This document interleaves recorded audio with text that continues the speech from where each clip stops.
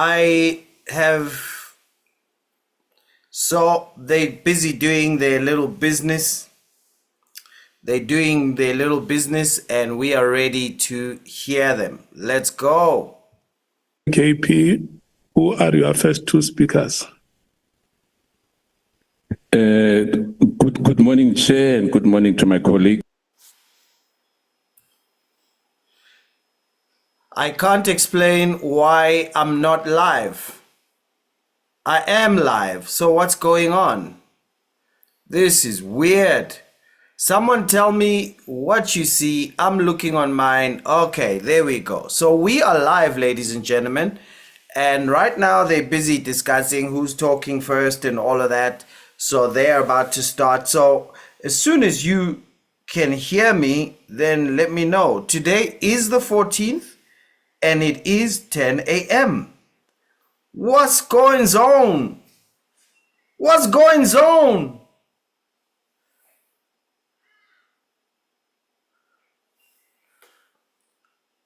Yo,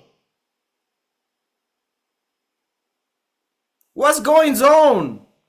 What's going on? Oh, I'm here. All right, let's go.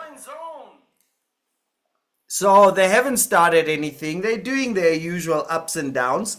So we're hoping that they stay right down the main issues. We're not interested in SAPS politics. We're not interested in whether they get along or not. We're not interested in all that. We want to get clear answers about how do you know Brown? How do you know Kat Matlala?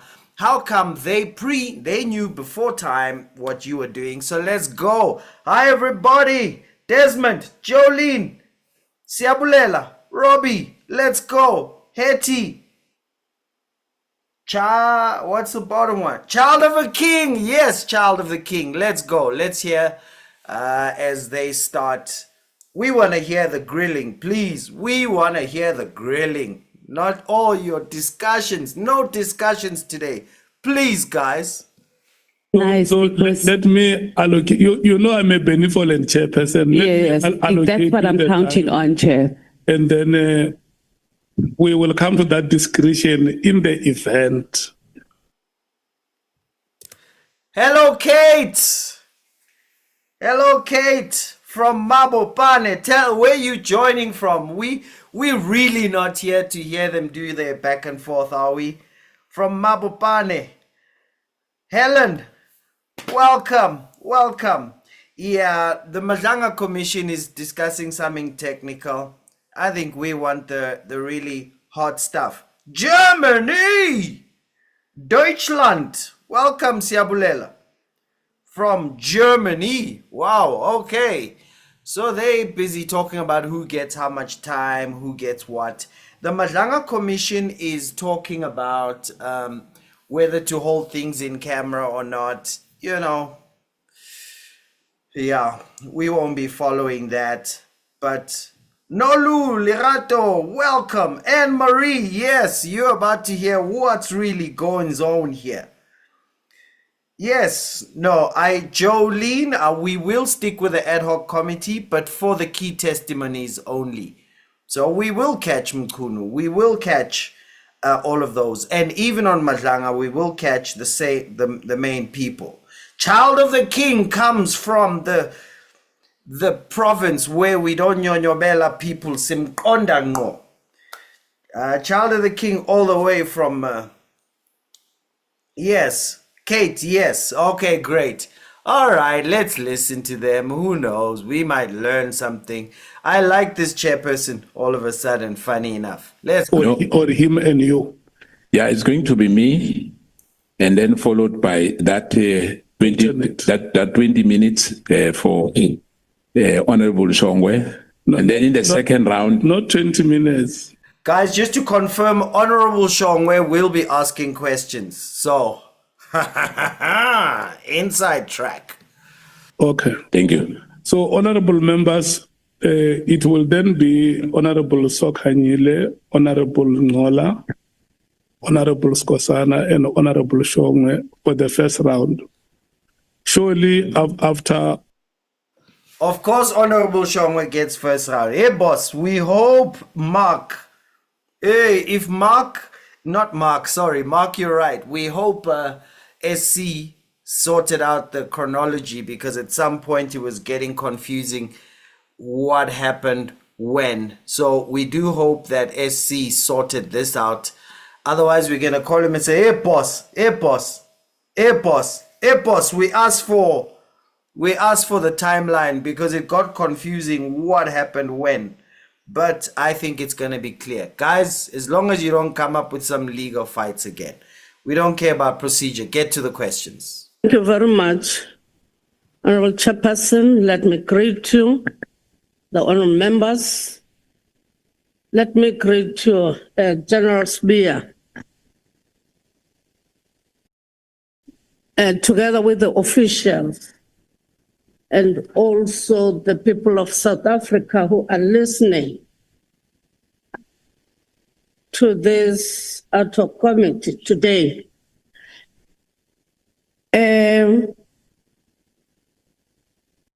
General Sibiya, I will go straight, I will zoom to your previous work employment that you did specifically with the city of Johannesburg. On paragraph 21, you have said that in a statement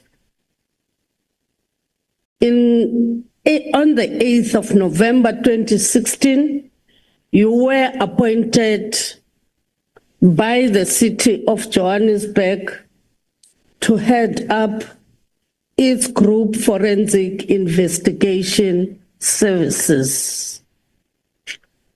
So you were responsible for that unit. Was the unit an existing unit in the SAPS, or it was a new unit that were established with the city of Johannesburg when you were employed in 2016? Thank you, Chair. After I lost my job from the city of Joburg, I was at home doing my small projects. I saw an advert. It was advertised that they're looking for to establish a city's forensic department that is meant to fight maladministration, theft of city assets, fraud and corruption in the city, the hijacked properties and that. So I also showed interest and I applied, like many others applied. I applied and then I was called for interviews and I got the job. And at that time, there was no group forensics in the city of Joburg, but there was an audit section within group risk and assurance. They call it JIRAS within the city.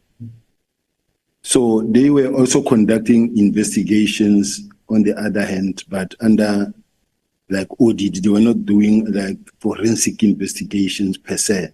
However, they were contracted to many service providers that are in the city's database, such as your KPMG, all the different forensic investigative and the law firms that conducted the investigations on behalf of the city.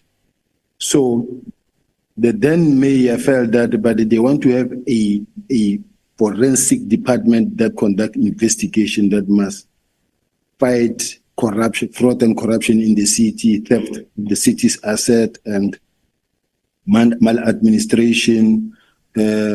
Remember in the city of Joburg, at that point in time when I was just starting, there were so many, I just don't have the figures now, but there were so many buildings, properties that are hijacked, where the owners were complaining left, right and center that their properties have been hijacked and they were no longer even having access into. So I had to start a department that will actually focus specifically on fighting crime that is being committed in the city and against the city. Okay. Then, in fact, you have said that you saw the advert through in the newspaper. Yeah, it was advertised. Yes, it was advertised. You applied, Yes, I like applied. anybody. Yes, Went to interviews. yes. Okay. But you left the city of Joburg being accused of fraud and corruption. And this unit that you set up, it was there to combat fraud and corruption. But you left the city of Johannesburg under the dark cloud, being accused of fraud and corruption. Am I correct? You are not correct. I resigned from the city of Joburg. There was no case against you of corruption and fraud or anything that comes nearer to you that the city of Joburg said you have done. For instance, that involves an amount of 3.5 million of unlawful benefit. No. In the city of Joburg, it's a political space. It's all the political parties fighting each other in council. If this party is fighting that party of the former mayor Herman Mashaba, others are fighting that party, others are fighting group forensics, because there were those that were believing that group forensics had been established by the former mayor Herman Mashaba so that it can be used against them.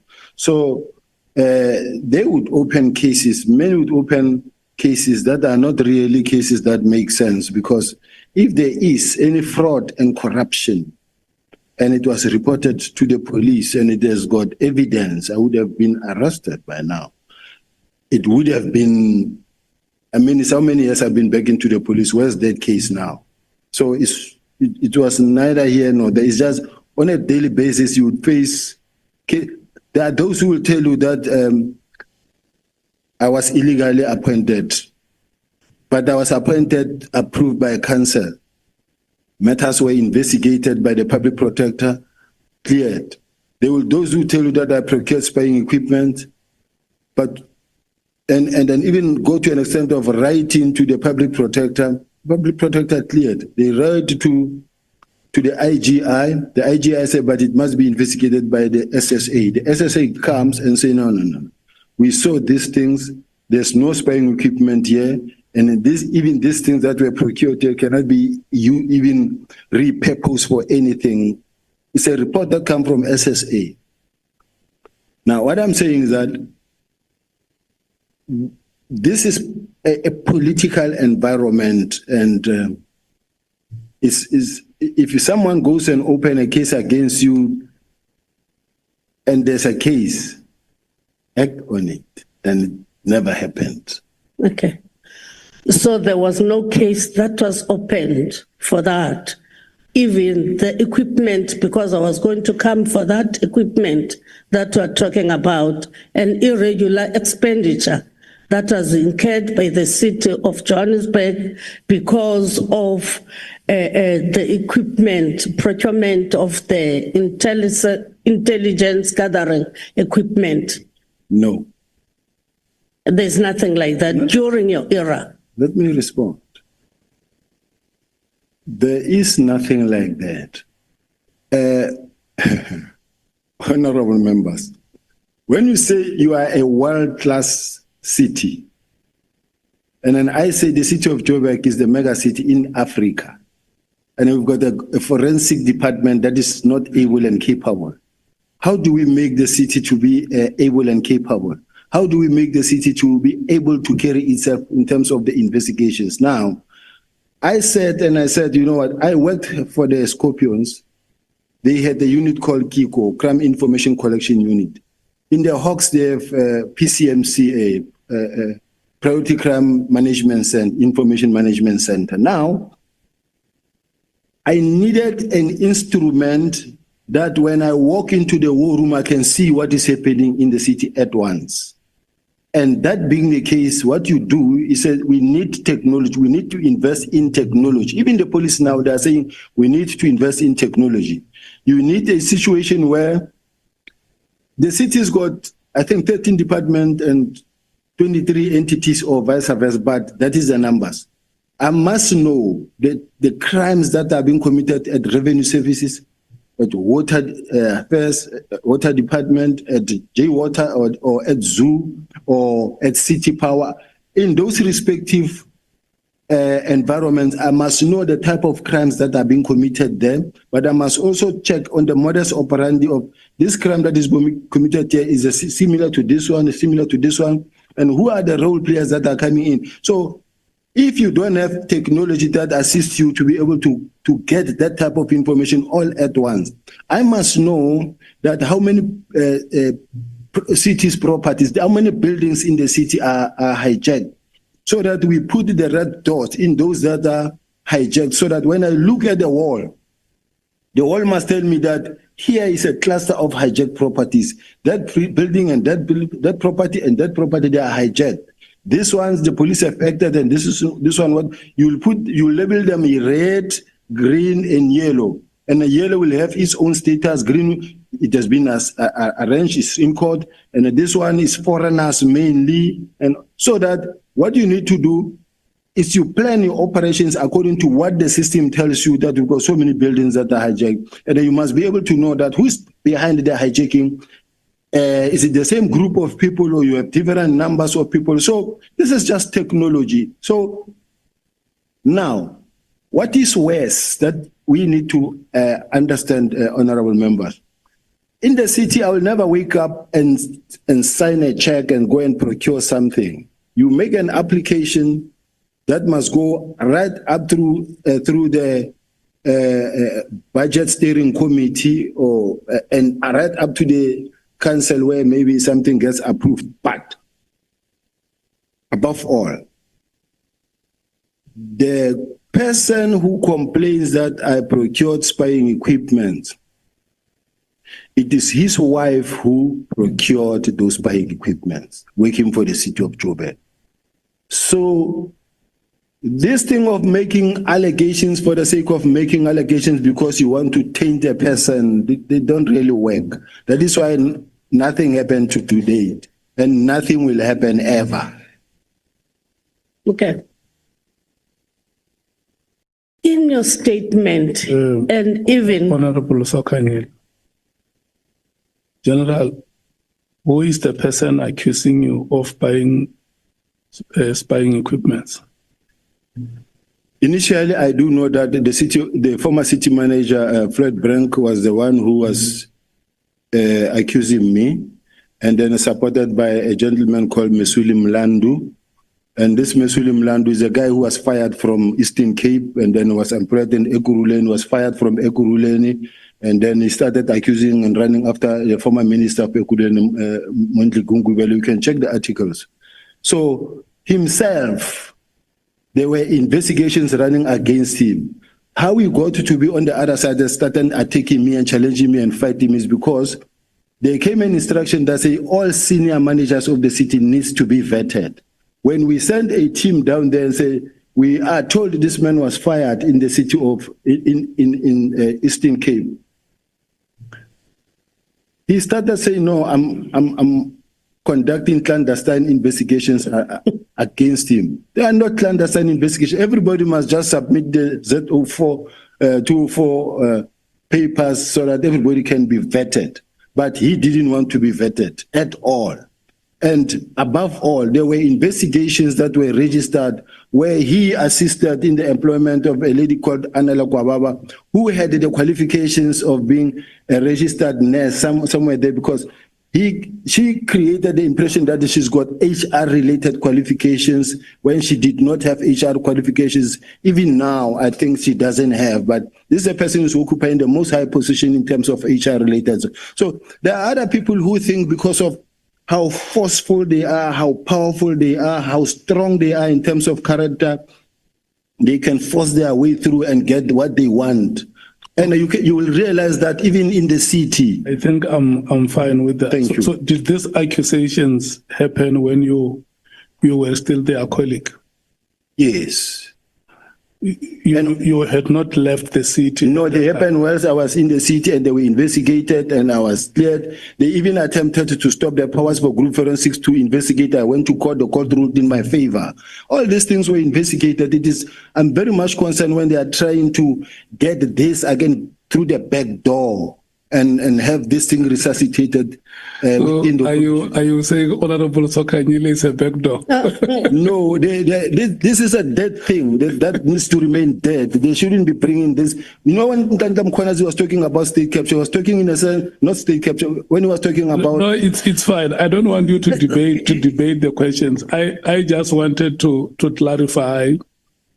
And remember, this clarity emanates from the statements that you made yourself, that I did not buy spy equipment, but the person who accuses me of buying spy equipment, it was his wife who bought those equipments. Yeah, the equipment that were procured. His wife was part of the steering committee, and her signature is also there. Thank you. No, it worries me. Honorable Sokanyile. Yeah, it worries me. I'm sorry to interrupt No, it's you. fine. I just wanted to You clarify assisted that. me because I was going to ask about Mlando. I'm from Eastern Cape in Tata. He was fired in the Eastern Cape. Even in No, No, it's fine. It's fine. no, look. No, you don't. General, don't be agitated. Yeah. No, I'm not trying to put things behind or putting things through the back door. I'm just looking because when we're in the city of Johannesburg trying to combat fraud and corruption, there are these allegations. Now, you went back to SAPS. There are allegations, for instance, Brown Muhotsi, you said he came to your office and to inquire about supply chain.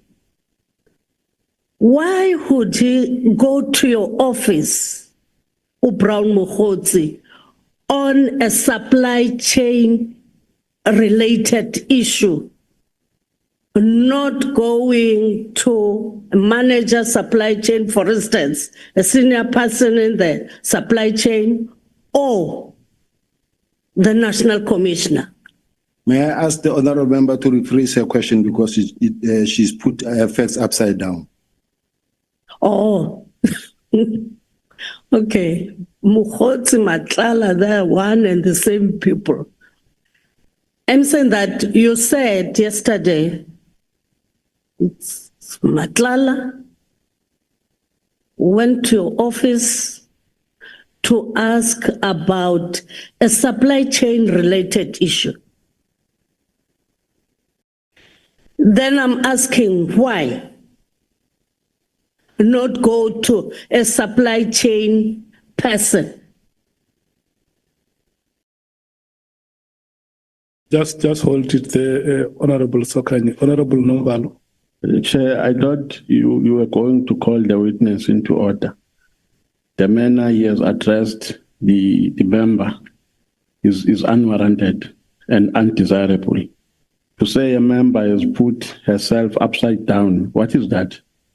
You've got a responsibility to protect members and witnesses who must engage each other with respect here. Yeah, he said the question. I think he might have wanted to say the facts have been mixed. Yeah. And I think the member understood it because instead of mentioning the name of Matala or Mr. Matala, she mentioned Mr. Mkhotsi. But the witness understood the context to that the member wanted to ask about Mr. Matala. And that is why, look, we can pardon him for the language use. I don't think it was intentional. He would have wanted to assist the member to say but it's like your facts are mixed. If we can have the facts reorganized. And for that, I did not fault him.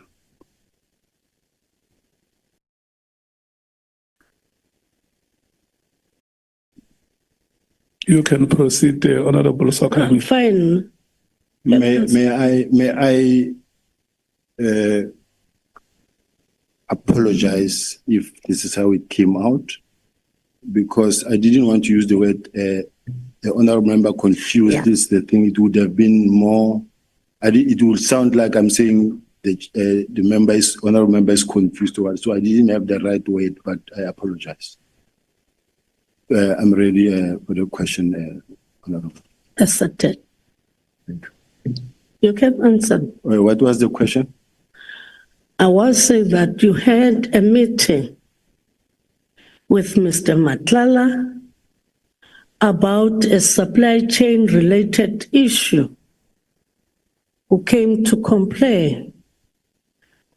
Then I'm asking, you didn't refer Mr. Matlala to a person responsible or a senior person in the supply chain department or the national commissioner? Why didn't you do so? Honorable Chair and members, when you are or you have been awarded a tender by the South African Police Service, which have gone past supply chain. Now, the next level to complain if there is an issue was the logical thing to go to the National Commissioner of the South African Police Service. This is what he did. He went to the National Commissioner of the South African Police Service, which in that case, I was acting in that capacity.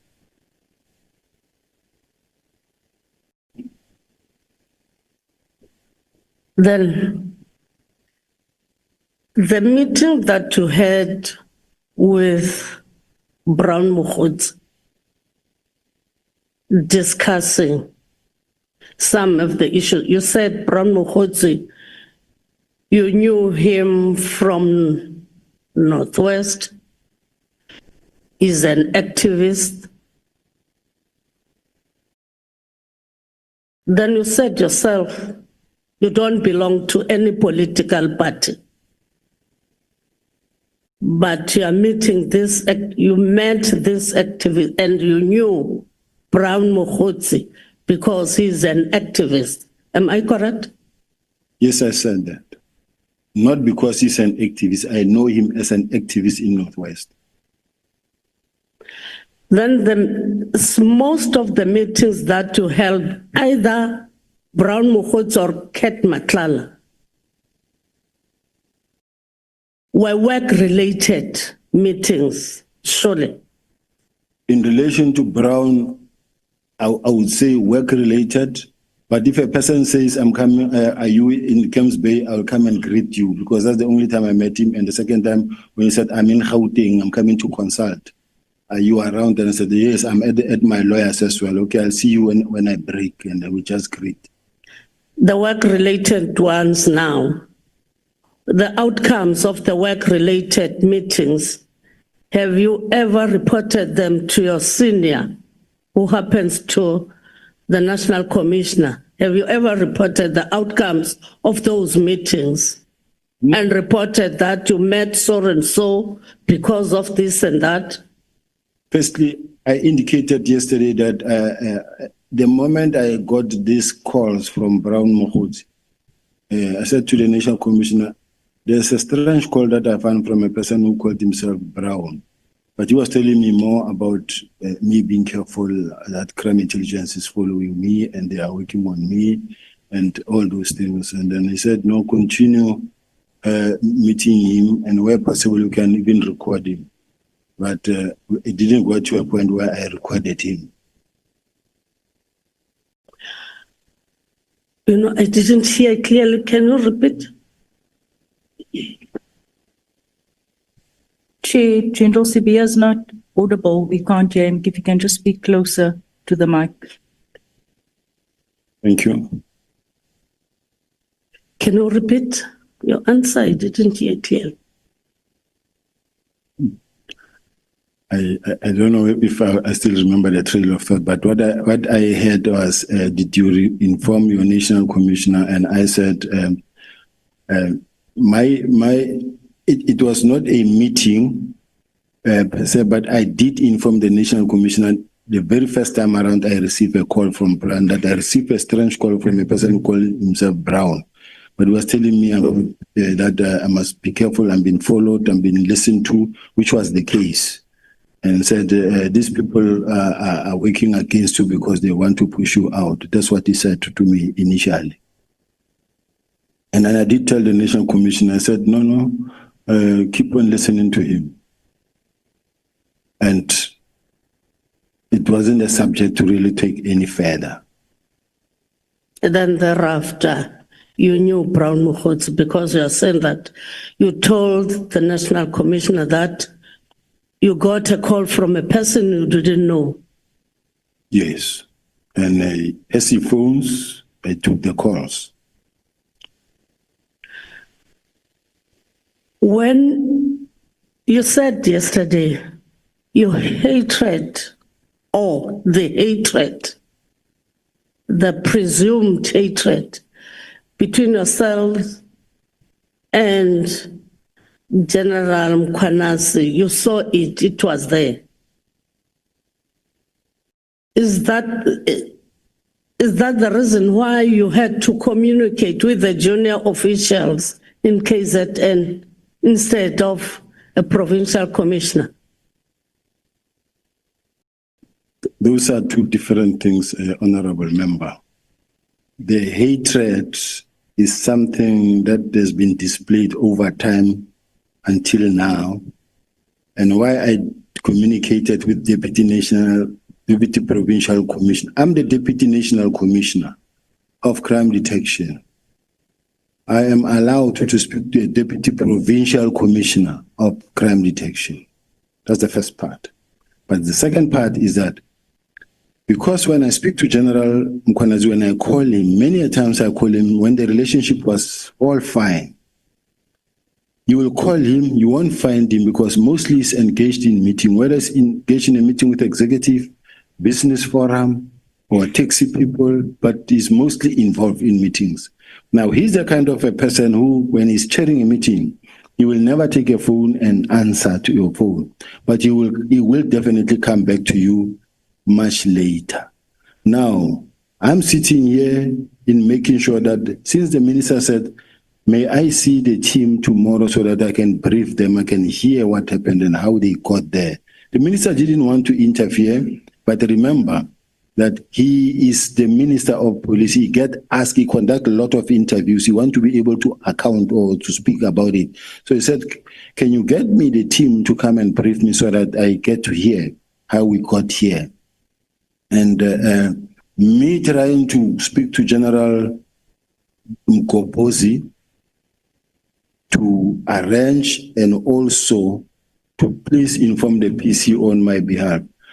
Like it happens in many other provinces, I never thought General Mkhwanazi will actually take it too hard like he did.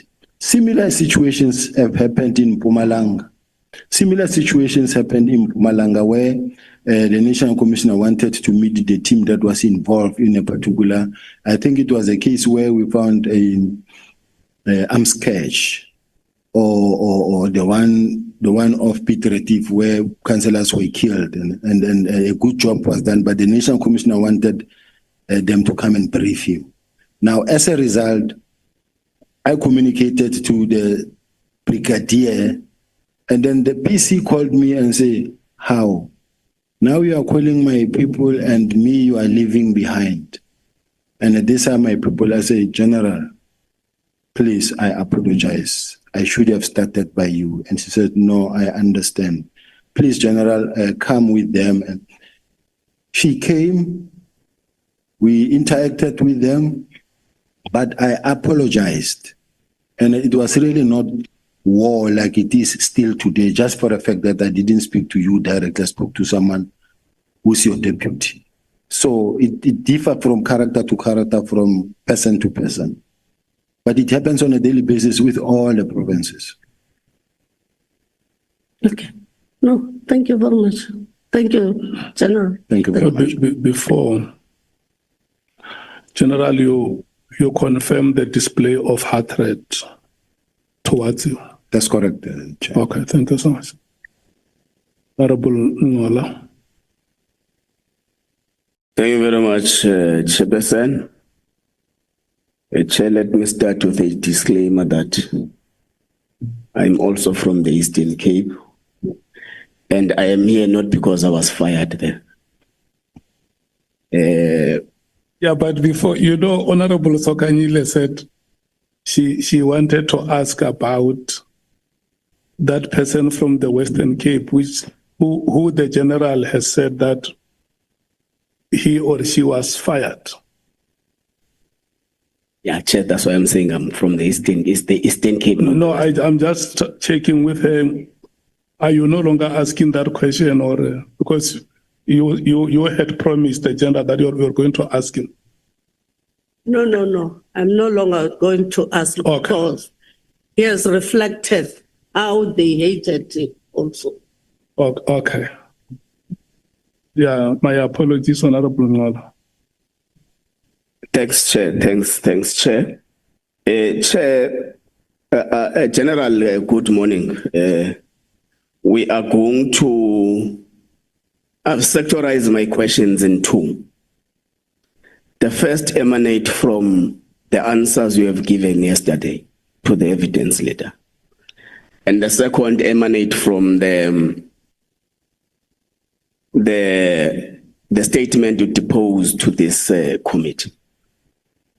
When I want you to confirm to the committee that the answers you gave yesterday are to the best of your information and they are not a bad denial. Do you confirm? Make me understand, Chair, because when you said, when the honorable member says the answers I gave versus the affidavit I deposed, they are not a bad denial. Can the honorable member take me to a specific point? I'm saying, leave the statement for now. We'll come to the statement. I'm saying you have been asked the whole day by the evidence leader yesterday. You have provided answers.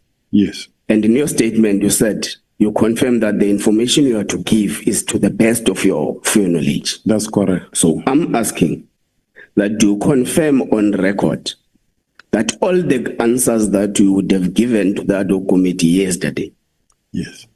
are the best of the knowledge that you have and not a bad denial? That is correct.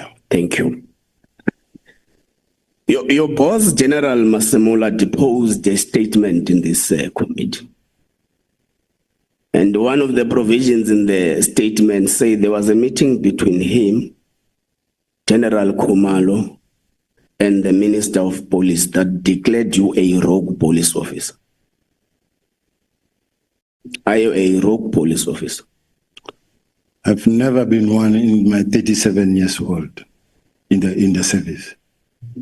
So you deny the allegations? I deny that and must prove that. Okay. So you receive a call from a gentleman by the name of Brown Mokhots, who comes and meets with you in a hotel in Camps Bay. You dine together. He divulges an intelligence information to you, an alleged plot to oust you or something. But didn't it concern you as a Deputy National Commissioner of the South African Police Service that a civilian comes to you as a boss of an institution and gives you an information about your intelligence services? Did it not concern you? What concerns me is the fact that he was telling me something about I know. And in that regard, I work with information. I've got people who are my informers, I have people who are whistleblowers. I deal with information. So even if I am concerned, the only thing I can do is to either speak to the National Commissioner, or where the National Commissioner is involved, I'll speak to the deputy ministers. No. We understand clearly that crime intelligence has got what they call community intelligence, where they use the info to tackle crime. They use information they get from community members, which is fair. This is a different discourse, General. This person comes to you as a deputy national commissioner, brings an information about your intelligence services, not about what is happening in the community that will help you execute the mandate that you have. So this is different. I agree. It is important that you work with communities, get information, but this is different. A civilian comes to you, gives you information about your intelligence services. Did it not concern you that how did a civilian get hold of this kind of information as a person given a responsibility to manage and control the police service? No, it didn't concern me. Why? Because when someone comes to you with information that helps your cause, you do give attention to such information. I cannot be worried about the fact that this person is giving me information that is actually saying to me, look over your back. I can't be worried about such. So intelligence formation of the country that is lingering among community members doesn't worry you as a deputy national commissioner. Is that what you are saying? That is the most concern that we must raise within the intelligence structure. I'm talking about you, General, as a deputy national commissioner.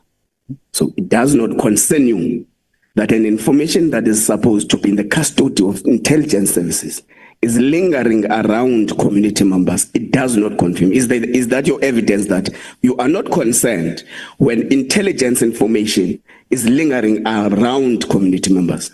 Of course, I am concerned if ever a member of the public will have information, in particular documents that belongs to intelligence. It is a cause for concern. But if it is information that relates to the security that affects me, or you just giving me information as a whistleblower, it happens on a daily basis from many angles of the country where you get such information. People on the ground do come across information, and people do report right up to the highest office. They report, they bring information. Okay, Chair, I think let's just note that the first General Sibiya was not concerned, and on the second, General Sibiya was concerned.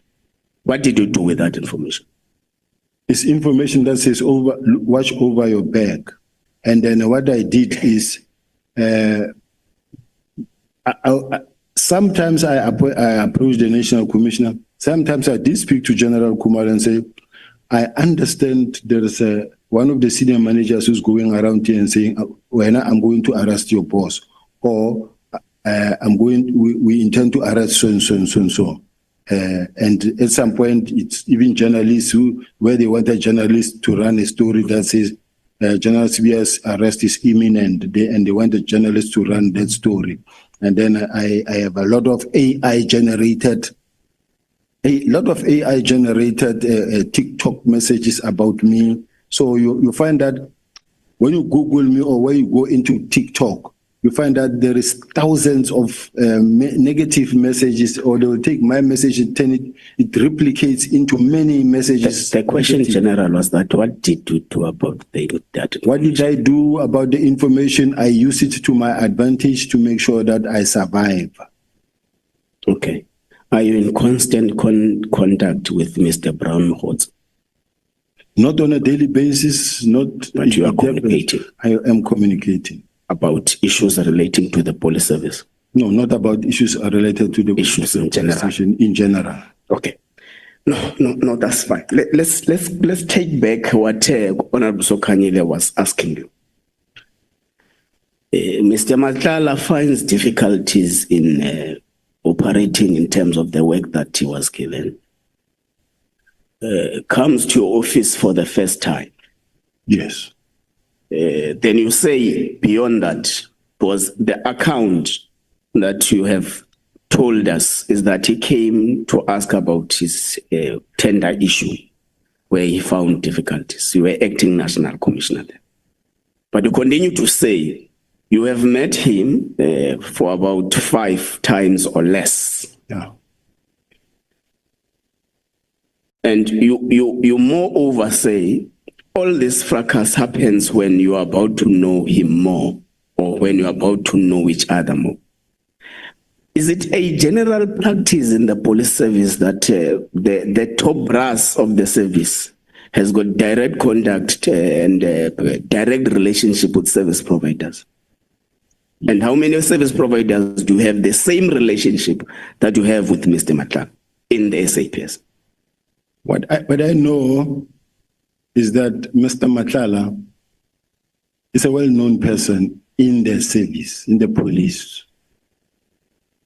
As you can see at some point right from the minister downward. Let's talk about you, General. No, I'm just saying, you ask, the honorable member asked a question whether is there a general practice in the police. Now I'm saying it is a general practice in the police because it's a service provider, it's a stakeholder.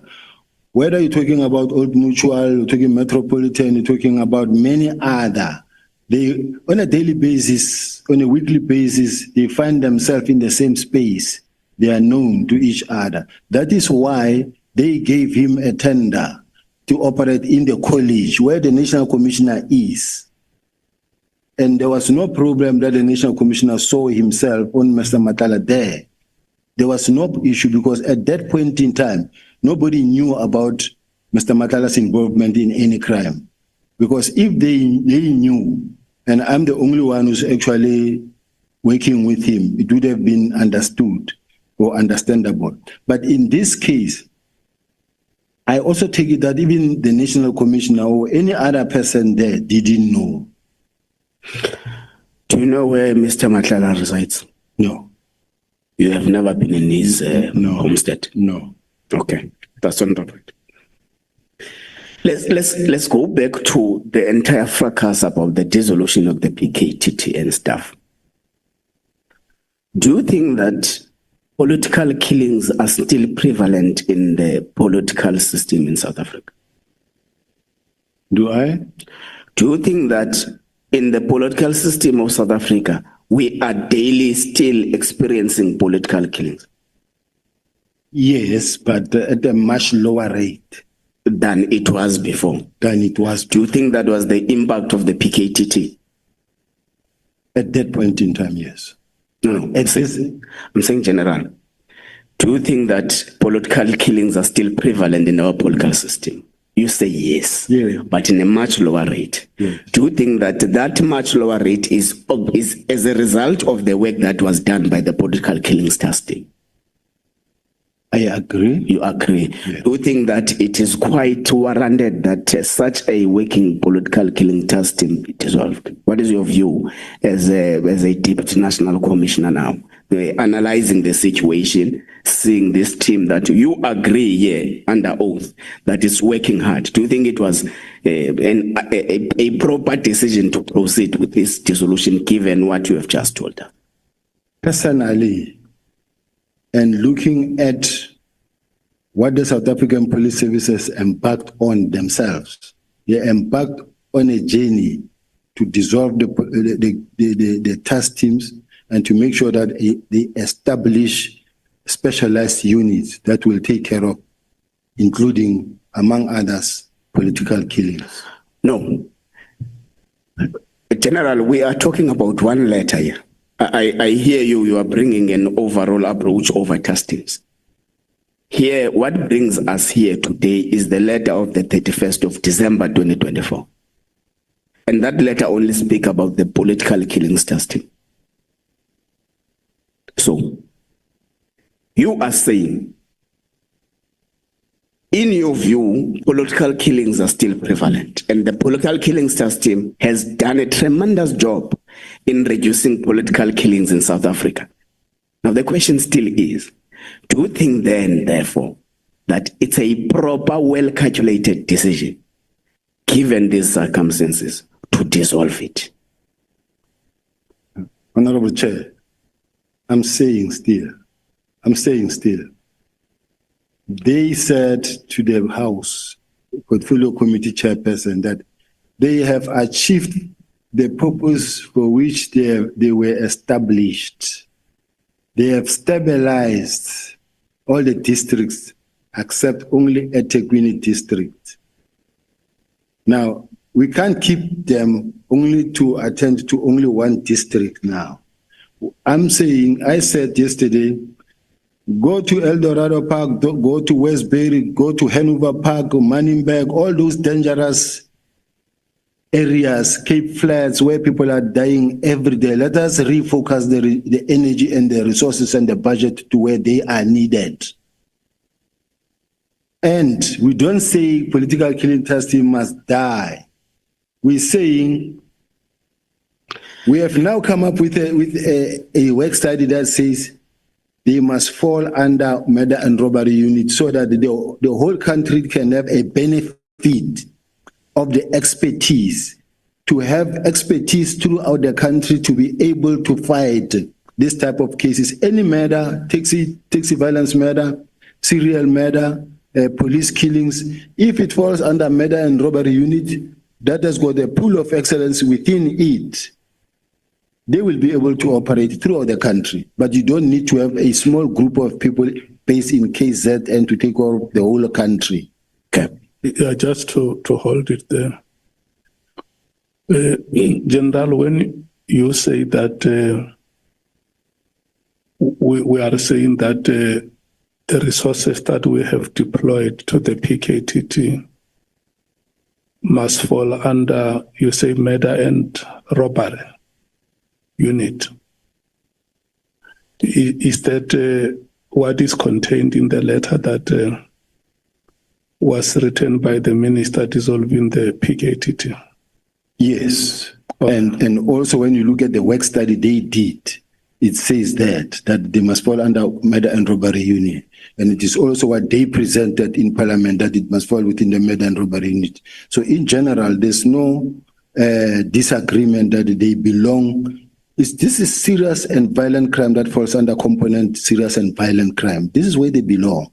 So we should put structures, permanent structures, and even the CFO commented and say post-elections they must be deactivated. When you look at the elections that passed, there was zero incident. In many times, it is just because of how you deploy. But let us have, throughout the country, structures that are well established to be able to fight that.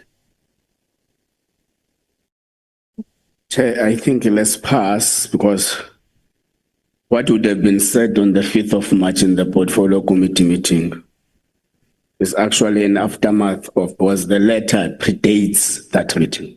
The letter is 31st December 2024. The meeting is 5 March 2025. Now, in this dissolution, you proceed with a plan. And you sign the plan. General Masemola says, what keeps the status of the political killings task team intact is the fact that the minister did not sign his winding down plan. You say in your statement, you have signed the plan. How many plans did you have to dissolve the task team? How many pens? Plan. There was one plan that says, as per the directive that I received from the Office of the National Commissioner, is to disband and to deactivate, to communicate the deactivation to the team. That's the communication that I received from the National Commissioner. Okay. And both the email and a document now that is well structured coming from the Office of the National Commissioner that gives out or lays out the whole plan coming from the National Commissioner's office, confirmed by him in July, in the March in Parliament, and the next day on the 6th of March in a form of an action plan. So all I'm saying is that there's never been any objection in front of the minister, at least. Okay. And in my case, I was never written anything in writing.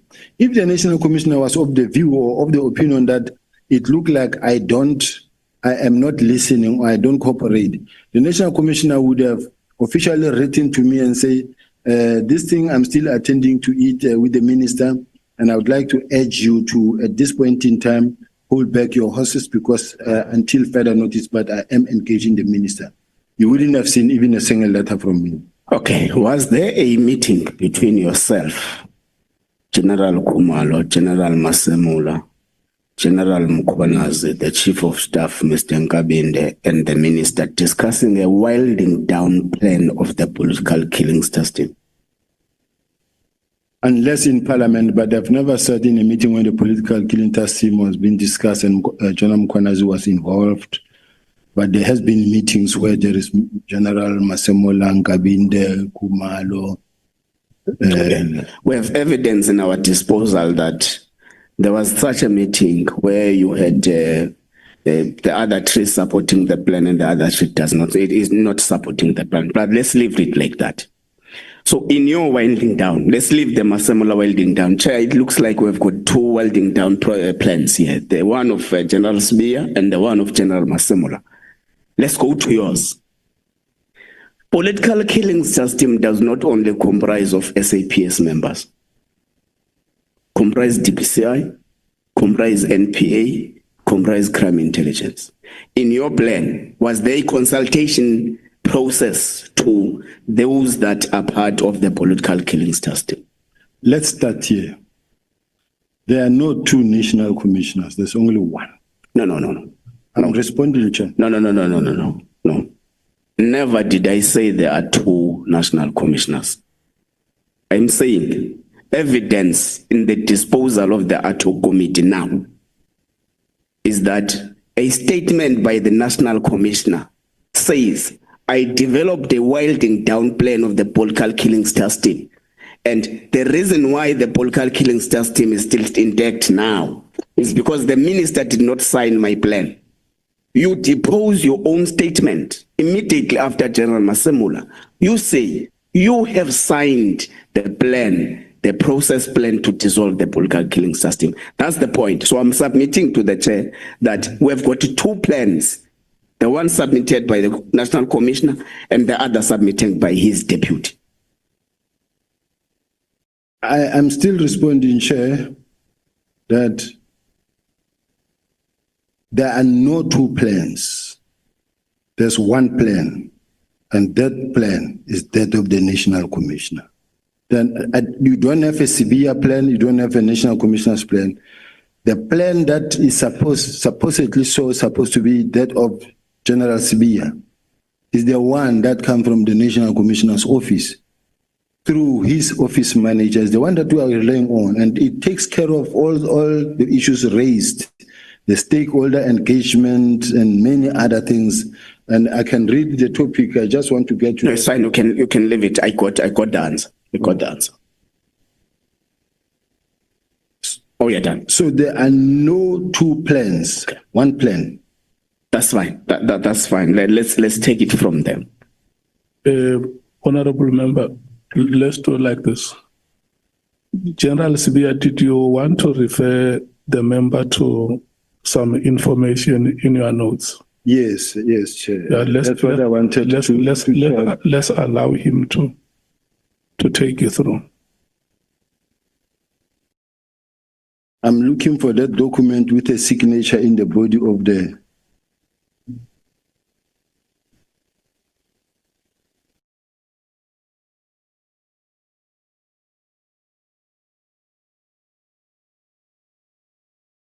the letter of deactivation that come, oh, here is it.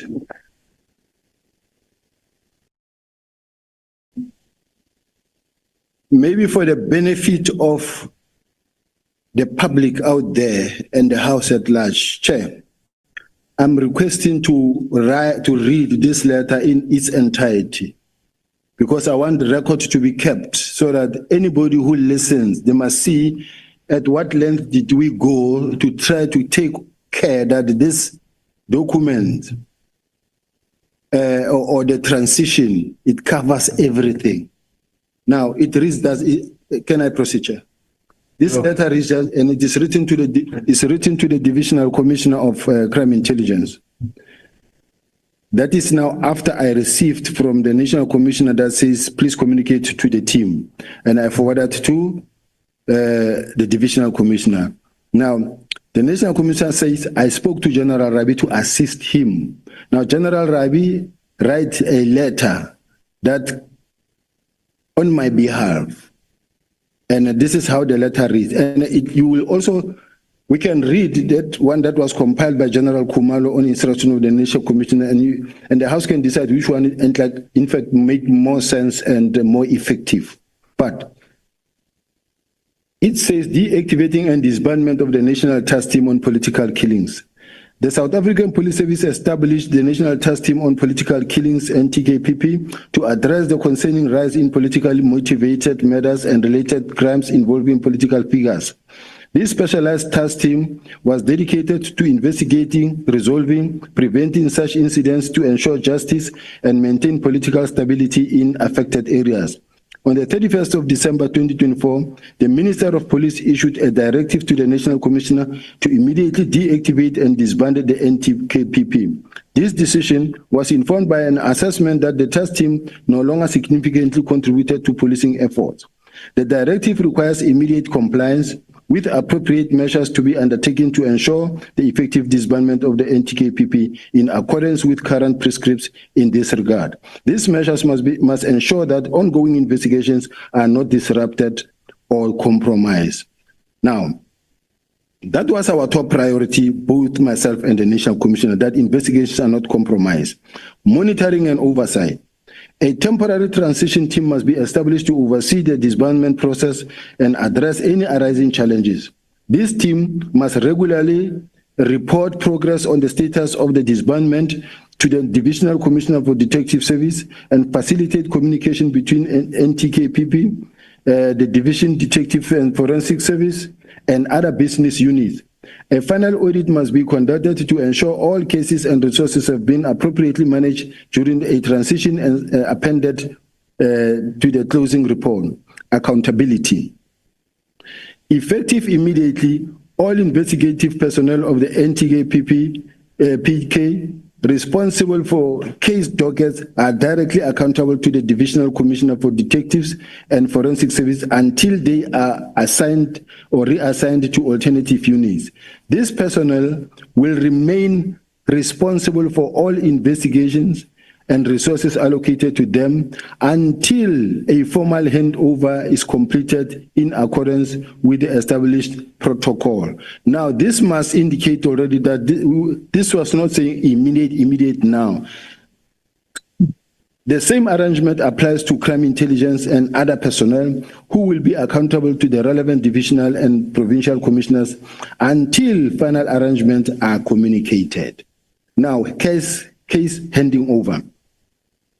Comprehensive handover protocol for all ongoing investigation must be established and implemented in consultation with the Divisional Commissioner for Detective and Forensic Service.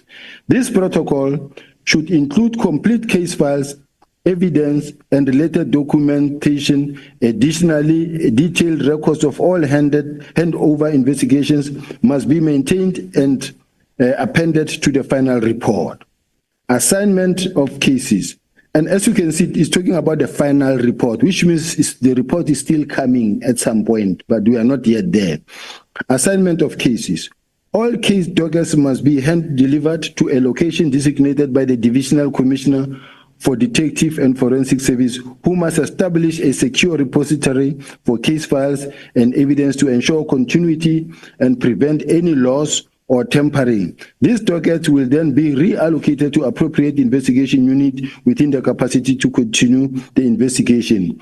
The point that I want to raise in this paragraph, it says, they must be delivered to a location designated by the Divisional Commissioner for Forensics, not to my office. The second point that I want to indicate here is that the docket will then be reallocated to appropriate investigative unit with their capacity to continue, as they indicated even in Parliament that they will take them to murder and robbery unit, and this is what is supported by the work study investigation that has been approved by the National Commissioner himself on the 6th of June 2025. Personnel redeployment.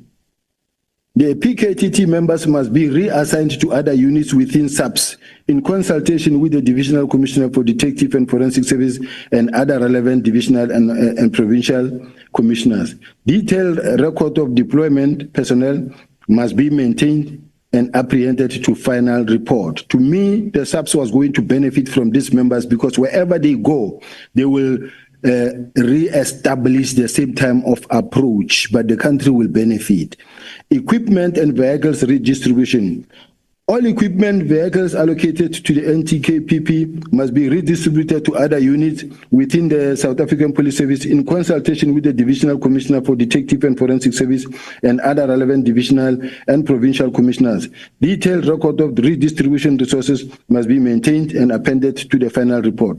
You can imagine how many vehicles were bought, millions of rands were bought for this PKTT, but if those cars, those resources were to be redistributed to fight the crime, be it in KZN is still fine, or to the murder and robbery unit, so that the same work can continue.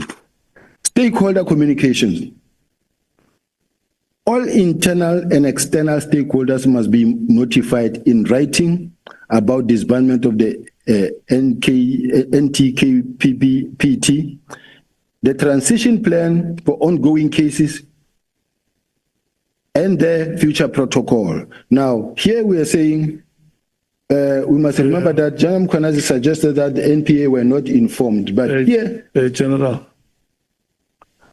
I thought that when you made reference to that piece of evidence, you will say to the member, there is this memorandum that was in circulation in the police services, is dated 2025, March or April. And the key areas that I want to bring to the attention of the member are the following.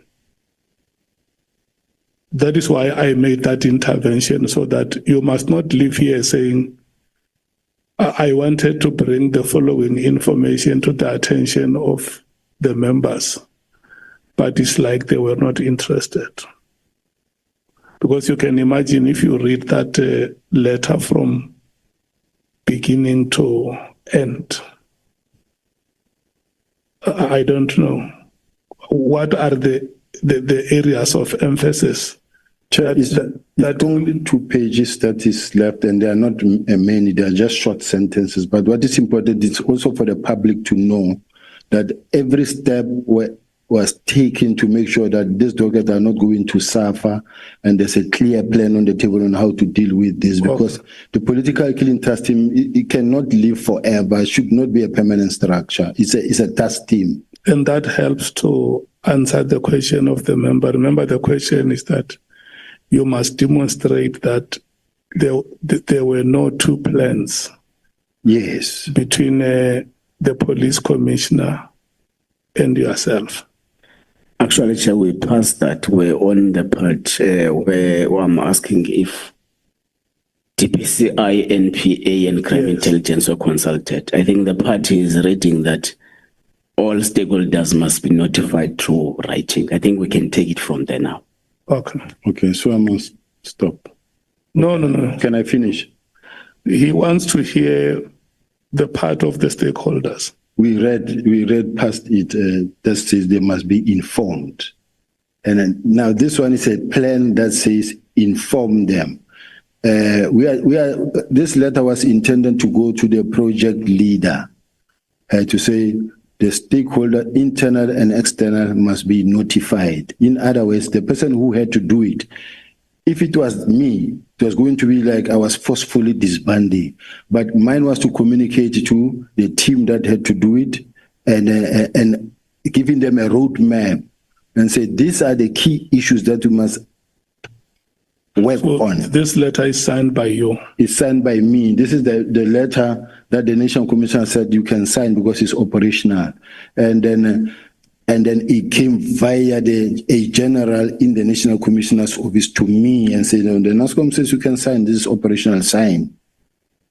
Because I've got an email that comes from the National Commissioner. But maybe before you proceed with him, because the National Commissioner, when he was here, he says, not once, but on several occasions, I told General Sibiya that he must stay out of this process, and I will handle it. And I see the letter that you are reading, because I still have another letter here written by yourself, dated April 2022, 22 April 2025. And this is the period that in his testimony, he has said to us that he have warned you in April that you must stay away from the PKTT. But then, maybe before you go back to Honorable Nola, if you can just take us through that to say, the letters that the reason why I'm asking you who signed the letter, and you say it's you, and I have this other one as well of 22, it has the same topic of, the same subject of deactivation and disbandment of the PKTT, and it's signed by yourself. How do you continue to sign these letters when the National Commissioner says, I have spoken to General Sibiya and instructed him to get out of the PKTT, because from the onset he was never involved? And I also listen to you when you speak here. When they appear before the portfolio committee, you say they, and my understanding is that when you say they, you are not there yourself. When I say they, Chair, remember at this point in time, we've got General Kumar and General Masemola, who were presenting. I was part of the whole presentation because as far as I'm concerned, we are all part of one team. You were there in that meeting? I was in that meeting. Yeah, but when you say if here, you don't say we, you say they. Because I'm sitting with both General Masemola and Kumar accusing me of disbanding, but they were the one doing present. In the meeting of the portfolio committee. I was there, and then the presentation we own. Okay, no, it's fine. Let's leave it there. The chair of the portfolio committee is here for sure. These are matters that he will take interest when you. Can you just go back to your communication, your correspondences, and clarify within the context of what Honorable Ngola is asking, to say it appears like there are two parallel processes here, because the commissioner says, I talked General Sibiya out of this process and even reprimanded him. It's what he told us. And for sure, this may be some of the reasons leading to your suspension, because it's what he said, that I talked him out of this process. But then it appears like you sign letters, you communicate. And he wants to know, because he says, no, listen, the minister has never signed my winding plan. And Here is my deputy, is my colleague. I say, look, wait here, I will handle this. And then you are reading a letter. What is the date of the letter you are reading? I think it's 17 January. Yeah, and this one is 22nd April. Help the honorable member to understand. Thank you. I'm asking, Chair, to just before I get to the honorable member, just to mention two issues. The first issue being, starting from January, when this matter arose, working with the National Commissioner, working smoothly with the National Commissioner, on the 4th of April, the National Commissioner assessing me and in all respect saying competent in everything, then his only concern that he wrote, this is the only concern that he wrote in his performance. Now it says the forensic science part of the division, detective and forensics must be paid close attention and their performance to improve.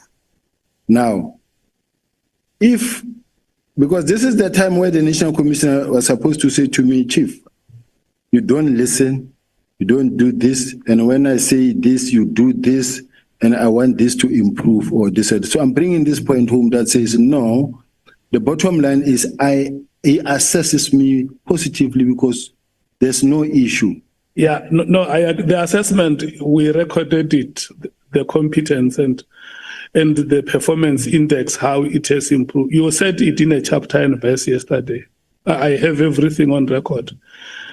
Go to Honorable Ngola and help him to understand the context. Honorable Ngola, please take me back to my trailing thought. Yeah, because you went all over and spoke about assessments and dockets. We have not arrived there. We're going there. I have to survive. We passed the issue of the two plans, Chair. It is the evidence of the general that, no, they are not two according to his knowledge. It's fine. Let's take it from there. Let's just record it as he says it. So the letter that he reads speaks about informing stakeholders internally and externally. Because, Chair, when a possibility arises for NPA, DPCI, and crime intelligence to come to this committee, we'll ask them if they know about any plan or any process to disband the political killing system.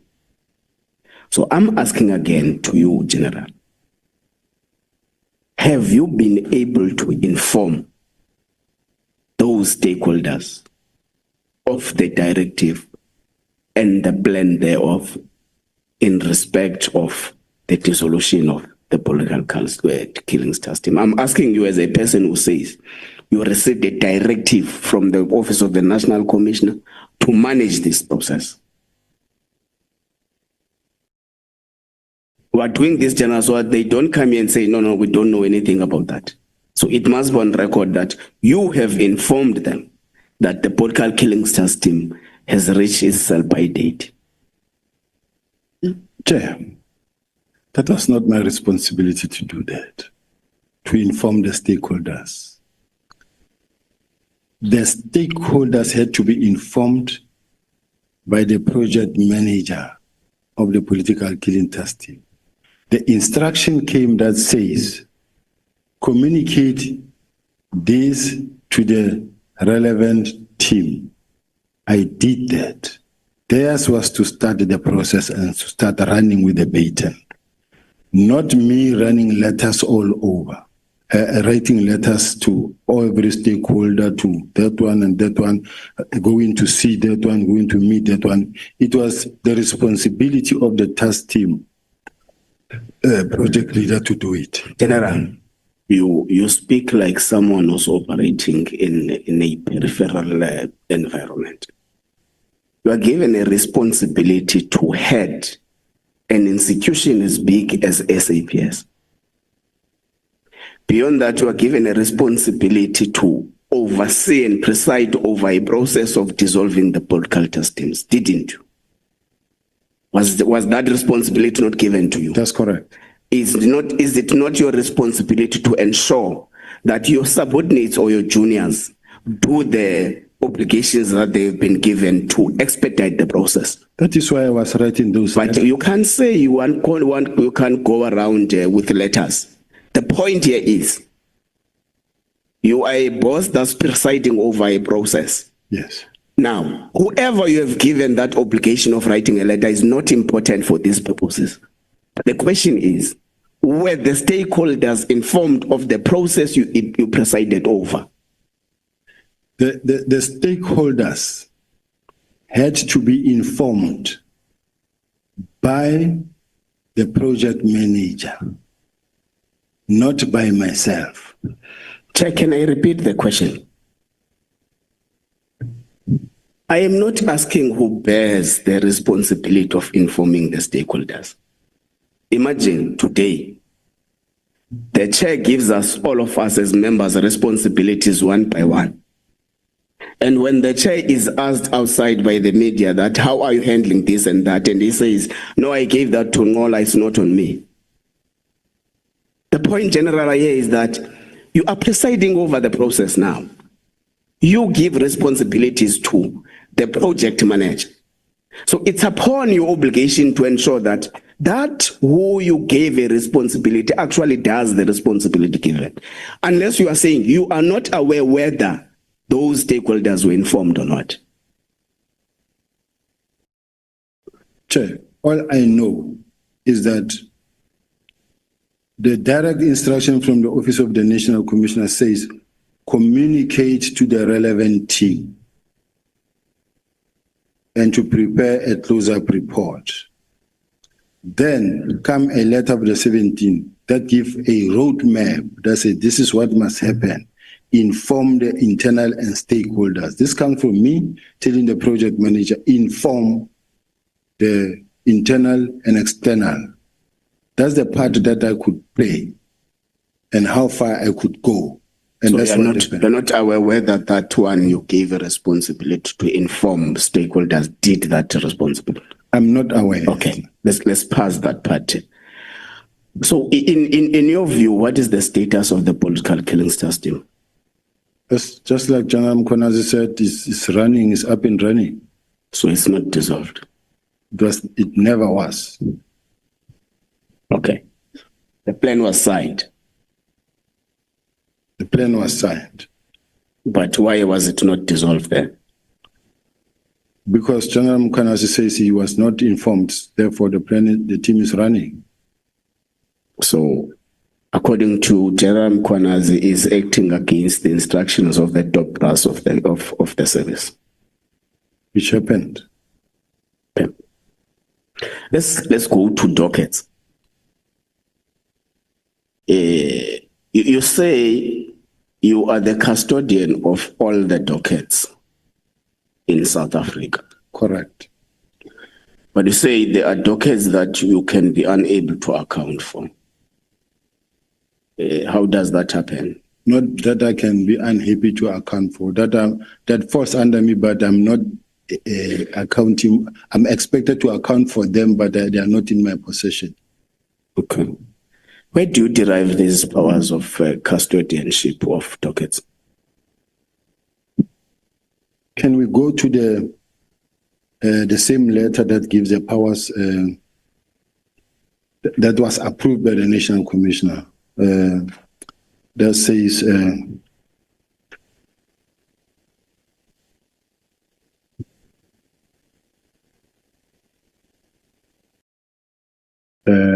I just want the page, Chair, that says the Deputy National Commissioner Crime Detection is the custodian of all dockets in the country.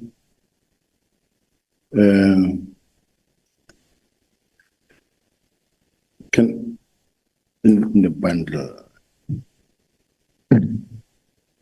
Chair, I want to just legal team do know.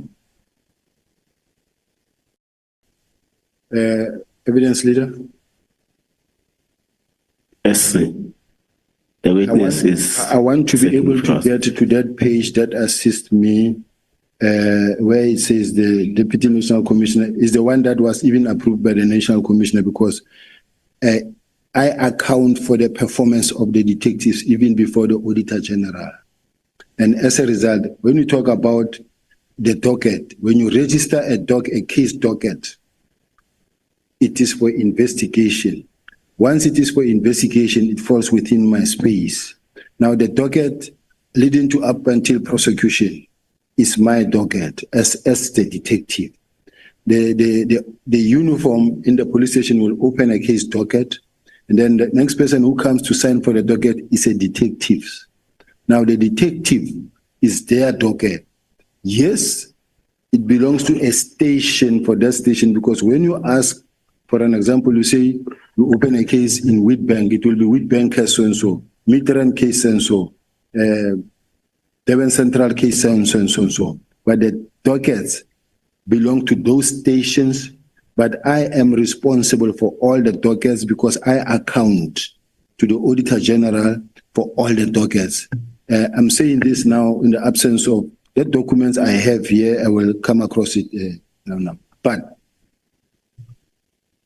all the investigations or investigative processes belong under crime detection, which I'm responsible for. Now, which means that is why I was saying to the National Commissioner, I have dockets that are in uniform, that are at ORS, and the National Commissioner said, no, those detectives must fall under you. I have dockets that are at ID or Hawks. Those dockets, I must account for those dockets. So I'm the custodian of all the dockets. Okay. I was asking. Sorry, Chair. I was just trying to. Let's allow the member to conclude. You will come later. Not on the docket. I was asking, where is the power derived from? Is it derived from the employment contract? Is it derived from the policy? Is it derived from legislation? Where is this power of custodianship of all dockets? Is from the employment contract and from the legislative framework of the detectives. Okay. Where are the 21 dockets, 121 dockets? Where are they? Now, yes. They are. I'm asking from the custodian now. They are I take it that they will be with the political killing task team project manager. Why were they taken? They were taken, brought by them to be taken to where they needed to be taken to, which is the specialized unit, murder and robbery unit, which is mandated to investigate political killing task team. Those political, that what they are investigating as a task team, in fact, belongs to murder and robbery unit. They are just a separate structure that is running outside the structure. Okay, General, you have just confirmed with us now that the political killings task team is up and running. If that's the case, why were 121 dockets taken from the political killings task team that is up and running? Chair, a decision was taken to disband immediately. And the political killing task team project manager did say that this political killing task team have achieved the purpose for which it was intended for, to stabilize and to fight the killings of the politicians and your traditional leaders and others. Now, when you look at the map, I wish we could display the map. If it's doable, Chair, that what was presented in the to be able to see how they've stabilized.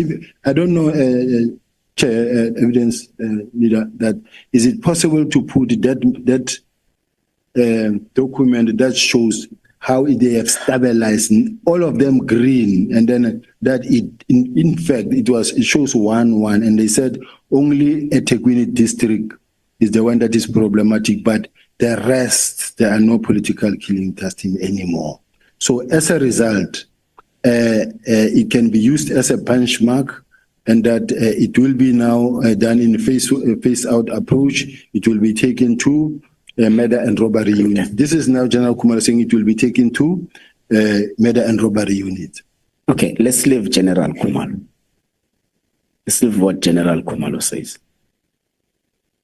The letter was what General Kumalo would have said it was actually later than the 31st of December 2024.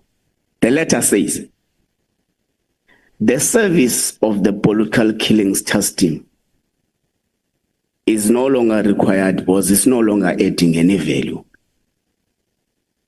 And you have attested here in front of us that, in your view, the political killings testing has actually been able to down spiral the rate at which political killings happened in South Africa. Now, let's pass this stage, General. Let's go to the letter. I think, Chair, I'm going to this letter. It's on page 20 of the index Coban, page 20. I wasn't happy with how the General responded yesterday, and I thought it's fine. Let me not stress. Let me come back to it today. Here, there is an issue about confiscation of Vusumzi Matlala phone and a cracking of WhatsApp conversations of Vusumzi Matlala. It is established there that there is a constant communication between Mr. Matlala and Mr. Mohots. It's not between you and them. 2, in this communication, Mr. Mohotsi, the one you had breakfast with, alleges that he has the message reads like this: I have arranged a meeting for Sibiya and the minister. They must have a solution. And it goes down and say the test team that came to your house and harassed you have been dissolved. So this is a chronological order of the messages between the two. But in that there is confirmation of a person you considered in this meeting that you have had a breakfast with. He says, the person, your breakfast person says, I have arranged a meeting for Sibiya and the minister. He goes back down and talk about the dissolution of the PKTT. So this is my question. Has Mr. Matlala and Mr. Mohotsi influenced the dissolution of the PKTT, as it has been alleged by both the two witnesses that appeared before us? 2, do you have a direct relationship with Mr. Mohotsi and Mr. Matlala? 3, was there a meeting arranged between yourself, the minister, Mr. Mohotsi, Mr. Matlala, on the dissolution of the PKTT? This must be your last 3 questions. Yeah, but 20 minutes, I'm 30, let's have us 5. No. I want you to do this. Do not bombard the witness with questions. Take them one by one. Okay, that's fine. That's fine. As you conclude. That's fine. Okay, let's take one first, emanating from this that is written here. Can remind you that it's a communication between the two people, and we're not saying we are responsible for that communication. We're saying there is your name dropped there, that I have arranged a meeting with Sibiya and the minister. So has there been a meeting arranged between you, the minister, Mr. Matlala, and Mr. Mohotsi to discuss the... Never. Okay. There was never such a meeting. Okay. When did you have breakfast again with Mr. Mkhotz? I think it was on the 8th of January of January 2025. Yeah, Chair, I may be wrong.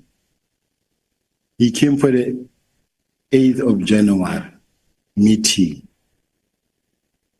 And I take it that it was in the morning, but normally because of we are waking as the South African police, we would wake up early and be on the ground. So I don't know whether it could be before or that, but it did come, I confirm, we met. When did SAPS raid Mr. Matlala's homestead and confiscate his phone? They say it's on the 6th of December. That's what I read in the statement. Of December? Yeah. Last year? It was on the 6th of December because in one of the statements that I read, it says it was the raid of the 6th of December that led to the beginning of the disbandment of the task. When did Mr. Matlala get arrested? In your knowledge? Far deep in May. This year? This year. So the breakfast dates the arrest. And these messages are taken on the basis of the arrest and confiscation. So fine, let's leave it general. Let's just leave it there. So General Mkhwanazi alleges that they have scanned, they have audited the dockets to check if they are in the same shape as they were when they were taken. We say I think they found about 5 with some minor deficiencies, with some missing pages and all that. Are you aware of that? I heard him, but I don't agree with that. Okay. Let's go to Forte. We have got 4 members of the PKTT whom you allege that they have taken money in some point in the Eastern Cape. Of course, we established that they are not 6 or 10, they are 4. And one amongst them did not take money in terms of your statement. It's page 167, 176 and 177. One of them just got himself some polo neck and a coat. A new polo neck and a coat. Now, I want to take us through what is your reading of that. Do you read it as a pure act of bribery and money laundering between police and an accused person? Or do you read it as a covert operation of the police to lay in a suspected individual so that they can be able to arrest him? It's not how a covert operation works. And it's not even how an undercover operation works to law. It's not how it works completely. It's pure act of criminality. Okay. General Mkhwanazi made assertions here saying sometimes covert operations, Chair. On a point of, not a point of order, just the sound. Please, General, if you could direct General to speak into the mic. Please. Okay. On a point of sound. Thank you. Clarity. Now, General Mkhwanazi came and under oath made statements here that sometimes a covert operation would be them buying a Lamborghini just to infiltrate a Lamborghini club that is suspecting to be involved in criminal activities. Is that correct? It's wrong. It's wrong, completely wrong. It's not an investigator, it's wrong. Okay. Now, Chair, let's take matters to the issue of, I think a lot of issues I've covered. I'm left with just the issue of when you wrote communications. I want you to know that you are asking the last question. Yes, it is the last question. Yeah. General Kumalo is due to come and testify. But following his testimony, what was cut down in the Judicial Commission, it seems to have a different story with what you are using, but it's fine, we'll take it when he comes here. But I want you to confirm before us what we have been communicating with him on the dissolution, because he's a project leader.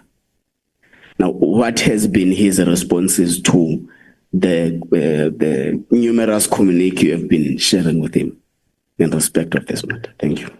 Basically, he ignored my emails, because remember the National Commissioner said he told him to ignore me, and as a result, which means whatever that was happening going forward, it was happening because the National Commissioner said this is how you will do it.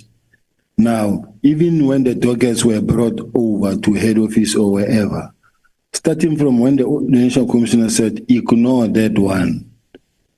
Whatever that happens now going forward is the National Commissioner's instruction. So coming off the dockets, General Kumalo would never have brought the dockets to head office or wherever, because he already got instruction from the National Commissioner himself that says, ignore that one. So anything and everything that flows therefrom, National Commissioner.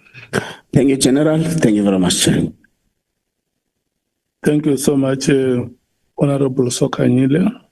Thank you so much, Honorable Ngola. Honorable Skosana and Honorable Shongwe.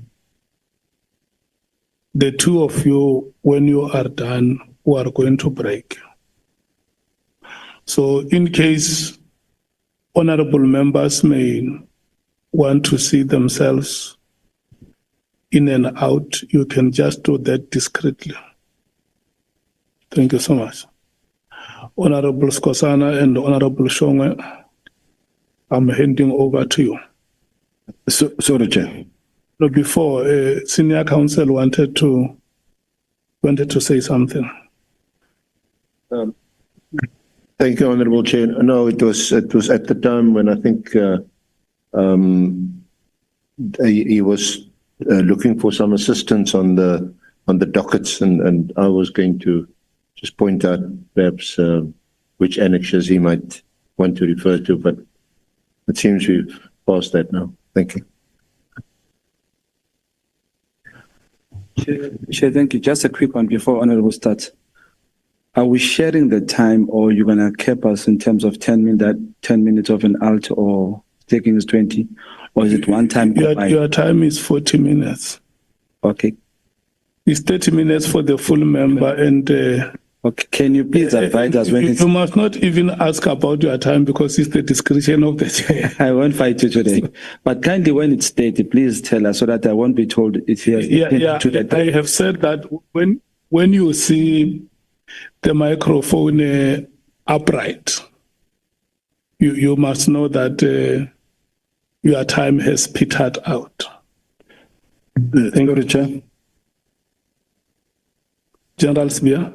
Chair, I want to ask a question in relation to the Honorable Member Skosana, that because he's a complainant in my case, and this is the person I'm going to sit with at some point, stand against in court, because he's a complainant, and him using this platform now to solicit answers from me that I'm going to have to defend before court, to me, it's a very serious concern.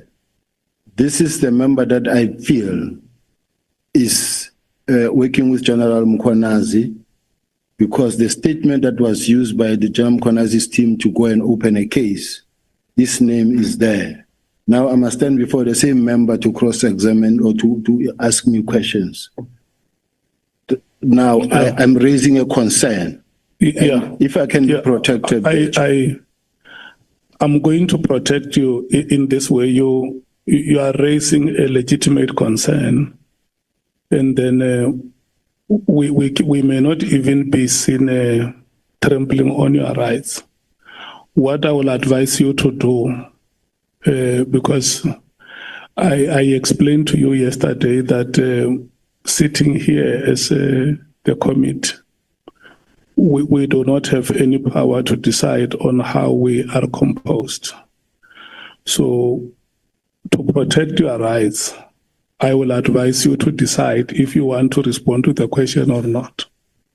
If a question is asked to you, you can decide if you want to respond to it or not. And if I say I don't want to respond to his questions? No. We have to follow the process. You can't say, I don't want to respond to your questions. We must allow him to ask the questions. And then if you say, I reserve my right to comment, then it's okay.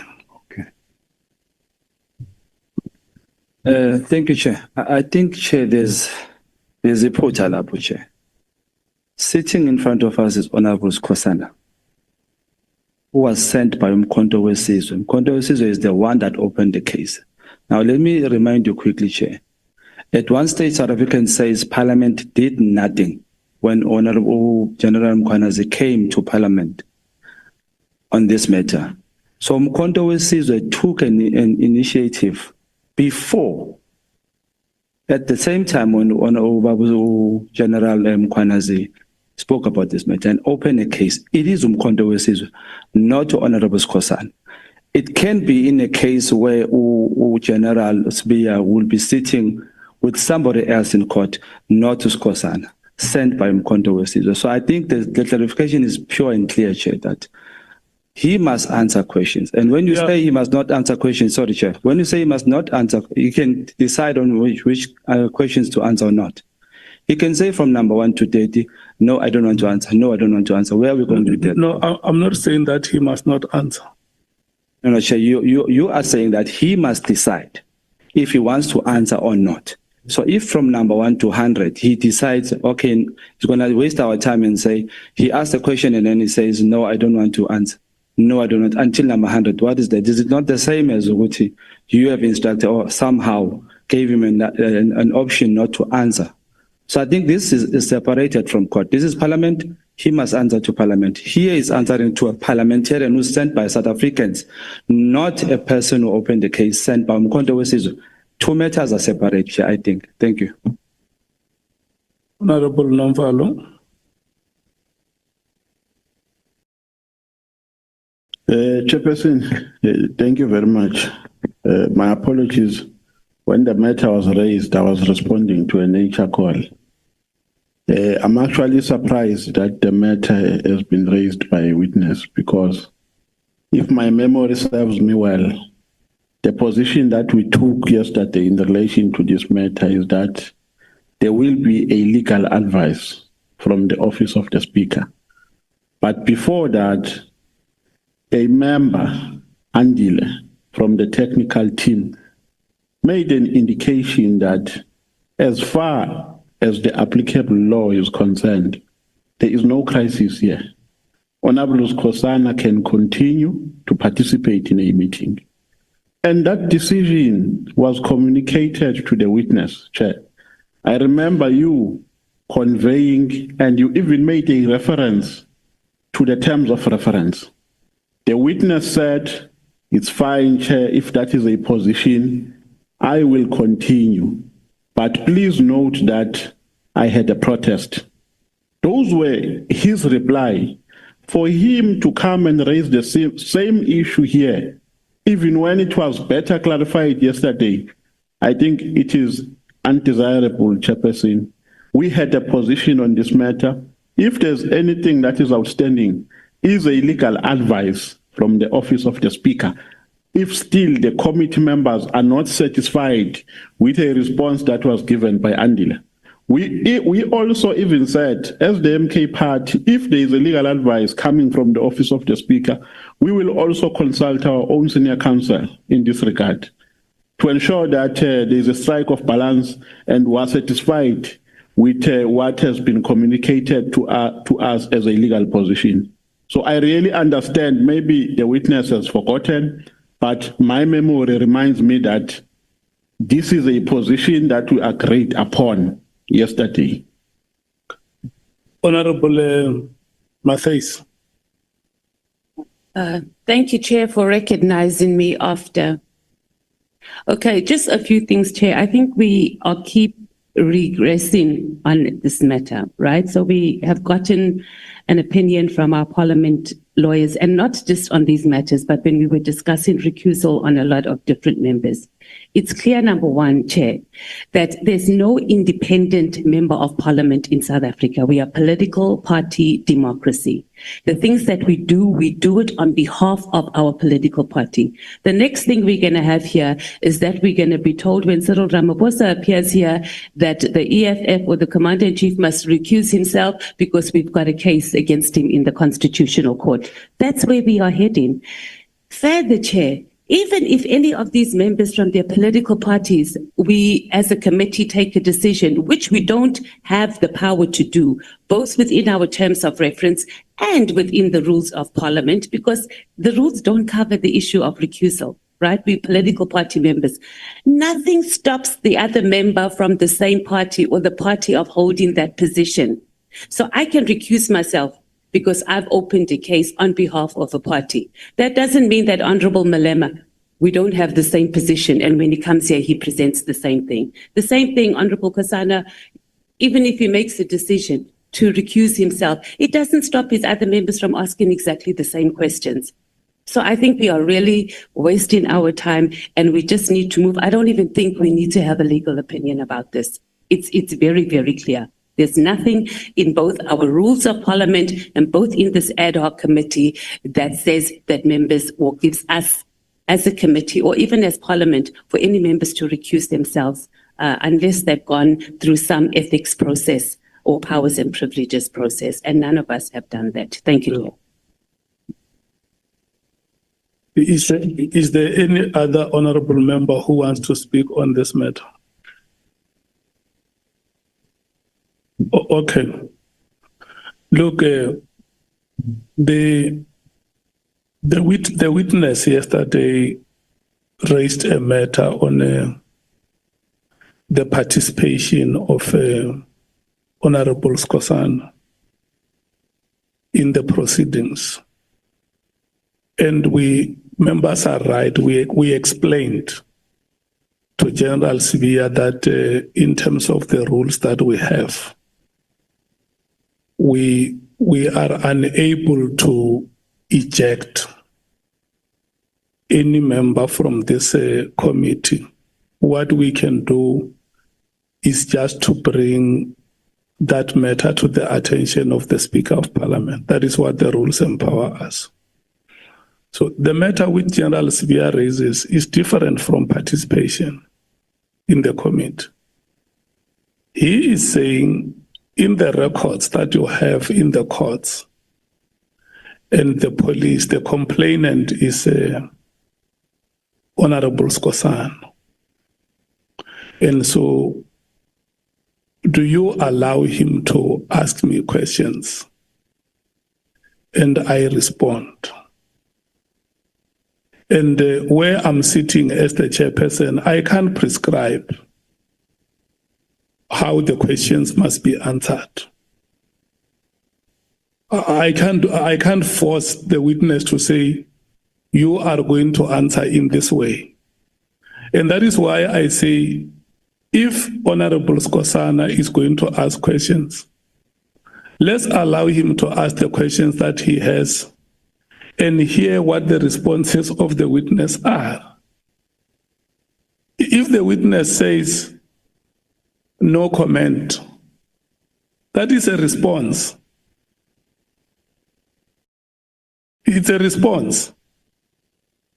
Because we must not run these proceedings in such a way that we become unfair to a member of Parliament, or we also become unfair to the witness. And if you remember, I have been emphasizing this point that the Constitution of the Republic of South Africa is written in the name of the citizens of this country. That's how it is written. It's in the name of the citizens.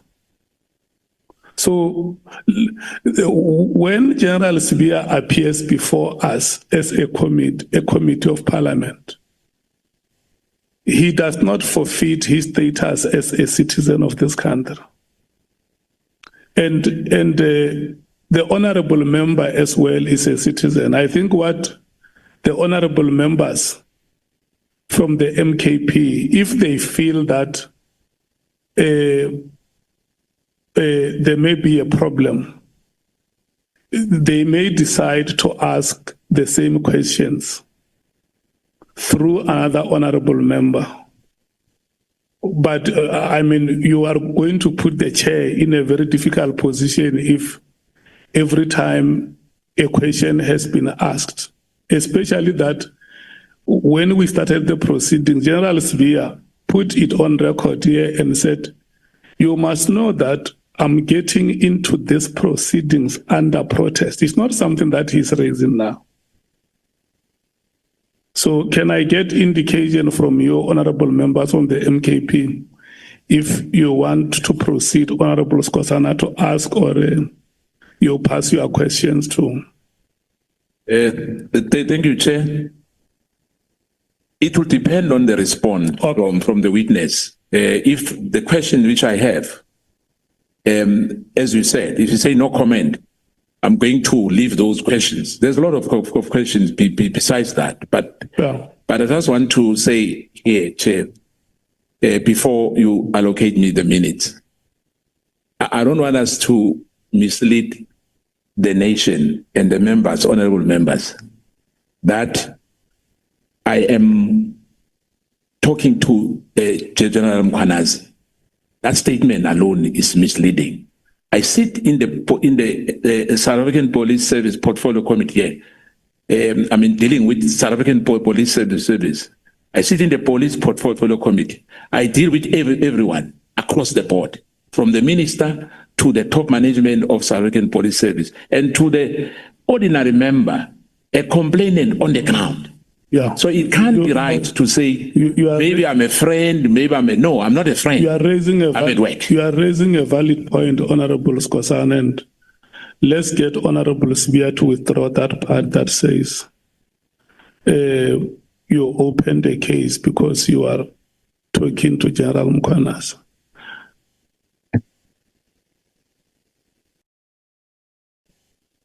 Order, Chair. Can I raise a point of order? Chair, I don't think it would be correct for you to direct a witness how to answer or what he must do. He's made the point, and I think you rather want to ask him if he wants to withdraw it. Because now it looks like you are saying to General Sibiya, withdraw that. So maybe you want to ask whether he thinks he wants to withdraw it. Thank you, Chair. Okay. General Sibiya, when you made a statement how you feel about Honorable Skosana asking you questions, you made an additional statement apart from the protest that you registered with us. You made an additional statement that goes to say he opened the case because he talks to General Mkhwanazi. Do you stand by that statement? I think it's what the honorable member is asking me to check with you. Yeah, I stand by the statement for simple reasons. The fact that the honorable member went and opened a case, and then the next thing, the details of the case and the statement and everything is what the investigating officer of the case is using in applying for a search warrant. As far as I'm concerned, there has been communication.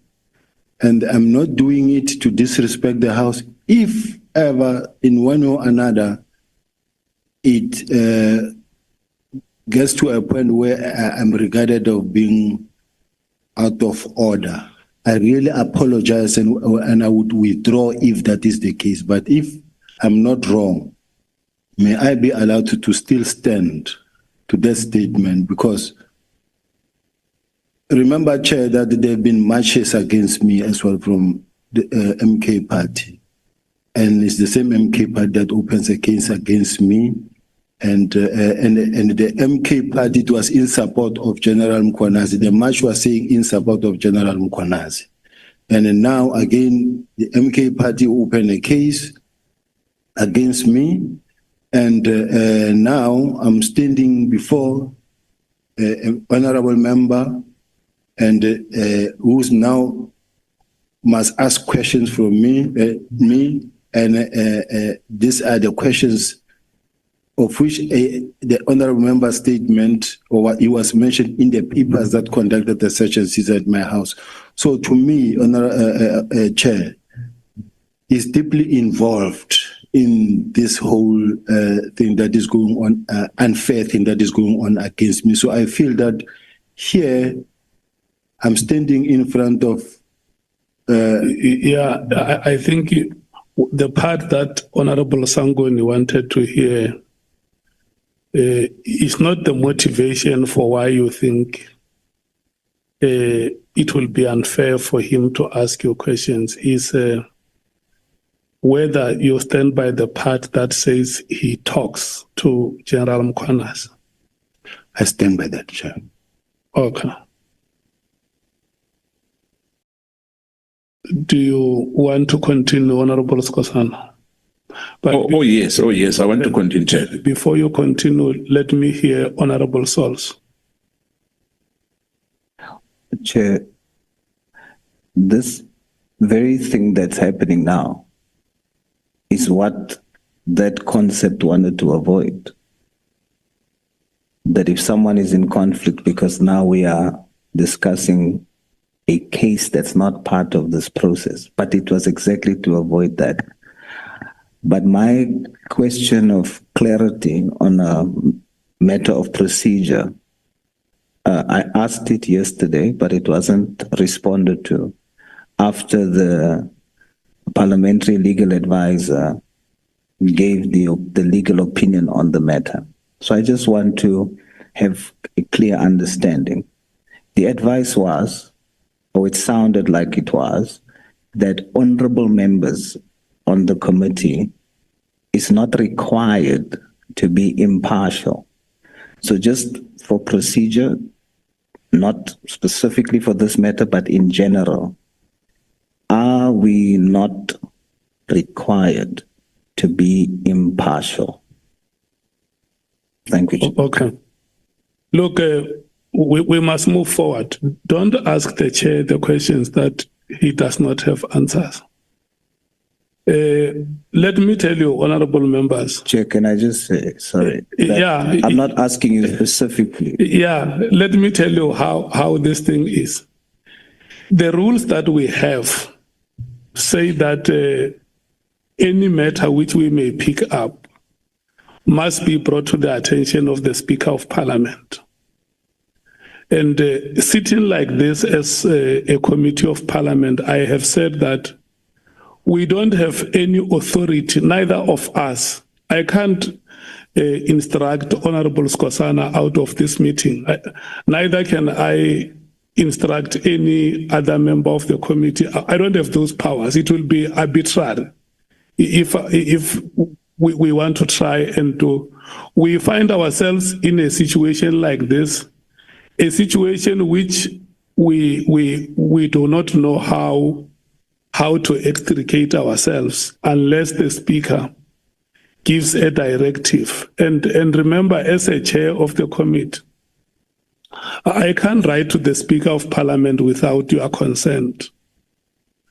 That's why there is a need for a committee meeting first and say, we now write to the Speaker of Parliament, we tell her that this is what is happening. General Sibiya was here before us. He registered a protest in the proceedings as the Speaker of Parliament because the rules say we must report the matter to you. We reported the matter to you, and then we will wait to hear from you how we must proceed. For now, to save these proceedings, let's allow the honorable members to ask questions to General Sibiya. May I finish? Honorable Souls. Yeah, your hand can go down. I'm going to allow you a chance to speak. We allow the honorable members to ask General Sibiya questions, and General Sibiya will respond. Yeah. And if you are not happy with any response that he gives, you can raise your hand and say, but is there anything that you further that you may want to say, General Sibiya? And then he will tell you, yes, I have more that I can say, or I have nothing more to say. Honorable Souls. Yes, Chair. I'm asking on a matter of procedure for how we're going to move forward, because the honorable member from the MKP based his response on the advice given by the parliamentary legal advisor. And that advice was that we are not required to be impartial. So apart from this here, I want to know procedurally as we go forward, is it true or correct that we are not expected to be impartial for procedure? Then it's not for me to rule on that matter. The Speaker of Parliament, the office of the Speaker of Parliament, is the one that will respond to matters like this. That is why then, Chair, you should say I want to plead with honorable members that the situation that we face is our situation. It's not the situation of the chairperson of the committee. The rules of this house say take all these matters and elevate them to the office of the Speaker. And in your terms of reference, honorable members, are saying that you are the ones who take decisions on any matter. So the chair will wait for that moment when you have taken a decision as an ad hoc committee that a letter has to be written to the Speaker to inform her office about these developments. And so for now, I'm going to request that we proceed. I'm requesting you, honorable members, that we proceed. So for clarity, Chair, that means for now, we should not base any of our actions on that advice until we hear from the Speaker. Is that what we're saying? We are ignoring the advice. The committee must hear what the Speaker of Parliament is saying. Your rules say bring the matter to the attention of the Speaker. That must be the understanding. Honorable Shongwe. Thank you, Honorable Chair. And please, my intention is not to derail the proceedings, but I just wanted to say that in terms of the legal advice, the legal advice, yes, that we had received yesterday, as well as the legal opinion that we had asked for tomorrow. Personally, I mean, this is not a party position, but personally, I had been convinced by the arguments of Umkhonto weSizwe Party. For example, I don't believe that impartiality is a precondition for rationality and so forth. But the point that I was trying to go to, Chair, is can we request that when we get the legal opinion, the written legal opinion tomorrow, the matter that now arises in this meeting, which we didn't have before, where the witness himself says that he feels prejudice. Do we have any precedent of such a matter in Parliament, and how has it been handled? I'm worried that this testimony may get a bit difficult because now General Sibiya is going to cast aspersions on the member and so forth and so forth. So where we have a situation where a person or a witness appearing before Parliament has said, I do not want to be engaged by this person, I feel my rights are prejudiced. How do we handle it? I'm not disagreeing with what the chair is saying. Let's proceed if General Sibiya has agreed that we proceed, but I do want a reflection in the legal opinion on what his rights are. Thank you very much, Chair. Okay. Honorable Nombalo. Chair, I just want to make a kind plea to you as the chairperson of the meeting. As the MK party, we request to be protected in this meeting. The witness has made serious allegations against the MK party. We made it on record that it's the MK party that opened the case against General Sibiya. It's impossible for 58 members to go to a police station and open one docket and be complainants, all of them. Skosana was delegated by the MK party. Now, General Sibiya, in his attempts to subvert the MK party, says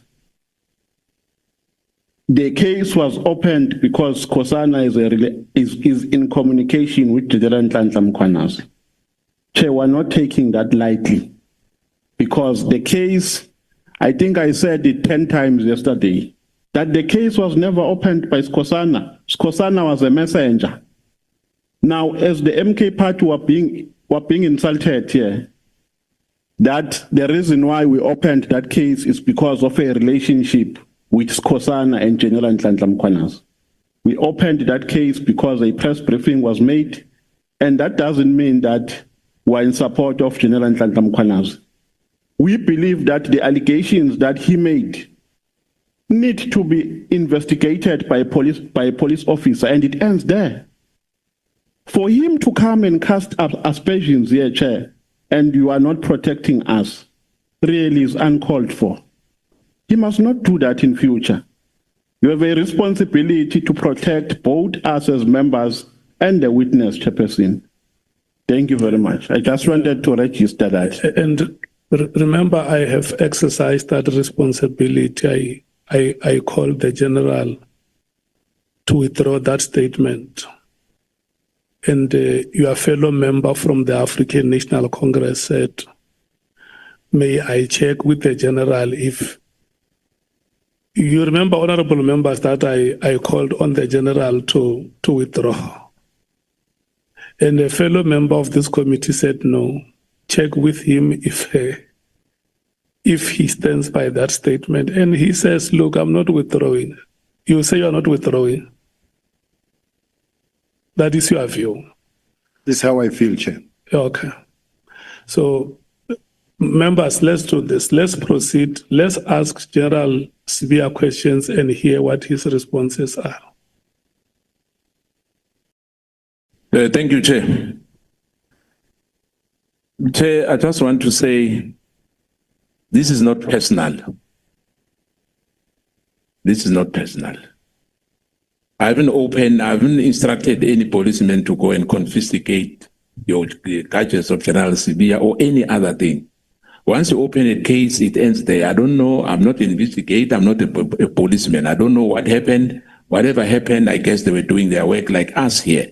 And we cannot afford to say that the witness, because it will be a contempt of court if the witness choose not to account to Parliament. But I'll start by saying to the Deputy Commissioner, General Sibiya.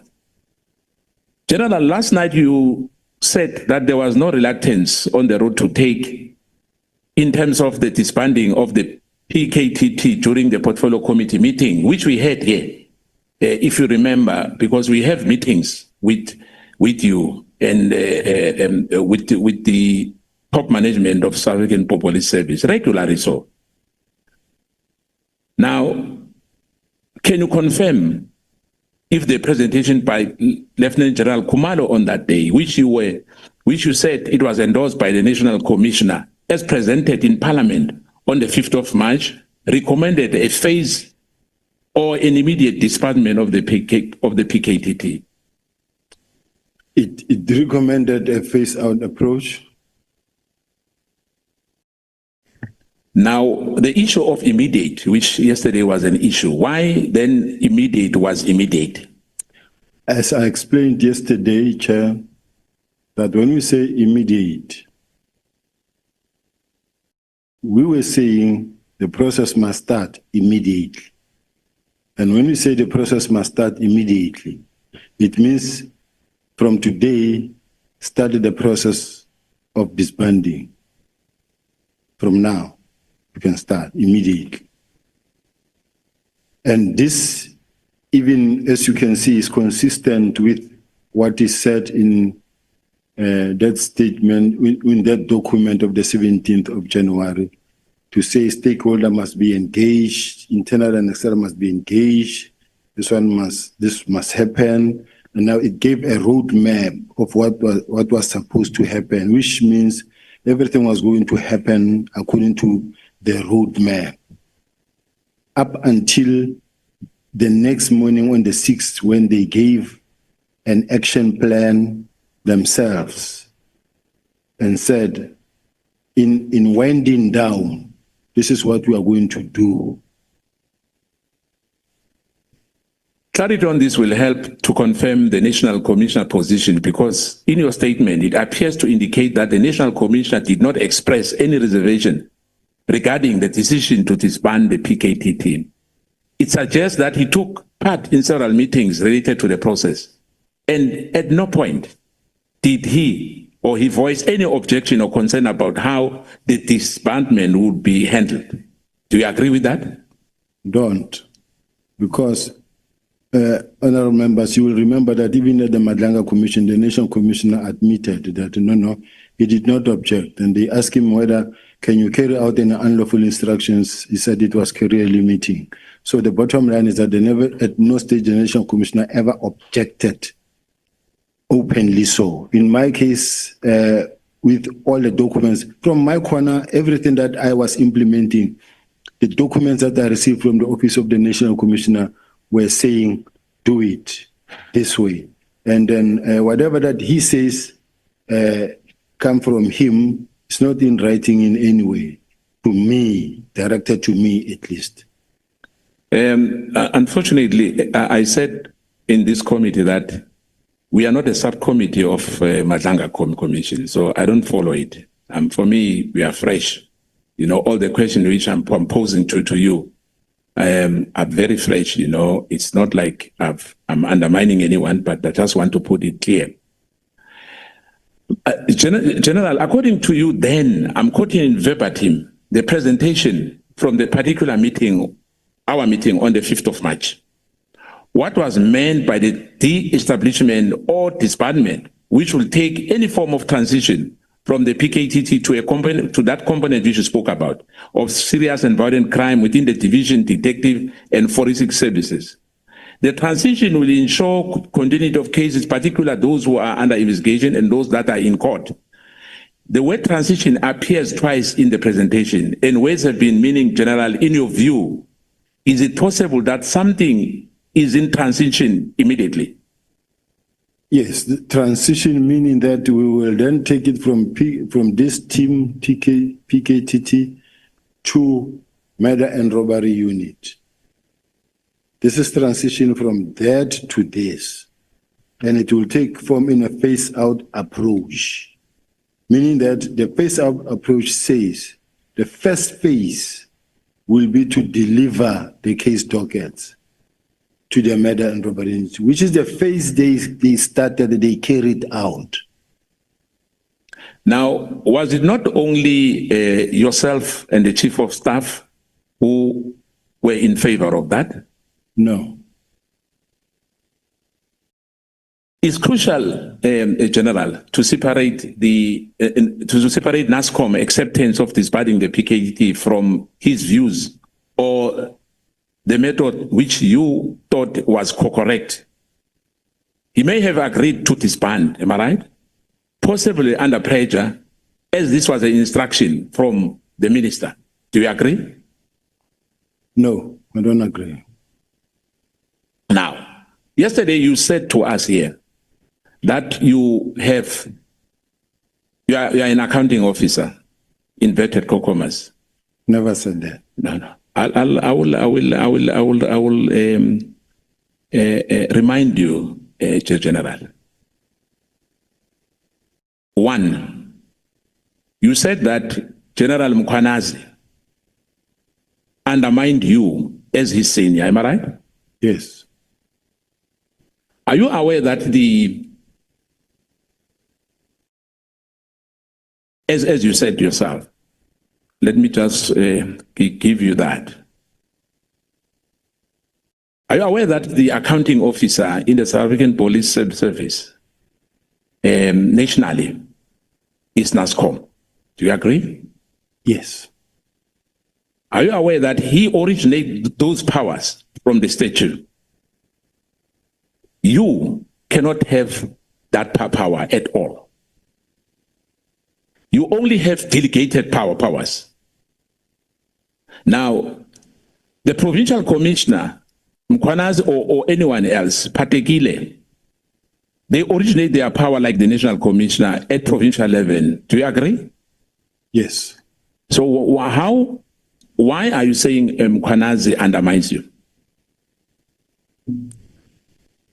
Like I'm saying, Honorable Chair, I think yesterday I did read out my delegation and then my functions, duties and functions as the Deputy National Commissioner and the legal framework that actually suggests what are my responsibilities.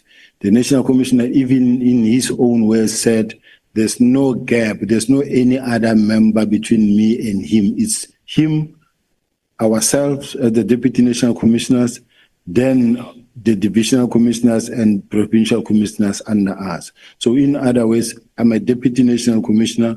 I'm accountable to the National Commissioner, but the provincial commissioners and any other, they are below the Deputy National Commissioners. Let me repeat again. So are you saying it was is correct for you to say you can come to Mpumalanga? You are senior when you come to Mpumalanga to the provincial co-commissioner? I am. In terms of powers, hence I'm asking you as a deputy commissioner, that the provincial commissioner, his powers comes from the state. He's an accounting officer at provincial level. Do you agree on that? I do.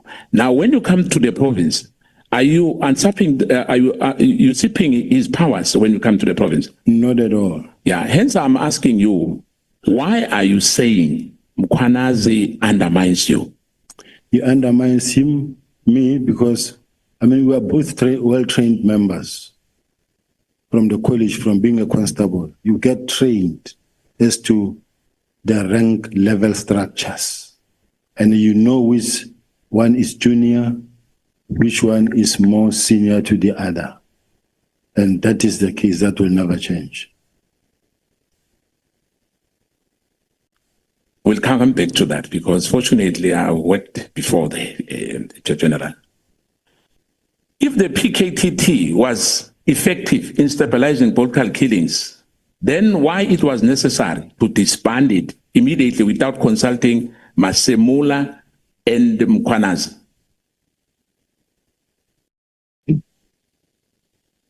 I think that's a question that you can pose, that can be posed to the minister. What is your view as the Deputy Commissioner? My view is that I received an instruction to disband from the National Commissioner to communicate the letter of the minister to the team. Yeah, I just wanted to find out on that regard. You said Brigadier Litoke, if I remember. Litoko is Litoko, yes. Chief of Staff in the Office of the National Commissioner. Yeah. So he gave you a letter. She gave you a letter. Sent a letter. That letter was signed by who? It's an email, doesn't need to be signed.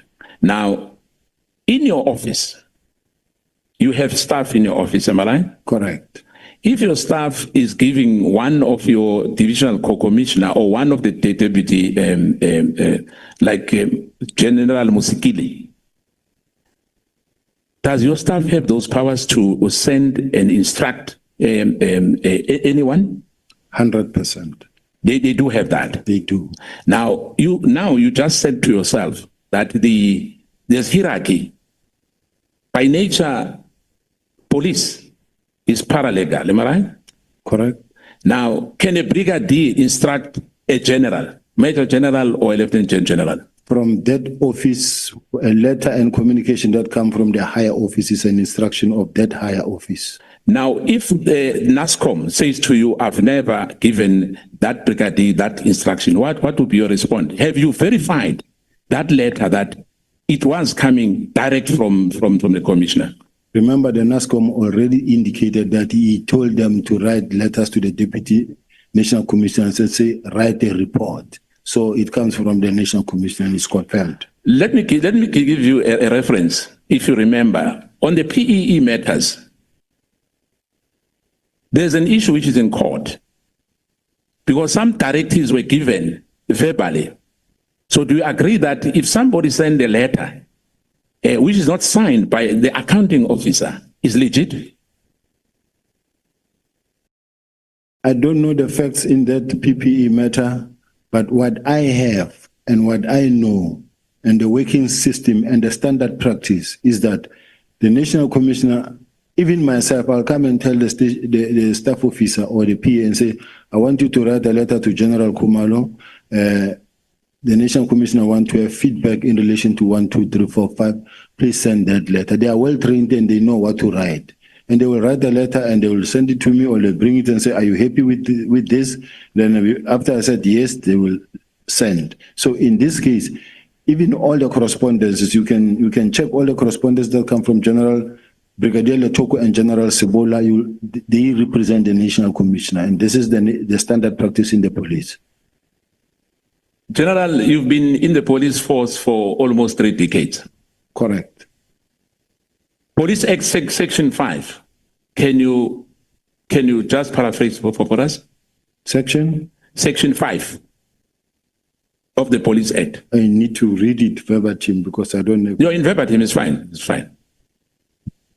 Yeah, I need to see it because I don't want to quote something wrong. Section 5. What does it remind me? I will then take it from there.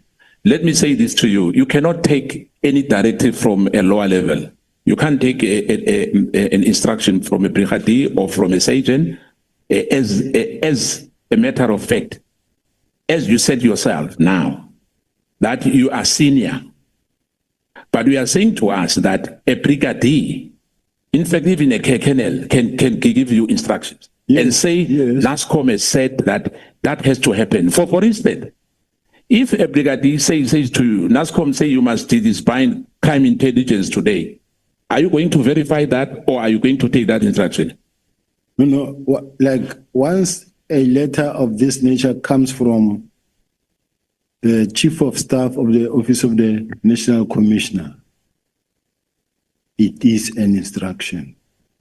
If a letter comes from Major General Sibola of the National Commissioner's Office, it is an instruction. And if you are not clear about it, or the instruction is somehow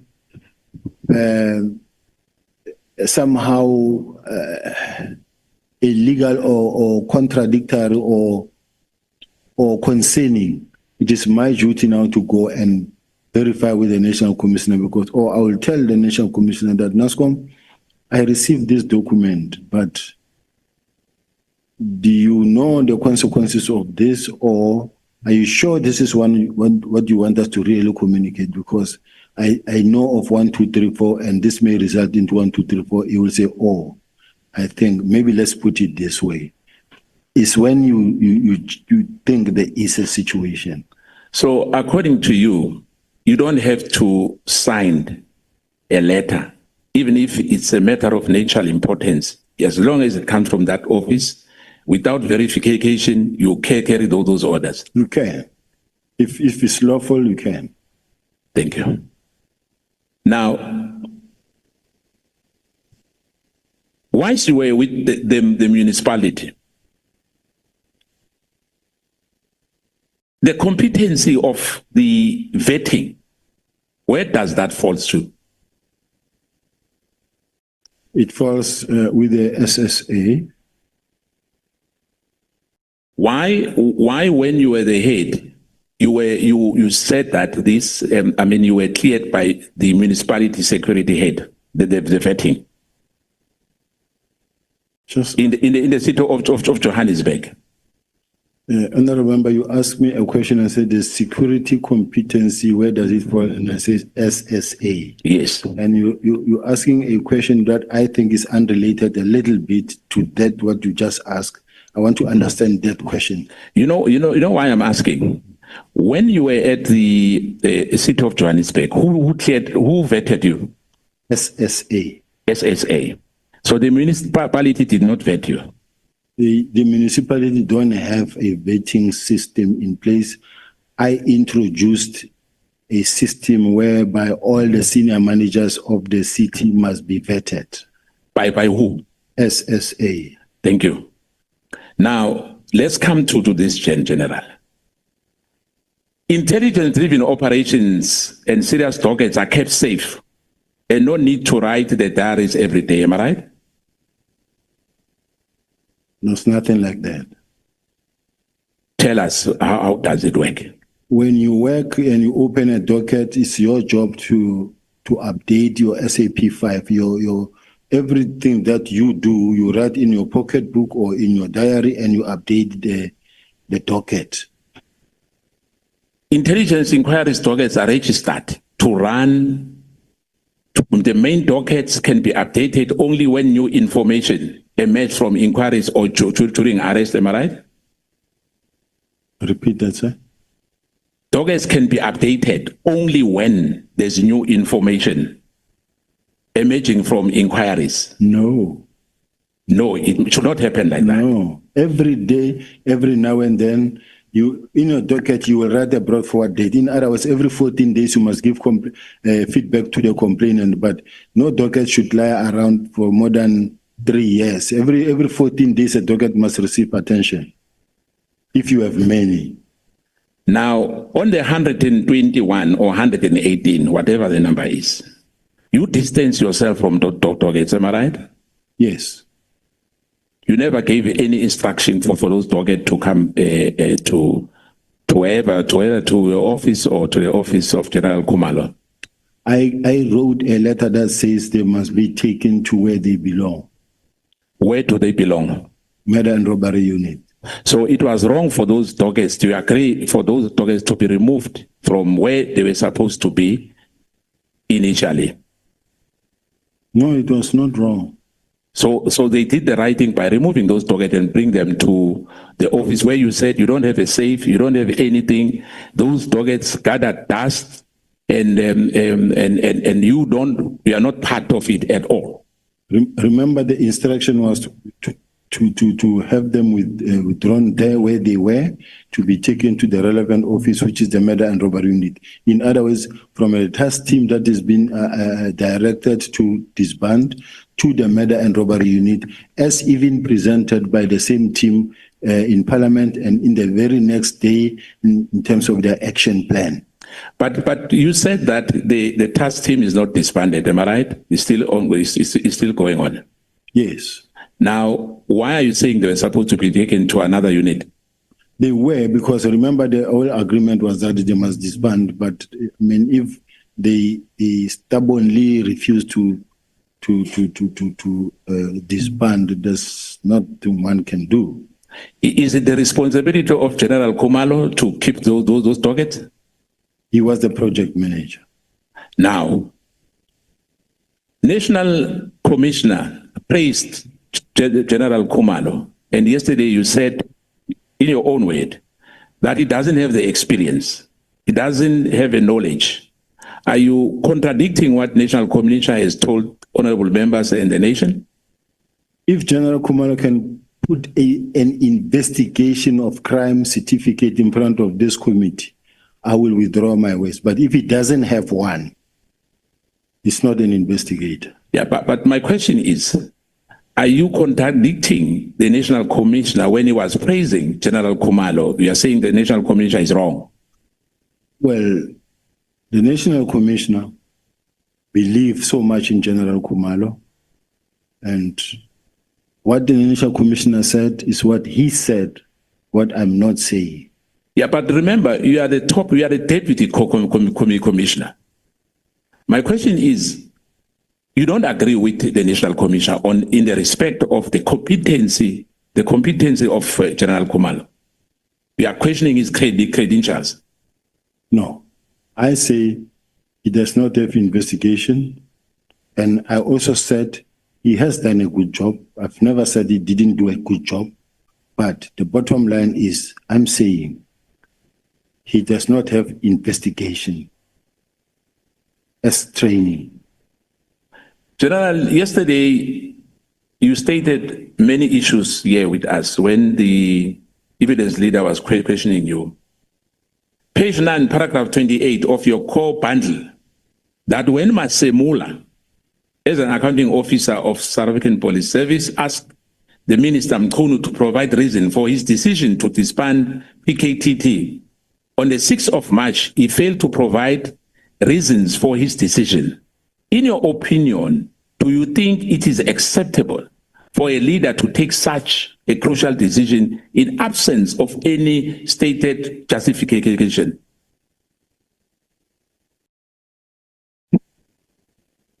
Chair, I want to understand where you are coming from. I understand the question so that I can respond. I heard what you say, but I'm trying to make sense out of how you're putting it, so, or to connect it. So please repeat the question for me. In page 9 of your bundle, yes, paragraph 28. Page 28.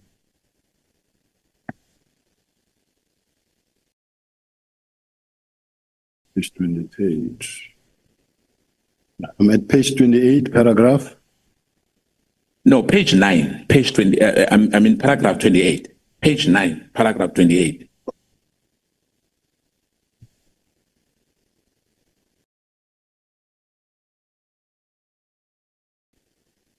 There's many bundles anyway, so there's many documents, but on your own bundle.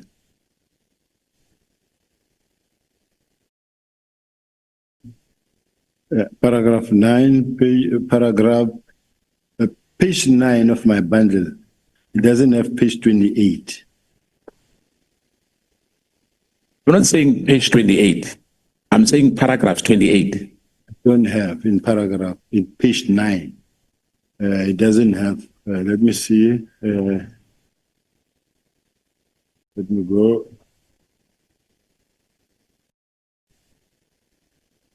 Look at 12 and then check on 28. Yes, paragraph, page 12. Yeah. So the question, let me rephrase it for you to make things easier.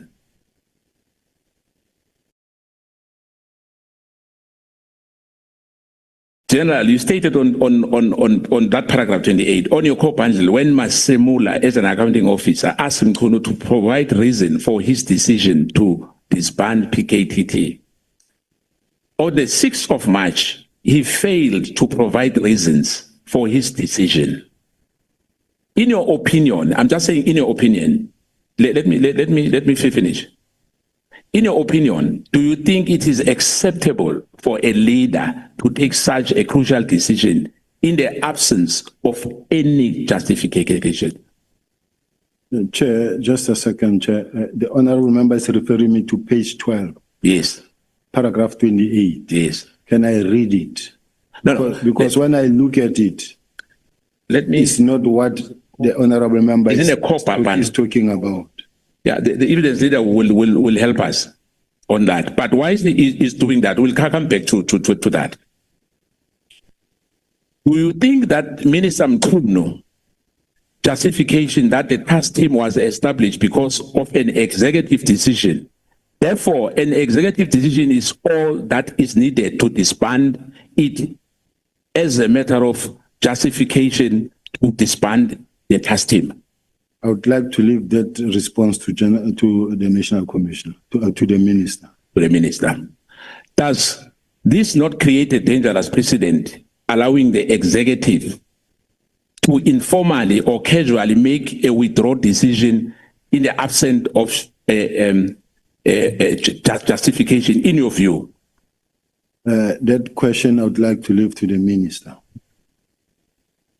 Okay. During your teenager as acting national commissioner, you stated in your witness statement that Ms. Vusimuzi Matlala visited you to complain about a tender awarded to him. And you indicated that you will discuss the matter with the national commissioner upon his return. Why did you deem it necessary to wait for the National Commissioner's return before addressing the matter? Because it was beyond me. This time it was beyond you. Yes. But remember, on that issue of disbandment, you said, as I said to you earlier, you took a letter from Brigadier Litoke, am I right? Litoko. You took that instruction, am I right? Correct. Without verification, am I right? Correct. Now, on this one, why you wanted the National Commissioner to give you an approval? Because you were acting National Commissioner. These are two separate things. And I know that, but what I'm saying, why do you have on Smatlara in particular? But on the matter of national interest, the matter of disbanding, you did not do that.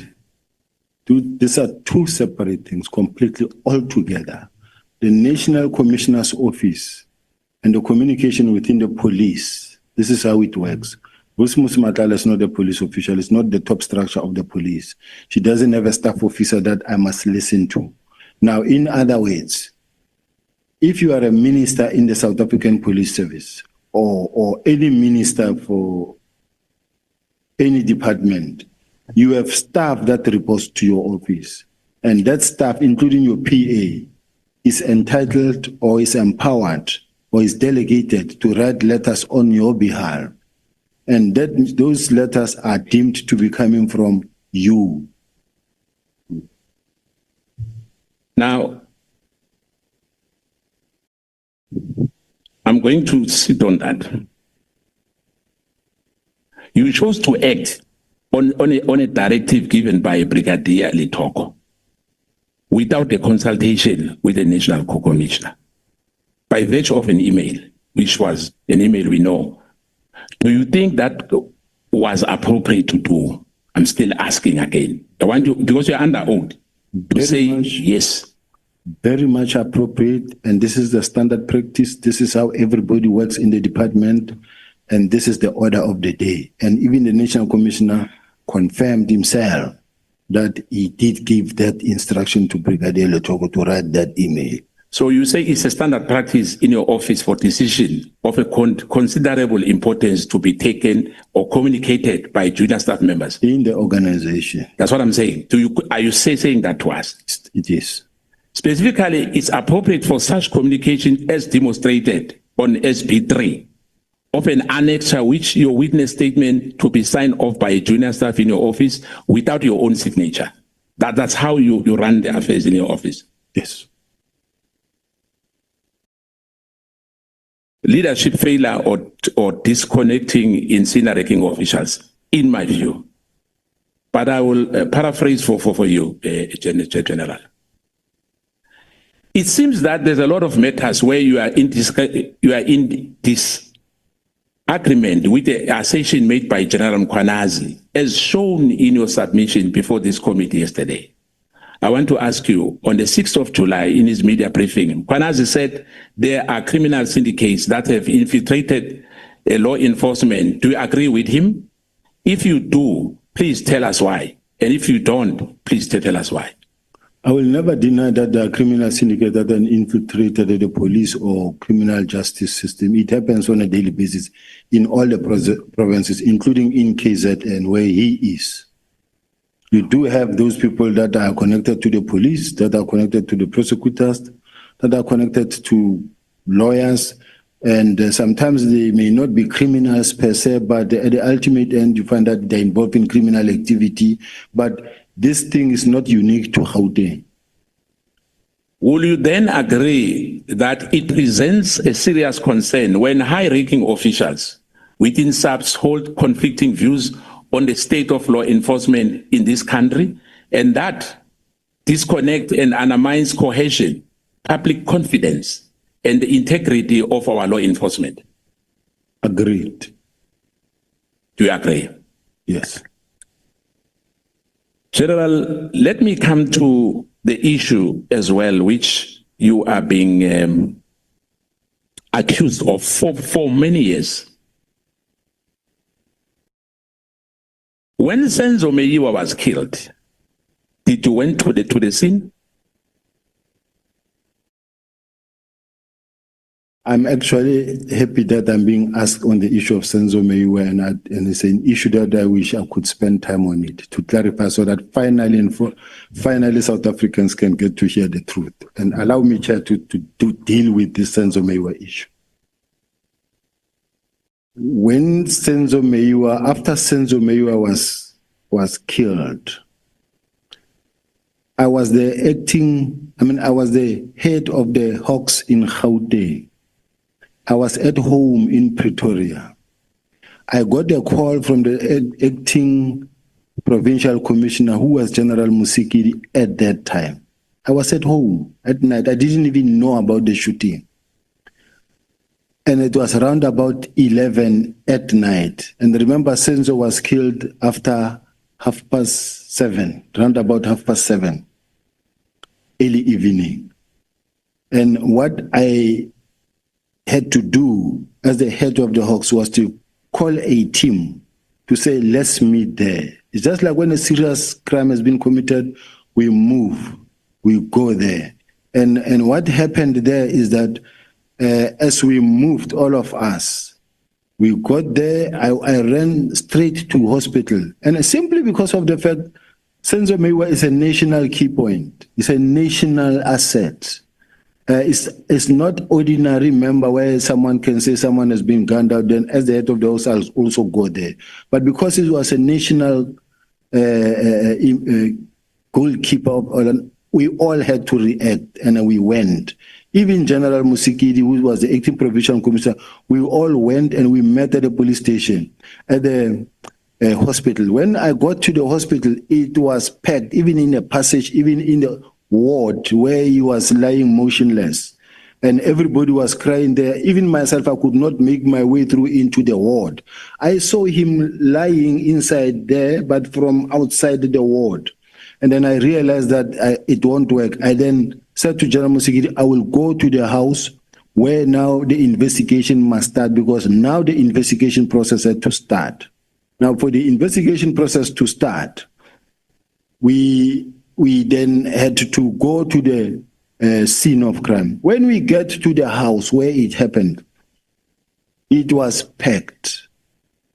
Outside the yard, inside the yard, there was up and down movement in the house. I'm well trained when it comes to investigations. I'm 37 years doing what I'm doing. The very first thing is to take charge of the scene of crime. Mine was to give instructions and say, please, secure the scene, preserve the scene. This is a scene of crime. Now, the team had to make sure that they remove everybody on site to outside the yard so that it can be cordoned. The scene of crime can be cordoned. Remember, I arrived late at night when this thing happened, almost after 7:30, and the scene was already processed by the officials. It was processed, cleaned. The experts have done their work. Now, when I arrived there, I also found MEC Sizakele Nkosi Malobane and other generals were there. Now, ours, we come here as a fact-finding team. We come in here, we knock, we sit down in the sitting room. It's clean, there's no blood, there's no spotty that you can see, everything is in place. And then we sit, we listen, we ask questions, what happened? This one explained, this one explained, this one explained, this one explained. This is the normal course of attending to crime scene. The MEC was there also, we were all listening. And then from there, General Musikiri and them came, arrived from hospital to join us. There were other generals, including General Musikiri. We all listened. And thereafter, it was a question of, General, are you taking it or am I taking it? As the Hawks, do I take the matter to run with, or are you taking it? Then she said to me, the National Commissioner was Maria Pierre then said or suggested that this matter must be investigated by a team of experienced investigators. Now that already took us out of the way. Now we stood by when they made a press conference, a press briefing at that time that says there will be a team appointed to investigate and will run with this matter. We were standing by, no longer involved in the case. That is why even today, when this matter has been testified, I haven't submitted a statement. I haven't submitted I've never been called as a witness. It's almost at the end because I was not involved. I've seen messages that says I took $1 million and I did this, I shifted the firearm order. No. At what point would I have done that? So I just wanted to say to South Africans, I am not involved in the Senzo Meyiwa case. I've never done anything wrong. And there have been many teams, more than 10 different teams that were set to investigate this thing. I have done nothing that can actually cause the matter to be not to be successful. Thank you, Chair. I'll just give one because there's a warning already there, a red light before my colleagues takes over. The last one from me. Unfortunately, other issues are still under investigation because you said you are like a specialist, an expert when it comes to investigation. Because I don't want to eat time for my colleague. Can you confirm yes or no on the matter that scene was not contaminated by your presence? Not at all. It was never communicated by my presence. When I arrived, it was a done deal already. It was cleared. I mean, when you arrive and already it's trampled upon by many people, I was very late when we come there myself.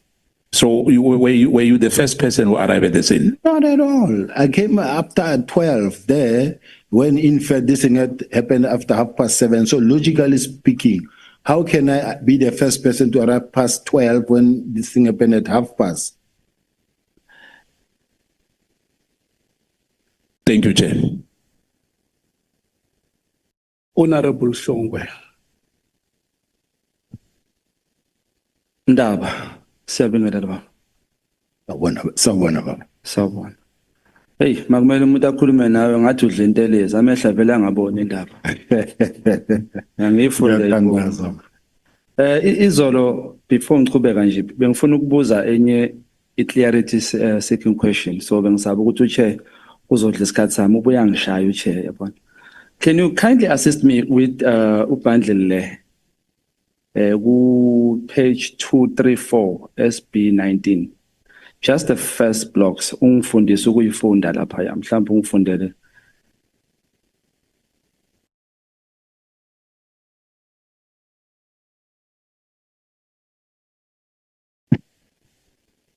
Ngibuza nje ngoba ngifuna ukufunda indlela ukuyifunda akwangishaya ngesikhathi ngisho timekeeper. Asambe Chair. Yeah. It is station heading, ne? Yeah. It is CAS, which is case. To double matter, yes. It description there. It is alleged that the ANC member had a meeting at Ghost Town while driving near Green Water Tank. He was shot 2 times on the head and the neck and succumbed injuries on the scene. There's a ETIO, is that the investigating officer? Yeah, Chair. Now, in Khulala, outstanding, it analyzed section 205 to place. Can I read the name, Chair? Okay. Analyze section 205 and to place Tembelani Dlamini on the crime scene. It tried to identify the suspect. I don't understand the outstanding. Is that outstanding or what? Please clarify this for me. This is the investigation that needed to be conducted. That is outstanding. And by so saying, Chair, may I be sensitive to the fact that it's very much important.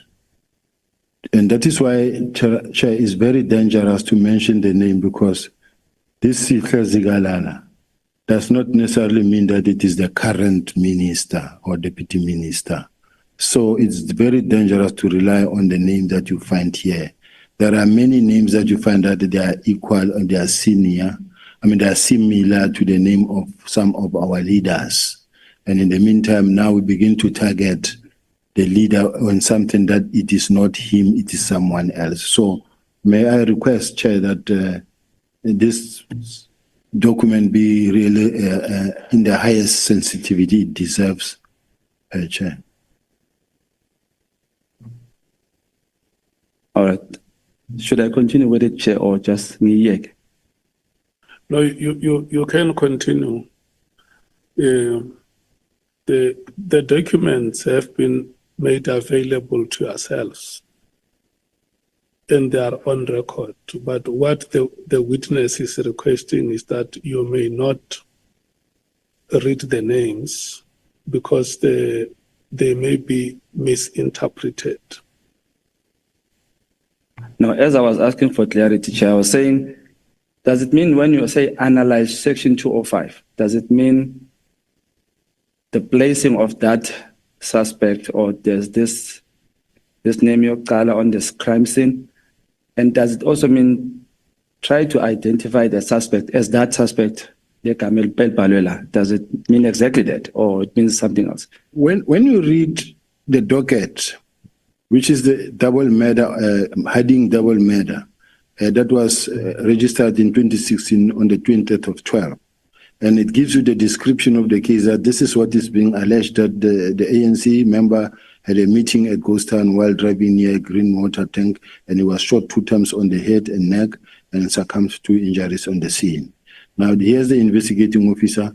Now, here my main intention was to point out that the last day of investigation of this matter, the last handwriting in the docket was on the 24th of March 2023.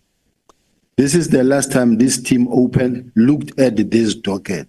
So in other words, for almost since 2023, this docket was never looked at. 2 years. It was not open. It's somewhere sitting gathering dust. Now, the rest, the information that is outstanding in this docket was to analyze the 205s and to place this person on the crime scene. In other words, it's when you apply for the communications from the cell phone providers, the car trackers and everything, and then you analyze that so that you can see that it gives you whether this person was there or not. No, thank you. So this Sihle Zigalala that is here, was he arrested 2 years ago? I thought, Chair, we agreed that the names are not going. No, you said it's not the minister, just this one. I'm not sure. Okay. That's why I say I'm not sure whether he's a minister or We not. may pass. Do you agree with the relationship between Jackie Selibe no Glenn Aglioti made South Africans ukuthi bangawathemba amaphoyisa? And if you do agree, what do you think, or what should South Africans think, or what should they make of your relationship, if you have, between Brown Mokgotsi, who has relations with Kat Matlala? Well, what I don't know is whether they are criminals or no. Kat Matlala, I do know now that he's been arrested, but at that time, no one knew whether he was that's why even the police awarded him a tender, because they didn't know apparently that he was involved in crime. Even myself, I didn't know if he was in that a criminal. So, since one became aware that the man has been arrested, we cannot now further communicate or associate ourselves with him. But at that time, going backward, we didn't know. So when I didn't know him up until he came for the first time to the office. Okay. Asidlule izolo ubufuna idocument yaka public protector, which you say it's the one that clears your name, correct? Do you agree with that document, that letter? Yes. Okay. Which one is it? Because there's a letter written 18 December, and there's a letter written 8 May 2022. Which letter are you referring to? Can I assist that legal team with my protector report?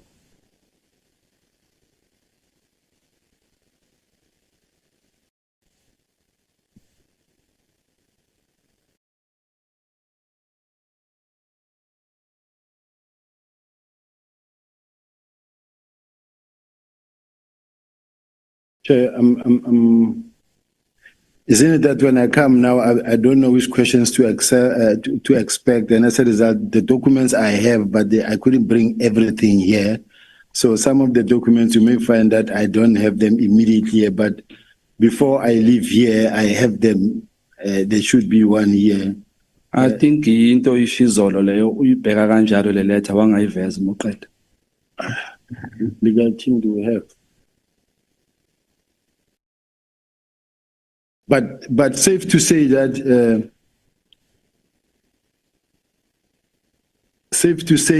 the public protector mentioned there that was employed by the city of Joburg and everything was procedural and legitimate, and as a result, there was no issue about my appointment. I think singaxoxa ngayo ngoba uyayazi indlela yokukhuluma ngayo mphathi wami. Now that letter, before I ask you a question on that letter, in the SAPS, when one is subjected for vetting, and should that person fail vetting, do you continue to employ that person? Is the discretion of the commander or the head to say these skills we need. However, this person did not make it through the vetting department, through vetting, but also depending on the sensitivity of the post that you hold. For an example, there are many members who don't have security clearance. Similar case that then Provincial Commissioner doesn't have. Provincial Commissioner Western Cape doesn't have, but yet they deal with sensitive information. Because the letter ebhalwe advocate Bosisiwe Mkhwebane, who was then the former public protector, states that at the stage when he was investigating your case and he wrote the letter you are talking about, that clarifies you. He did not have the evidence ephelele. The city of Johannesburg concealed the evidence. Therefore, she came to those findings without this evidence that came there. One, it is the letter that was written by Ubrink speaking about you not passing a competency assessment report. Did you do a competency assessment and did you pass it or you didn't pass it? I'm not surprised, Honorable, that it is that letter that come from Advocate Bosisiwe Mkhwebane, but Advocate Bosisiwe Mkhwebane was given all the information that she needed when she investigated, because remember her team came, not herself. The whole team was sent to investigate. And she conducted an investigation and she wrote a report. Now, after she was approached again by Mesuli Mlandu, after having been cleared in this report, she wanted to start again. And then we wrote to her and said, but advocate, you cannot review your own report. Then she wrote to the Hawks to investigate. And in the Hawks, I was cleared because the DPP refused to prosecute and said, but there's nothing here. And as a result, there was nothing. But I'm sitting with the report from the public protector that says, and it is important that we find it because it clears me. Now, as to the competency report, assessment, remember that when you get to the competency assessment, it's a document where they say to you, it's an exercise where they say to you, there's no right or wrong answer. This is just to look at your character and whether you are a strong person and which character you are. You don't really even need to spend time on this thing because there's no way you will get this thing right to say you are right or wrong. So I wrote what I wrote and the result came the way they came and say, you can be suitable here and not here. That is what happened. Why pass and why fail? Well, I don't. It doesn't say you failed it like it's a. It's like whether you passed. What do you call it? Let me say it was not positive. Why pass and why fail? Okay, let me say I fail. Okay. 2016 November, you were appointed as a unit head, right? Yes. But 2017, July, your job title changes to a HOD. Yes. It was converted according to the document of the public protector to an HOD. Did you convert that yourself as it is alleged that you appointed yourself to an HOD? There's no way you can appoint yourself in a city. In a city is well regulated. The group head forensic investigation service was established by myself. It did not exist. There was GIRAS, which was an internal audit, but I had to start a group function that will take care of the city's properties. And that thing went through the council. They will say the items that were presented before council and council approved. Okay. And Chair, there's no way I could be the head of the DPCI and someone like Mesulu Mlandu want to come and tell me that I cannot be the head of a small group forensics within the city. And this was based on the fact that already there were some differences between myself and Mesuli. I do have correspondence here that he wrote himself to, firstly, he wrote a report regarding suspected clandestine rogue unit. And then he also wrote to former the late Jeff Makubu, may his soul rest in peace, where in this one, that was written on the 20th of September 2019, he says, reference is made to my report regarding the above matter, which was received by Mayor's office on 16 September 2019, a meeting with you, Chief Operation Officer, Executive Mayor and MMC Finance held on 18 September to discuss same. Noting that this meeting confirmed that the officials of GVS traveled to Eastern Cape and purport to be conducting a security vetting with my previous employer, which never materialized. Further noting that the meeting also requested that I should allow that this matter be dealt through internal processes instead of reporting same to the South African police intelligence structures. Request which I acceded to without difficulty. Further note, while such internal processes are being followed, kindly be advised that me and my family must also satisfy ourselves of the nature and extent risk we are exposed to from the confirmed clandestine and rogue activities of the officials of GVS. This is important in regard is heard that the said officials acted with impunity, disregard the political and administrative authorities of the city, and abuse the resources just to execute an unlawful criminal project of hitting my person, career, and reputation. Further noting that I bear the responsibility to assess such risk of my person, career, and reputation, and such is urgent that I should mitigate and protect myself and my family from the potential adverse consequences of the clandestine, illegal, and rogue activities.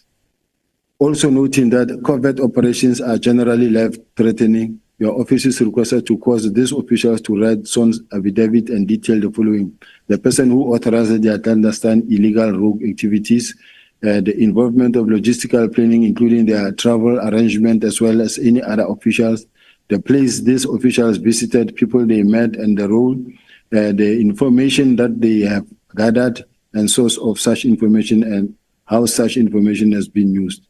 Further noting the agency to mitigate any immediate risk to me and family in Gauteng and Eastern Cape kindly request. So this is the letter that he wrote when he heard that we are conducting a vetting on everyone.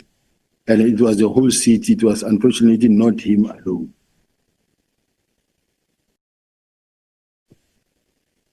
And I do have files, Chair, but this matter really, I felt that, quite honestly speaking, it have been dealt with by the public protector. There were Moody and Robinson investigations conducted and all cleared me. State security investigated, the Hawks cleared me. For this thing, for people to take advantage of the current moment, the current situation, and be throwing this thing again through the back door, that we must re-listen to this thing that were investigated many years ago. To me, I find it really unfortunate, Chair, and I wish I could be protected under such situation, because these matters were investigated, closed.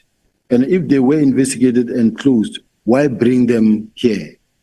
Is all I'm asking, because the context within which General Mkhwanazi was making his press conference was in terms of political interference was based on the 121 dockets and the disbandment. Now we find ourselves dating back 5 years ago, former Minister Mthethwa, the late 2011, which I find unfortunate. Now this thing is being reversed again through the back door again.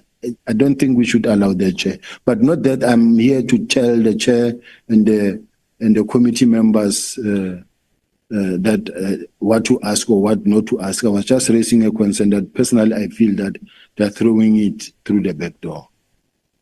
Angithi Babu Sibiya mfokandaba indaba isekuthenini kuthiwa ama politicians and senior officials of certain positions benza izinto engaqondile ukuvikelana. So yingakho le matter ibuyile. So ngicela ngingakuphathi kabi lokho.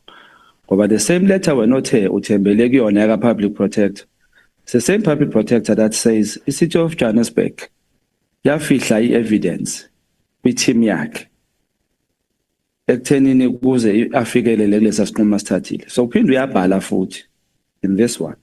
That's why ke ekugcineni athi we are at liberty to confirm that information revealed by Mr. Brink above, in particular the competency assessment report of Mr. Sibiya and the non-approval of the municipal council.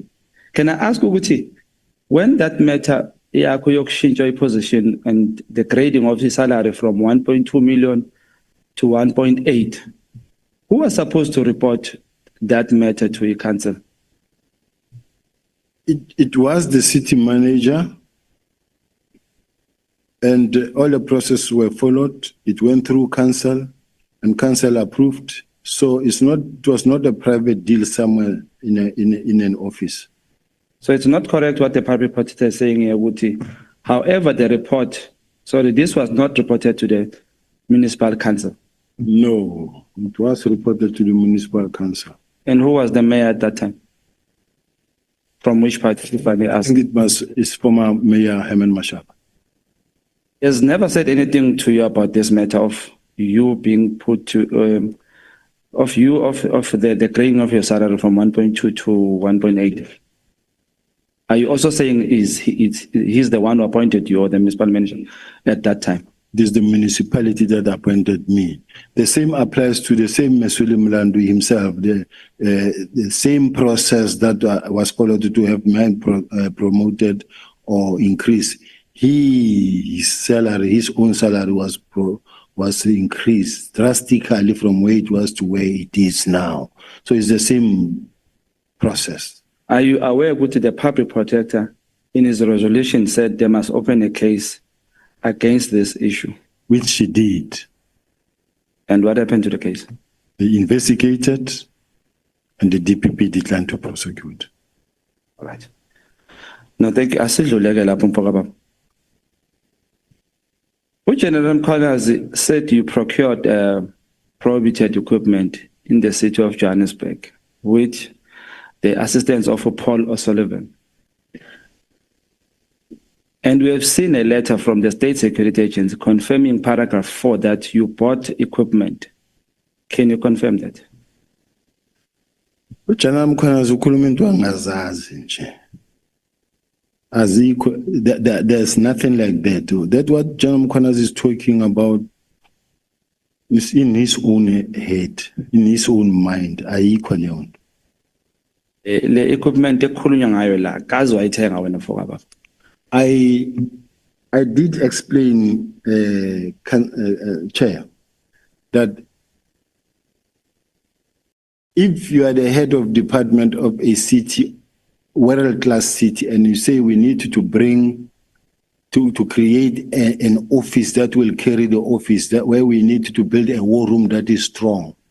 And then you let the IT people sit together in a room in consultation with SSA and say, we want to build capacity that will be able to carry the city, so that when we are sitting here, we know that we are able to trace as to how many buildings are hijacked. In the city of Joburg, you do find a situation where you find that they buy tires, but they buy tires every day. There's a car that keeps on replacing tires. Almost in a month, they will replace tires twice in a month, which means they steal tires. There's a car that continue keeping on pouring petrol 2 times, 3 times in a day, which means they steal petrol. Now, you need a system that is able to actually gather such type of information and be able to give you a picture. You need a system that will tell you that how many syndicates are operating within revenue services. There are people who are milling around revenue services when people are coming to pay electricity at the revenue services. You have people who says, let me help you jump the queue. And they will go take the money and go as if they are going to pay for you, and then the system will be updated, but people will share money. Now, you need to create systems in such a way that from the war room, you are able to know where is the city losing more money of all these departments.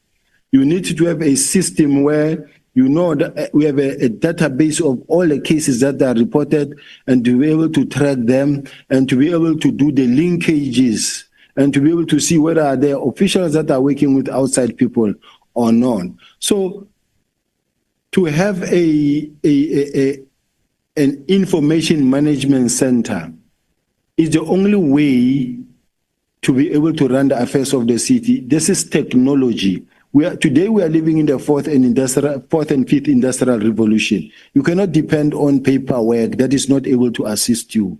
So having bought that, I was not the one even who said in the meeting or no who designed those whatever equipment that was said, because I didn't know them. The team that we employed mostly teams that come from state security, crime intelligence, police.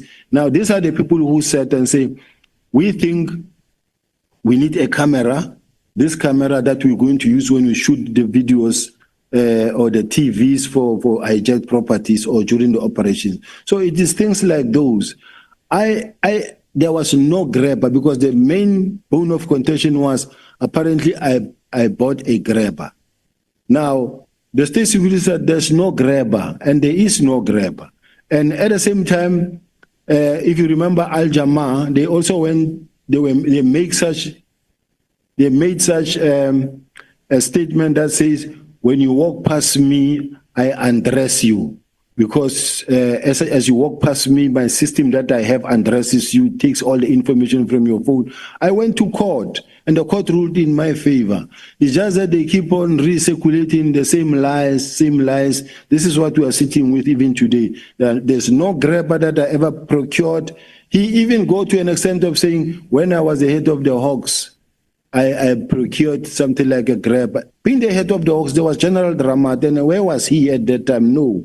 There's no grabber that I procured. I don't have such a grabber. Some of these statements are just malicious. Impendulo yakho baba usibiya iyangidida kancane because ifana nale yayizolo yaka Kate Matlala ukuthi uyamazi uKate Matlala bese ubuye uthi umazi 5 times mama phone calls ayi5 phinde khona la uphendule khona nabebuza ukuthi elisikisiki wayekhona na. Your answer said wayengekho. So if you say that, that means uyamazi umuntu sheshe umbone. Like if somebody can ask me ukuthi ukhona baba Mkhwanazi, I will tell you akekho because sengiyamazi. So umbuzo wami ngicela uphendule nje mhlawumbe ngendlela ethe ukungisiza ukuthi le equipment othi Mkhwanazi ukhuluma into engayazi ikhona yini yathenga? No, ayikho, akazi ithengwa futhi. So akuna Polo Sullivan owakusiza ukuthenga equipment? No. I-relationship yakho no Polo Sullivan injani? Polo Sullivan, I know him very well.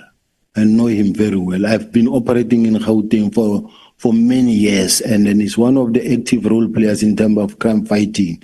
He reports crime, people report to him, he reports to the police, and look, Paul O'Sullivan contacts everybody. Even if you are the National Commissioner, you will get an email from Paul O'Sullivan.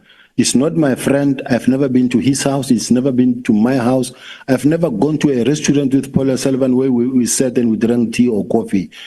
What Paul O'Sullivan is all about is that he's a forensics expert.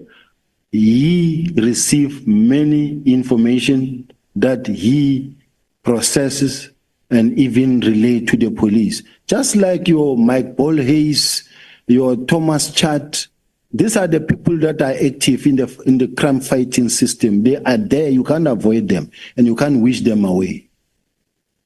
No, thank you.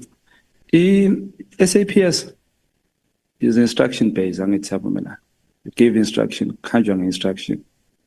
As most of course you get a call-up instruction. Yes. Do we agree? Yes. So, in this regard, you say a team came to take pictures and they were denied.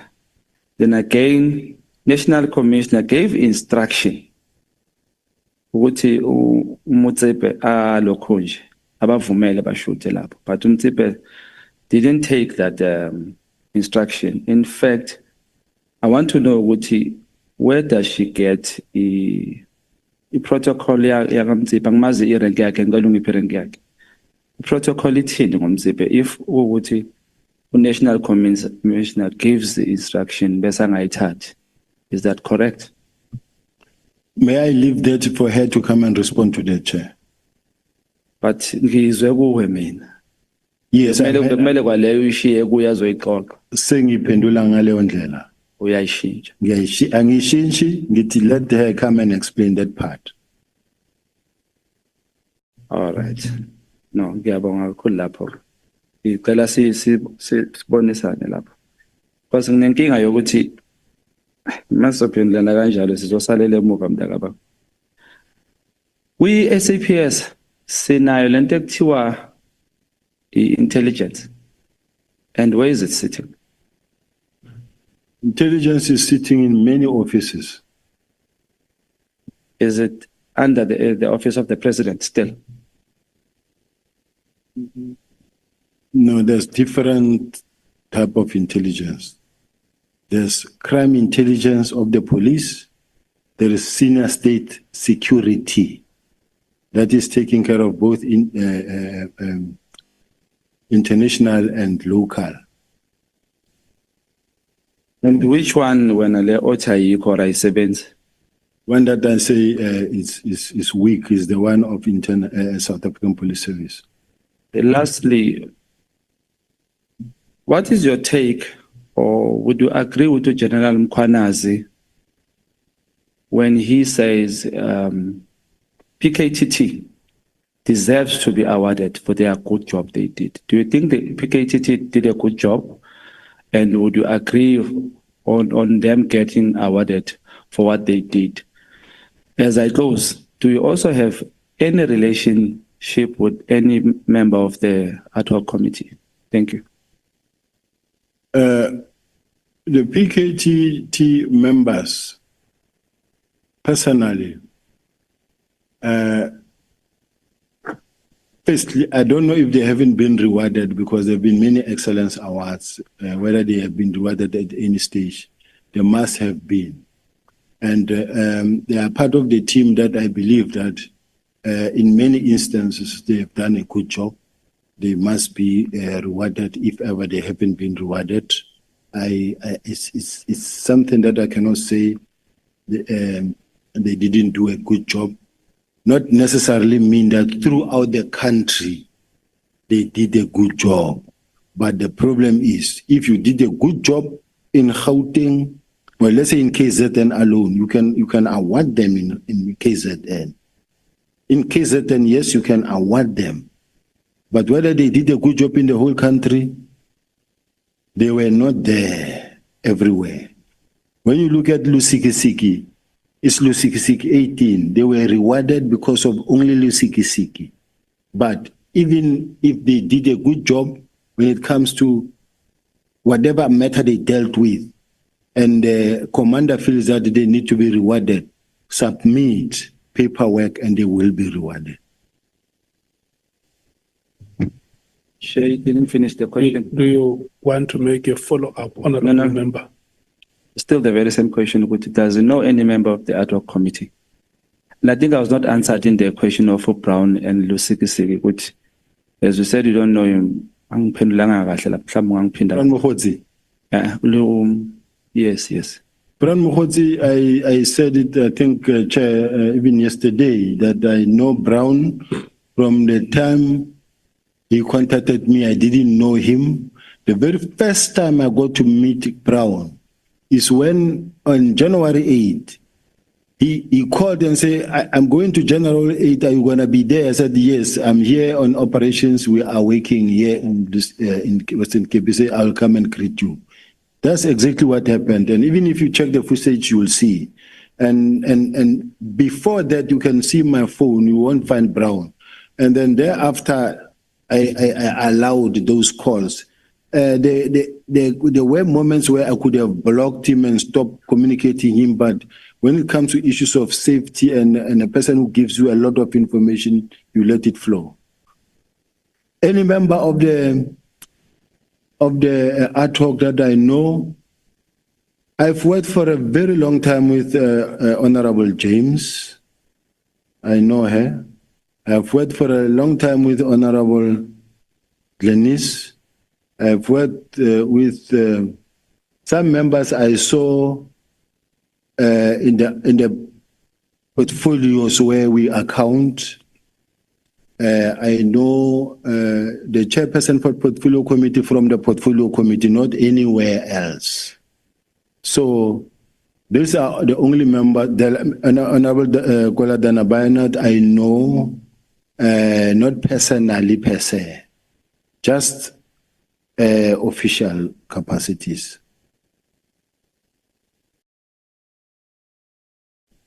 I don't mind.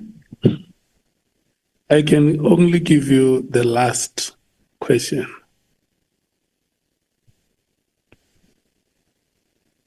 Because abantu balambile, Chair. No, but Chair, let me finish here. Thanks.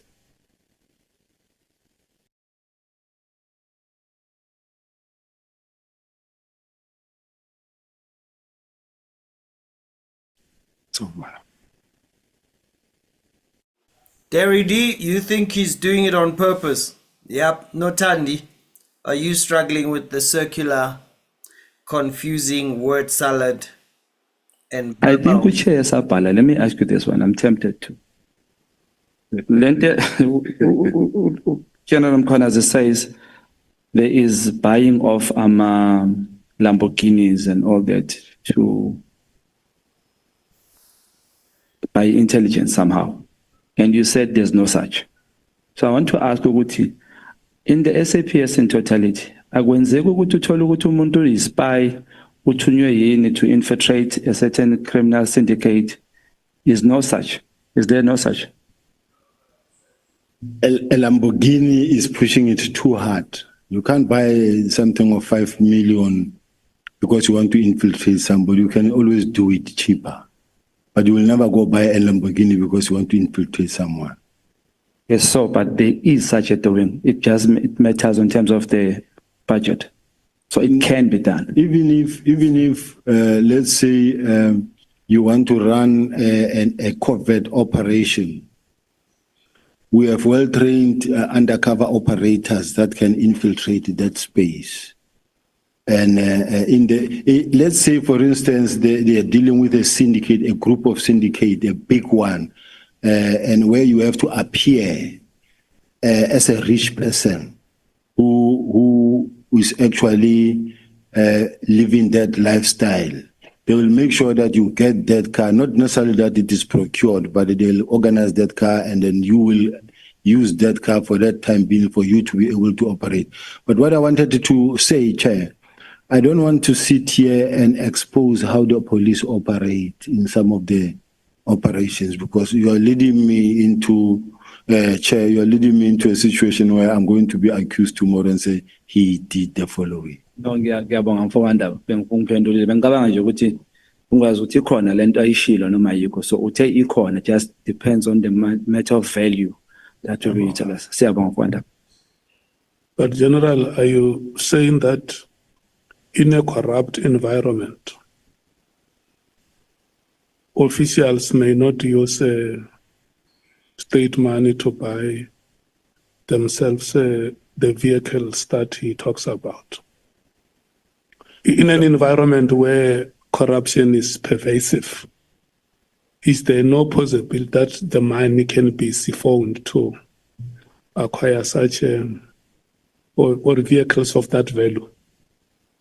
No, Chair. You can't, unless,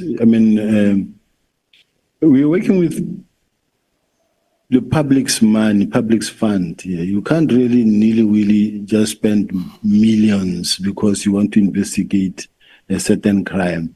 You can investigate crime. Not for purpose of investigation, for self-aggrandizement. And I buy a Lamborghini. Yes, you have access to this purse. There is no monitoring. You have become a law unto yourself. It's not only the vehicles, Honorable Shongwe. He also spoke about people who have acquired farms. And buildings. Yeah, that's correct. So you may have a building that is higher than that vehicle in value. Yes, Chair. And the state money has been used. Yes, Chair. So that is why I'm asking you, because this is part of our probe, the extent of, okay, I must not say that, the extent of, how corrupt activities have been entrenched. Because he says police officials do this and that, and you say, no, we can't. In terms of our operations, if they are covered, we can't buy vehicles of that value. And I'm asking you, in an environment where corrupt activities have become pervasive, is it possible that state money can be used for personal use, where a person can take it and go and buy himself or herself a vehicle of the value that I don't want to advertise that vehicle? It shouldn't be, Chair, and it shouldn't be allowed. Because to start with, there's a way of procuring such a car in such a way that it cannot be traced back to you. And therefore, it is not even known in the system. And what you do with that car at the ultimate end may not be known by anybody. But that other properties have been acquired. Have you heard about that, or do you know about that? I saw it in the papers. I heard about it, but I don't know the detailed facts of it, quite honestly speaking. I just see it from a distance, even myself. And as part of the senior leadership of the police service, when you saw that reports, did it shake you, or you just said, I know, this is what we are used to? Things were reported, but as far as I'm concerned, I'm very happy when things get reported to the platform or forum where they belong. And they were reported to the IG, and the IG conducted the investigation and dived deeper in investigation, consulting with the IDEC or NPA, and they came around a decision whether to prosecute or not. Okay. But none of us were involved in the process. Let's leave it that. Thank you so much, General, and I want to thank you, honorable members. Honorable Adams, we have made it a practice that when we have an honorable member in our proceedings, we introduce them for the public to know that members of parliament also take interest in the work that we are doing. So I take this opportunity to formally introduce you. that you have joined our proceedings today. Thank you, Chair. I thought I was in trouble again. Thank you. Thank you so much. Honorable members, it's that time when we should break. We are coming back at 10 minutes after 14 hours. The Honorable Nomvalo, we have alerted you about his health issues. So when we come back, I'm going to request honorable members to allow him to get through with his questions. And then we will then move to the Democratic Alliance. Yes, let's accept it. It's only for today, Honorable Breitenbach. I have given you the break, honorable members.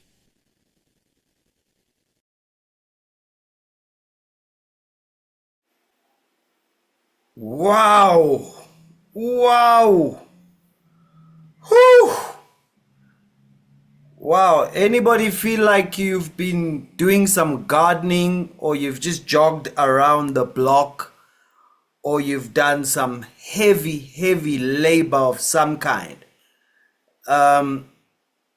Wow. So,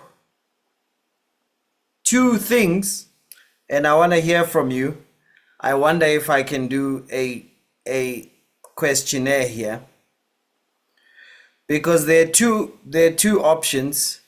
Either the guy just has a funny way of speaking, or he's innocent or wrongly accused, or he's the best manipulator we've ever seen. So, tactics for avoiding accountability. Yeah, Derry D. Sfiso, Ngowes. Tom, Mudutwane, you still here? Ryan Doyle, you still here? PK, you guys are strong. Tebucho Naidu, you are too strong. Dugza, Jolene West, he's talking rubbish. Thug, okay. Mpumelelo Nkala, yo. PK, person of interest shouldn't be allowed, haha.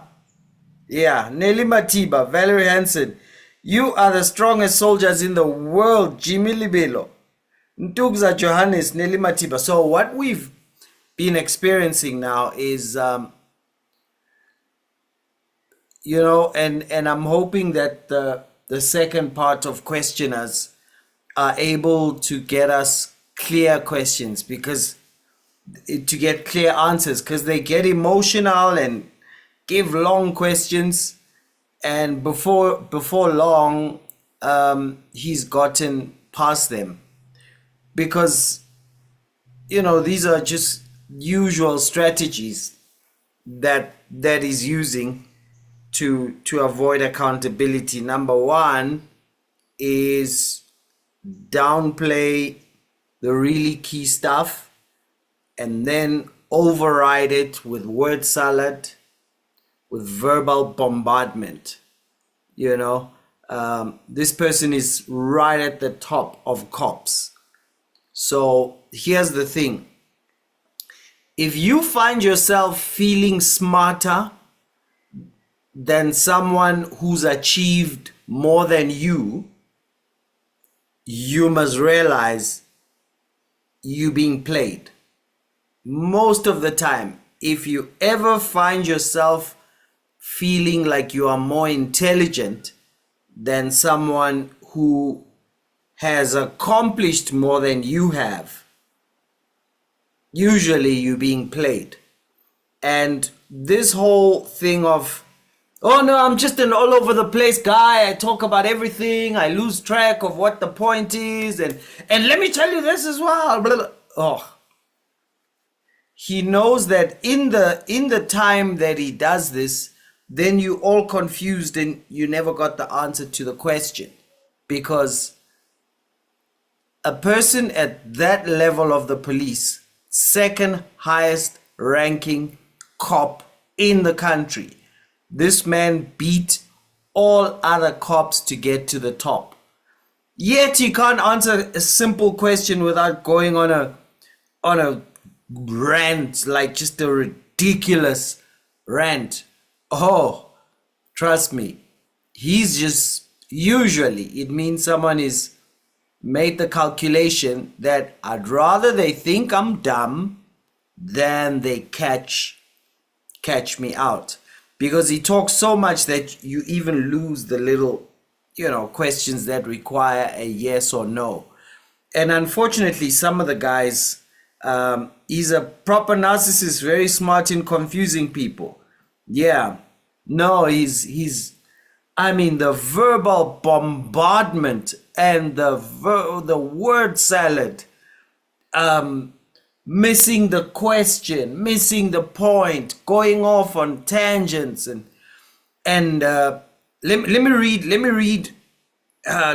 this letter. And then he wants to read a 6-page letter, and he reads it like this. Let me read your comments and see if you're not gonna fall asleep.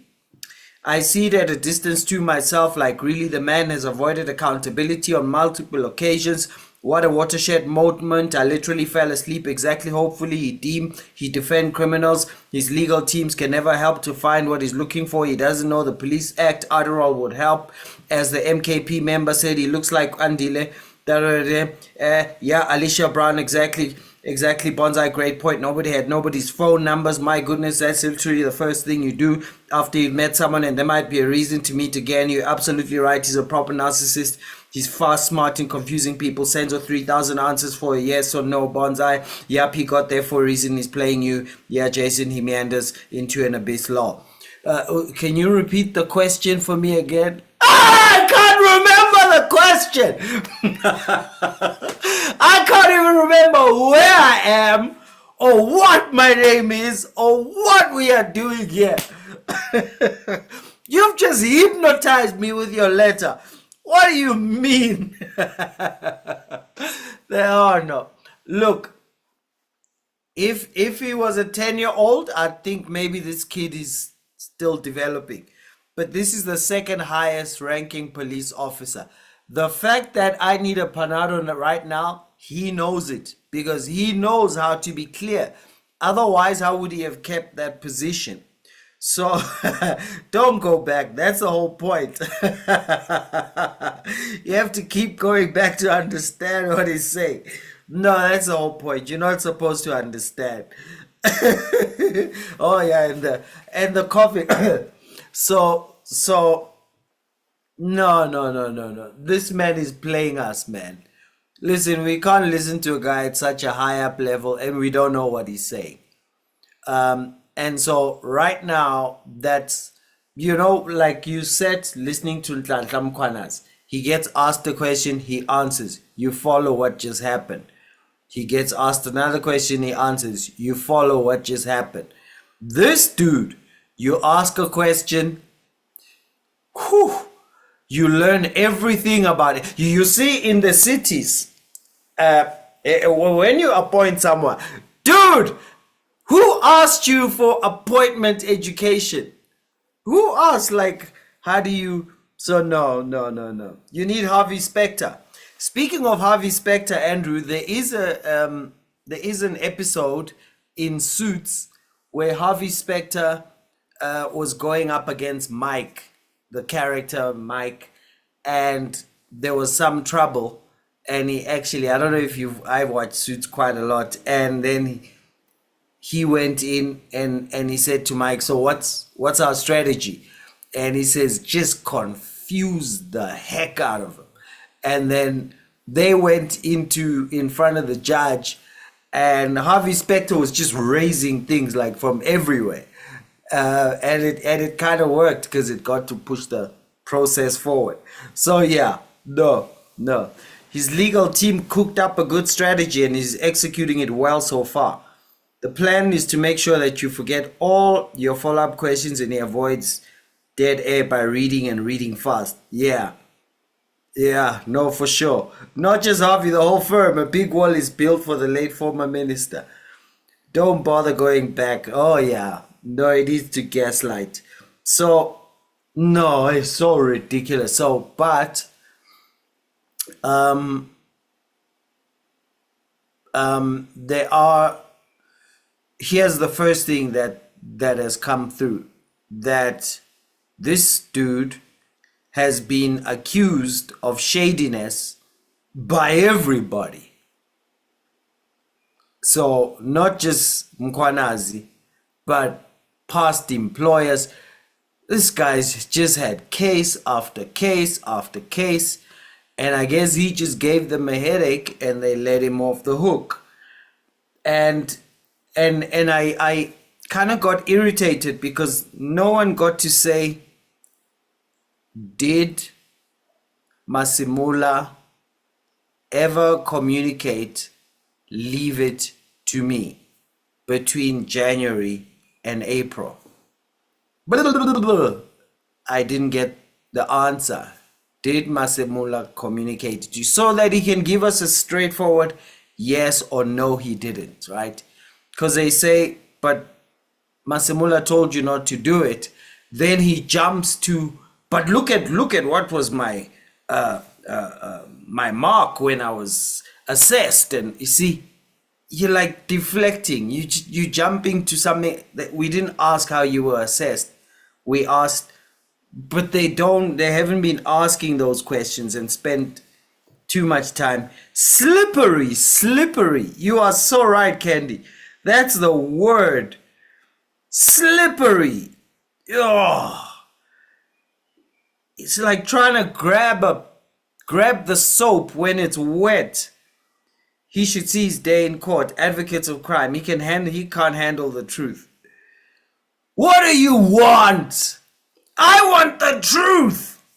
You can handle the truth. Wow. But I've got to tell you, if the trick is exhaust, whew, boy, are we exhausted. I am too exhausted to even say anything. I am so exhausted. So anyway, we'll see you at 2:10. I need to take a nap.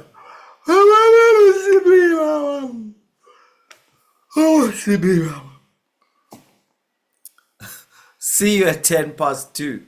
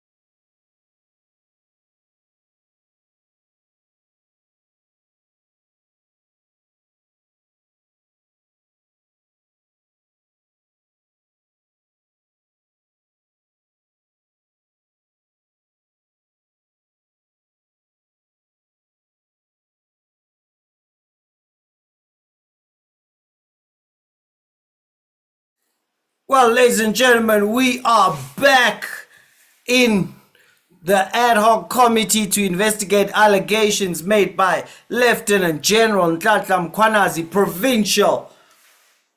Provincial Commissioner, KZN, happening at the Good Hope Center.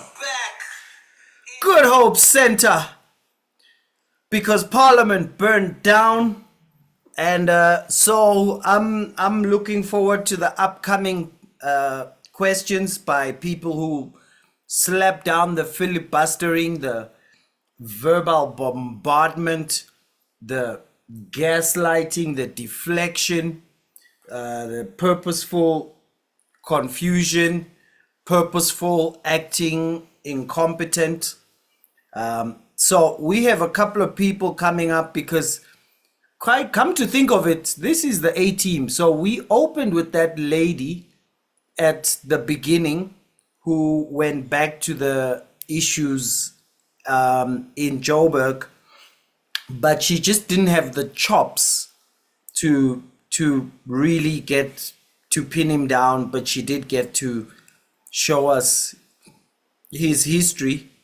And then we had Xola Nqola. Xola Nqola is actually a chairperson of a committee himself, and brilliant guy. He's an ANC MP, but he was brilliant at at least going a level down from story level down to getting explicit yeses and nos that make it clear what this person's actually saying. So he did well. Then you have, who else is there? You have Glynis Breitenbach, who will be coming from the DA. She's an ex-prosecutor. She's seen all of this before. So these games are not going to work so well. She's done enough cases to know how to handle this. You also, from the DA as well, you have Ian Cameron. He's the chairperson of the police portfolio committee. So he comes with the prior ability, just like, was it Shongwe or Kosana? It was Kosana from the MK.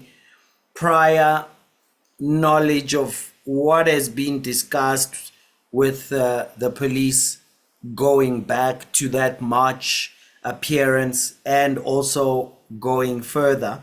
So I hope he'll do well. Who else is here?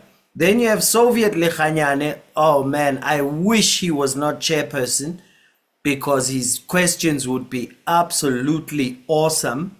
But he's chairperson, and he's not easy to run circles around. He's able to keep his head on straight. And who else is in this committee? I'm trying to remember. There's also, then there's Shongwe. Shongwe was also good. You know Shongwe's, you know how they do. Shongwe was also good of the MKP. Spoke a lot of Zulu. For those who missed some of the things he said, there was one of the questions he asked was, this test, did you pass it or fail it? And then he said, no, it's not the type of test that you pass or fail. So he didn't play that game. So did you pass or fail it? Then he ended up having to say, well, I guess I have to say I failed it. So we have him, but still to come. There's the lady from Action SA that was grilling the police commissioner that first day. What's her name? What's her name?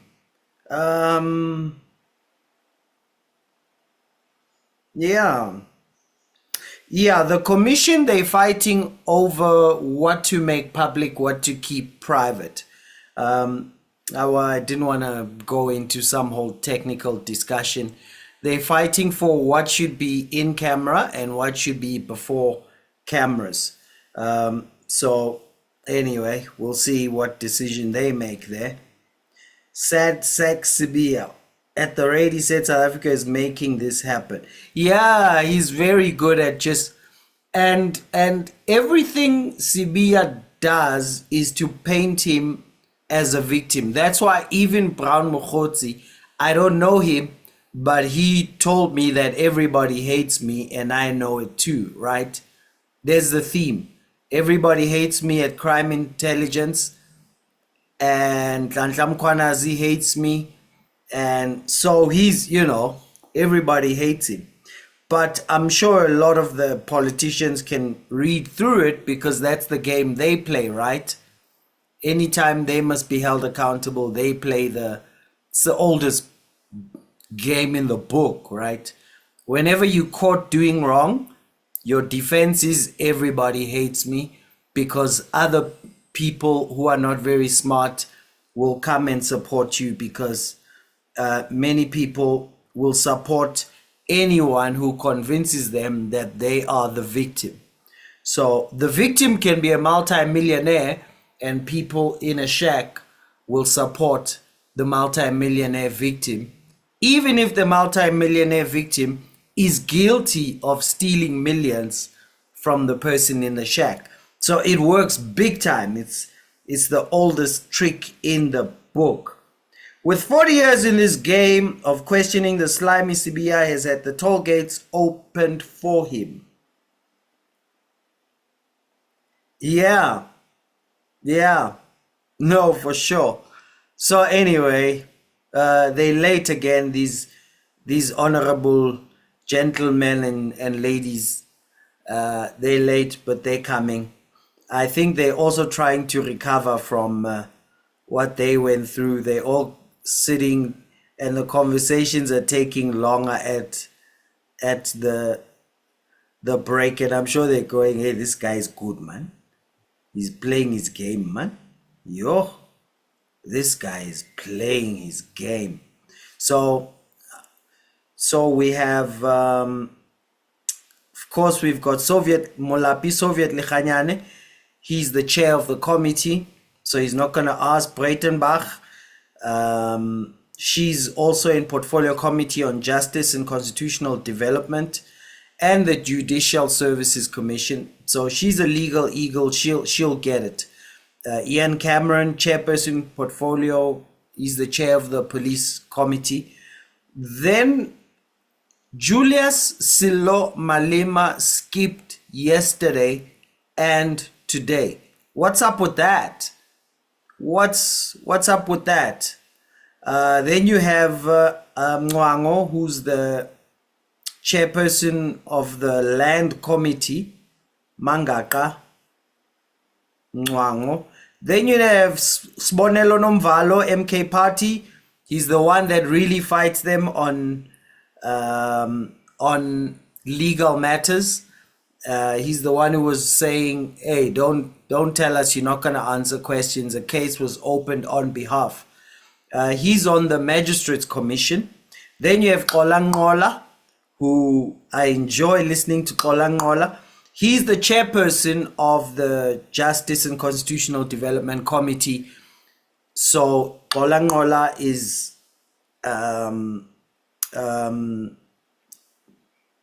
Advocate Glenis Breitenbach's chairperson in that committee. So that's why he's so solid. Then you have Mdumiseni Ntuli, the chief whip of the ANC in Parliament.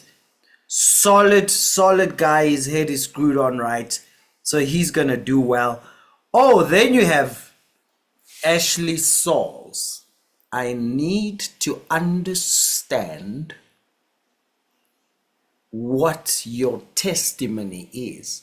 And Sauls does well because he just gets one small issue and drives in, which is what you need for Sibiya, who's going to try and run all over.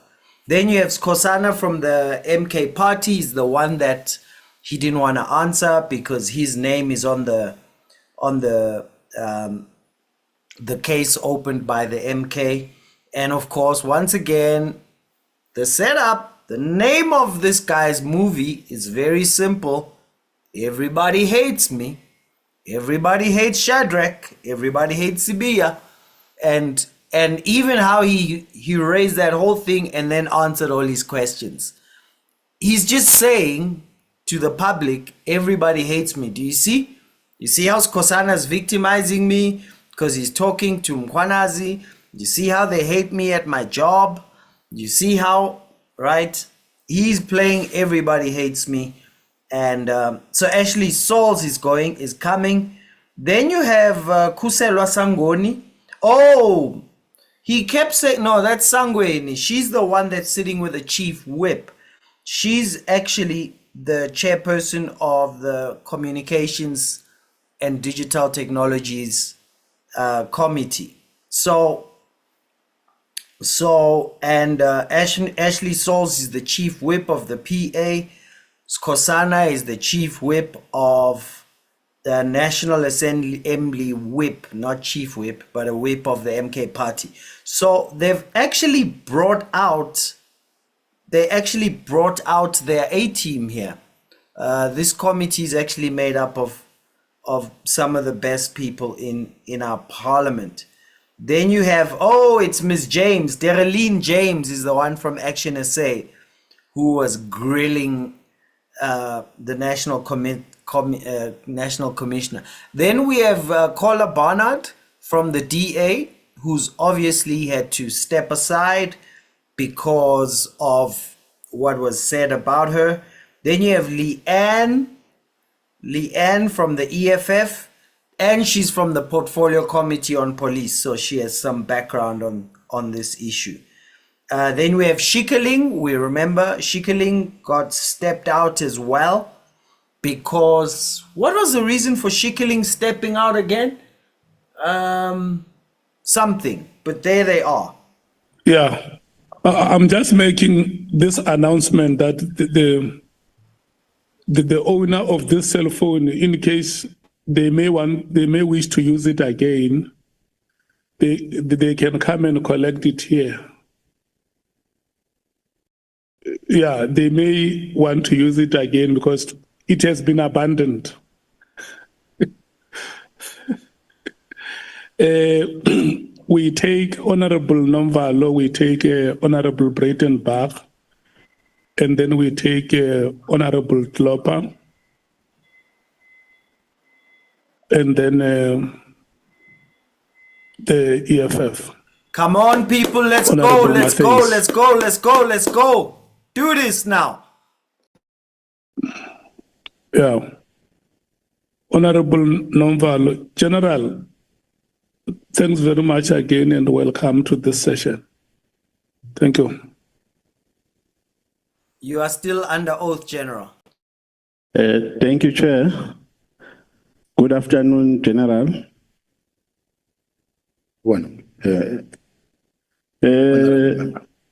General, if there's one thing that you have done exceptionally well during your responses and during the course of your testimony is that you have been making a concession to knowing all the people that are perceived to be rogue and who are perceived to be having questionable characters. I think in that context, I must commend you that to say you have not been evasive. We have agreed that you know them.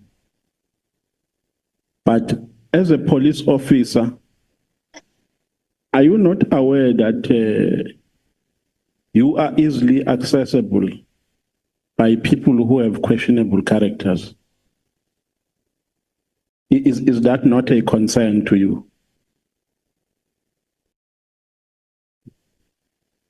Chair, I think if you meet a person or you come across a person who at this point in time, you don't know that this person has got questionable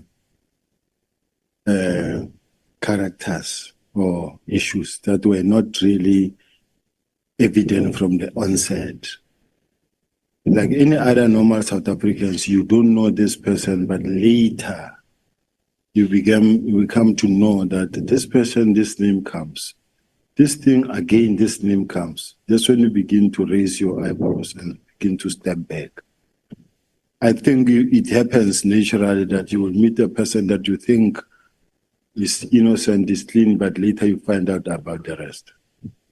No, but even that response is worrisome, General, because you are a police officer. You don't just mingle with anyone. You have an integrity and a credibility to protect. Before you mingle with people, you first investigate their characters. Are you an irresponsible police officer that just mingles with anyone without checking the credibility of such people? I don't think it's fair, General Chair, that every person that I meet, I must investigate. You do meet people, and you won't have capacity to really conduct a background check on anybody that you meet. So it means I must be worried, General, that you can come to my village and mingle with criminals and later come and say you did not know their character. So that is the kind of a police officer, the national deputy commissioner we have in South Africa, who just mingles with people and later come and say, no, I did not know their character. I think, Chair, I've met 98% that is good. But if it happens that you met one or two characters that are actually questionable, cannot take the whole credibility away from me because I spoke to somebody. It happens with all of the police officials, senior managers, ministers, even presidents. It's that you find yourself having spoken to somebody, later that person found himself in trouble. But that shouldn't be brought to your doorstep. No, but the fact of the matter is that you are a police officer and not just an ordinary police officer. You are a general. You are the national deputy commissioner.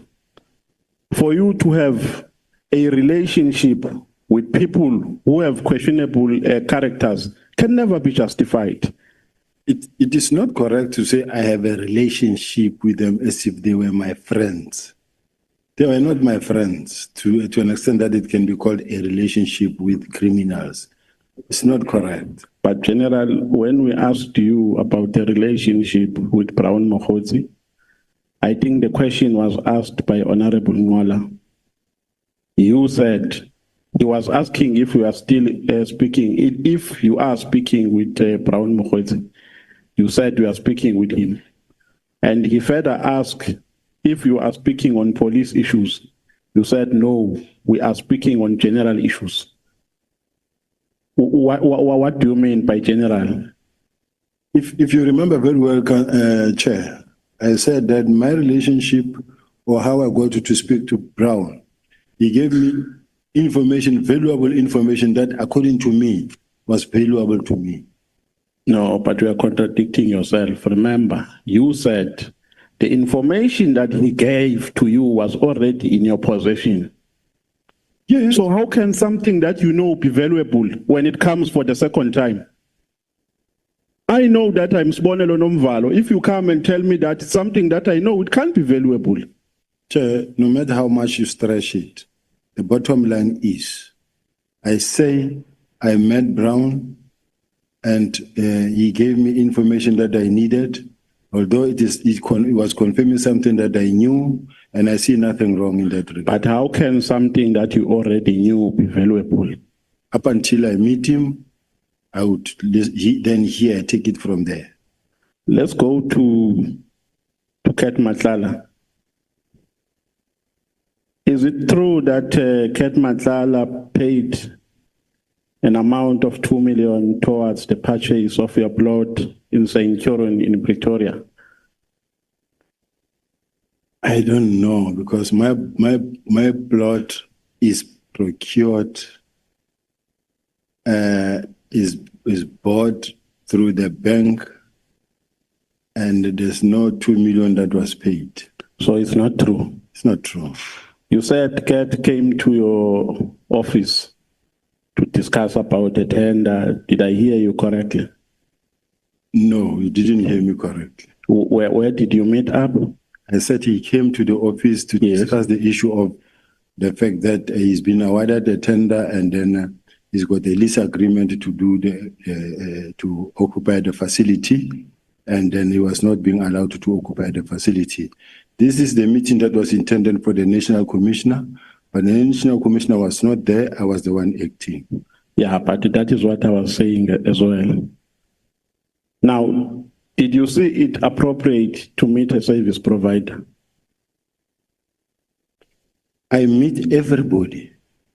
Even if he's a service provider, he is a stakeholder, but at that time, in his capacity, he was more of a complainant. Who signed his appointment letter?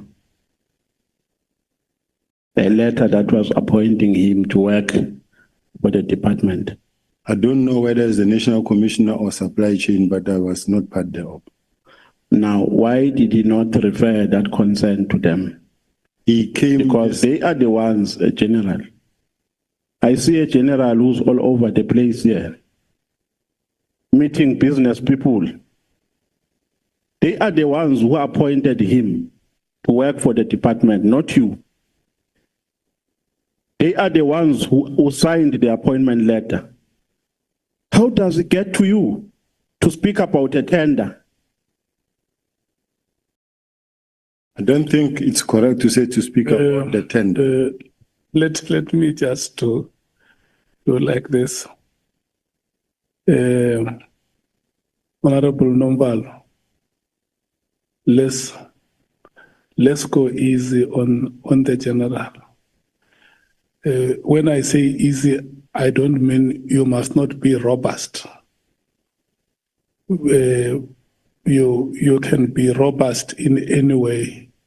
But I plead that we give the general a breathing space. No problem, Chair. Thank you. Point taken. You can respond, General. Repeat the question, please. I was asking, how does a service provider, how do they get access to you in the first place? To come and discuss about technicalities that they are faced with after they have been appointed. I think does it feel in your competence to attend to such issues? It doesn't feel within my competency as the head of crime detection, but when you are the National Commissioner's post, you deal with everything in the police, and I was acting as the National Commissioner. Do you know Bonana Ngwenya? Who is a former Ngwenya? Hey, we have what? You nearly collapsed, dude. Now we can turn him into a witness. Do you know Mr. Ngwenya, who is the former Deputy National Commissioner? I know her. What is your relationship with her? The mother of my child. Where does she work currently? I'm not sure. Did she ever work for a company of Vusmuzu Ket Matlala? Not at all. She has never worked for it? Not at all. Okay. Let's go to the disbandment of the EKTT. You know where my concern is? Just hold it, the honorable number. General, you say the person is in question is the mother of your child, and you don't know where she works. Yes. Okay. She's the one who was actually at some point who lost her job. So I don't know where she's working. Oh, okay. She doesn't live with me. Okay. But you okay, no, it's fine. Let me leave it there. Can I proceed, Chair? Yes, you can proceed. Now, you know where my major problem is, General, with regards to your involvement in the disbandment of the political killings task team, is that you were never involved in its operations.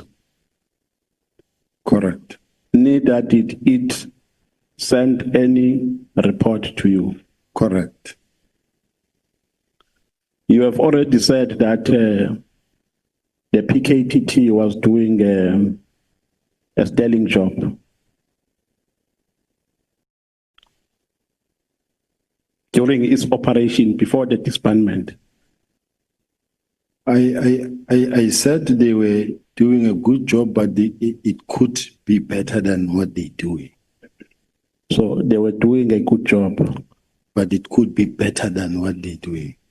You further said that the reason why they were disbanded is because the budget was not enough. You even cited remarks that were made by the treasurer, by the CFO, I mean, correct? No, I don't remember saying they were disbanded because the budget was not. No, I'm saying part of the reasons why they were disbanded. Yes. It's because there was no money that could sustain them. Yes. But that is not in accordance with the letter of the minister. Well, I cannot question that, but that is not what the minister said. I didn't dictate nor contribute to what the minister wrote. No, but General Sibiya, the minister wrote a letter disbanding the task team. You came before this committee and justified his actions. You even quoted what was said by the CFO. You were not just talking for the sake of talking. When you said there was no money to sustain the task team, you were actually supporting the reasons for its disbandment. Even now, I'm still supporting that, Chair. Yes, but I'm saying that is not in accordance with what the minister said. The minister never said there was no money in his letter. I understand that. The minister, the only reason the minister why he disbanded the team on Annexure CB2, paragraph 53, the minister says, open quote, my observation in this regard, as indicated above, is that further existence of this team is no longer required, nor is it adding any value to policing in South Africa. Yes. Now, should we agree that your perspective is not similar to that of the minister? I wouldn't say it's not similar. They go hand in hand. No, remember, General Sibiya, I asked you if the task team was doing a sterling job. You said yes. The view of the minister, when something is of no value, it means that thing is useless. The view of the minister at this stage is that the task team is useless. You further said, no, I'll give you a chance to respond. You further said the CFO indicated financial concerns. So there was no money to sustain the team. So your reasons are not the same. Remember, I have given more reasons. The minister may not have written all the reasons, or may actually summarize all the reasons in one sentence. But in my case, let me read you this letter from the National Commissioner statement. No, before we go to let's finish the minister and your version first. I will allow you to read the commissioner statement. The point here that I'm making, General, is that because there is nowhere where we can find the views of the minister in this regard, except in the letter. And we can't quote things we do not know because the minister will come here and say, but I never said that. What I said is here in the letter. Your reasons are not similar to that of the minister. Why is it so difficult to accept that? Remember, we don't have different reasons to disband. The minister gave a directive which has been complied upon by all. What I motivated myself comes from me, not from exactly my point. Yes, and yes. The two are not in competition. No, they are not, absolutely. Yes.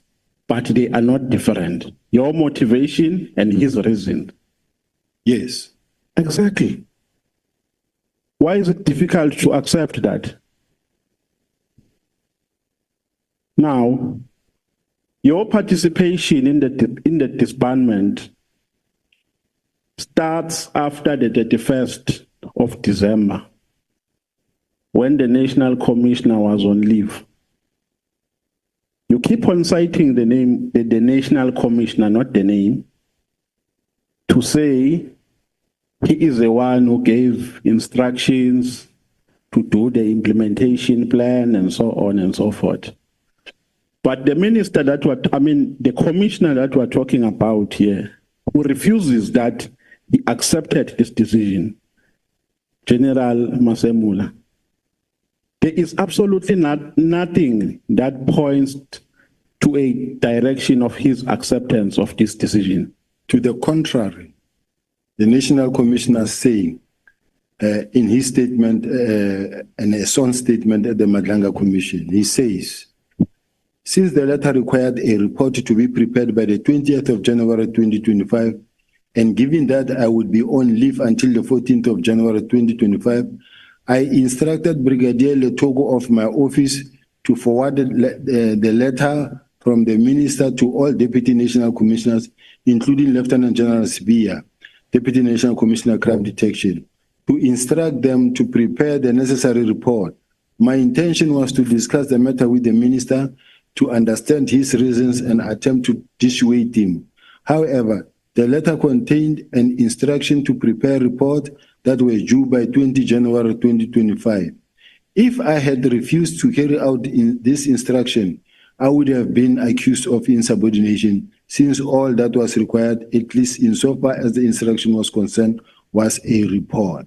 So now this says, or this tells us that the National Commissioner agreed and he complied with, because had he not done that, he would have been he was going to be accused of insubordination. So the minister, the National Commissioner, for all intents and purposes, he agreed. No, but you were drawing an inference that he agreed because you started to make a reference to a January letter, email rather, that was sent from his office by the Chief of Staff. At that time, the commissioner was on leave, right? Yes. There was an acting commissioner. Correct. So by the time the national commissioner came, processes of disbanding, leave the implementation apart because that is another phase. Disbanding is a phase on its own. You can't use what happened on phase 2 to clarify what happened on phase 1. Are you aware of a process that unfolded during the disbandment of the PKK before we go to January? Yes, I'm aware. How was it disbanded? The process that was followed that I know of is the letter that was received from the minister on the 31st of December that was sent to the office of the National Commissioner, and the National Commissioner further forwarding that same letter to my office with a directive that I must communicate same to the team. And the team also started reacting or acting on that, leading to a presentation that was presented before Parliament. And before Parliament, this is where they explained that the test team has achieved the purpose for which it was intended for. All the districts in KZN have stabilized except the Etiquette district. And as a result, we are now going to be phasing out. And in phasing out, we'll start 3 phases. The first phase being to deliver the dockets by the 17th of March. And that happened. And as a result, by the 28th of June, of March, a handing over was done between the 2 divisional commissioners. General Kumalo is the one who went and fetched the docket, handed them over to General Sintumule, as per the arrangement.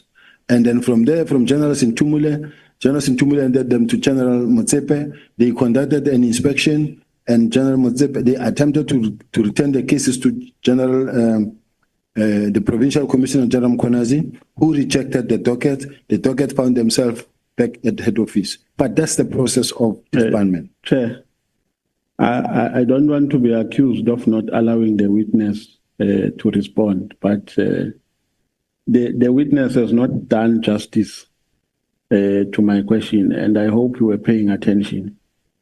The question that I asked from the witness is, what is a process that was followed before the letter was issued on the 31st of December? Now it tells me about what happened after the 31st of December. I'm talking about processes that unfolded before the minister took a decision to disband the team.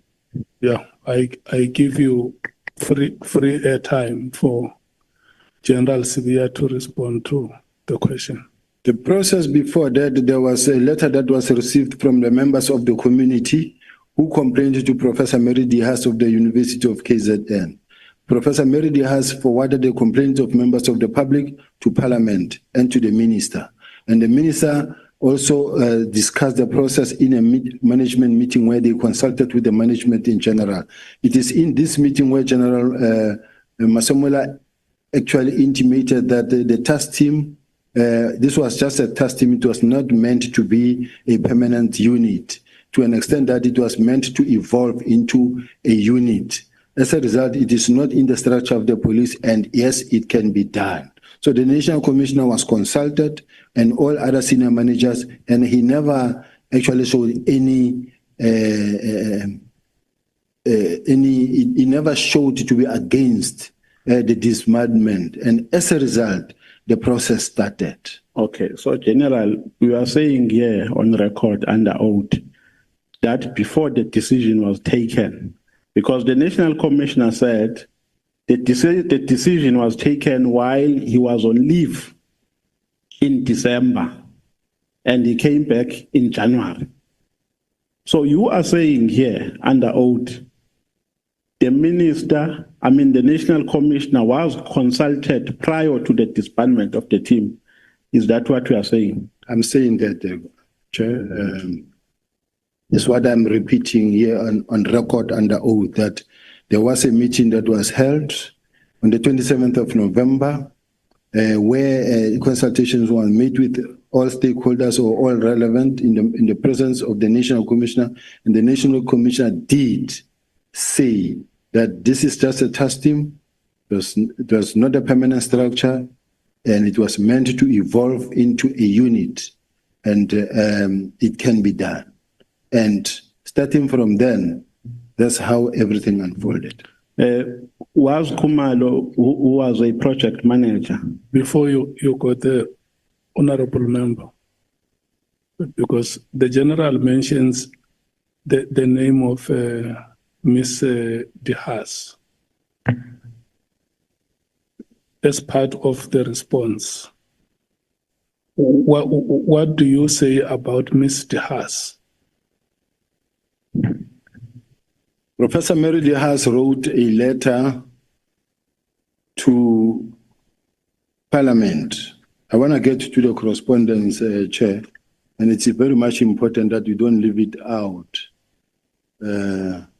because it is what happened.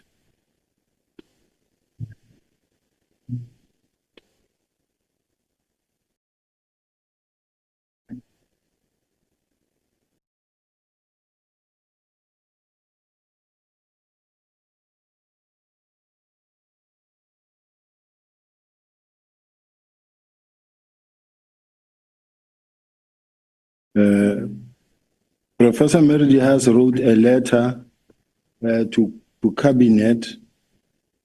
Do we know which is it? It's 93. 93.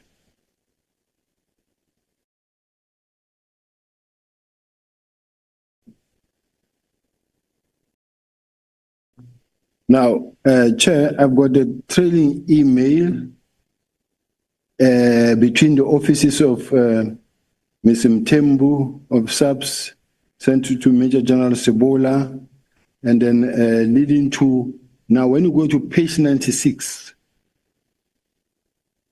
of the bundle. Chair, will you allow me to read the statement from the members of the complaints that were sent to Professor Mary Dihas? And then Professor Mary Dihas document. Can I come in as a person who asked the question? Yeah. I'm really not interested in the substance. I just wanted to know if the complaint is there. Okay. I'm satisfied if the complaint is there. I can move on. Thank you. You can then go to the question on General Kumar.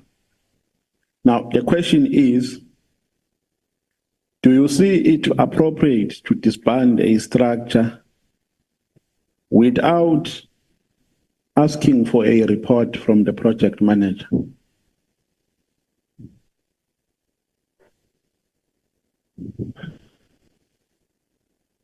General?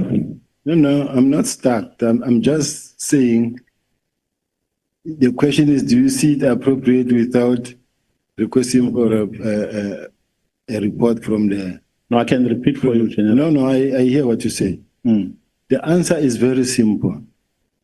The instruction as it came from the National Commissioner, it said, prepare a close-up report, communicate the same to the team, and prepare a close-up report. No, General, that's why I wanted to repeat for you, because we are not answering my question. Prepare for a close-out report is in a letter that disbands the task team. I am talking about a process that was supposed to unfold before the disbandment was effected. Do you see it appropriate to disband a structure without getting a report before you disband from a person who was tasked to be a project manager? Chair, please protect me here, because I'm going to answer the same question. The instruction from the National Commissioner says, DNC, as directed, you are requested to communicate the same to the team and to prepare a close-up report by the 14th of January, and for the minister to get this on the 20th. Now, the close-up report is exactly what the honorable member is talking about, because the close-up report, the only people who can prepare a close-up report is General Khumalo. Even when you go to the meeting on the 6th of March, where General Khumalo presented before the minister, and when you look at the very last sentence, paragraph in the action plan that is actually produced by him, it says prepare the close-up report by the 31st of March. General Khumalo, who is the project manager? Chair? Yeah. Can I clarify my question? Maybe you will assist me with interpreting it. You don't have to clarify, General Sibiya. Yes. If a member asks you one question 3 or 4 times, you have the same answer. You just give the same answer. Yeah. Okay. No, Chair, I think you are making a mistake now, because you are prescribing how he should answer. No. And I'm responding to the point that you are saying he needs protection. I am the one who needs protection here, Chair, because my question has not been responded to. That is why I'm saying, Chair, it means we are not following my questioning. The question before the general is, was the project manager consulted before the decision was taken to disband the structure? Now he says, in a letter, and the letter that he talks about is a letter that disbands the structure.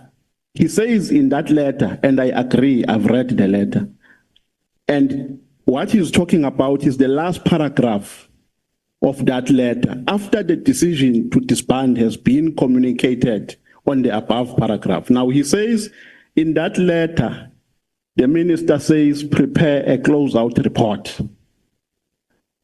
The questioning I'm asking, Chair, is a question that relates to a consultative process prior to making a decision, prior to arriving to a conclusion that indeed there is a need to disband the structure. I agree with you. After you asked him a question, he appealed to me to protect him. But I also appeal to you to protect me, Chair. Okay, let me protect both of you. Both of you are protected. I'm leveling the playing fields. Can you please restate the question and we hear what his response is? Should I rephrase? Restate it. Okay. My question, General, is before the decision was taken on the 31st of December, in a letter that was signed by the minister. In that letter, the minister disbands. In the same letter, he says prepare a closeout report. So that is after the disbandment. Prepare a closeout report after the disbandment. Now the question is, prior to the disbandment, was a project manager consulted in order for the minister to arrive to a determination that there was a need to disband the task team? That is a response that can be provided by the minister and the national commissioner. At least that response is better than the first one, Chair. Was General Nhlanhla disbanded? Informed? I don't know. The provincial commissioner? I don't know. Should we not be worried here, General, that you become so active in executing a wrong decision? Because you came after the decision was taken, and the manner in which the decision was taken was wrong because due processes were not followed. Should we not be worried? I don't think so. The same way the National Commissioner mentioned in his statement here that had he not carried out the instruction, was going to be discipline for insubordination. Now, in this case, if it is the office of the National Commissioner that invites me into the process, there's no way I could not participate after being ordered by the office of the National Commissioner to participate. I didn't jump in on my own. I was invited in and directed by the office of the National Commissioner. May you please be specific that at that time when that instruction was given, the National Commissioner was on leave. So in office, there was an acting National Commissioner. Chair, I don't know if I'm allowed to respond like this. That doesn't change anything. If the National Commissioner is on leave, as the National Commissioner of the South African Police Service, he remains responsible and accountable. And if there's an acting National Commissioner, has got the powers to carry out the mandate of the National Commissioner. But the bottom line is, there's a letter that come from or out of the office of the National Commissioner directing the Deputy National Commissioner to act. Now, that on its own, it's a complete instruction. So according to your logic, General, it's permissible for a person to give instructions while he's on leave, while there's someone acting. It happens in their office. It happens. Then why people are acting if a person can do the work while you're at home? It happens. If you are the National Commissioner and you think of something that you want happen, you will give an instruction and it will be complied with. Nobody will say, no, but you are on leave, you can't tell us anything. So are you not worried, General, that there is nothing written or signed rather by the National Commissioner? Because the gist of the bone of contention here centers around a question of acceptance and a question of whether the minister consulted before he took the decision. And the position of the National Commissioner is that he did not accept the decision. That is why I'm saying, when you say the National Commissioner, be specific that at that time the National Commissioner was not in office. So if you received a letter, you did not receive it from Masemula, the current National Commissioner. You received it from a person who was acting at that time. Now, are you not worried that Even after the minister came back to work, you gave him a plan and he did not sign it. Can I return back to the page that I just read, Chair, where the National Commissioner says, I instructed Brigadier Letoko of my office to forward the letter from the minister to all deputy national commissioners. This comes now from the National Commissioner. So the fact that he's on leave falls away. Which letter is that? May you please refer me to a letter? Which annex? Now it's Madlanga Commission statement on Masamula, page 34. I don't have a Madlanga document. Maybe the evidence leader can assist. But the National Commissioner does accede. He says, I instructed Brigadier Letoko of my office to forward the letters from the minister to all deputy national commissioners, including Lieutenant General Sibiya Crime Detection, to instruct them to prepare the necessary reports. My intention was to discuss the matter with the minister to understand his reasons and attempt to dissuade him. However, the letter contained an instruction to prepare a report that were due by 20th January.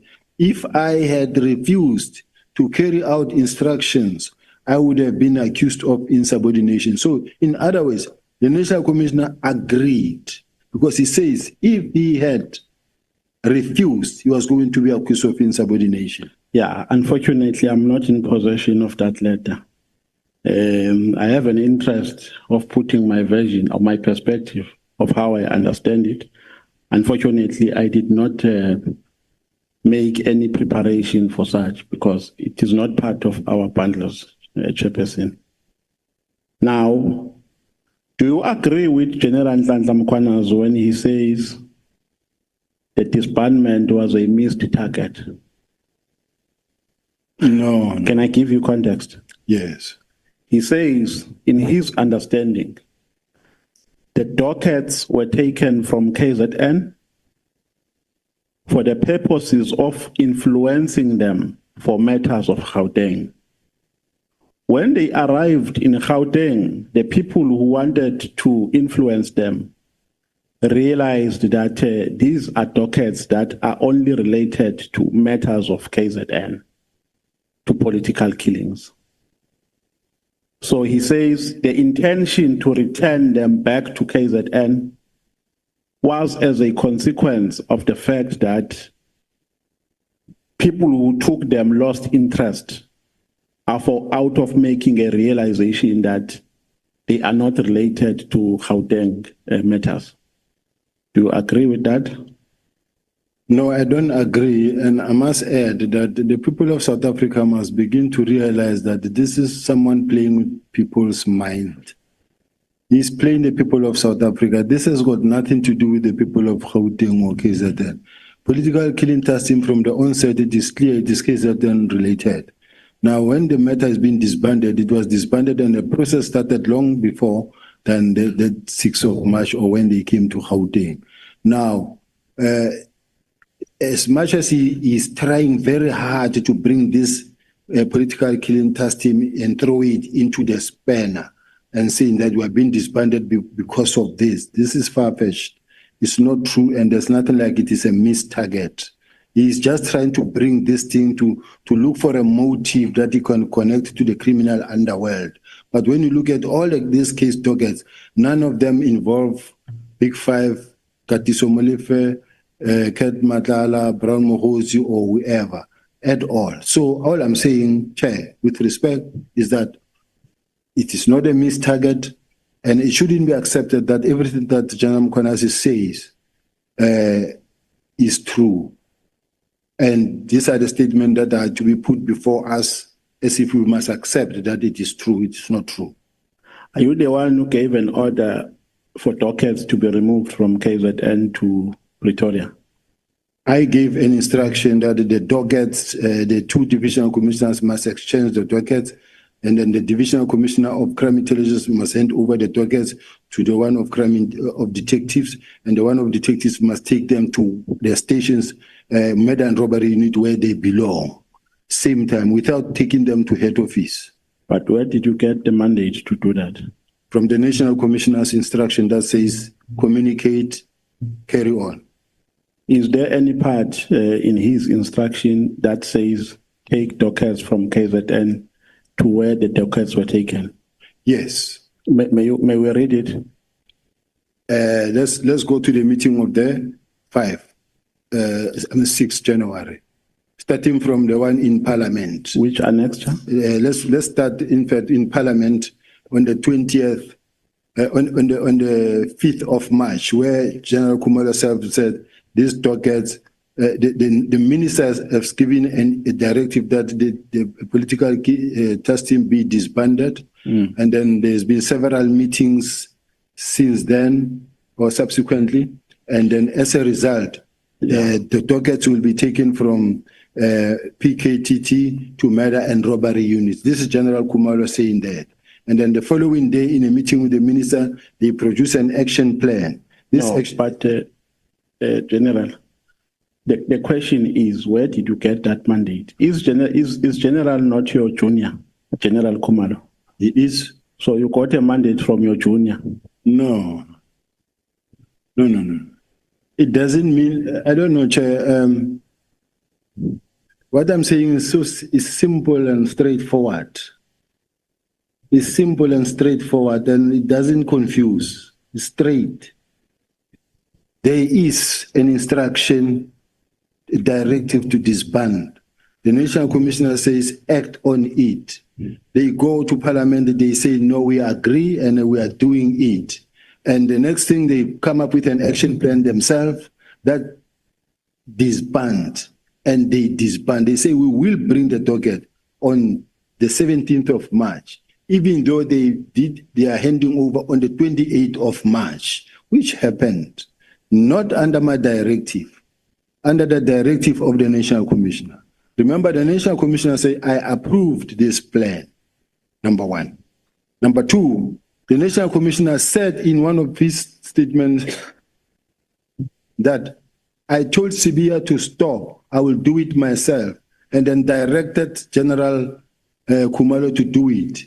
And he said from then onward, he told them to leave me alone and ignore my communication. And then from there, since then, his communication took precedence. So henceforth, whatever that was happening is the precedence that come as a result of the National Commissioner's instruction. In other words, everything that was happening, flowing therefrom, it was the National Commissioner's instruction. That is why they could come up with their plan that says, on this day, this is what will be happening, and this is what happened. Yeah, but you were pointing me to a letter with an instruction to take dockets. We were still perusing. Firstly, let's still start again on the document that I read that says, Minister Mkunu which document, General? This one is the minutes of the meeting on the 27th of 4th, meeting with the minister and the executive. Annexure?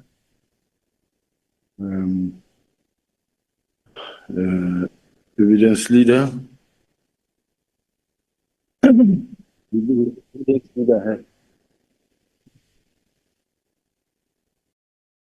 I'm told, can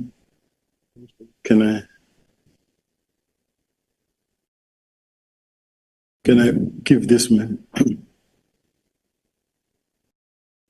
Whilst he's coming, the minister expressed his concern regarding the political killing task team. He suggested that instead of establishing separate units to focus on different types of matters, the organization should consider establishing a single integrated unit under the umbrella of murder and robbery unit. This unit will operate nationally, ensuring a more streamlined and coordinated approach to address such crimes across the country. And General Masemola responds by saying he clarified to the minister that the political killing task team is not a formal unit, but rather a task team. He explained that the primary objective of this task team was to evolve into a dedicated murder and robbery unit. As such, it does not appear on the organizational structure, given that it is temporary structure designated for a specific purpose and not a permanent operational unit. Now, we then followed by a work study officer that was approved by the National Commissioner, establishing the specialized unit such as the murder and robbery unit. Now, establishing the murder and robbery unit. So now, the murder and robbery units were established to also take care of cases like political killing task team, which was signed now on the 5th of June. And the National Commissioner's comment says, the National Commissioner says it must be expedited by the Deputy National Commissioner Crime Detection. So all I'm saying is that there's no resistance whatsoever in implementing the specialized unit that must investigate the political killing task team. Yeah, no, General, I've just read the letter, and there's nothing that says General Sibiya take dockets or give an instruction for dockets to be removed from point A to point B. That is what I was looking for. All right. I want a document, the action plan of the meeting of the 6th of March with the minister, because it says themselves there that the dockets will be meeting between who and who? The minister, National Commissioner, General Musigidi, myself, and the Chief of Staff. Page.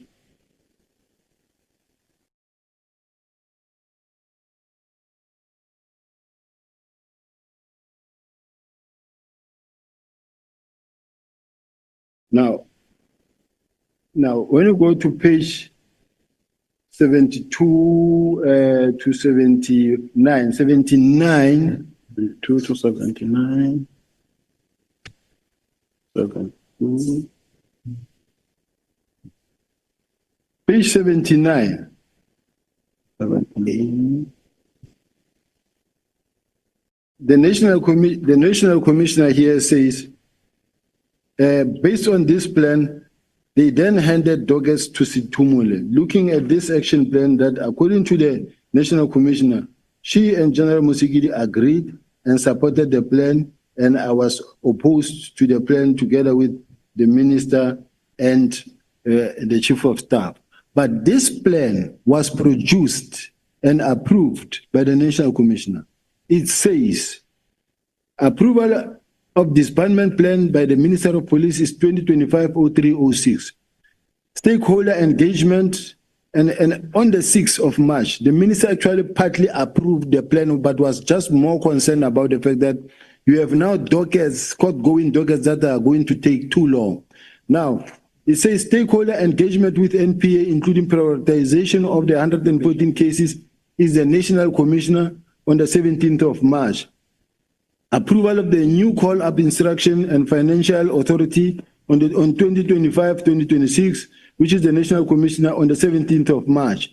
Retaining the case dockets under investigation to KZN and Eastern Cape Project Manager, Divisional Commissioner, Detective and Forensic Service on the 17th of March.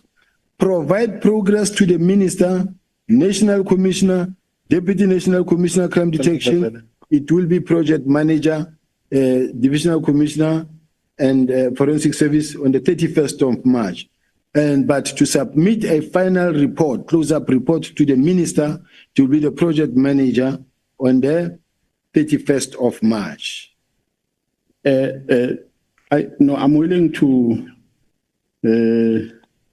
even though I'm not satisfied with the response that we have given so far, but I think we can move on to another question. But before we move on, even if we don't read the entire letter, just go to a paragraph that says, if there is, that gives you an instruction to take dockets from KZN to Pretoria. I just need that only. Yeah. I don't need a context for you to conceptualize and give interpretations of what you understood out of what was written by the commissioner.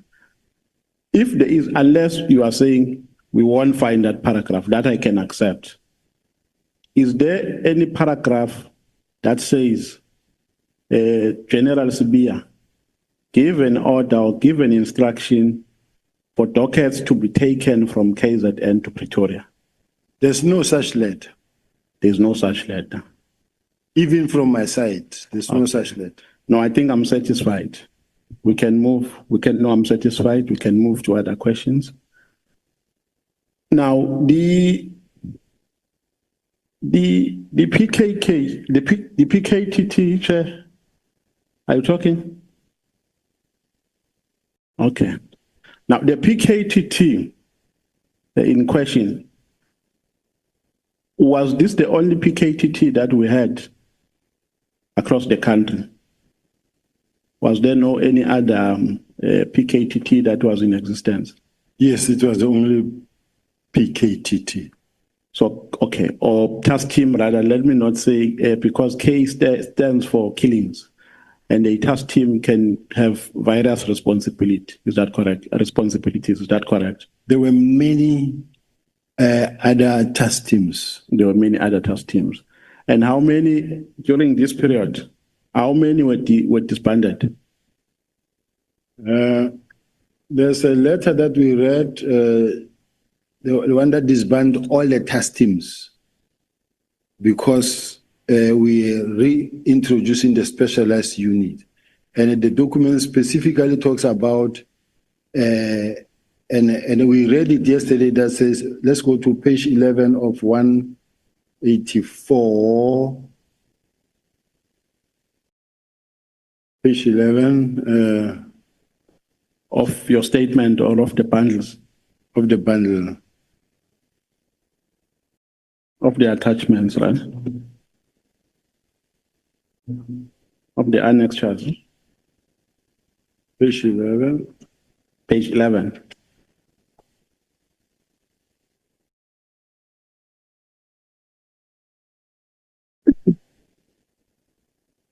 Can I proceed? Page 11? Yeah, page 11. Yes, I'm on page 11.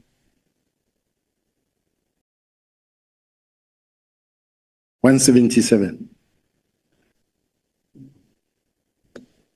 No, it's not here, General. No, General. Which document are we talking about? My bundle, I don't know what you call it, Chair, but it is page 177 that talks about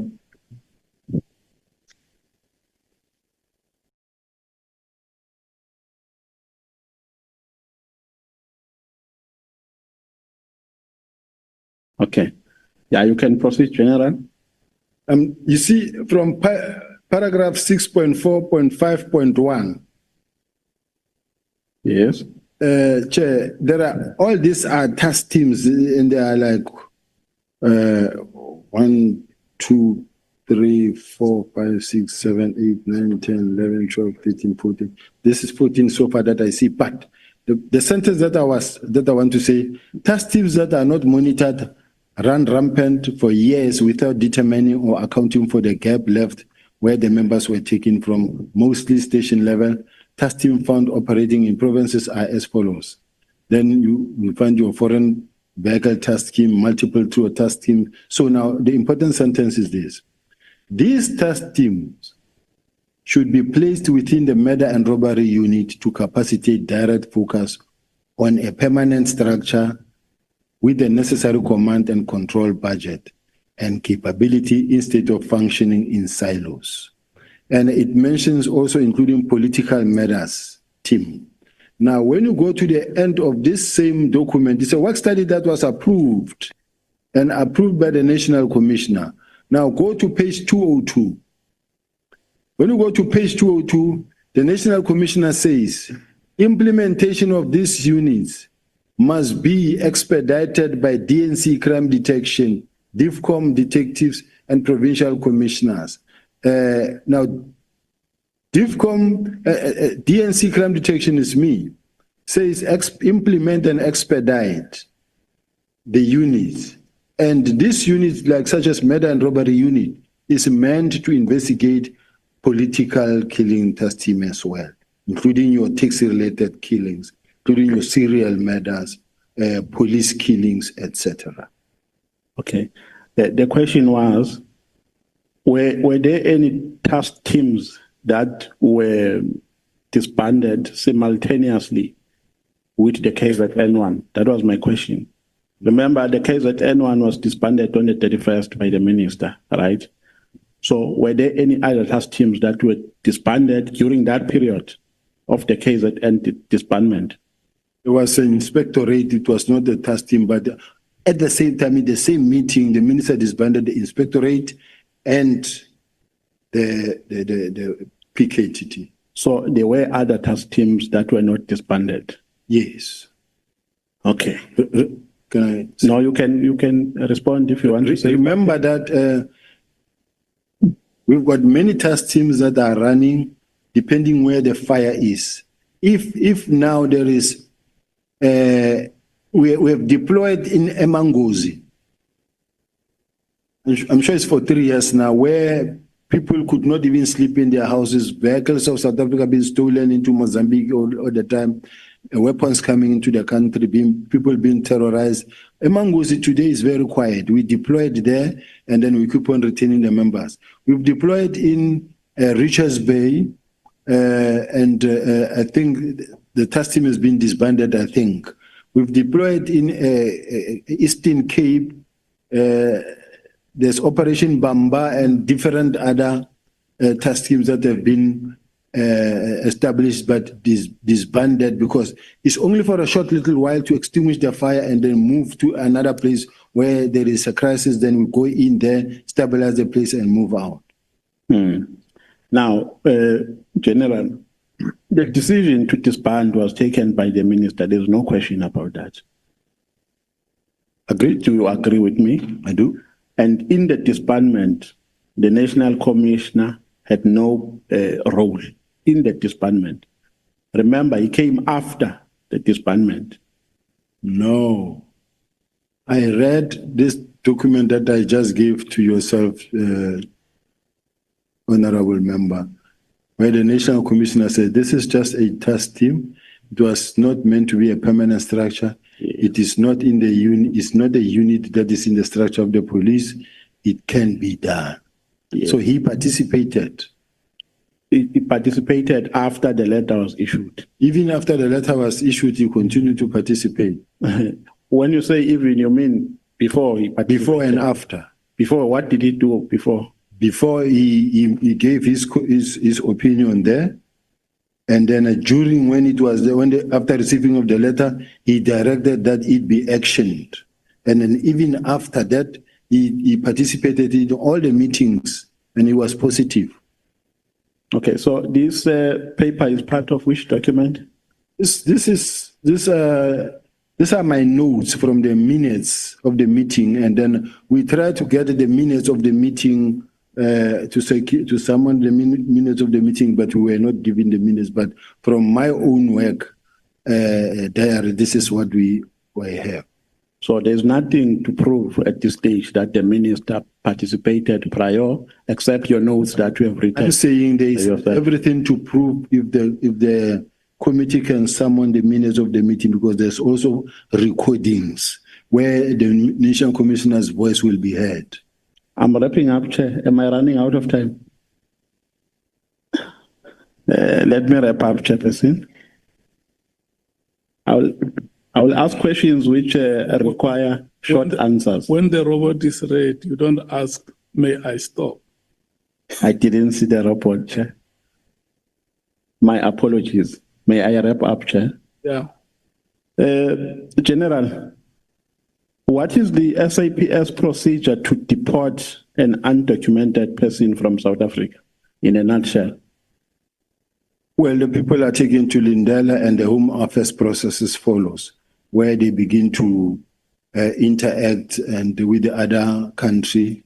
There's a process where the forms are being completed from the police stations that deports the person. Were you the member of the DPCI members who were led by Lieutenant Colonel Maluleke, who were implicated in the rendition case? I was not a member of. I was the deputy provincial head. I was the head of the Hawks in Gauteng, and I was not part of that operation of head office. So I was not part of it altogether. You were not part at all. You don't even know how it happened, how they were deported. I never gave anyone instruction. I never participated. It is just one of those incidents that look like this one. So you don't even know if those undocumented people are in jail or they are out. You have absolutely no. Absolutely no. And they were all, and for your information, Chair, they were all arrested by crime intelligence. And crime intelligence even gave them the letter of commendation for the job well done at intelligence head office.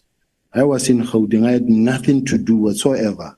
I never even phoned one person. I never signed any document. I was never at the scene, not even once. My name was just used. I appreciate your extra time, Chair. No further questions. Thank you very much. No, I want you to ask the question that you asked on Friday, the 10th of October. And you asked that question to General Masemola. So General Sibiya is here in person. You must ask him that question, which you asked. You asked General Masemola whether General Sibiya is a corrupt. I will corrupt cop. So he is here. You must not. You must corrupt. have the courage. Thank you for reminding me. That question was part of my questions. General Sibiya, are you a corrupt cop? I'm not. You are not. Yes. So all these allegations against you are false and frivolous. False, contrived, and frivolous.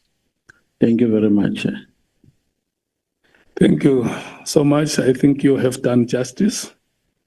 It will not be fair to ask a question like that in his absence, and when he's here, you don't ask him. Honorable Breitenbach, Honorable Nomvalo, in case you feel you may want to be released, you are allowed. Honorable Breitenbach. Thank you, Chair. Good afternoon, General Sibiya. Good afternoon, Honorable Member. So, General, I'm a little confused. I can't. It's too long and too big and too ugly, too everything. I'm a little confused. So, there's all this fuss about this press conference of General Makwenazi. We have a Malanga Commission, we have this ad hoc committee, and everybody wants to get to the truth. If what he says is true, it's a big problem, but it's not information that hasn't been around for years. Unless you've been living under a rock in this country, you had to know most of this, maybe not in this kind of detail, but everybody knew about all of these things. So do you know why now? Do you know if his press conference, General Makwenazi's press conference, was whether what he says is true or not, constitutes a genuine desire to expose corruption and criminality within the police, or is this the manifestation of a battle for power in the police? Is this a battle for the top job when Masemola retires? Personally, quite honestly speaking, Honorable Chair, this has got nothing to do with the 121 dockets and the disbandment of the political killing task team. This, according to me, it's about the succession battle within the police. And why I'm saying this is about the succession battle within the police, I know that in this case, in my case, this whole thing is actually meant to block me from, they know, I had an interview where I was interviewed by one of the radio stations or TV stations and saying, General Sibiya, now that the General Lebeya will be going, are you interested? Are you available? And I said, well, given that opportunity, I will go. And then from there, the media were running saying that General Sibiya has thrown his head in the gauntlet as well, is ready. And as a result of that, you will see newspaper article that says Sibiya versus Musigiri versus Mkwenazi. And then the next thing, what happened is that General Kumalo got arrested. That angered General Mkhwanazi to an extent that he sent a message to one of his friends, colleague, that says, can I proceed there? No. He sent a message of a song of Tupac that says, I'll kill them at night when they're sleeping. Now, he was so furious. And then even General Masemola, to an extent that I began to hear that they feel that I have something to do with that arrest. I ended up calling the National Commission and saying, NASCOM, I don't know about this arrest. Nobody knew. I didn't even expect it because this thing is something that happened within CI. The National Commissioner then said to me, no, you wouldn't have known about this arrest because it's something that happened within CI. Then later, I also got questions from the media guys that says, hey, we understand you're going to be arrested. You will get members who says, don't go to work on Monday. They say you're going to be arrested. Then I go to the National Commissioner, ask him. National Commissioner says, no, don't put me in there. You are not about to be arrested. Then we start working together. We run until the 4th of July, on the eve of the 6th. I get a call from General Mkhwanazi talking to me, asking me whether I'm coming to KZN or not. Then I said, no, I'll be coming, General. But the next thing, Sunday, this is a press conference about me. So, as far as I'm concerned, and in one of these meetings, I think General Mkhwanazi said it in this house, where he said, the National Commissioner was on the doorstep of being arrested. That's why we had to do something. It's a direct admission that this was just a preemptive strike. So the people of South Africa have just been taken for a ride that, no, this is about the disbandment and the docket. Because this docket, we're not gathering dust in my office. I have demonstrated and I still have it, and this committee has got the benefit of being able to call for the dockets.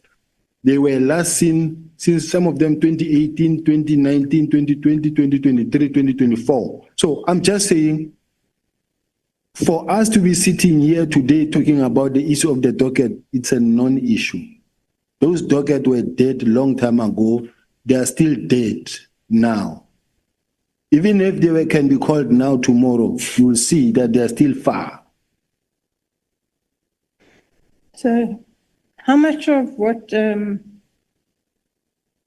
Mkhwanazi told us in his press conference is fact, and how much of it is semi-fact, and how much of it is conjecture? General Mkhwanazi is playing the country and is playing a mind game to the country, and is actually playing those that are prepared to listen to him, because he knows how to play with words and what to say and the things he needs to say and how to say it in such a way that the country get moved. He will say, we are doing this thing for the country and to protect the people of South Africa. Me, I can defend myself, but the people of South Africa, who's defending them? Now he wants to play that he's defending the people of South Africa. Now we will then come and say, dockets were taken by General Sibiya. They are in his office, in his archives. I don't have dockets in my office, in my archive. I don't have that. And then he makes serious allegations in such a way that if someone was to say, General Mkhwanazi, you are the provincial commissioner. The police in KZN received information to go and conduct a search and seizure at Kalagabusha Hospital, Correctional Services. And they went there and they searched. And as they searched, they found drugs. Then someone called General Mkhwanazi, or a call come into the suspect that is being arrested phone, say, give them the phone. And then the suspect give the phone to General Mkhwanazi. General Mkhwanazi says, you stop right there, you stop what you're doing, that docket must be taken there. That's interference. And that's defeating. If it was done by someone else, that person would have been suspended. Just let's compare the fact that he says, when they went to arrest Katiso Molefe, a team was sent from head office to there. He did the same. But there's no crime there. because as far as I'm concerned, what he does, there's no wrong.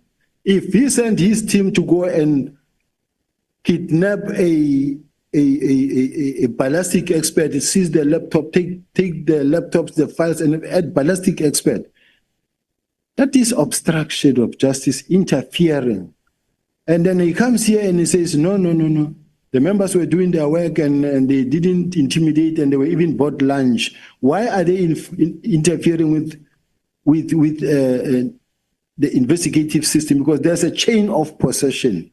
The integrity needs to be preserved at all material times of the evidence that has been collected. Now, I'm sitting with a situation where if there was anybody, if today I can stand up and go and call that press conference, I also used, at some point in my life, I also wore camouflage uniform. Maybe I should also wear one, go make a conference as well and talk things. But I will be fired from the podium same time. That day, on stage, doing that, I'll be gone.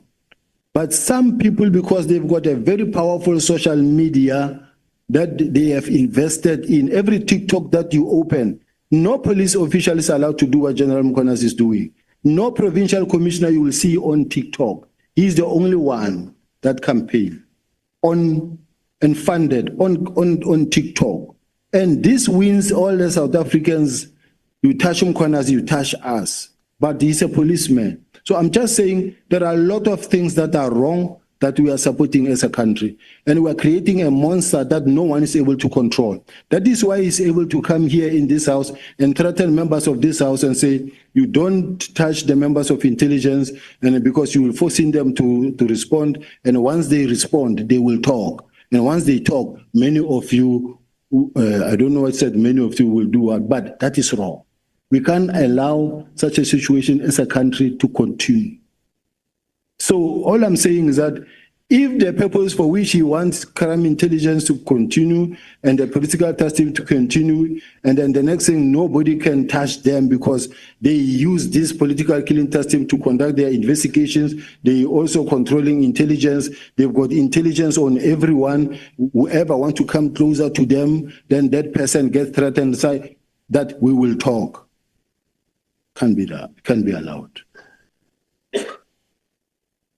General, the political killings task team, by all accounts, was initially quite successful. In the recent past, less successful. So what is all the fuss about? I really don't know, Honorable Member, because we are saying we're building a capable state.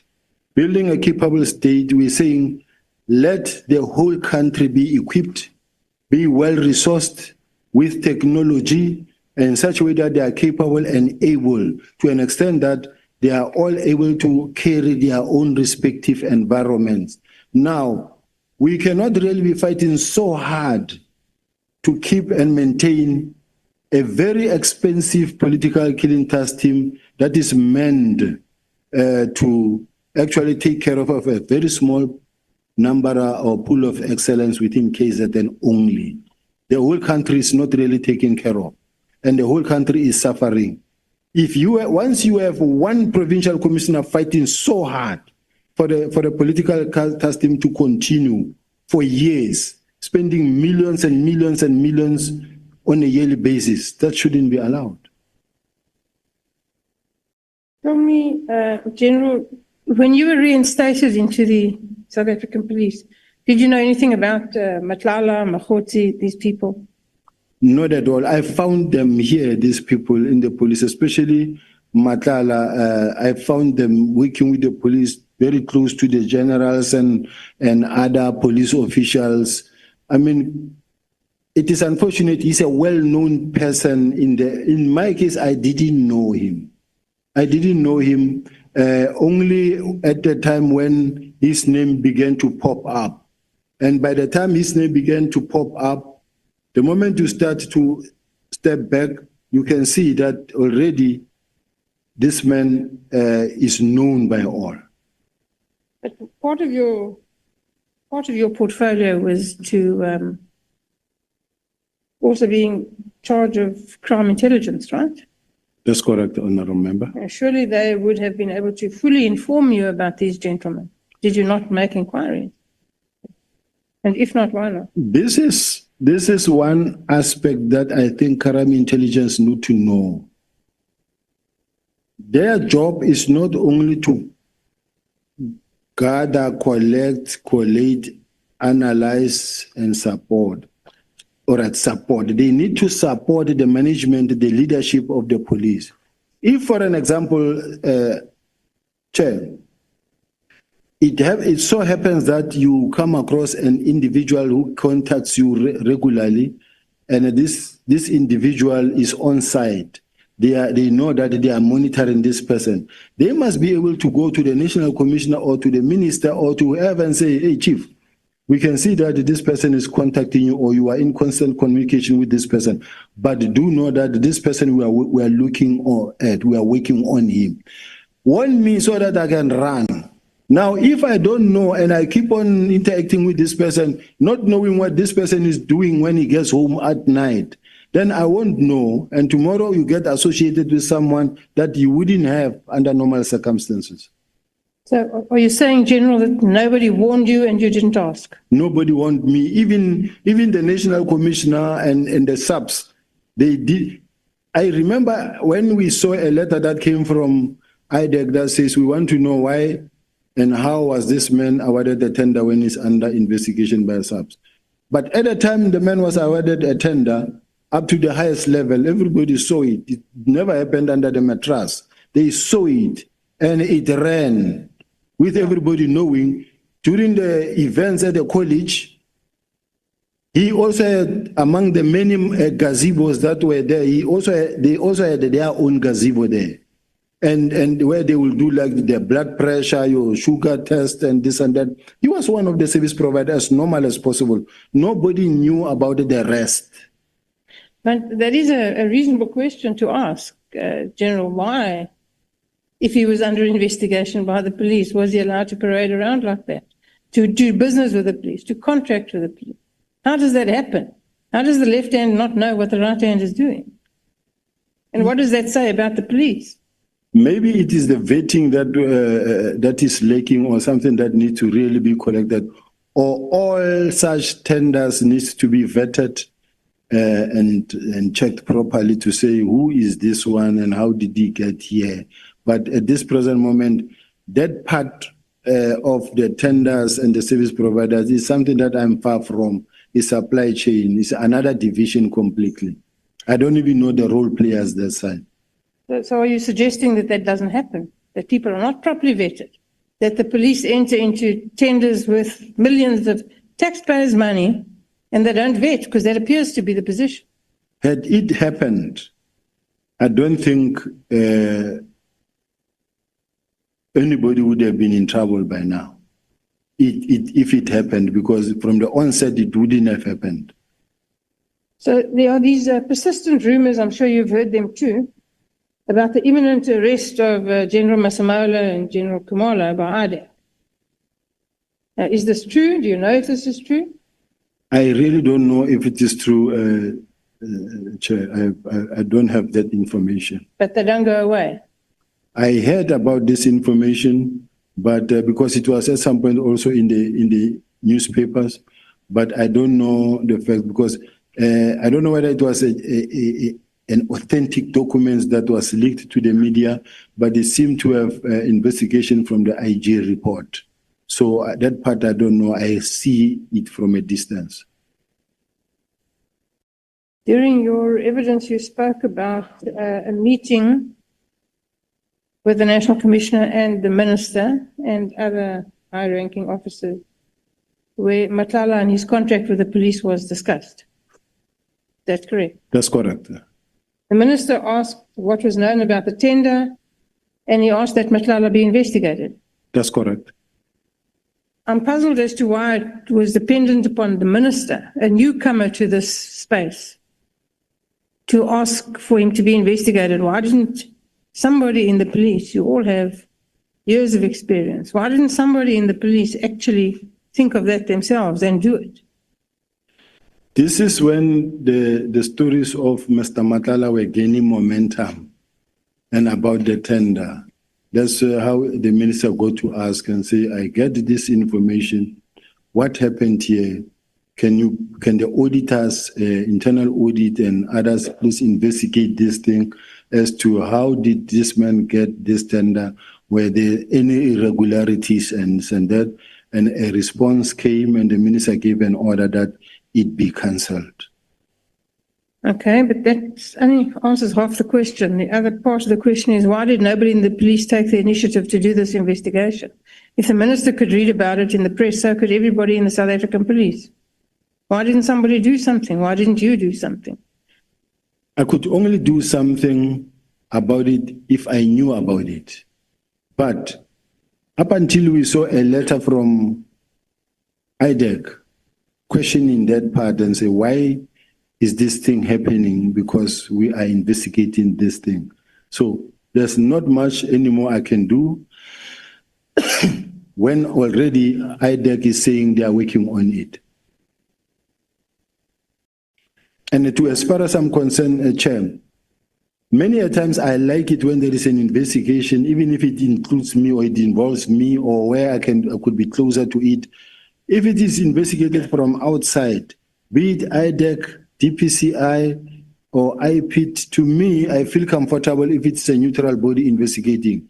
Not these things that we see in the SAPS now, where you find that they let very junior officials are chasing after a deputy national commissioner every day, saying that, no, we are investigating the deputy national commissioner. They've got this excitement of using very junior member to chase after a senior member. I don't know if we were to turn the tide and do the same to some senior top official members, and you set some constables and sergeants to run after him and investigate him and embarrass him. This is not right.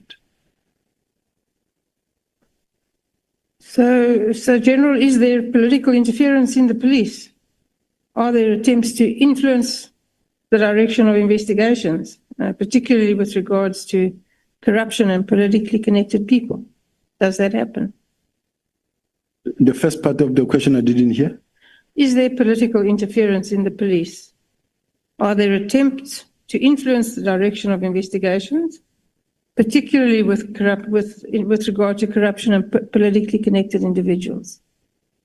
So far, I've never been interfered with from any minister or deputy minister. I don't know of any political interference. And in relation to this disbandment of the task team, I received a directive from the National Commissioner. It is between the National Commissioner and the minister to decide whether there's political interference or not. I'm not talking about the political killings task team in general. I'm talking about in general. In general, are you aware of political interference in the South African police? I don't know of any.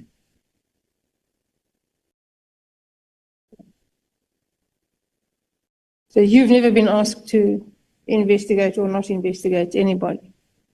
I've never been tasked to investigate anybody, any official from the side of the minister. In your view, is the top management of the South African police capable of running the police in the best interests of South Africans? Yes, they are capable. When I look at the statistics and in the meetings that I've said, where we said as a team, when we're really working and we're working hard, there's a difference, there's hard work that has been done. It is unfortunate that you do have this other people who come in and cause division within the police. Who comes in and causes division in the police? There are people who go and whisper to the minister. Chair, what I want to say is that just after I came back, someone intelligence, they went to Minister Kele. They said, Minister, do you know that you agreed that General Sibiya must come back? And we just promoted him, but you know that he's investigating you. And the minister was very angry and said, but why is Sibiya doing this? Because, I didn't even object that he must come back, but I hear that he's investigating me. At that time, I don't even have a team. I know nothing. And the minister he was not angry, but when I saw the minister, I could see that he's looking at me in a dim view. Then I went to the National Commission and said, hey, NASCOM, what is going on? I hear 1, 2, 3, 4. He said, yeah, it did happen, but I told him that no, it's not true. I told the minister, no, it can't be true. Then they go to the national commissioner. They say to the national commissioner, are you aware that Sibiya wants your job? Is mobilizing for your job? Then the national commissioner woke up at night and he went to see the mother of my child, who's my colleague then, went to visit her and say, hey, you know that Sibiya wants my job? And then I had to write a long message to the national commissioner to assure him that, national commissioner, I've never been in uniform all my life. I've never been a station commander, a cluster commander or a provincial commissioner. I'm not interested to become a national commissioner. Please, I'm interested in the DPCI, but not here. And then he said, no, thank you very much. Please keep it the way you are. And the next thing, it never stopped. It went on and on and on and on, with the national commissioner thinking that I want him out. So don't you want to be the national commissioner?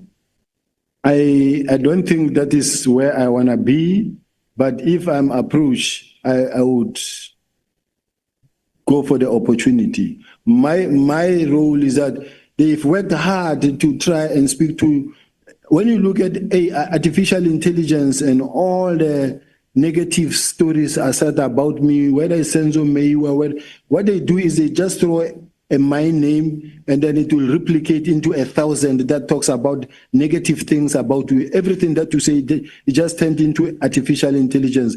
Just to speak bad about my name in such a way that even tomorrow when I have to occupy a position, a consideration is to be made. They will say, this one is too controversial, or this one has a lot of issues. This is the intention. General, I understand that, this process is painful and it's not the first time you're going through it. But this isn't only about you. You understand that? This is about South Africa. And my question to you was, do you think the top management of the South African police are capable of running the police service in a fashion that is in the best interests of South African citizens? And you said yes, but just the state of the country, the level of crime, South African police service is not managing to do a good job. I understand that there are thousands of policemen who go to work every day, and thank God for them, who do a great job. But we're not managing. And something will have to change. We have to do something differently. And what is that going to be? I must indicate, Chair, the National Commissioner of the South African Police Service, the current National Commissioner, is very experienced. And he knows his job. He knows what he's doing. And he knows how to deploy. And he knows how to build a team at some point. He knows how to look at the situation. Let's take, for an example, the elections. And he knows how to plan, put a proper plan together that will actually result into zero incidents throughout the country. And when you look at the statistics, they are green, green, green, green. So I can't sit here and say, no, they are not capable. They are capable. There are challenges, yes, but they are capable.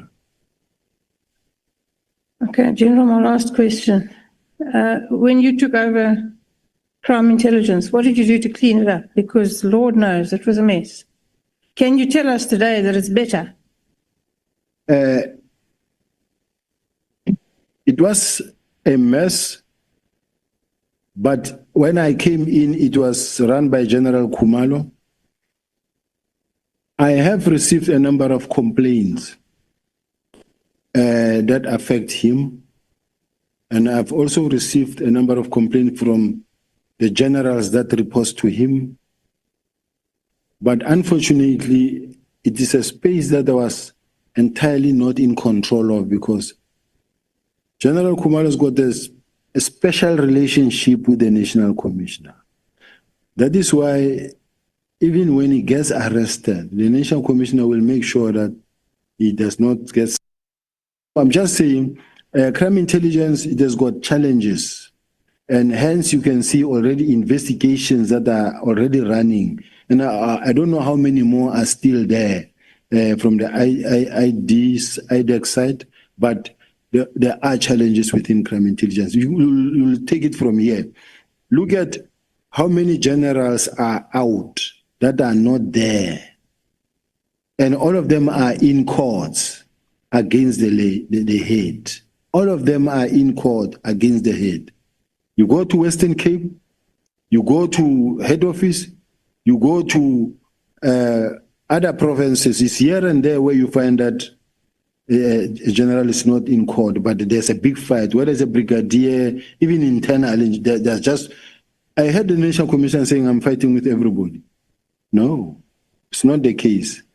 I am a Deputy National Commissioner of Crime Intelligence. When I get undermined by someone who is not in this space, it's my job to stand up and say, but no, you can't do this. It's not really fighting with anybody. Thank you. Thank you, Chair. Thank you so much, Honorable Breitenbach. Honorable Klopper. Thank you, Chairperson, and good day, General Sibiya. Just wait a moment. Honorable Skosana wants to ask a question. No, thank you, Chair. It's not a question, it's just, I'll say, Parliament, in Parliament, we normally say we should not display anything. There's an outcry against one of our members, who happens to be my chairperson, that he's advertising on his next to, I think, on his tie, on television. It's very clear. And that company in particular, they are bidding, within our space, of the SAPS. So I just want us to, please just ask our member to, hide that company's name. The chairperson is me here. No, of SAPS, I'm sorry. Honorable Cameron. Honorable Cameron. Yes. What is being advertised? No, they are complaining about what he's wearing. There's a name which shows on television. The lanyard. Okay, I won't mention the name, because if I mention the name, then the brand will. I'm not.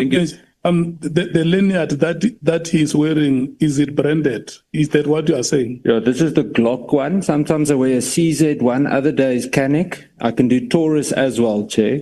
There's a whole variety. I like shooting and spending time on a range with sport shooting, especially. So if they've got a formal complaint, please do, because that means that some of the members I saw the other day was wearing Gucci or Prada shoes. They should also not mention or wear those, Chair. Chair, I'm sorry, that's ridiculous. This it breaks. I have been trying to avoid them, and I thought honourable members have listened when you remember when we spoke about the vehicle. I kept on using the word vehicle without trying to go to the details. And whatever brands that we may know, let us not use the platform of Parliament to advertise those brands, including Skosana, Honorable Skosana, including that one that is before you. Is it an empty can or an empty bottle?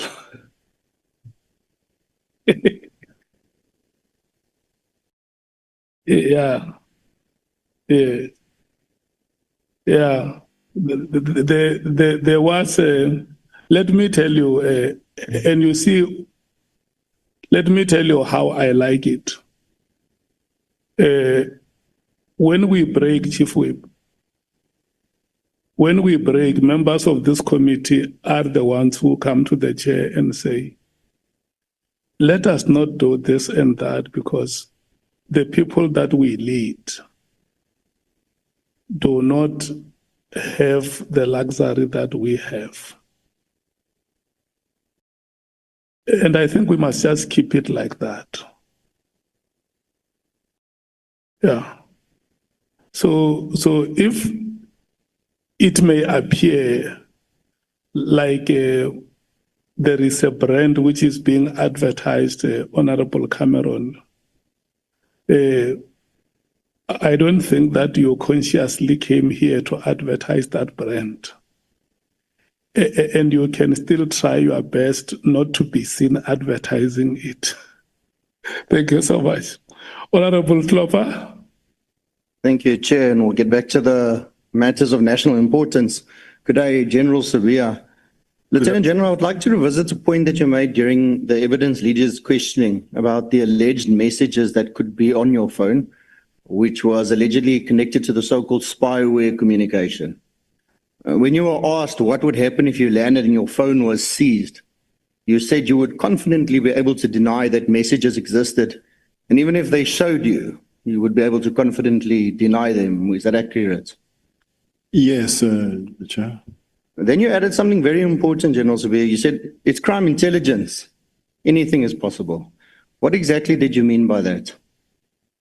What I mean is that, Chair, having listened to the bail application in Mr. Matlala's bail application, where a mention was made that the phone was seized, and the next thing there was some tampering and messages inserted or deleted. So I'm not sure of the situation, whether it's true or not. But what I can just simply say and repeat in this House, Chair, is that I don't know who Comrade or Keda Matebula is, and then it's not my language. I don't have Kedas.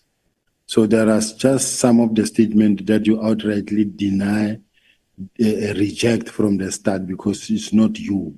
Whether they are there or not, this one I'll blatantly just reject. It's not like there's anything dangerous on that message.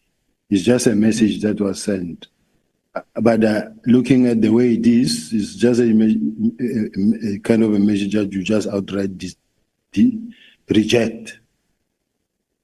General, you said you made no hints at possible insertions and deletions of messages. Are you suggesting that crime intelligence could plant or manipulate data on your device? That's doable. Sorry? That's doable. It's doable.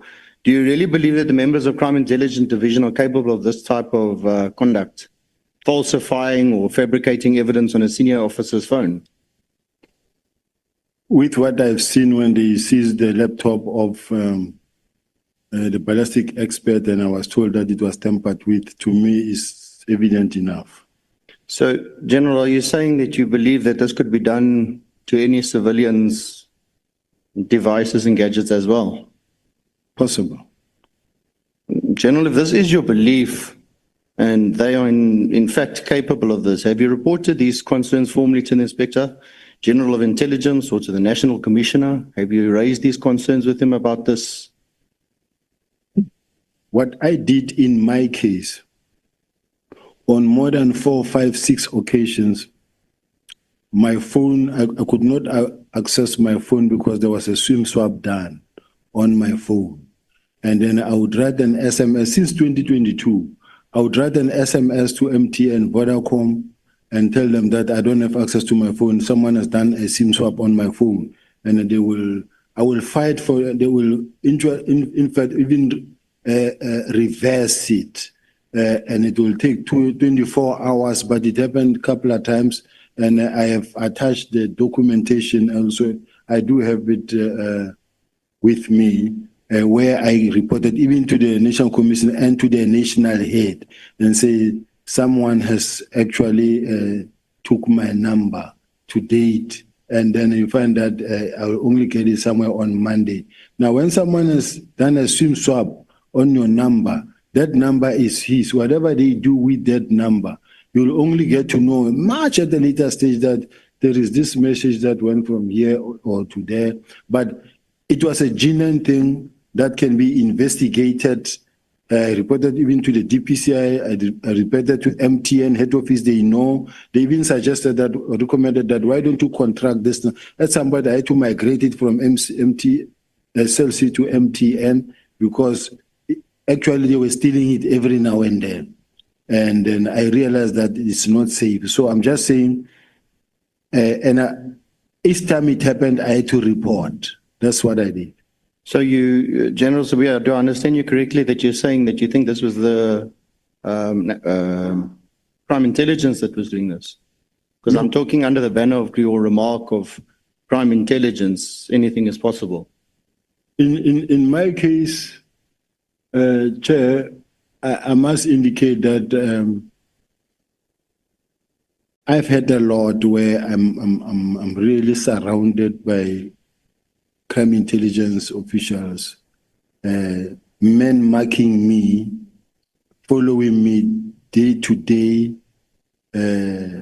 listening to my devices, and also following me all over. Sometimes we'll be sitting even here in a meeting in Cape Town. You will see a team from Bloemfontein coming to have a meeting with the National Commissioner. I'm the head of intelligence, but you find that they're sitting with the National Commissioner in a room and they're talking to him, and then I don't know. Or like the National Commissioner said, General Kumalo reports to me, but the National Commissioner said to General Kumalo, investigate him. And we expect the man to report to me, yet he's investigating me. It's not a healthy situation. It's not a healthy situation, and it can't be tolerated or allowed to go on like that. Now, the man, that, even when you call him, he knows he's working with you, he's working on you, and he's putting all the resources around you. And then he's man marking you, he's investigating you, he's giving reports about you to the National Commissioner. How can there be peace between you and the National Commissioner when your colleague, your subordinate who's supposed to report to you is also working on you? This is an undesirable state of affairs. This should not be allowed to happen. We need a clean administration where you find that once you are the boss of the police, everybody else under you will work with you and will respect you. And in such a way that you don't have cliques or certain people that you have a good relationship with against those that you don't have a relationship with.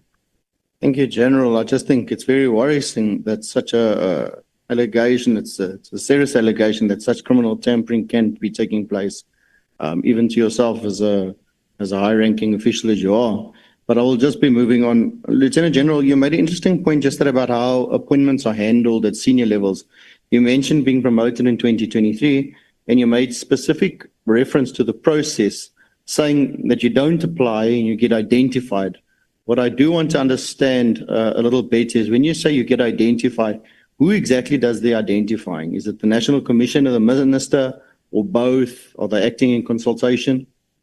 The National Commissioner will identify, sometimes in consultation with the Minister, or you can apply to be promoted in terms of Section 45, or then, but they do identify a person they want to employ. And many, at this level, you will never see that much where there's a position of Deputy National Commissioner advertised. You will never see a position of National Commissioner advertised. You get identified or headhunted, but you get identified. In general, you further confirm that the Minister must approve this identification. So if there's no open application process, would you agree that this could potentially create risk, even unintentionally, or favoritism? I don't know about that part because I think they also apply an objective approach in doing so. It's possible, but I don't think, remember, these are people who's got the best interest of the organization at heart because they want, if they don't apply their mind, it affects performance of the organization as well. So you will never appoint someone because you want to shoot yourself on the foot. You will employ someone because you want someone who will be able to assist you to fight crime. Lieutenant General, you yourself, nearing the end of yesterday's proceedings, criticized a system where people who can't even investigate and some who are just drivers are suddenly in top posts. Kind of contradicts your statement that you just made now. Doesn't that suggest that the same identification system that you benefited from might also be enabling appointments based on relationships rather than merit? And if so, does this not contribute to the rot we're seeing currently amongst your own ranks at the moment? I was talking about a lieutenant colonel, not a lieutenant general. A lieutenant colonel who is not an investigating officer. I'm told that this lieutenant colonel was a driver to General Mkhwanazi. So as a result, this lieutenant colonel who was a driver today is the one who's an investigating officer and is the one who participated in going to seize the laptop of a ballistic expert. This is the same lieutenant colonel who was involved in the corruption that took place in Pretoria matter where the accused number one gave money to this team. General, you spoke often about the discipline in the police service, about how young officers and college recruits are taught, and how that discipline is meant to hold the institution together. Let me take you to your own account of what happened with General Mkhwanazi. You said at the time you had a telephone conversation with the Deputy Provincial Commissioner in KwaZulu-Natal, Mr. General Mkhwanazi, who became very angry and that he was in some way or form very combative towards you, resulting in him banning you from operating in KZN. You also reminded him that you were the senior, and you alluded that he ended the call and sent you a very long text message. You seemingly seemed to accept the ban and left the matter there. You didn't elaborate on it. Did you, in your view, that exchange between you and General Mkhwanazi, did you view it as subordination? Insubordination is an understatement. If a man is able to call you a criminal daylight in the public, or call you and say you are a baby, talking to members of the parliament and say, this is the man that I can say is like a baby. I joined the police in 1989. He joined in 1993. I became a general in 2010. He became a general in 2011. I mean, I've got 37 years in what I'm doing. I don't know how his experience, but in what I've been doing, I've been good at what I'm doing, and I've run operations throughout this country, throughout the country, including in KZN themselves. I participated the deployment in Manguzi, Richards Bay, many other areas, Eastern Cape, everywhere. I've been in the country, throughout this country. So it cannot be that my experience can be downplayed by someone like that, because his experience is in the field of special task force and maybe running the facility at HR support, then the provincial commissioner. So I really don't want to go too deep in trying to get to a lower level of comparing myself and him and this and that and this and that. Since I started testifying, I've always avoided to name names and ridicule anyone and speak bad about somebody. So I'm trying even now to not to get to that point. Thank you. Did you take any disciplinary action against him? No, I can't take disciplinary action against him because he doesn't report to me. Even though I may be his senior, he reports to the national commissioner. And if you really want peace, how do you say you can take disciplinary action against him? Because there will be a fight. And a fight is what we have always been wanted to avoid. General, were you allowed to operate in KZN after the incident? You mentioned a meeting and you shook hands and so forth. After that, were you allowed to operate in KZN again? Yes, we operate. Remember that I deploy. I don't have to run on the ground myself. I deploy. I deployed in Richards Bay. I deployed in Emanguzi. I deployed in many parts of KZ, and we do have where we operate. General, I will get to my last question. I see my time is almost finished, so I will skip. I just have one question. Towards the end of yesterday's testimony, you kept saying we wanted it finalized when we were speaking about the letter of the 22nd of April that was sent. I just want to know who is the we? Who is the we that wanted it finalized quickly? Was it the minister? Was it subordinates? Was it another officer? Because when you kept saying we, it just seemed to imply that it wasn't just your idea, that it was a collective feeling it needed to be expedited from the letter of the 22nd to be finalized by the 24th of April. Remember that if the National Commissioner, let's say, implemented something, and then you go to the meeting of the 6th of March, in the 6th of March, it tells you exactly on what steps are going to be followed to finalize this process. Now, come the last date there, it was the 31st of March, but come the 28th of March, there's a handing over now done between two divisional commissioners from CI to crime detection. Now, you already have the dockets in your possession. The head of CI handed over the dockets to the head of detectives. Now, they are now in your hands. They must be finalized speedily so that they are out of your hands. And it's exactly what happened. Push this thing now to where they belong, murder and robbery unit, so that they are not in your hands gathering dust.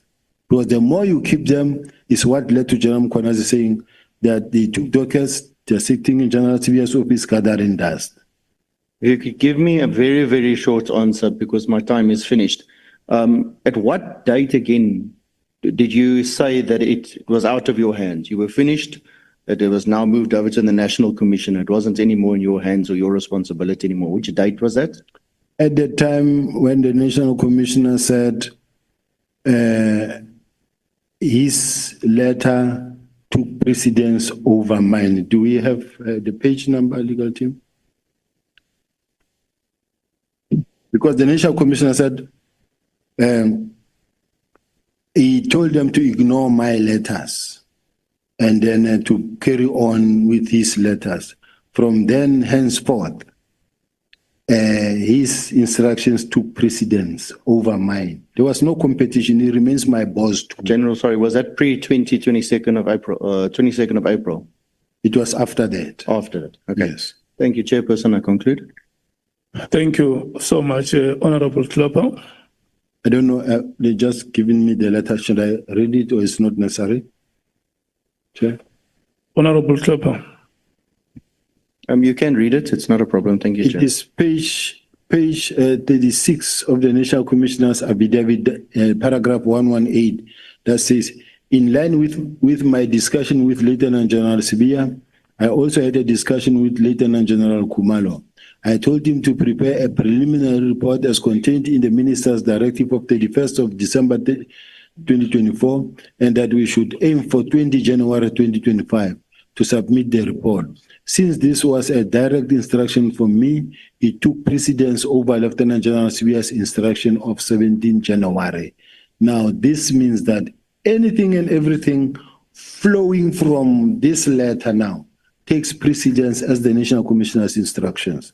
Even when Kumalo brings the docket to Sintumulo to whoever, this letter takes precedence. Since the Kumalo is already now in direct communication with the National Commissioner, whatever that he does is as a result of the National Commissioner's instruction going forward. Wait, Honorable Skosana, wait. Honorable Klopper, you're fine. Yes, Chairperson, thank you. I'm fine. Okay, thank you. So, Honorable Skosana. Yeah, I just wanted to ask Chair, just to make a follow-up, if the letter which is reading, is it signed as well? It is signed. It is in the National Commissioner's statement. Okay. Thank you so much.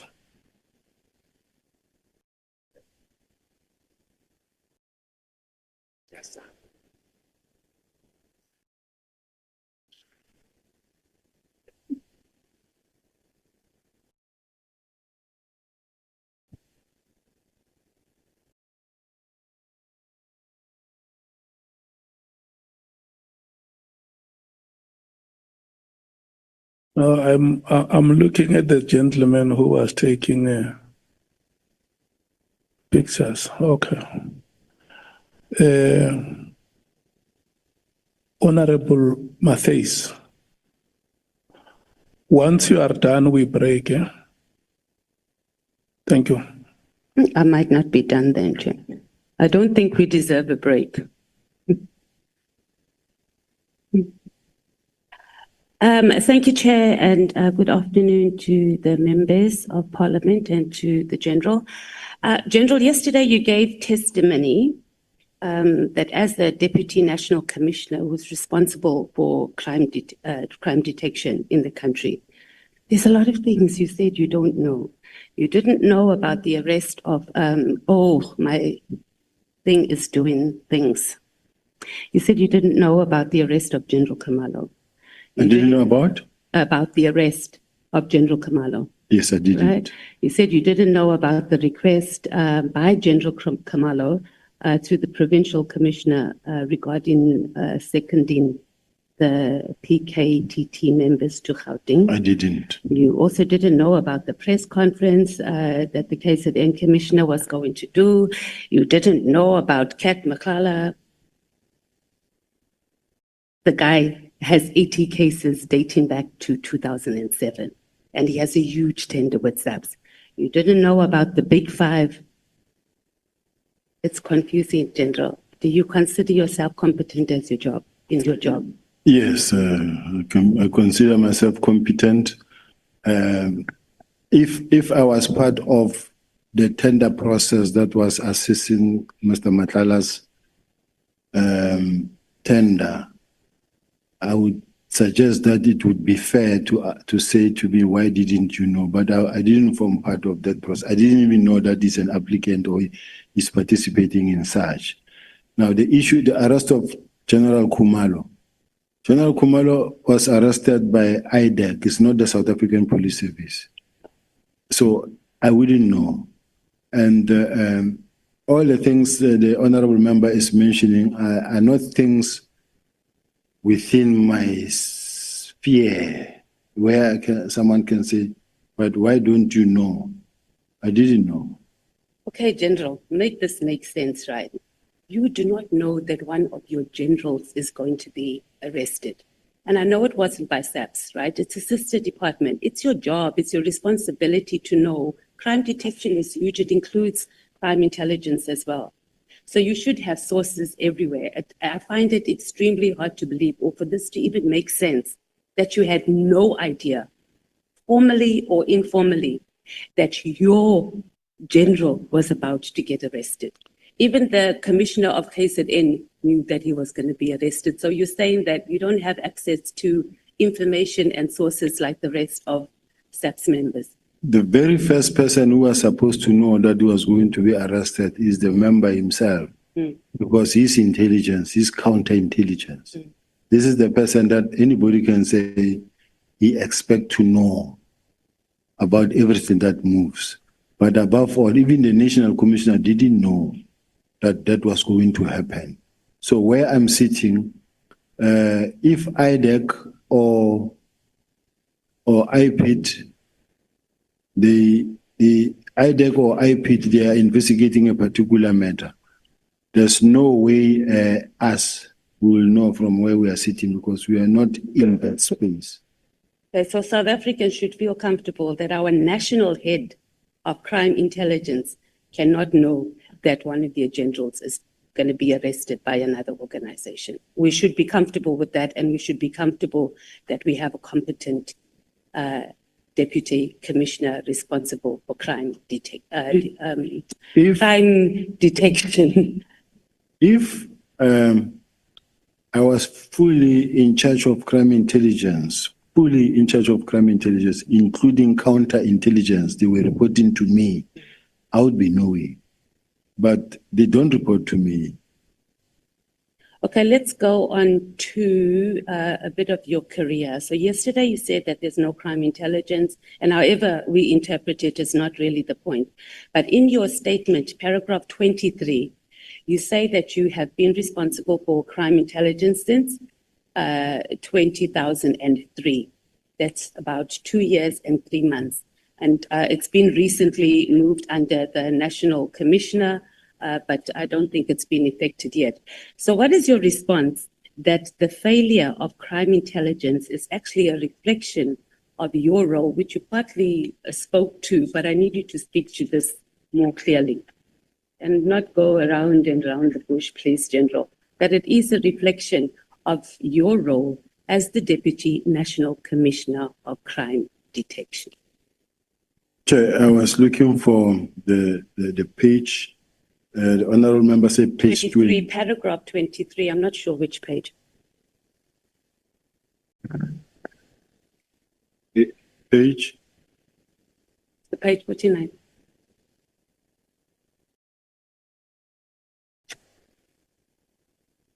When you talk about your career section, it's page 9, paragraph 23. But I'm right, that is paragraph 23.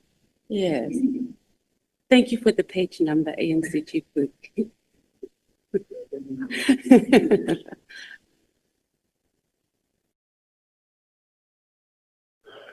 Yes, I'm there, honorable member. What is the question? Yeah, so you say there that you're responsible for crime intelligence. Now you're saying you're only partly and you're not fully. I do understand the issue of counterintelligence, but it's pretty much been in your office, or you've been responsible for it for over 2 years. I've been responsible for it for only 2 years, but it was then also taken away to report to the National Commissioner. But even then, when it was reporting to me, it had two dual reporting lines. In my case, he came to report to me that what they wanted me to know, and that what they didn't want me to know was going to be reported to the National Commissioner. It's not like I never complained about such. I complained many times about that, and that the lines of the reporting lines have been blurred, and this is creating problem for myself. And I challenged it many a times, but the bottom line is that everybody knows he was not reporting to me entirely. So would we agree that the issue here is SAPS officials? Yes, ma'am. You and the National Commissioner and also the Head of Crime Intelligence. And the issue of having blurred lines is an issue because you, as the senior officials that the country relies on to make sure our children are not raped, and if they are, they're getting justice, to make sure our children are not trafficked.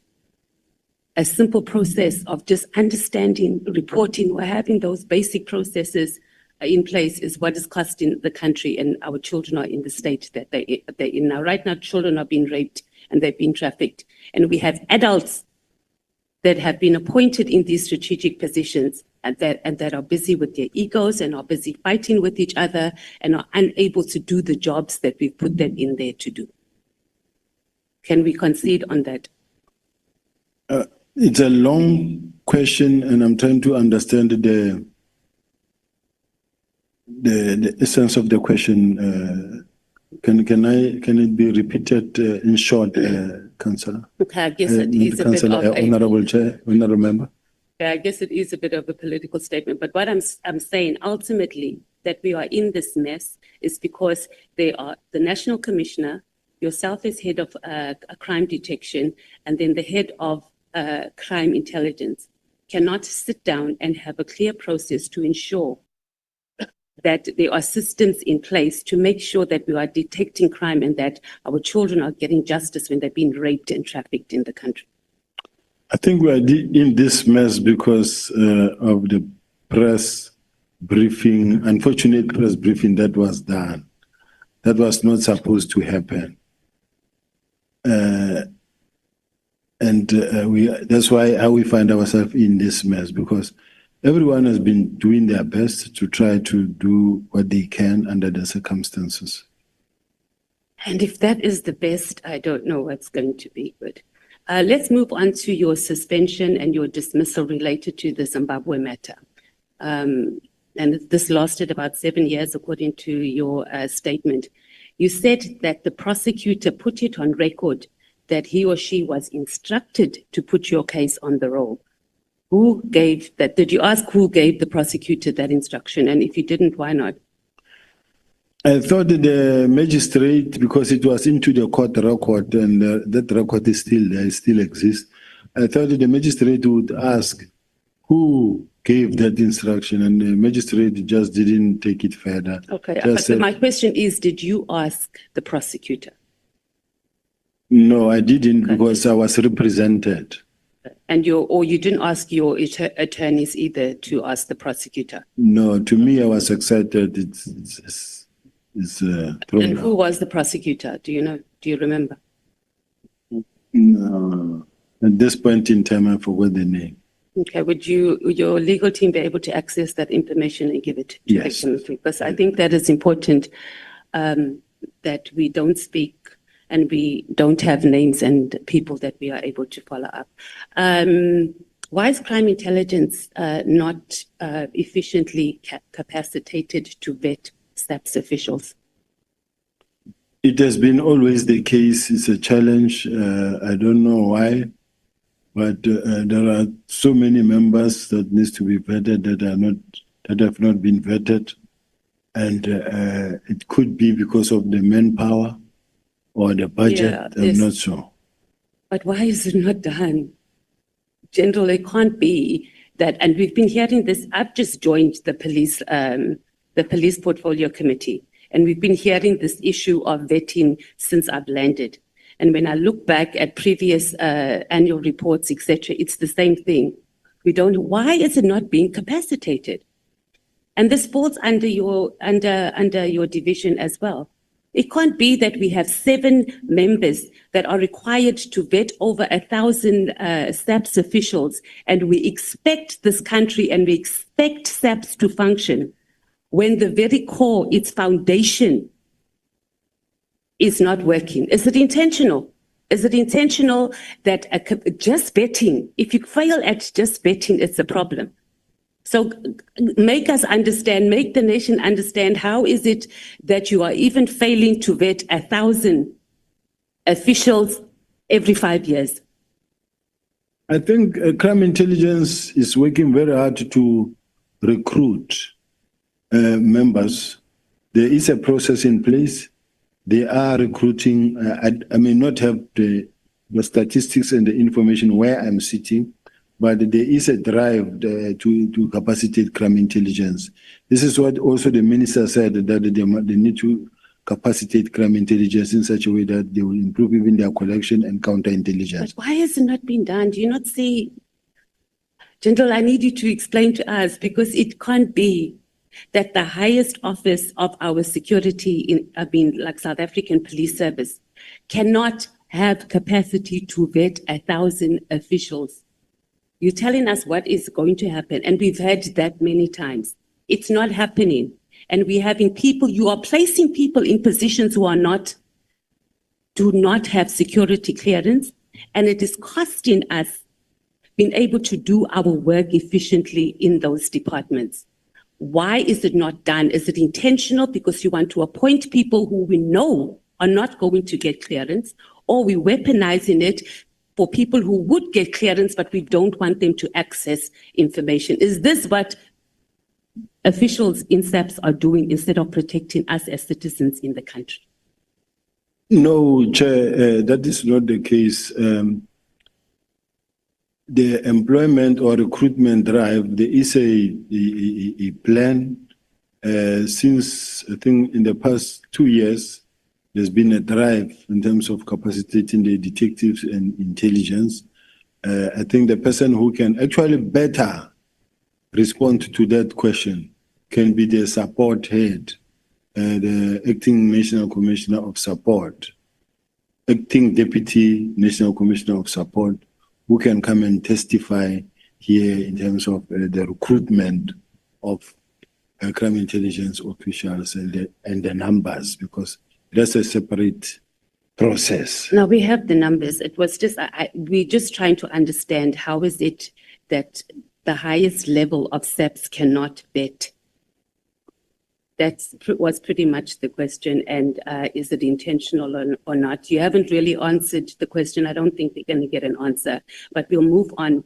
Let's talk about your employment at the city of Joburg. You testified yesterday that you were employed properly at the CLJ, and your words were during daylight with everybody watching. Where did you see the ad?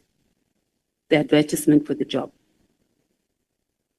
I think it was in a newspaper, Chair. I can't remember now, but. Okay, will you be able to get that? Because I'm sure the COJ would have. Yeah, I think they would have. And what was the title of the position that was advertised? It was unit head, forensic and investigation. It was a new unit that was established. Yes. Was it already existing and they were looking for a position? It was new. So you'll get, your legal team will submit, or maybe our evidence leaders can also get that.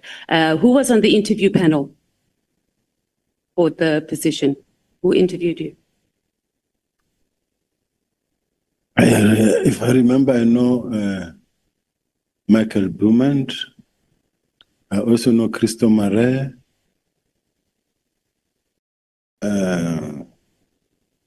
I've been long out of the city, and some of the people. So, but there was an interview panel. I think there was Trevor Fowler. Yeah, there was an interview panel. Okay.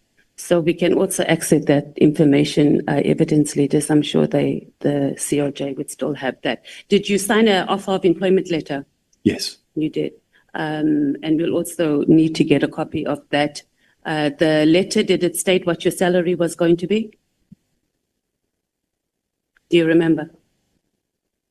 Yes. Okay. The appointment was approved by council. Yes. Okay. Do you have the minutes of that council meeting? They can be requested by this house to the council. Yes. Can we please have that? So were you in the council meeting when that happened? Or you just were told because you need to be? You don't form part of the council Yeah. meeting where it happens. But you watched it live or you were? No, you sit and wait and you'll hear when it happens. Okay. Are you stating here that you were not part of the procurement of this spy equipment in any way, shape or form? You didn't have any conversation about it. You didn't even know what it does. The department just went ahead and bought this equipment and brought it to your department. There are no spying equipment procured. What was procured? It was technology meant to support the department to be able to do the work. And I don't have the list with me, but the list is there. Was the department authorized to purchase whatever that equipment is? Yes, because it went through the channels and it went through the budget steering committee and it was approved. So you were part of the process, the procurement process. Obviously, it's done in a different department in the COJ, but it came through the unit that you were heading up, the request. That's correct. Okay, so how did you source, was Paul O'Sullivan at all involved or any of his associates involved in you identifying this equipment and where to source it, etc.? Paul O'Sullivan was nowhere involved, nowhere near what was happening, doesn't even know, it's not even connected to this whole thing. To which whole thing? Of this equipment that were procured. Okay. And how did you think that what made you determine, or what analysis was done to determine that you needed this equipment? Because we got testimony that I think it was the general who said, the KZN commissioner who said, and I know you're going to say that not everything he says is true, so that's why I'm asking you that that equipment that was bought in the COJ, whether it's spy equipment or whatever, surveillance, whatever it's called, the city does not have authority to procure it. What do you say to that? He doesn't know what he's talking about, that one. And then the letter that was sent to the Minister of Police, Becky Cele, by the Executive Director of the City of Joburg about you. Did the Minister speak to you about the matter? No. Not at all? Did you know that a letter was sent to the Minister? I think I got to hear about it. And to me, it was not really a worry because I do have investigations on the same individuals that were running. So it's a political space. And when a person writes a letter, it does not necessarily mean that he's right. He had no right to even write that letter.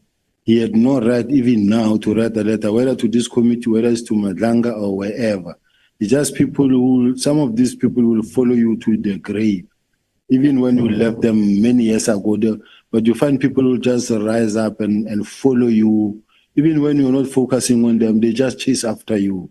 So it does not necessarily mean that that letter that he wrote carries any significant role, because he himself was being investigated. But you're for crime. deflecting now. We're talking about the contents of the letter. We're not talking about what his situation is and investigating. So if you bring it in politics, it means that you were also descended into a political space. Why would they want to deal with you politically?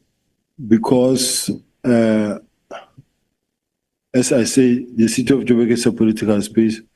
And then if these are the people that don't want to be investigated themselves and they start attacking you as the person who's in charge of the investigation, it's unfortunate. And I think,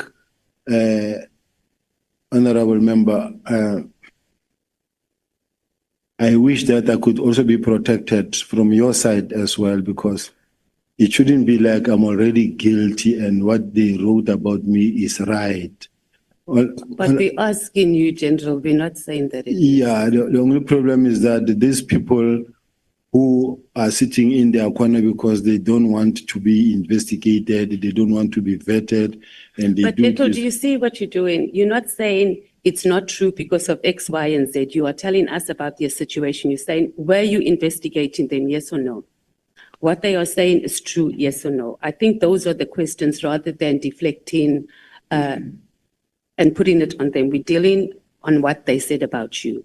Are you saying it's not true, it was dealt with? Let's deal with that. It's the not contents of the letter. Saying that they don't have permission or they're not qualified to write the letters, neither here or there. We're talking about whether it was, number one, done, whether you knew about it, and what your position is. So who the public protector made a recommendation, who lodged the complaint, number one, to the public protector?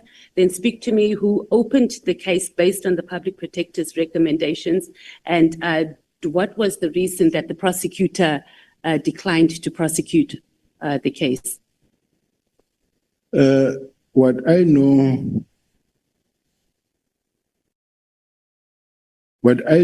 Chair, is that I investigated a matter that involved the then city manager of City of Joburg. The matter was reported by the Department of Finance, and it related to a big tender of the blue light and the sirens and bullet vest. I don't have the report with me. But then what happened is that the investigation was allocated to ENS law firm that had to conduct that investigation. That investigation was conducted and the results came. These results were talking about the fact that over and above the many other role players that were there within the city at JMPD, it talks about the fact that the city manager also did not cooperate with the investigation. And they were very much worried that the city manager is not behaving in a manner the accounting officer should be behaving. So they produced a report. That report that was produced, and it's a report that I, as the head of group forensics, also had to sign and submit. He was very angry to an extent that he wrote a letter wherein he wrote this letter that says, if I can read, that says a directive in terms of section 55 subsection 1 of the MSA of 200 in respect of notice to withdraw the delegation of the head of GFIS and public communication of matters that have not been tabled before the council. The above matter requires the city manager's office is disturbed by the contents of the letter issued by yourself, where you suggest that by withdrawing from you the powers which in terms of legislation are assigned to the head of administration and accounting officer that prevented your department from performing its function. We also know that noted nefarious statements which you are peddled in the media that our notice of withdrawal of your delegation communicated signal to suspend you when in actual fact we are trying to protect the interest of the city. So I don't know, I can read this letter on and on, but what I wanted to say is that I went to court and the court ruled in my favor. And the powers of group forensics were given back to group forensics. In other words, the city manager working with Mesuli Mlando, when they attempted to take back the powers of this from group forensics, they said group forensics does not have the power to investigate them. And they took away their powers, and I went to court and the court ruled in my favor. Your relationship with any of the DA or Democratic Alliance members in the CRJ, they were leading government there. Did you have any, and at any time did you engage any of the leaders there who may have given you directives on investigating members? I didn't have any relationship with anybody in the DA. None of them? You've never had meetings, engaged any of the leaders? No. The mayor, any of the MMCs? In my official capacity, I have had meetings with all of them. Oh, you have? In my capacity as... Yes, that's what I'm saying, in your capacity, and where you could have been given directives on how to proceed with the city manager. You know, that's a very strategic position. So when new leadership come in, that's the first position that they want to take over. So I was just trying to establish if you might have gotten some political interference on pursuing that case. I'm not saying, or I'm not commenting on the city manager, whether he did right or did wrong. I'm just asking if there was any interference or push for you to deal with the city manager from the political party that was running the municipality. So I never had any political interference at all. Let's go to your labor court. You appealed the matter, so it wasn't the labor court that ordered you to be reinstatement, it was the appeal court that did that. Do you know why SAPS did not oppose your reinstatement? Because there was nothing to oppose. Is that sort of a practice there in SAPS that they would just not even show up or not withdraw the case, whether there was a case or whether there wasn't? In your experience, because you've been in the police In my force. experience, normally, and which I find to be wrong, because there is law in this country, I take it that all of us, there's equality before the law, and those that are employed, those that are seniors in the workplace must really also adhere to the law.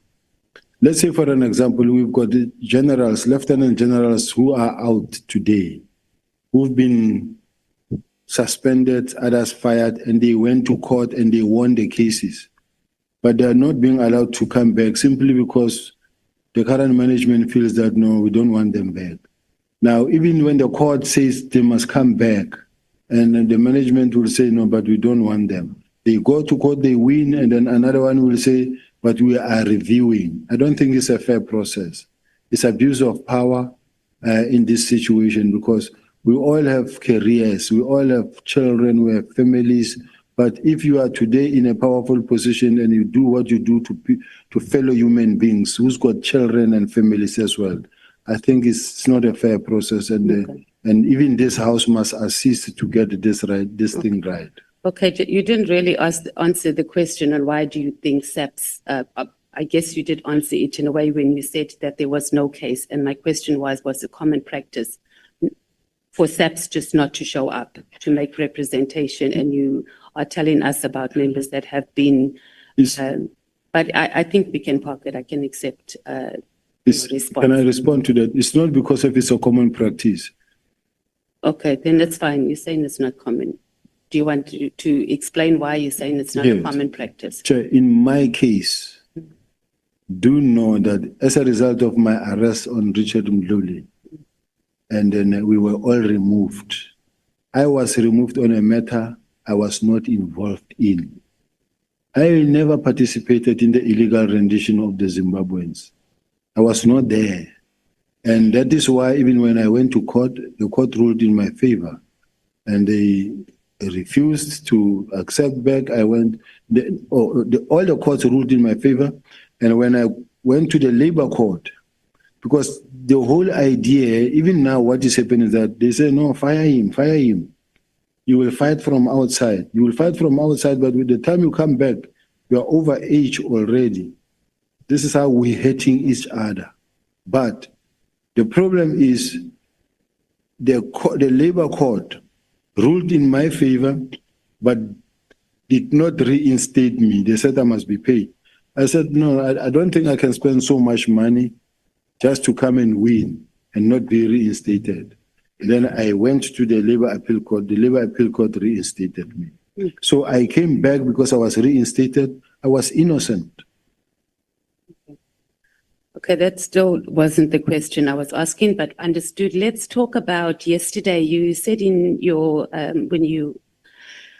in your statement yesterday, or your evidence, you said that Mr. Brown received the news about the disbandment of PK, because we were talking about those WhatsApp messages between him and Kat Makala through media reports.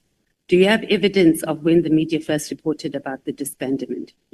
Because it appears that the first reporting was by a SABC journalist on the 2nd of January, and their messages was on the 31st of December, if I'm not mistaken. I think it was on the 31st of December, after it was released, somewhere there. I'm not sure when exactly. Okay, but if you are going to give evidence that you felt very confident that they got that information via media reports and not through any internal processes between the minister's office and between SAPS, so you're going to have to give us where that could have been found on social media or where that report is, because when we checked, the first thing we saw was on the 2nd of January, and it was a screenshot of the disbandment letter. So you don't have to do it right now. You can ask your attorneys to be able to support that, because that was the evidence that you gave yesterday. You also said that Brown Mokosi, not Mokosi, was like an informer to you. So if this was the case, are you at liberty to disclose what sort of information he would supply to you, Brown Mokotse? I did say that he informed me more of information around the fact that he knows that there are people who are planning to really push me out of the police. This is what I said. But he also, the General Kwanazi also said that he said the same thing to him. Yes. So you didn't, so at your level, General, someone just comes and they says that and you just believe it. And you don't see that he could also just be pushing information, as you were just saying earlier about how people peddle information and plot people against each other. I do listen, and as to what I do with it, is for me now to see how I deal with the information. Okay, But so you used him for your personal survival in SAPS, because he seemed to have information both through government, or I guess the executive, and I didn't use him. Yes, and when he called, I listened. okay. Let's talk about, you said you were doing operations in Cape Town, and this was around the same time as the ANC's January 8th, 2025 celebrations. Was it something that was planned or pre-planned? That you arranged your operations, or you arranged your operations in Cape Town around the period of the ANC's January 8th? January 8th is a yearly event of the African National Congress. But as the South African Police Service, we have to be there to do our work. Okay, so who attends? Because as the economic freedom fighters, we also have ours, and we don't have ministers, officials on that level of SAPS coming to attend any. I've never ever seen them. I'm just asking. And I think even the IFP here, so are you saying that it's a standard operation procedure that high-level officials in SAPS makes their operations, arrange operations in the hosting towns where the ANC is having their January 8th? In all the political parties who have events, they No, are- you definitely don't have high level like on your level at ours. I can tell you for They a are. fact. No, I know. I'm part of job. No, they are. They Okay. are. Maybe you must supply us with the list of who's deployed to these events. No, when it happens, there's a clear plan from the police side on what will be happening, and they demarcate the streets on how. I understand the job processes. I'm asking about levels. I'm asking specifically you as a general heading up a division, right? A deputy commissioner that will make themselves available to do operations in towns hosted by the ANC in particular. I understand the whole process of JOC and the police being involved. I'm not disputing that, General. I'm saying on that level. Yes, on this level. I'd like to know which ones have ever attended our events. Let's talk about when you were in Cape Town for the January 8th, 2025 celebrations. Did you meet the Minister of Police, chat to him informally, anything, especially since he had just written a letter disbanding the political killings task team? On January 8th. Around that time, not on that day in particular, but you were here celebrating, okay, let me not say you were celebrating, you were doing operations for the ANC's January 8th. The minister was here because there's evidence that even someone sponsored his trip. So did you have any communication with the minister? The minister was not around. He didn't attend. Oh, how do you know? I know. No, okay. At least there's something you're saying that you know, General. Let's move on to, so you didn't meet the minister, is that what you're saying? You didn't have any conversations with the Minister of Police during the January 8th? He was not there. That's not the question. Did you have around that time, even if you didn't see him physically during that period? I've never spoken to the minister. Okay. Let's talk about Busi Kat Mkhala. He called you, you said, and he wanted to have a meeting with you. And then you agreed to the meeting. So at your level, did you not even say, hey, let me just check this guy out before I just meet with him? Like, obviously you knew as a service provider, you're saying that you didn't get involved in the procurement process and that sort of thing. This guy has 80 active cases with SAPS. You are the head of crimes detection.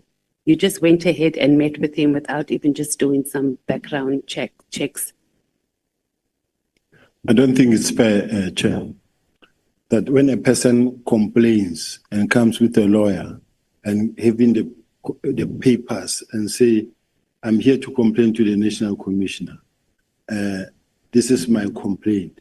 Then I must go out there and start running tests on the person and start running investigation on the person. But it's not how it works. He called you first. He didn't just show up at your office. That's what you said.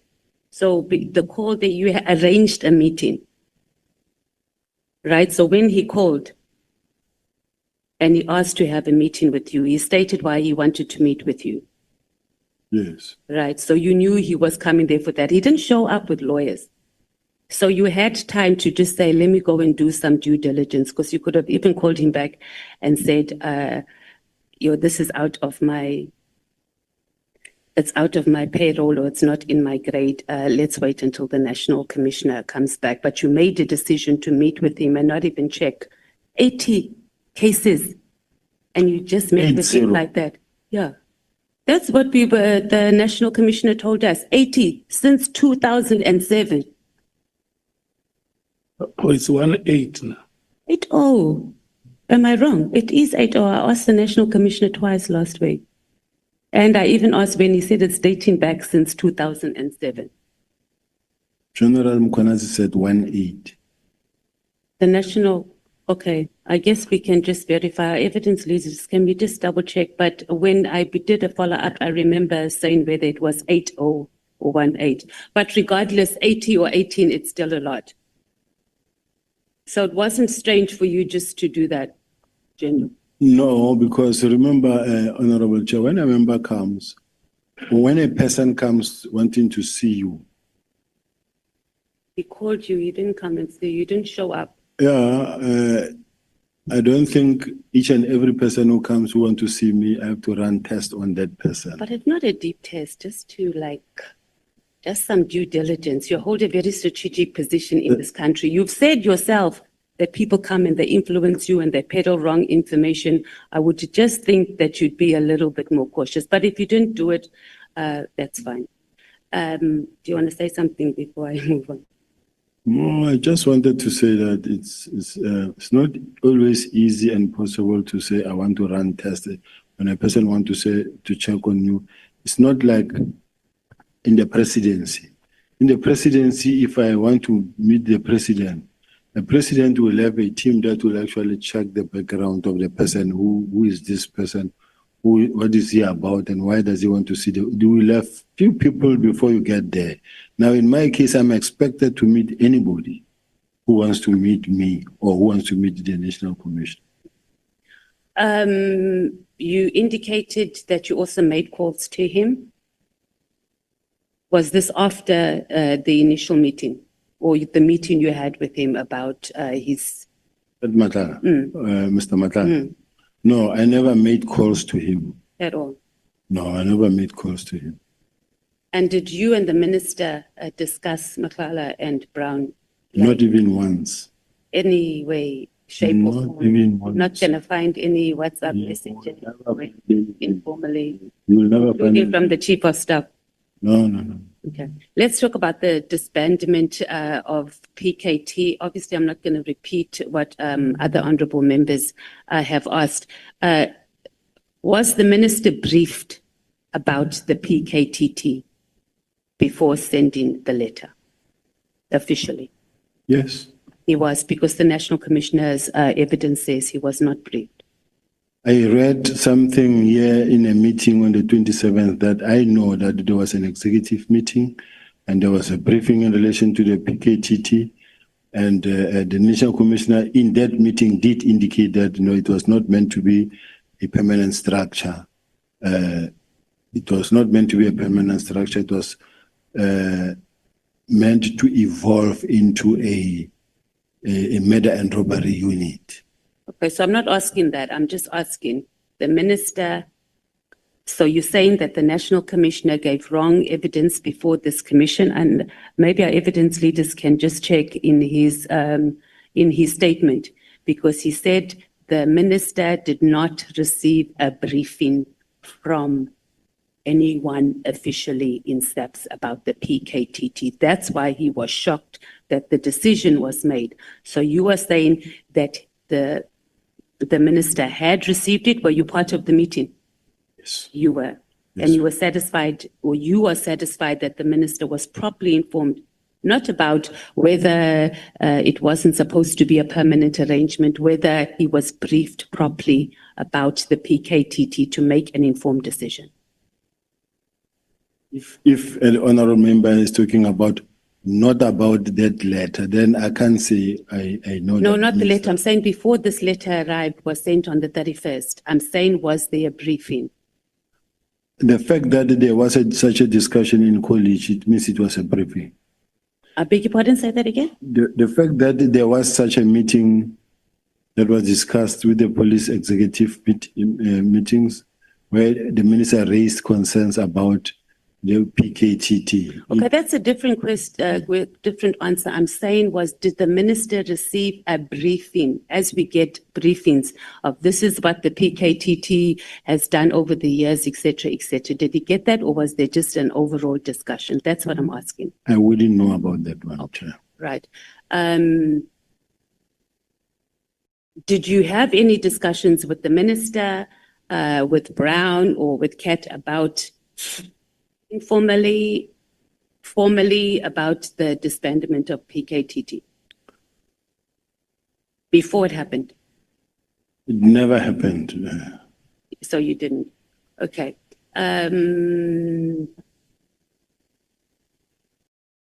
Okay. So this is something that is baffling, General. On the 31st of December, in the afternoon, the minister decides he must send an email about issues that are not of national importance during a festive season. Were you not shocked when you saw this? Like, would be like, what is he doing? So when you saw this letter on the day that you saw it, did you not think, okay, this thing is on the 31st? And he even knows that the National Commissioner is not there. Did those things not cross your mind that this just seems just highly irregular? Or is it something that's common? You've been in the police force for a long time. For the minister on New Year's Eve, the whole world is resting. He decides he wants to send a letter of something that he could have dealt with in January when offices were fully open. Wasn't shocked, and there's nothing shocking about it. Why? Because the ministers, the police, they are working during that period. There's working, right, that's dealing with the issue of festive activities. We're talking about matters of border control. One was about doing a strategy for border control. They can wait until January. How is that even urgent? Even the thing about the disbandment. Okay, give me just one example, General, of any other time in your history of being in the South African Police Service where a minister sent a letter on the 31st of January in the afternoon about something that was not of critical national importance during that period. Just one. What we know is that when the festive period, safer festive period is declared, policemen are no longer allowed to take leave until when it comes to an end somewhere in January. So during that period, the police are hard at work. And as the police are hard at work, they are not on leave. Now, me and you will differ in this sense. The minister is a new minister. And then him being... He was excited. No. Don't use the word, Councillor, that he was excited. Let's do like this. Okay, sorry, Chair. I don't like it when you exchange between yourselves. Because it's either you intimidate each other or you inject fear in each other. Honorable Matthys, I want to allow you to ask the last two questions because your time has been up. I should have kept my own time because I don't know, Chair, but no problem. I trust you, Chair. So, General, you're not really answering the question. The issue is not whether SAPS or the police is working during that period. We know that it's a very busy time. We're just talking about particular operational matters. I would like you to speak to the issue of, now I must choose. Let's talk about, you've said that you don't know this Paul O'Sullivan at all. Do you know... Sorry, Chair. I've never said I don't know Paul O'Sullivan. Like you've never met him, you have never engaged with him? I've never said that. Oh, okay. Let me ask you then. I said I know Paul O'Sullivan very well. Oh, yes, you did. Sorry, I'm looking at something else. And you also said that he's a well-known person in the crime-fighting community. What is the nature of Paul O'Sullivan's involvement in crime fighting in the country? He runs a forensic investigative company and he normally gets information and he reports to the police as well. Do you know how he gets to be in possession of this information? And does it not bother you that a person who's operating outside the established security institutions is able to access the information that Paul O'Sullivan has? And then also just quickly maybe talk to the issue of the Helen Suzman Foundation. My last question, Chair. Or must I come back? Or do you want to respond to the first question? Respond now. Okay. How we access which information, people report to Paula Sullivan. People report to Patricia Machar. People report to Josh Machar. People report to Brown Mohozi. People report to the person they feel comfortable with. And these people people report to Professor Mary DeHaas. And as they report, they then take information forward. You will have people who report to whoever they feel comfortable with. And then he will either interview them, obtain statement, and send them to the relevant authorities to be processed. In relation to the Helen Suzman Foundation, I don't know what the question is intended to, because you haven't asked the question. Yes. It was the Helen Suzman Foundation that litigated for the reinstatement of Robert McBride at IPID. Were you aware of this? It's possible. Yeah. And then we also know that it was the Helen Suzman Foundation who led the court challenge on the appointment of General Burning, who's the former Hawks head, that eventually resulted in his removal. And this was soon after he dismissed you from the Hawks. So at any stage, did you have a conversation with any representatives or people associated with the Helen Suzman Foundation about the struggles you were going through at SAPS? I think I don't know whether it was Freedom Under Law it's Freedom Under Law that I went to see. Helen Suzman Foundation, I don't remember a meeting with them, but in their case, they were just worried that the man has been found guilty or there is serious allegations against him, and yet he's waking. They said no, he must actually be suspended because he's been found guilty, or the court has declared that he's a dishonorable person who lacks honor and integrity. He must go stay at home. So it is based on those. Okay, so there was no link to the fact that he had just dismissed you. So there was no link to the fact that he had just dismissed you, that the Helen Suzman Foundation. No, there was a link because remember, everybody knew that he was actually doing it unfairly so, and he didn't follow the procedure. He was fighting for Richard Mluli, and that is why he was fired. Okay, thank you. Thank you so much, Honorable Matthys. Honorable members, when we come back, we are taking Honorable Mnwango, Honorable Sols, Honorable Vessels, Honorable James, and the last speaker will be Honorable Sangol. And then we'll take a comfort break.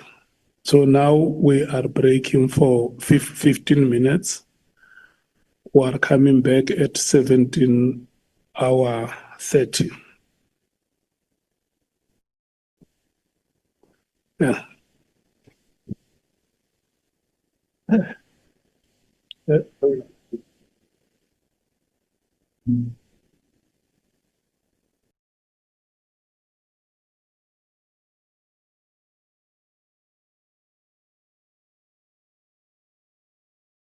Honestly, I have nothing to say. I have absolutely nothing to say. I've actually had it. If it wasn't for you guys, I'm out of here. Let's see how many of you stuck through all of this. So, the man's standard answer is, I don't know, right? He doesn't know anything. He knows as much as you know about everything in this country. So if you want to know something about anything to do with law and order in South Africa,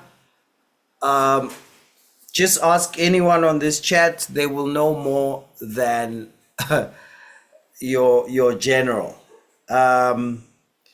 He doesn't know anything. So very strange that the way the questioning has gone. The last questioner was the first person who really questioned in a way that you saw was going somewhere. The first part, she was playing EFF politics against the DA.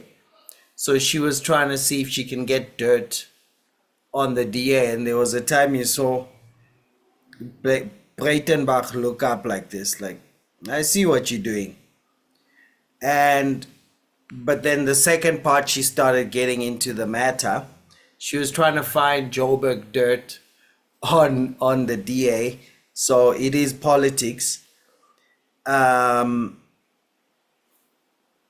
He's so hateful.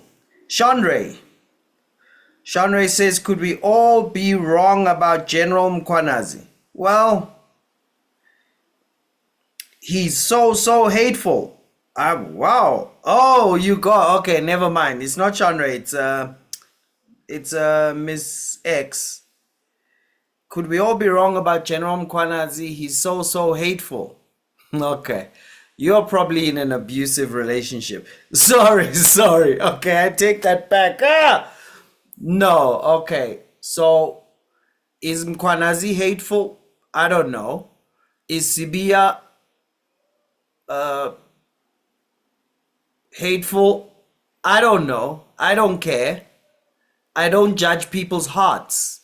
Because that's how suckers in this world get suckered. They judge hearts. I don't judge hearts. Because that's so dumb. Like, why play God? I personally, one of my most hated comment about people is when someone goes, ooh, that person is so humble. Like, how do you know? How did you? Wow. Because some of us, personally, an attitude can creep into your heart and you're not even aware of it yourself, over yourself, right? Haven't you gone through situations where you make few decisions and then you look and go, ish, but this looks so proud. I think I've developed pride, but you didn't see it while it came up. So if I can't see it in myself, why would I even try figure it out in someone else? So no. What you want to deal with if you want to do well in life, okay, is you deal with facts and actions. So this is what's happening so far. If I can ask you, tell me what allegations Mkhwanazi made, you will tell me. And if I say, tell me how he backed them up, you will tell me. Now, if I say, tell me how Sibiya answered a single question, he did not answer a single question for 6 hours. 10 till 5. 10, 11, 12, 1, 2, 3, 4, 5. 10 till 5. There was not a single time that someone said 1 plus 1 and his answer was 2. And then went on to say, and I say it's 2 because if you have 1 and you have another 1, that's 2. Okay. Not a single time. So the last interrogator even joked about that and said, oh, General, thank you. At least I finally found something that you do know. So Breitenbach comes and says, okay, Mkhwanazi has said a whole bunch. What is true? What is false? What is... She gave 3 things. What is true? What is false? What is that? Did he tell us what is true? Like, I can agree with this, but I disagree with that. And this is wrong. No. He says, yeah, he buys advertising. What? Okay. So here's the thing. And then they ask him, is there political interference in the police. Not that I know of. What? This guy has just told us the police is perfect, but it's got challenges. I hate that ANC word. We've got challenges. It's not a challenge when you have the highest murder rate in the world. That's not a challenge. Challenge is these gray hairs here. Now this is a challenge. And then I must think, do I diet or do I leave it because it's not matching the rest? You see, I'm raising a challenge right now, guys. The highest murder rate in the world is not a challenge. It's a catastrophe. It's cataclysmic. A challenge is when you have a normal murder rate and then it goes up by 2%. That's a challenge to be dealt with. The world employment average is 5%. In South Africa, it's 33%.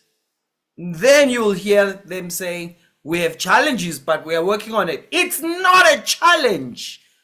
The choice of that word is so abusive, so mentally abusive to the people who have to deal with that, because it's not a challenge.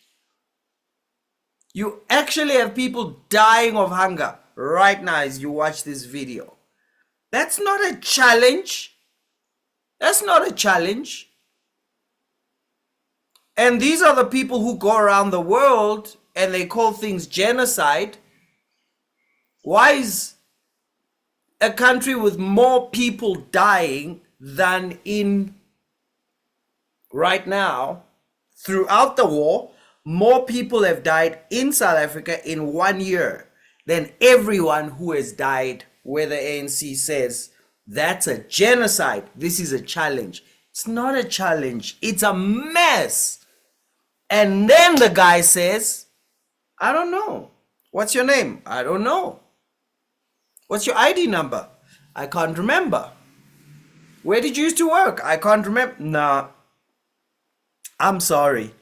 And then gets very passionate, always away from the question. Listen, man. Let's give you something for your life. Watch the rest of this guy, and if you want your life safe, here's what you do. Anyone you deal with who operates like this, run. You're gonna end up in deep, deep trouble, because every aspect of a manipulator, he has ticked every box. So for me, outside of the actual facts, because I haven't followed them, I can tell you this. There is no single box of what we call manipulation which he hasn't ticked. What is that? Number one, you're always the victim. Number two, never take accountability or answer any question straight. Number three, diversion. Number four, filibustering. Number five, word salad. Number six, word bombardment. It's always designed to exhaust you emotionally, physically, and psychologically. Now, bring me any person who's in an abusive relationship, right? Those types where he beats her to a pulp and yet she stays. Those types where she drags him to the ground, yet somehow he stays. Here's what you'll find. Everything that you saw the whole day will be the markers of that relationship. They'll never get straight answers to straight questions. They'll always, if they ask a straight question, he'll jump to, remember what I did for you? Remember what I did? You saw, why do you hate me so much? So, no. I'm sorry, this guy, No, the EF, what's her name, Gonje? EFF lady was awesome. She did she did so good. And I didn't like that Breitenbach never called him out, because she would ask, so what is it? Because we've always known this stuff. Why don't you know this stuff? But I guess she kind of said it, then left it. I don't know. And then says, but things are so bad. He basically left us feeling that he believes the cops are doing very well. The first problem that the police have is this Mkwanazi mess. Now, I don't know what country you live in, but I live in South Africa, and anyone who tells me that South Africa is doing well, I don't know what's going on. That is just taking us for fools at the worst level. Okay, sorry. I'm leaving. I'm coming to your comments. Jason, you can't wait for me to break it down. Well, I'm clearly sorry to disappoint. I hope I've broken it down. No, man, this man just literally mentally abused us for 7 hours. That's the breakdown for me. We are victims right now. We are victims of mental abuse, because we had actual allegations, and he has not said they are not true, except when he says not true. That's the only specific thing he ever said. It's not true. He's surrounded by all the criminals, but he doesn't know they're criminals. Oh my word. The number 2 cop in the country knows less about criminals than journalists. Listen, there's a video that we did where we showed the whole issue of coming up till now, leading up to the Madlanga Commission, starting from the year 2000, right? And I walked you up from the year 2000, showing you all of these people. Where does that information come from? From journalists. Okay, so from the year 2000, when journalists were writing about Cat Matlala, right up until 2024, the number 2 policeman in the world did not know that name until then. Guys, we are being abused here, guys. Guys, we are being abused. No. No, yeah, thank you. Halftime says, ask him one question at a time. He might forget. The look he's giving her is scary. Jen, she wants a Jen to attend EFF functions like they attend ANC functions. Exactly. They're comrades. Lol, now we know where the guards went. He does that when he's cornered.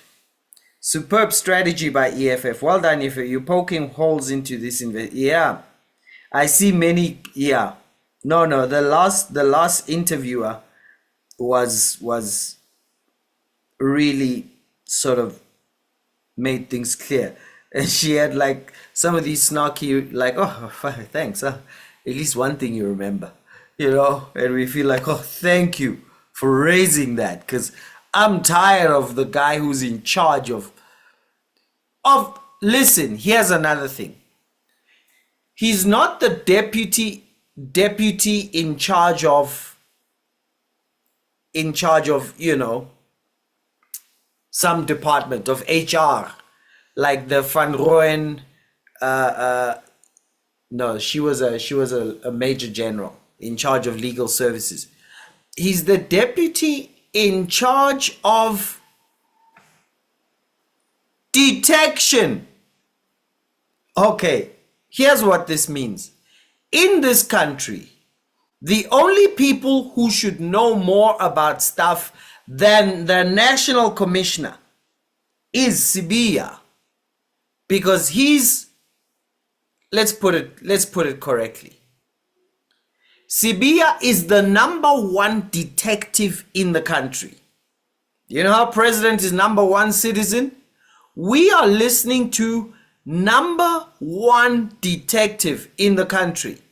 And the #1 detective in the country knows less than me about what's going on in the country.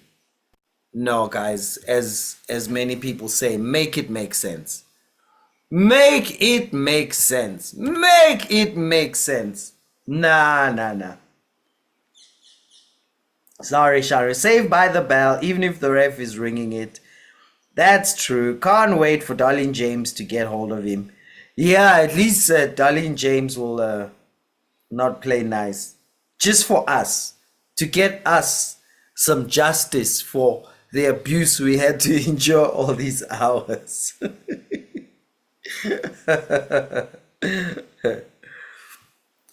He does it on purpose, yeah. I got tea for his part. I've put it wrong. Sibiya got proof to all these ugly things he said towards Mkwala. My apology. Sorry. Got you. No, I agree with you. Even talking about Mkwanazi's intentions instead of facts. Like, just tell us the facts, we'll see the intentions. It's because, yeah, he's playing the oh, poor me. And I'm not going to give an example of who does that a lot too, because what did Jason say? I missed something. Yeah. Yeah, you definitely do. You need something very strong, and you've got to don't think of anything you can get from like a Spa or a Checkers or something. Start thinking, find something strong to drink, just a shot, but think of brands like BP, Shell, Engine. After listening to this for so long, you need a shot of petrol. Is too light. It's got to be diesel or something. We have been abused, guys. We have been abused. Can we just support one another? We have been mentally. No, guys. We have been wronged, guys. We need justice for the last seven hours. The #1 detective in the country knows nothing about nothing and believes the police are perfect. So it's about the big five, right? No, I can tell you now. I cannot say what. I'm just trying to help you, Jason. Nothing you can find at Spa is gonna heal you of this. Either we all get together sit on a couch and for 10 hours just talk about this, and detox, or I don't know. I cannot say between Mkwanazi and Sibiya who's doing what or what's going on. But what I can tell you is that Mkwanazi has said something. So I suspend my thing on whether it's true or false or whatever. I'm not saying it's false. I'm not saying it's true. But I know what he said. He backed it up. I get it. And what I can tell you is that Sibiya said nothing and played politics the whole time. Only made political statements. Anytime he got passionate to say something, it was political. When Mkwanazi would be asked stuff, for instance, about the police, that's another thing I can tell you. When he was asked about the police, he would get passionate about police stuff. So over a 7-hour period listening to Mkwanazi, you felt like, hey, I've just been chilling with a cop. I know a bit more about what cops do. Right. And then listened to Sibiya. After 7 hours, if all you had heard was Sibiya, you would know less about the SAPS than you did before listening to him. So there was never a time that his passion for his work came through. Not a single time. And he knows nothing about nothing. And he's really dumb and doesn't understand that if I ask, are you the general of detective or not, that I'm trying to get a yes or no. He goes, Now, let me tell you let me answer that. You see, in the police, when we hire water, sorry, but that's concerning behavior. I'm trying to. Am I making this slightly more bearable, Gareth? At least we get to cry together, right? Yeah, no, let's shed our tears, guys. Everybody, please just post some tears there so that let's just detox. Let's just cry, guys. Let's just let it out. We've been abused. Chairperson Honorable members, Honorable Mwango, are you ready? Are you ready, Honorable Mwango? Yes, Honorable Chair. Yeah, no, General Sibiya has sat down. Be strong, guys. And we can resume the proceedings, and the speaker who immediately takes the platform is Honorable Mwango. Type at the bottom, you cannot break my mind. Good afternoon, Honorable Chairperson. Good afternoon, colleagues. And good afternoon, General Sibiya. Good afternoon. When I looked at your evidence in chief, you are telling us about your illustrious career in the police service, having joined the service in 1989, and the roles and responsibilities that you actually have been able to play up to a point when you were actually promoted to Major General in 2010.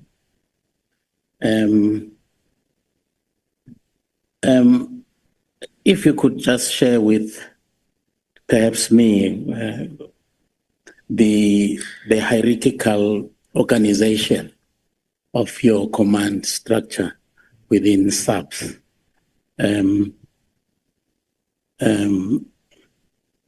Where does the source of authority actually reside in the South African police hierarchical order?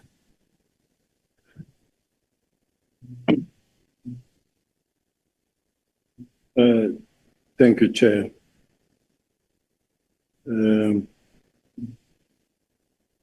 I've got the structure of the South African Police Service here.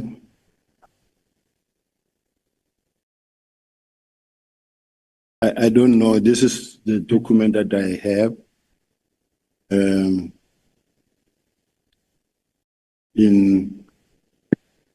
But let me put it this way. I'm the Deputy National Commissioner. I report to the National Commissioner. The structure goes as follows. It is the National Commissioner,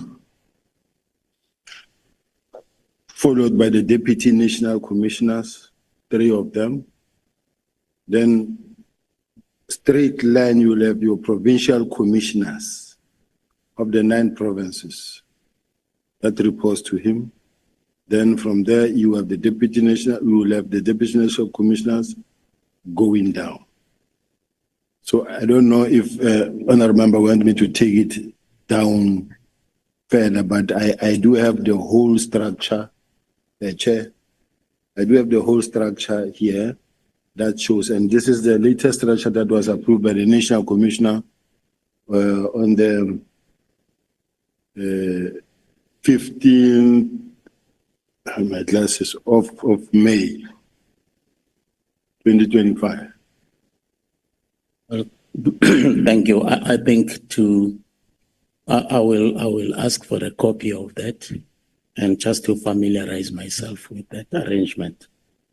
In fact, I'm asking that question because I just want to understand how instructions are actually, how instructions are being made. Can instructions actually come from the bottom up, or top down, or sideways? I just want to understand that. In the police, it comes from top down. Thank you. What is the difference between the seniority in rank and seniority in service? Is there any difference in that? The seniority? There is a difference. There's only one thing, seniority in rank. Seniority in rank. Okay.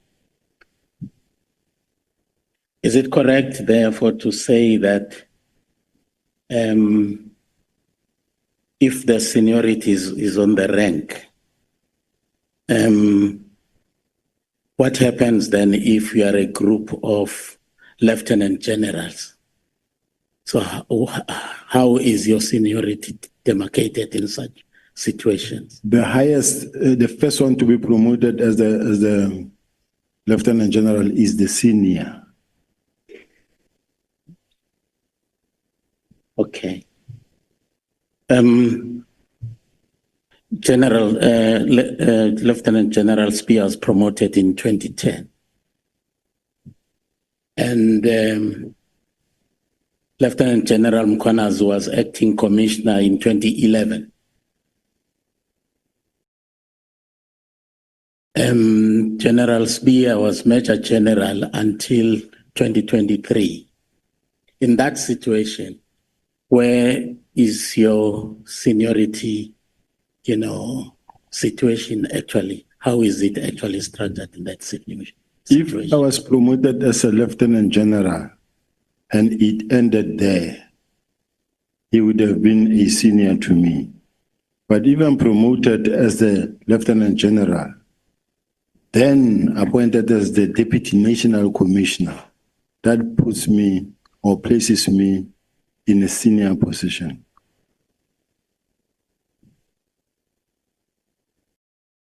The same applies to, in 2011, just when he was 2 months or 4 months as a major general, he was promoted to be the acting national commissioner. And only to find that it can't happen, that's why overnight he was then promoted again to become a lieutenant general, so that he is able to then act as a national commissioner. I understand that.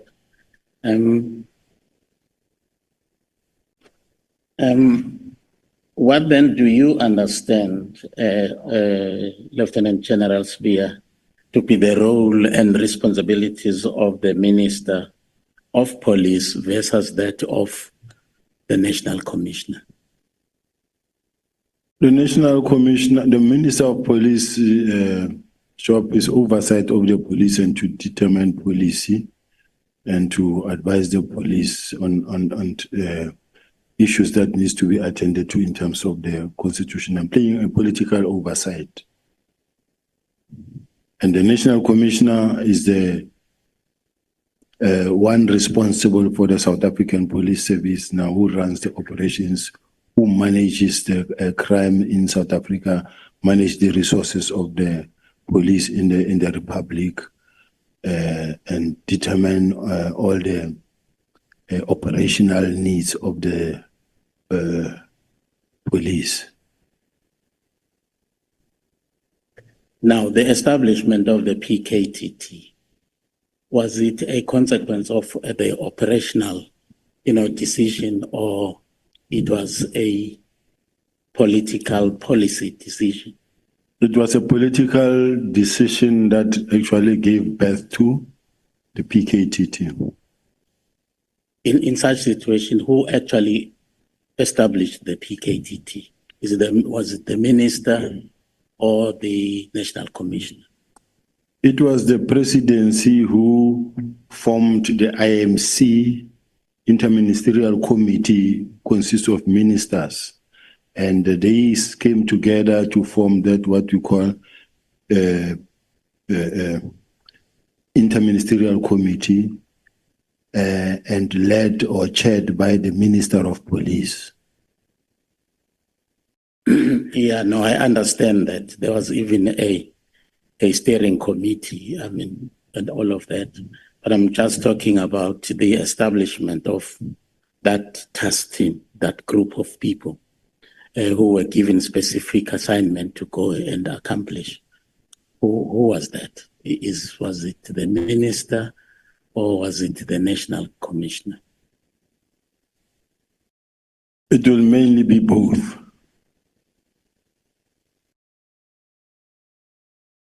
Sorry?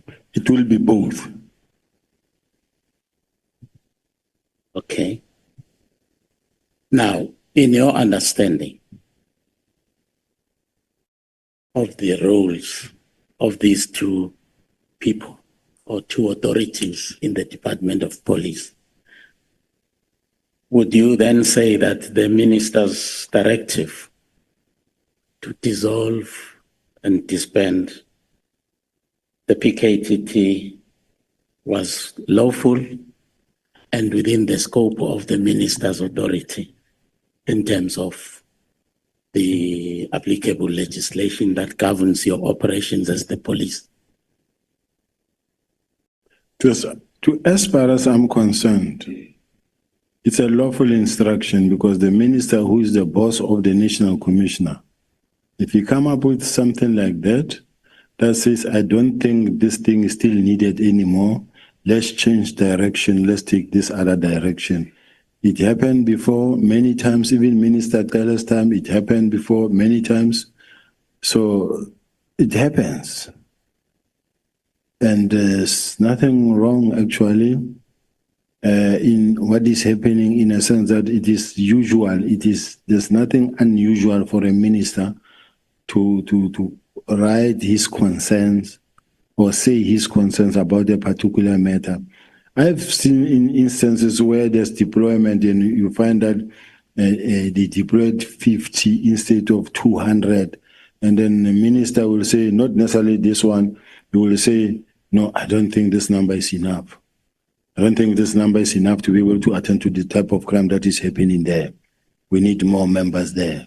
And then remember, it is the minister's space, as the Minister of Police and appointed in that space, the high level of crimes, it is now on his shoulders as to how he reduces the number, because he also wants to be successful and also to make sure that crime drops in the respective areas. So ministers are hands-on. And as they are hands-on, they do speak to the DGs and they tell what must happen. But General, ministers are not police. They're not trained as police. They are politicians, and I would have a problem with a minister who is hands-on when he has no knowledge of policing. Because then what it would be then the role of the national commissioner. But you also divisional what? Commanders and all of those people. But you also get a situation where the community or the public or the media, they begin to ask questions, say, but where's the minister? That one is dead. It's not there. It's nowhere to be seen. It's missing in action.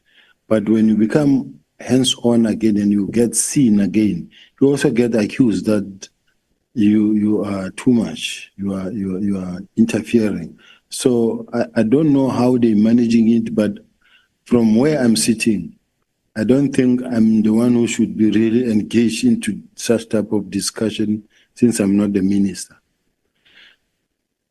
I'm asking that because Lieutenant General Mkwanazi was very strong on saying that the minister actually overstepped his authority.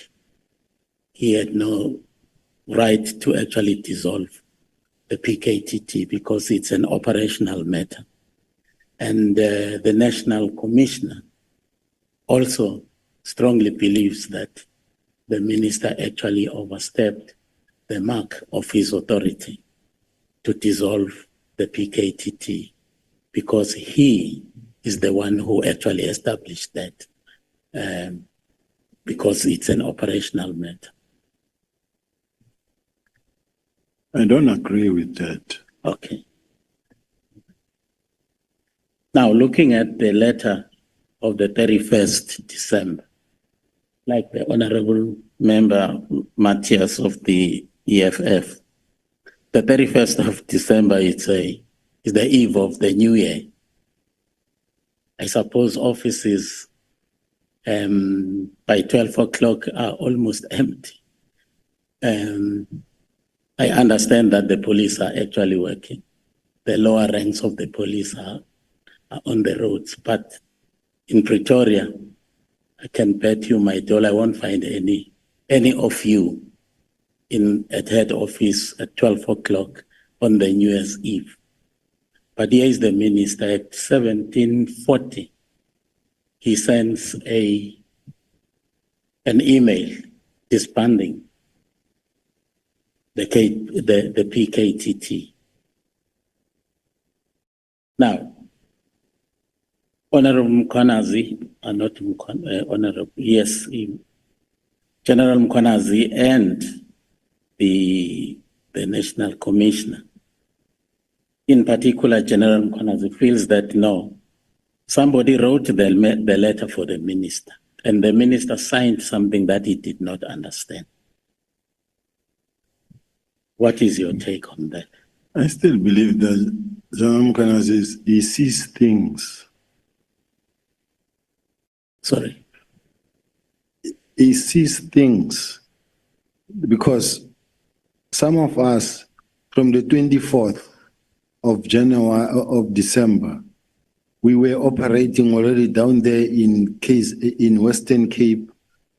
We came, I came round about my last roadblock was in Harrismith on the 30th in the afternoon. We were not there, and the minister was already at home in KZN. Me, I was operating on the street. I never actually got to get involved in this thing. So if the General Mkwanazi believed that somebody wrote that letter for the minister, it means he believed that the minister has got no capacity to can write that letter himself, which I find unbelievable. True, I also found it unbelievable when I first heard it, because I know Honorable Minister Mkhunu. We almost grew up together out there, and I know his capabilities.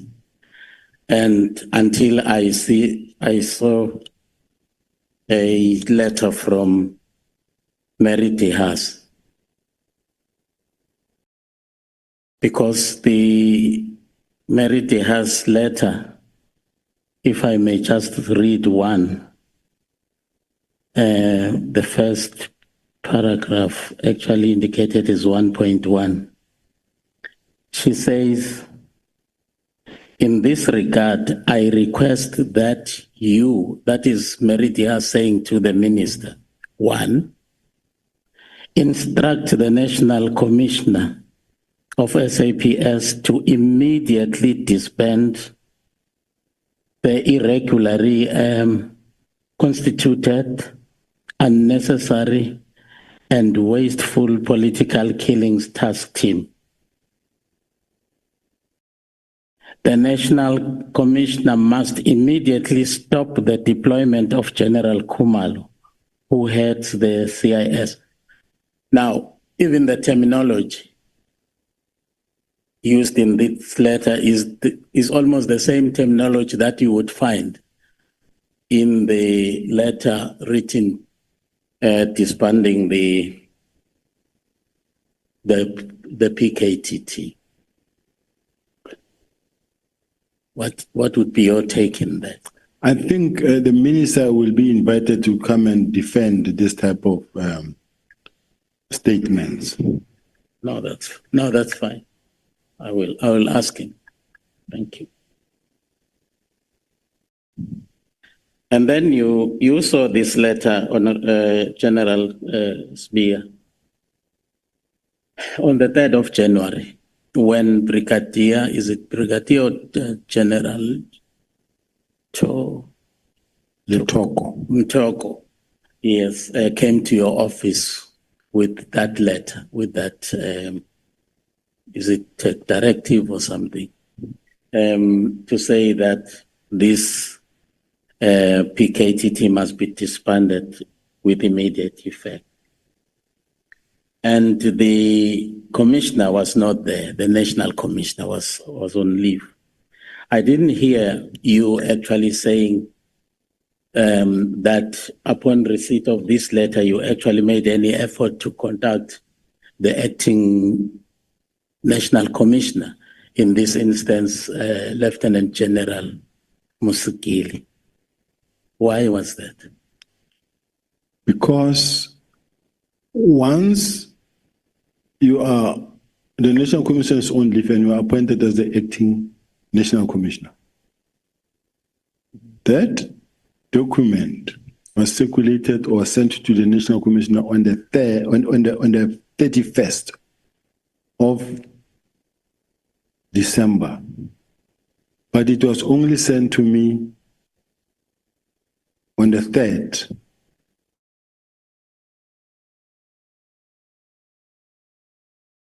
Says it in his own statement that the national commissioner said in his statement that he signed. He says in his statement that he directed Brigadier Letoko to write an email to us and tell us that we must act and prepare a report. So it says, I'm looking for that letter where the national commissioner himself said, I directed Brigadier Letoko to write this letter to the deputy national commissioners to prepare reports. So which means the national commissioner already places himself in action, in his own words, in his own statement that I read earlier.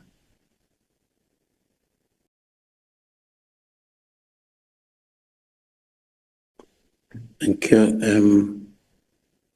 Well, in fact, I did say that the national commissioner felt that he should have been the one to dissolve that. In fact, it's in his evidence in chief, paragraph 44, where he said the disbandment of the PKTT was an operational policy. The national commissioner, and I'm quoting directly from his statement. Now, on the 14th then of January, General Sibiya walked into the office of the national commissioner. That was the day when he was actually back from, was resuming his duties after a 2 weeks leave. And then you walked in, General Sibiya, with a proposal to immediately and summarily actually disband PKTT. You already had a plan of how to go about implementing the minister's directive. I still refer back to the National Commissioner in paragraph 45 of the National Commissioner statement under oath to this committee. He confirmed that he did instruct. Let us refer to page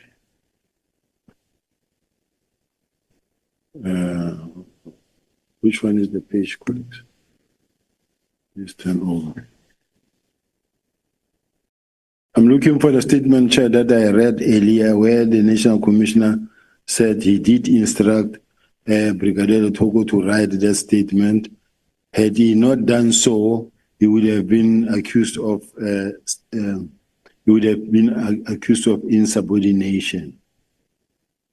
So he did that because he otherwise, had he not done it, it was going to be regarded as insubordination. So, as far as I'm concerned, the National Commissioner acted within his rights, and even the judge asked him and say, even if it was a unlawful instruction, were you going to carry it out? And I said, no, if it's not a lawful instruction, I won't carry it out. But whatever that happened because the National Commissioner was in support.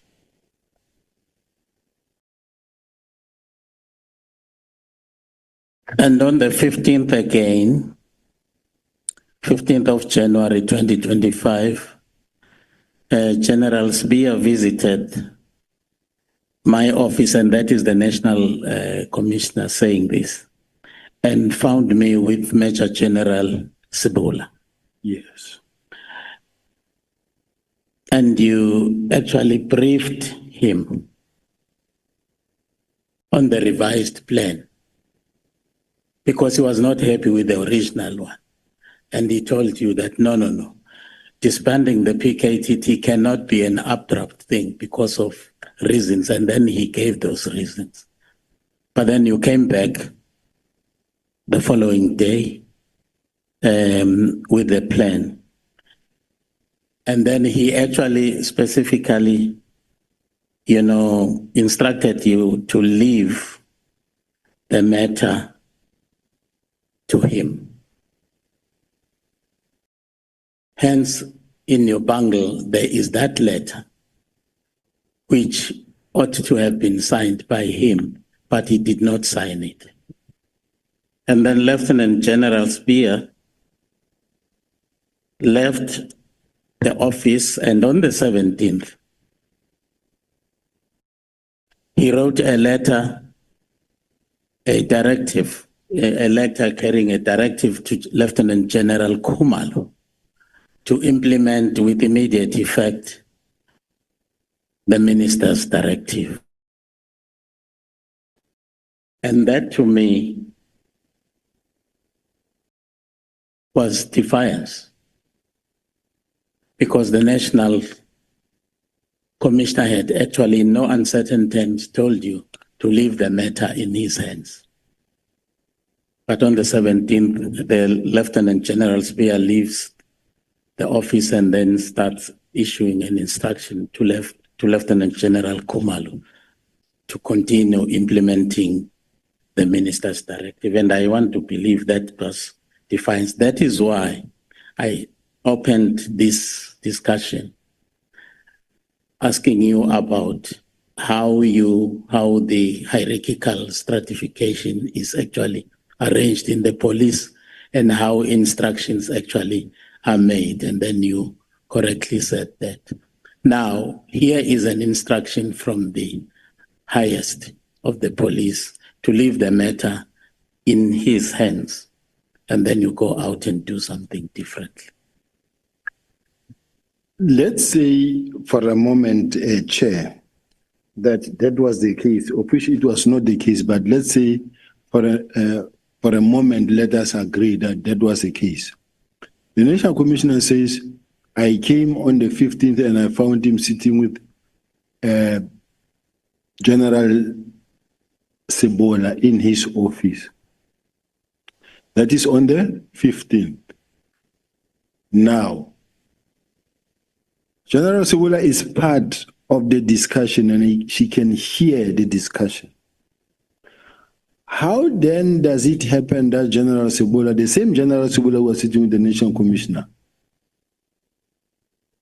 send a document to me on the 16th, having heard what the National Commissioner said, on the 16th, she sent me a document and she go to my PA and say, I'm sending you a document, just print it and give it to the general for signature. And this document is the document that comes from the National Commissioner's office, compiled by the Office of the National Commissioner, General Rabi, sent to me by the Office of the National Commissioner and by the highest authority in the National Commissioner's office, which is General Sibiya, to my office. If that is the case, that what the National Commissioner was saying, or he said, that stop, don't do anything further, I will handle the matter forward myself, in the presence of General Sibiya. Then how does it happen that General Sibiya sent me an email and attached the documents and say, let the general sign this and send? Well, it's something that would need to be resolved at your level. But here is the National Commissioner saying what he's saying under oath here. And let me continue that on the 16th of January, there was a meeting between the minister, the National Commissioner, and Lieutenant General Kumalo was there. Sorry, Chair. I have a question that I want to ask. I know I'm here to answer, but there's a point that I need to clarify. Okay. The honorable member says, here is the National Commissioner saying under oath that, and I put a document that demonstrated that, but the National Commissioner sent through the office of Sibiya to my office. So we are sitting with two documents. This one comes from the National Commissioner's people. And here he's saying under oath that this is what he said, which is disproved by what I also sit with. Now, it needs to be clear that either what the National Commissioner said in his affidavit is not true, or I'm not telling the truth about this email. But I'm putting a position that says, despite the fact that the National Commissioner in his affidavit is saying, he told me to stop, but if he told me to stop, did General Sibiya then act on his own accord by coming to my office and say, please print and give to the DNC to sign and send? So it's a problem there, because it shows that either myself or the National Commissioner, one of us is not being truthful. Thank you very much, Chair. Well, thank you. I was on this meeting on the 16th of January 2025 between the National Commissioner and the Minister. In attendance was also Lieutenant General Kumalo, who was actually asked to provide the Minister with a comprehensive update, as well as an overview of the ongoing counterintelligence investigations. So they gave a report to the Minister, and in the report, there was a list of people, in particular senior SAPS officers associated with a criminal activity. And on the list that they provided to the Minister was the name of Lieutenant General Sibiya. Are you aware of that? Have you seen that report? I haven't seen the report, but I heard about it. Why would they list Lieutenant General Sibiya, include your name on the list of, personalities or senior SAPS officers who are actually associated with the criminal activity. Why would they do that? Well, that is something that I'm also still waiting, because I mean, when was that?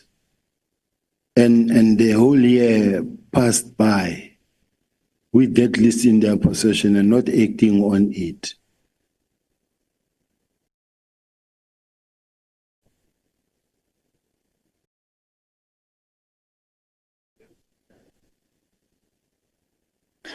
Now, Lieutenant General Sibiya, do you actually believe, honestly, that PKTT had done a good job in resolving some of the intractable cases of political killings, particularly in KwaZulu-Natal?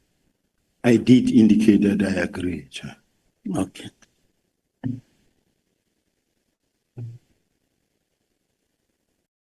So therefore, the minister's assertion that it actually has outlived its usefulness and is no longer adding any value may not be entirely accurate. Not necessarily that it may not be accurate. The fact that it has done it in KZN, and they themselves, they presented that they have achieved the purpose for which they have been established for, and that now most of the districts have stabilized, only at eThekwini district. It qualifies the statement that these people no longer really are that active anymore. Okay, thank you. There was a function or a meeting in Cape Town attended by the minister. I can't remember whether it was the then minister, Cele, and General Mkwanas was there, if I'm not mistaken, the National Commissioner, and yourself. And, oh yeah, it was Minister Cele. Minister Cele actually he asked you about the people who had actually been arrested for the murder of AKA. And he was concerned that he was not too sure whether the people arrested were the correct people, the right people who actually had in fact committed that crime. And then he wanted a briefing in that effect. And then you quickly actually, embarked on organizing that briefing. You phoned someone in the province of KwaZulu-Natal police headquarters.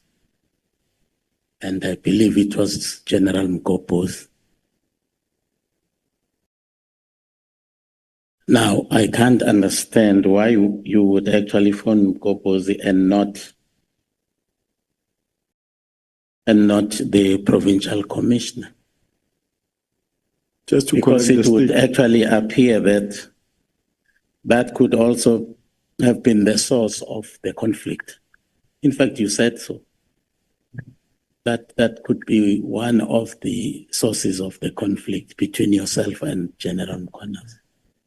Just to correct the chair that it's not a question of Minister Cele wasn't so sure as to who has been arrested and why they've been arrested. He just simply asked a question, are you sure you've arrested the right people? And the answer was, yes, Minister. Can I see the team so that I can get a full briefing? Yes, Minister. And now, mine, in an attempt to expedite, I contacted General Mkopozi straight, which is the Deputy Provincial Commissioner at KZN. And say, I just spoke to the minister, and the minister requests that the team should come up to come and brief him in KZN, in Gauteng. Will you please also inform will you please inform the team and also inform the PC? we agreed. Up until when he called me back, the deputy PC saying that, hey, General, the PC is fighting. Can you please call him yourself? And I did that with all the energy and the comfort, confidence I have, because we were not fighting with Noami nor General Mkwanazi. We were just working together and we never fought. It was the first time that it happened. And the way it happened, it got out of hand. And that is what caused the first conflict. But the second conflict is a conflict that one will have maybe at head office, either with General Kumalo or General Ntsiye. And you find that General Mkwanazi get involved in things of head office. And as a result, you find that now the relationship is worsening instead of improving. But in me communicating directly to General Deputy Provincial Commissioner there, I did say to him, I apologize, but not that there was anything wrong. Because I was not giving an instruction. I said, please inform the team and also inform the PC.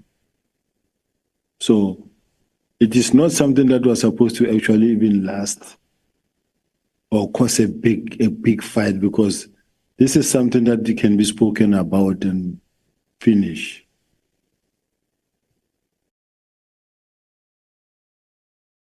Okay, General, let's look at the Mokgotsi matter.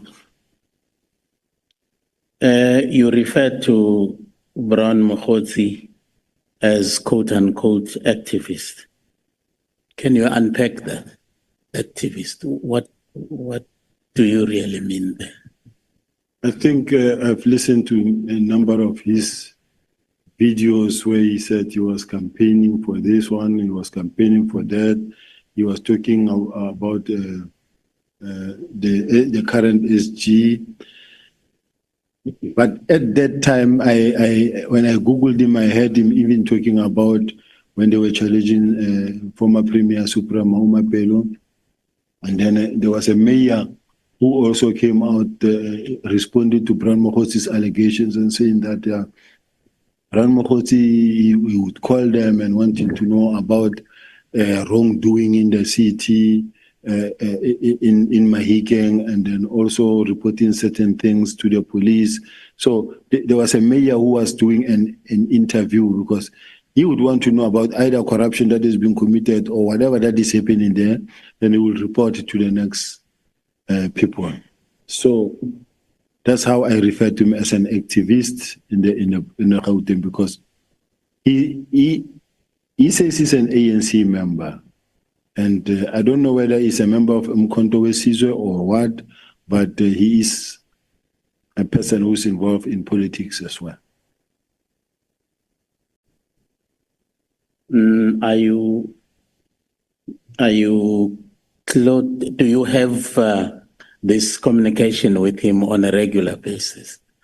I'm trying to avoid using the word a relationship. No, I mean, frequent communication with him on a regular basis. It's not. I don't have a relationship with him, but I have communicated with him a number of times. I'm saying this because on paragraph 77 of your evidence in chief, you say that Mokgotsi actually contacted you to warn you about some people who were all out, who were working hard to actually oust you from your position in SAPS.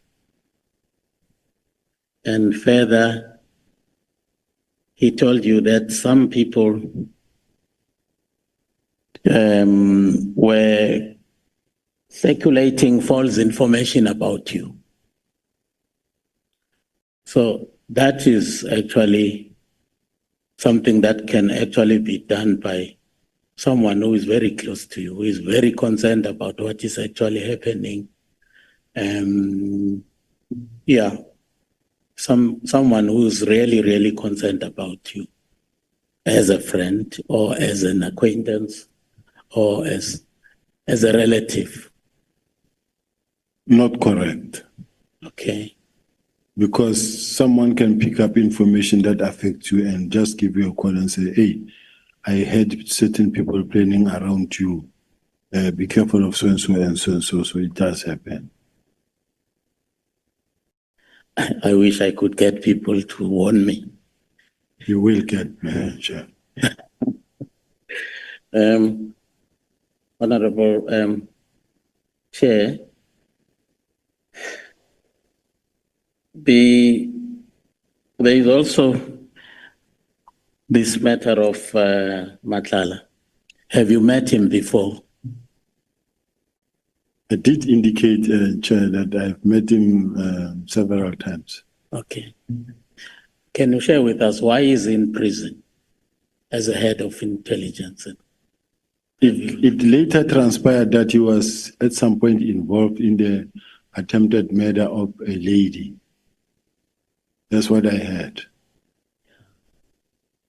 It's a matter that we are not involved in. Myself, I didn't know about it. Yeah, because in your evidence in chief, you did actually allude to the fact that Matlala was actually quite a well-known character within the SAPS echelons in Pretoria. Yes. Now, suddenly, boom, Matlala is in prison. Where does that put the reputation, the integrity of our national police, head office? I would like to believe, honorable member, that at some point, either before or now or in future, sometimes you can know somebody and then you find that you speak to this person maybe regularly, only to find that later you get to hear about this person, that this person is involved in 1, 2, 3, 4. That's when you start raising your ears, and that's when you start also stepping back.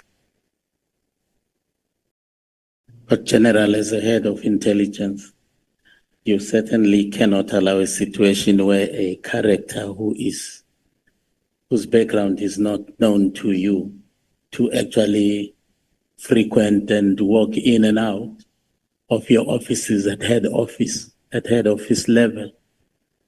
And then suddenly that character is arrested. Then you come and say, hey, I did not know that this man was a criminal. Why? Head of intelligence. Head of intelligence, it doesn't mean that, like, for instance, I have the intelligence and the intelligence are reporting to me what they're doing. The intelligence are falling under me, but they were not, like the counterintelligence are not reporting to me. They're reporting to General Kumalo. Now, I won't know. But above all, even the police themselves at the headquarters, they were not really aware even how he got to be allowed in the premises there and also be the one to service the student, run the hospital of the student. During the police events at the college there, we will also have his gazebo there. So it was known. It's not like in my case, I'm to be singled out as the only person who was communicating. Most of the generals there knew him, like any other person who is known not to be a criminal. I didn't know that he's a criminal person.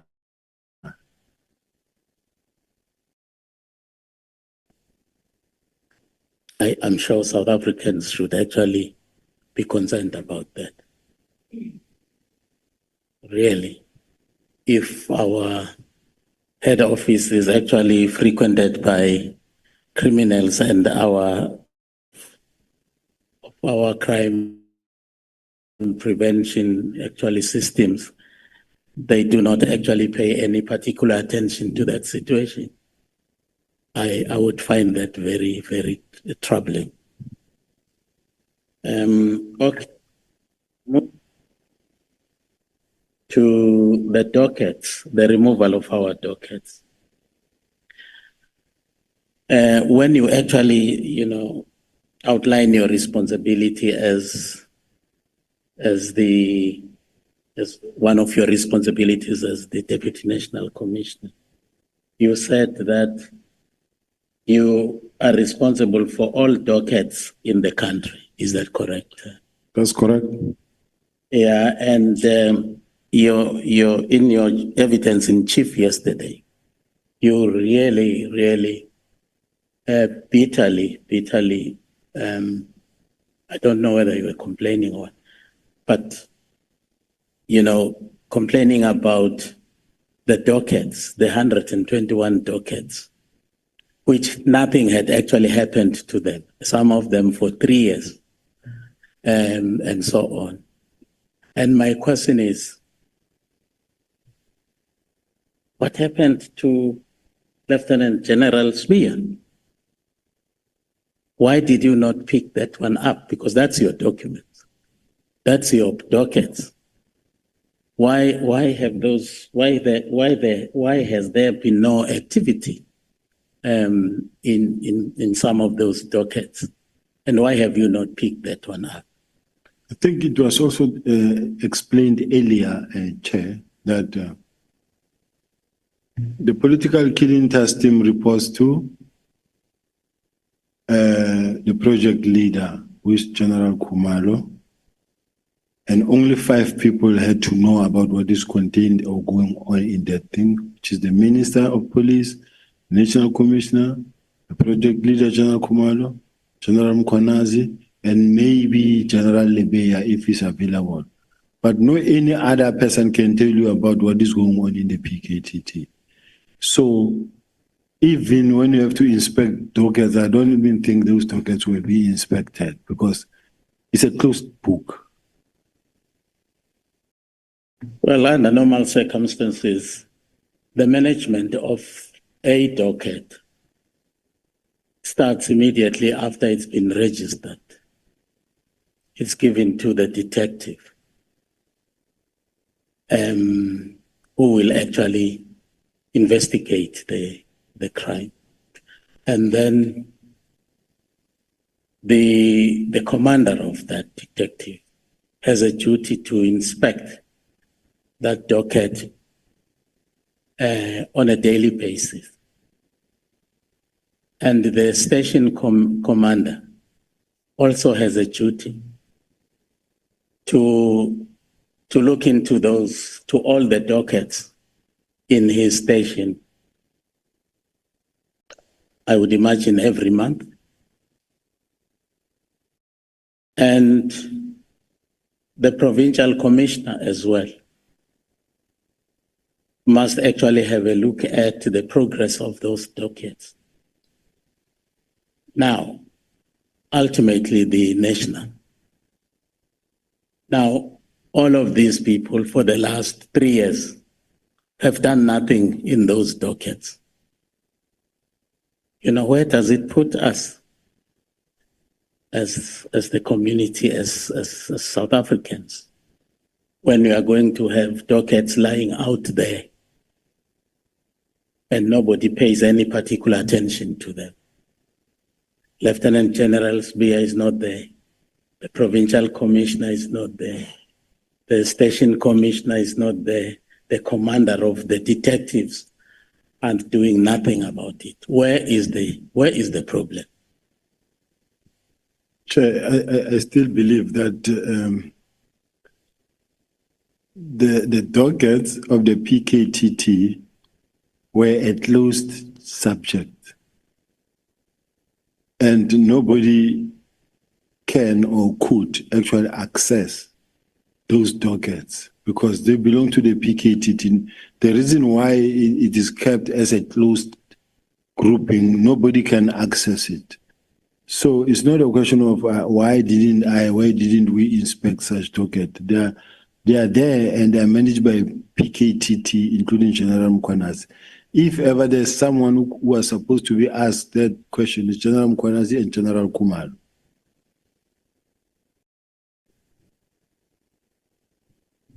Okay. The political interference in the operations of the police. I know you have actually answered that question regarding the WhatsApp message, which was directed to the Deputy Minister, where a reference was made to Comrade, I quote unquote, Comrade Matebula. But I have no problem with that. But I want to also look at the statement which was made by Lieutenant General Mkhwanazi under oath here, expressing a concern that the level of political interference in the activities of the police, especially at head office level, is concerning. And then he said it started in 2007 when senior managers, senior officers of the police attended an elective conference of a particular party in Polokwane. When they came back from there, they came back as a divided force, and having gone there not to do any particular operation, but they were there as observers because they had their own even marquee.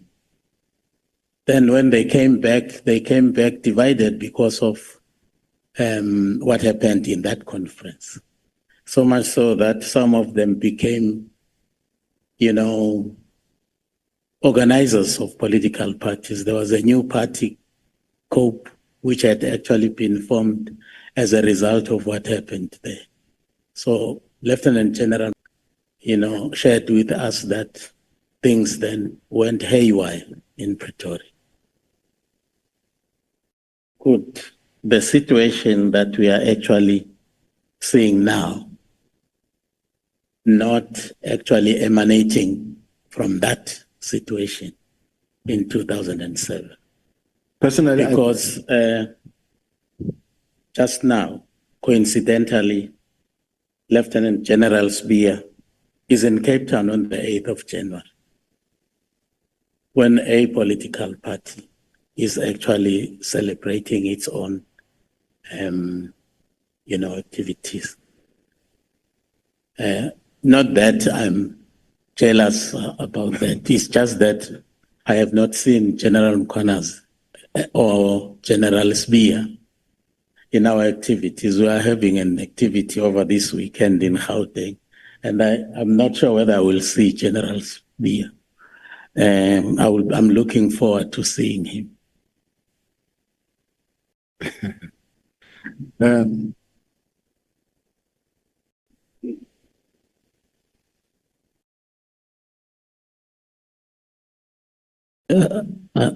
Do I still have my 10 minutes? Okay.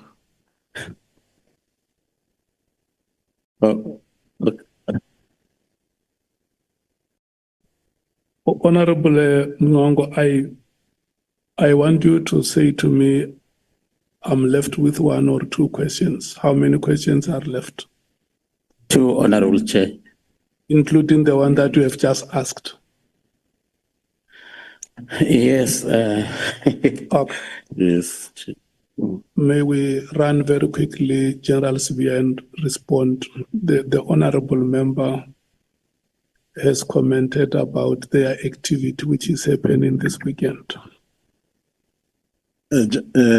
Chair, when General Mkhwanazi made this press briefing on the 6th of July, he spoke about political interference. In my mind, he was talking about the fact that there is interference in relation to the disbandment of the political killing task team.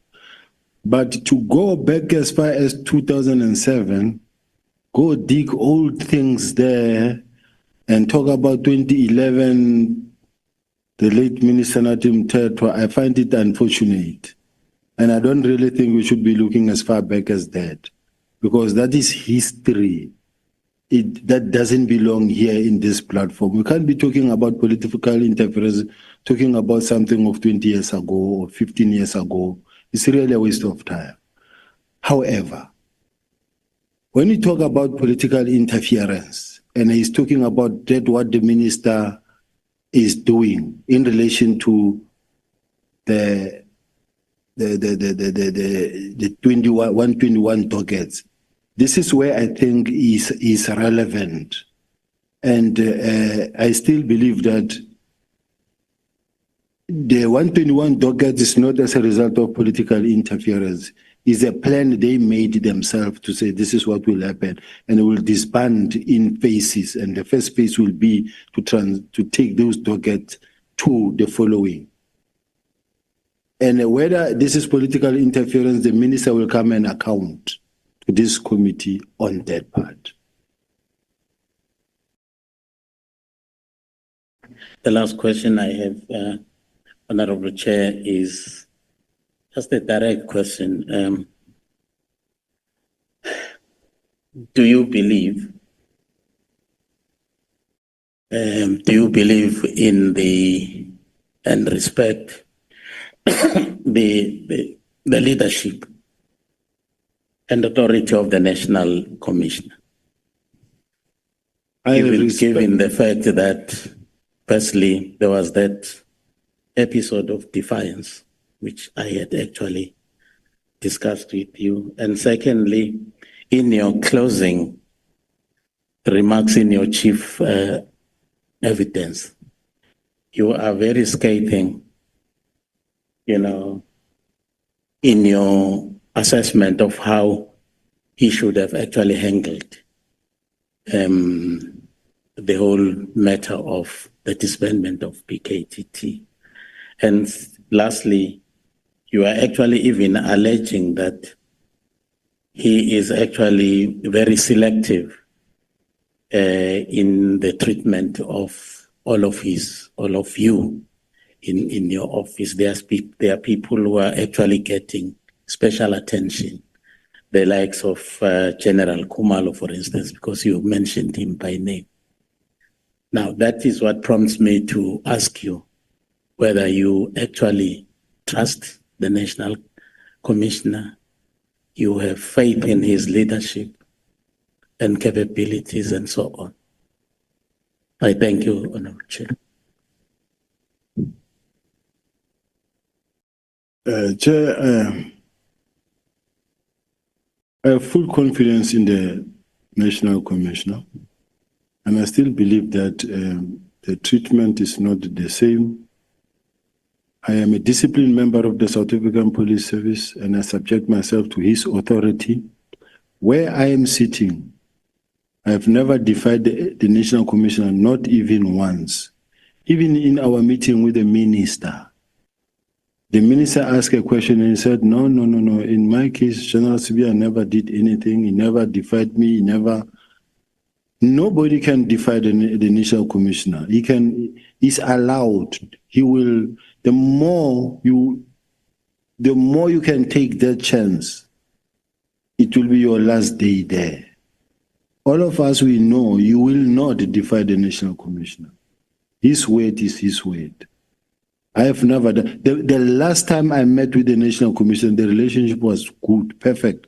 That is why even when you look at the performance, my performance is 100%.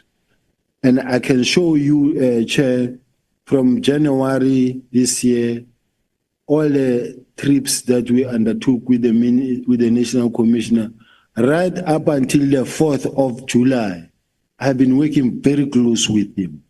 So if I was rogue and the relationship was sour or there was no good relationship, it wouldn't have happened.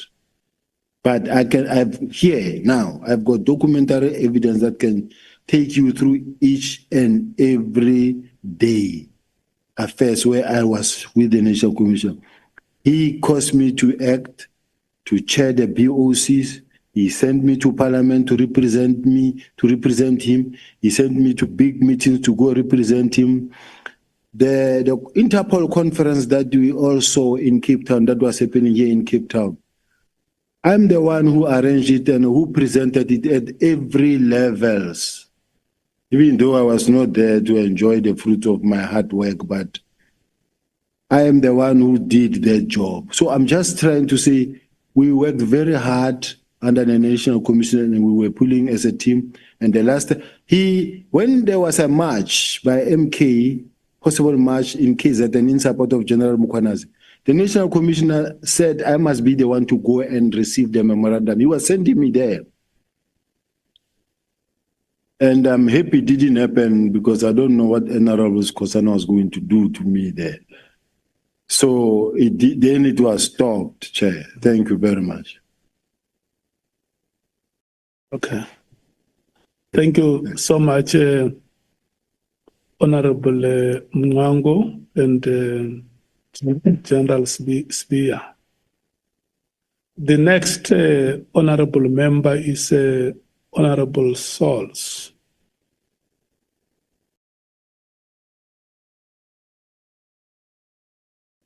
Thank you very much, Chairperson and General. Like I do with everyone,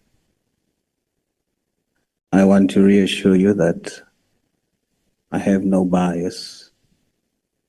I would pose questions to you for issues of clarity. Some of my colleagues has covered a whole lot of things that I think there are clarity on it. So I will just focus on the things where I think I need clarity on. But I will treat you the same as others, other witnesses, and will take a position after the entire process is over. So let me start by saying thank you. As a patriotic South African, your rank, you as a police officer, thank you for your service.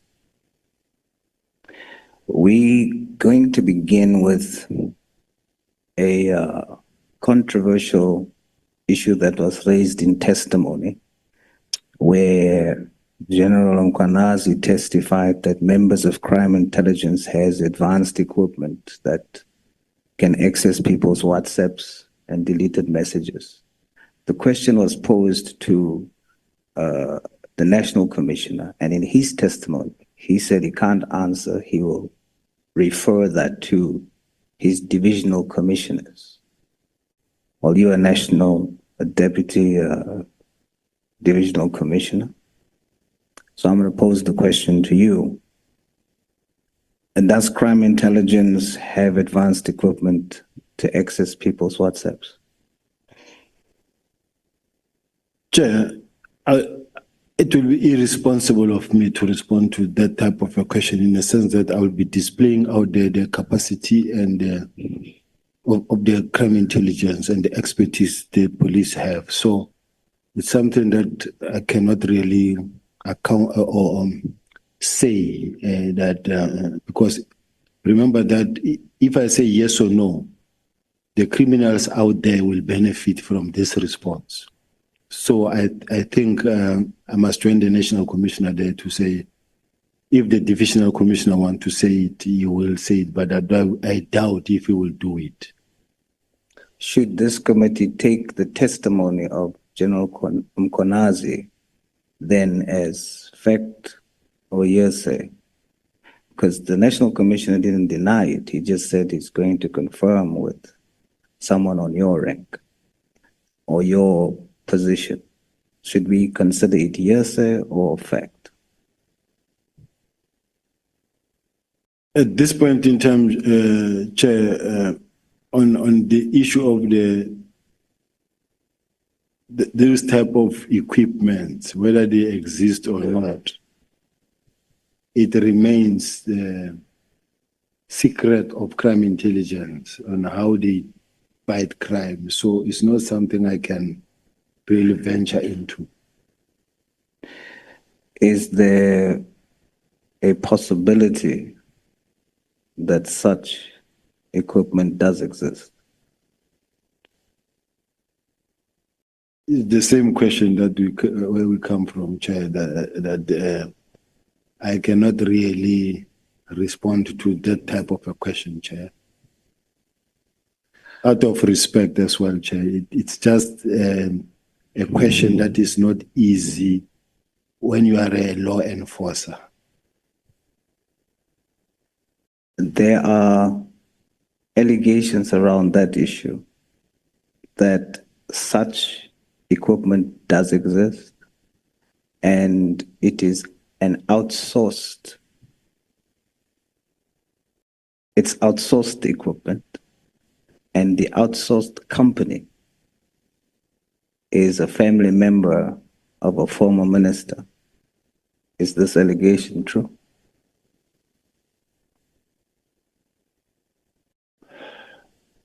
Not that I'm aware of. I do know that there are private security companies that will have capacity over and above extra or ordinary policing, because there are powerful security companies there who some of them may be licensed, some of them may not be licensed, but they invest in technology, and some of them you'll find that they procure this equipment overseas, and you will have such a situation because the market is open. Is that a yes? It's a complicated one for me, Chair. General, on security clearance, do you have security clearance? Yes, I've got it here now. Does General Mkwanazi have security clearance? I heard him saying he doesn't have it. Does those who are investigating you have security clearance? I don't think so. In the Western Cape Provincial Commissioner, he doesn't have it. In layman's terms, explain what are the implications of investigating without security clearance. Security clearance is not a requirement for an investigation, but if you are a senior manager who comes across or who is expected to deal with top secret document, depending on the level of classification, you are expected to have a top clearance, top security clearance. Because let's say, for instance, you're a provincial commissioner. You deal with matters that some of them are classified and highly classified. I cannot imagine if there's a top secret document that comes, that must be discussed. The provincial commissioner will say, hey, this one I can't work on. I don't have a top clearance certificate. I can't even read it. It must go somewhere. It is expected that all the provincial commissioners, they must have security clearance, top secret clearance certificate. Does General Mkwanazi access these type of top secret information without a security clearance? Well, some of the things that he mentions, because General Kumalo reports to General Mkwanazi, some of the things that he mentioned may tell me that he does have access as well. Just hold it, the Honorable Sols, Honorable Ngola. Chair, I think the General, in responding to Honorable Sol, says General Kumalo reports to General Mkwanazi. I think it's a bit tricky and a bit confusing because our understanding is that General Kumalo is the head of crime intelligence. General Mkwanazi is the provincial commissioner. In terms of the line duty, I don't think it's supposed to be like that. I'm not sure. We're a bit confused by that. Maybe if we are not, the General can clarify it. The PKTT, I know the fact that it is the project leader is General Kumalo, but the person who's fighting hard in this case is General Mkwanazi, who says I was not told, and the dockets were taken without my permission. Now General Kumalo had to account to General Mkwanazi. So when it comes to the PKK, General Kumalo reports to General Mkwanazi. That is why General Mkhwanazi is the one who's on his feet and fighting for this process. Hence, I'm saying he reports to him. You want to make a follow-up? Understood it. Is it the official reporting line duty, or it's something else that is out of the ordinary? Well, it's the official, because it was done so officially. This is how it was designed, that he will report to General Kumar. To General Mkhwanazi. Okay. The member is satisfied. Before you proceed, Honorable Souls, did I also hear you saying that the head of the Western Cape also does not have a security clearance? Yes. When you say the head, you mean the provincial commissioner? The provincial commissioner. And who else, apart from the two? I don't know about the others. These are the two that you know. These ones I know because I have been involved with them, or they've been involved in my matters at least. So the question that Honorable Souls asks you, and you respond by saying that yes, General Kumalo reports to General Mkhwanazi, so he may have access to this type of information. It may be happening elsewhere. When I listen to General Mkhwanazi both in the commission, judicial commission, and here in the ad hoc, he will every now and then throw in what they are busy with and that they are about to effect arrest. And he talks about things of counterintelligence. He talks about things that come from the intelligence space. He talks about things that, just like Brown Mohosi will tell you about information that belongs in the intelligence space. But General Mkhwanazi will tell you about something that belongs in the intelligence space himself. Yeah. When I ask this question, General, is to establish understanding whether a provincial commissioner like the one you have in the Western Cape or elsewhere in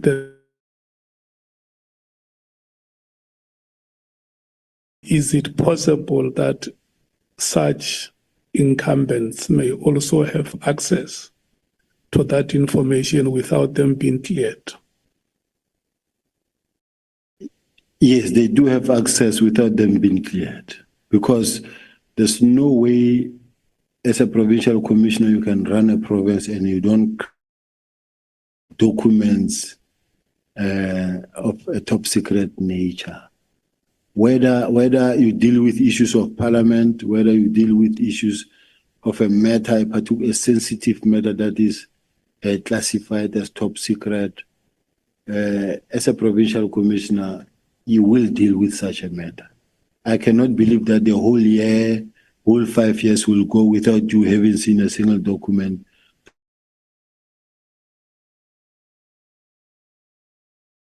Bottom line is that they don't have security clearance. That is the point that I wanted you to confirm. I'm handing back to Honorable Souls to continue. Should this be allowed, General?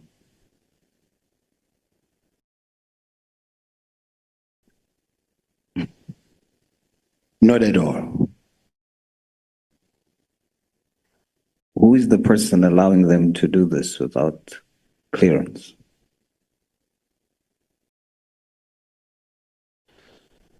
I think the accounting officer is the one who should actually ensure that all people that are appointed in terms of or as the provincial commissioners or the top structure of the police should have top clearance certificate. Who's the accounting officer that you're referring to? It's the National Commissioner. General Mkhwanazi testified that the Premier Lesufi created a crime prevention unit that was illegal. Was it illegal? I heard him when he was testifying that, and I do know that there's a matter that was actually discussed in one of the POCs. And as far as I'm concerned, it is not illegal, because if it was illegal, I don't think the president would allow the premier to go and continue with something that is illegal, because this is crime fighting and these are enough boots on the ground. They are force multipliers. But in fact, I do know that in the meeting, he went to an extent of saying to the National Commissioner, just say the word and I will effect arrest. And I can safely say that I raised it. The minutes are there. I did say, but you can't say you can arrest anybody there, because the bottom line is there's no way the premier can implement something that was not authorized, because it is firstly job opportunity. Secondly, they play a major role in making sure that they fill up the street. Every corner you come across them, and there's crime prevention. And when you look at the resources and the capacity they are bringing in fighting crime in the city of Joburg, you will realize that the situation has changed, especially city center where crime was rife. It was rough to go downtown to be in the city, but since their appointment, they are working and crime has reduced significantly. General, you just said in a meeting, I heard him say, just say the word, I will effect the arrest. Which meeting? Who was in the meeting? And who is he that you are referring to that said he wants to arrest? It was a Board of Commissioners meeting. And in that meeting, that's where he mentioned that because they were actually debating it, including legal, and legal was tasked to go and check whether are these people peace officers or not, and should they be existing or not, because the Constitution says there shall be only one police service. They were saying these people cannot be appointed because one moment you're going to have a situation now where you will have to, or you will be expected to convert them into police officials. So he was saying that these are illegally established, and then since they are illegally established, he said, just say the word, one word, I will go arrest. So when he says, just say the word, I'll go arrest, I don't know whether he was meaning he will go arrest the premier or he will go arrest all of them. But I guess the minutes of the meeting are there to say it. Who's he? General Mkwanazi. So General Mkwanazi, in a meeting discussing this, says to the National Commissioner that he should just give the word and he'll go arrest. Yes. And what stopped, or did the arrest happen? What stopped? No, it couldn't happen because the legal services was assigned to go and check the statute, the law, what the law says, can these people be regarded as peace officers? And I think it was ultimately done where they were sworn in as peace officers. So there are... Okay, Honorable Souls. May I take you, Honorable Shongwe? Yes, sorry, just a clarity-seeking question. General, which meeting are you referring to? And am I hearing you correctly that the KZN commissioner said he would arrest in Gauteng? Yes. Oh, sorry, which meeting? It was a POC meeting, if I remember very well. But it was a meeting at the college where it was provincial commissioners and other senior officials. Are you satisfied, Honorable Member? Thanks very much, Honorable Souls. You may proceed. So, General, there are occasions then where General Mkwanazi asks first whether he can effect an arrest or informs the National Commissioner before he effects an arrest. He was not informing him before he can effect arrest. He was just saying, just say the word and I'll effect arrest. But I'm trying to establish the type of relationship that he would say before he goes and arrest. He would inform or ask. He would and he should, because remember he's from KZN, he's not from Gauteng. So whatever that he does in Gauteng, it should be with the permission and the knowledge of the National Commission. I'm asking that because yesterday, not yesterday, when I interrogated the National Commissioner and asked this question on the search and seizure or the arrest for yourself, the National Commissioner said he didn't know about that, or that he doesn't know about arrests. So you saying that it's protocol to inform him? Yes, to say he didn't know, we'll never buy into that. Where was the members from who went to your house to arrest you, but ended up just seizing property?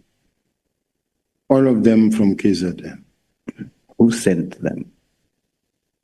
I know it's General Mkwanazi, because people like Brigadier Kunene,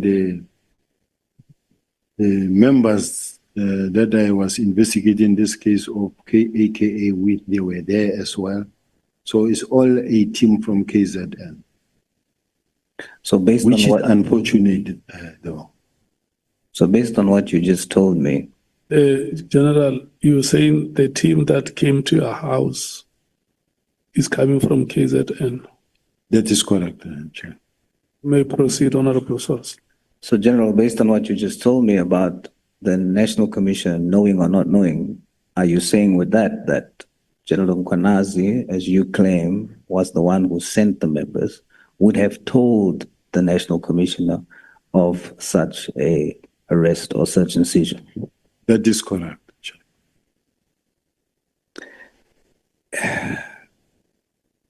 Let's go into the possibility of factions within the ranks, because that's something that we have dealt with. General Mkwanazi testified that you are a baby in rank in comparison to him. What is your rank? I'm a Deputy National Commissioner and I'm a senior to him. What is your rank? I'm a Lieutenant General and a Deputy National Commissioner. What is General Mkwanazi's rank? He's a Lieutenant General, a Provincial Commissioner. General, in layman's terms, explain to us the protocols on how you become a Lieutenant General. As you grow up the ranks, you become a Major General. And then you will have a cross sword and 2 stars. Then you become a Lieutenant General with 3 stars. Then you become a National Commissioner, 1 General with 4 stars. So you become a Lieutenant General. All generals, Major Generals that are entering or stepping into the general rank are Major Generals, which is the lower rank of being in the general space. Then when you get promoted, you become a Lieutenant General. Then when you become promoted more, either you become a Deputy National Commissioner or the General himself, the National Commissioner. So let's understand from this point. When General Mkwanazi was appointed as the Major General, I was already a general. And then in 2 months, 3 months into his newly appointed position, he was appointed as the acting National Commissioner, which could not happen. And even when he walked into the door, the Lieutenant General not even stand up to salute because this is their junior. But for him to be considered and really be put in a position to can act, overnight he was then promoted to become a lieutenant general. I guess others were saying he's a baby, but he became that lieutenant general, and he was then able to act as a national commissioner. He has since then become the lieutenant general over the period of time. In 2011, that is when this happened, right? Where he, the acting national commissioner. And you are saying that there wasn't a normal process of him going from major general to lieutenant general. It was merely because he was appointed acting national commissioner, and that's how he got the rank. Yes, lieutenant general. It compelled the then president to really also overnight bring him up quickly, because he could not become acting from major general. According to the General Nkwanazi's testimony in the Judicial Commission section, page 9, at section 15.3, he was section head in 2011. From 2025 to 2011, he was section head, Special Task Force. And then in 2011, he was component head for specialized operations for 7 months only in 2011. What is the difference between section head and component head? A component head, you are in charge of the whole component, and the whole component will have different sections.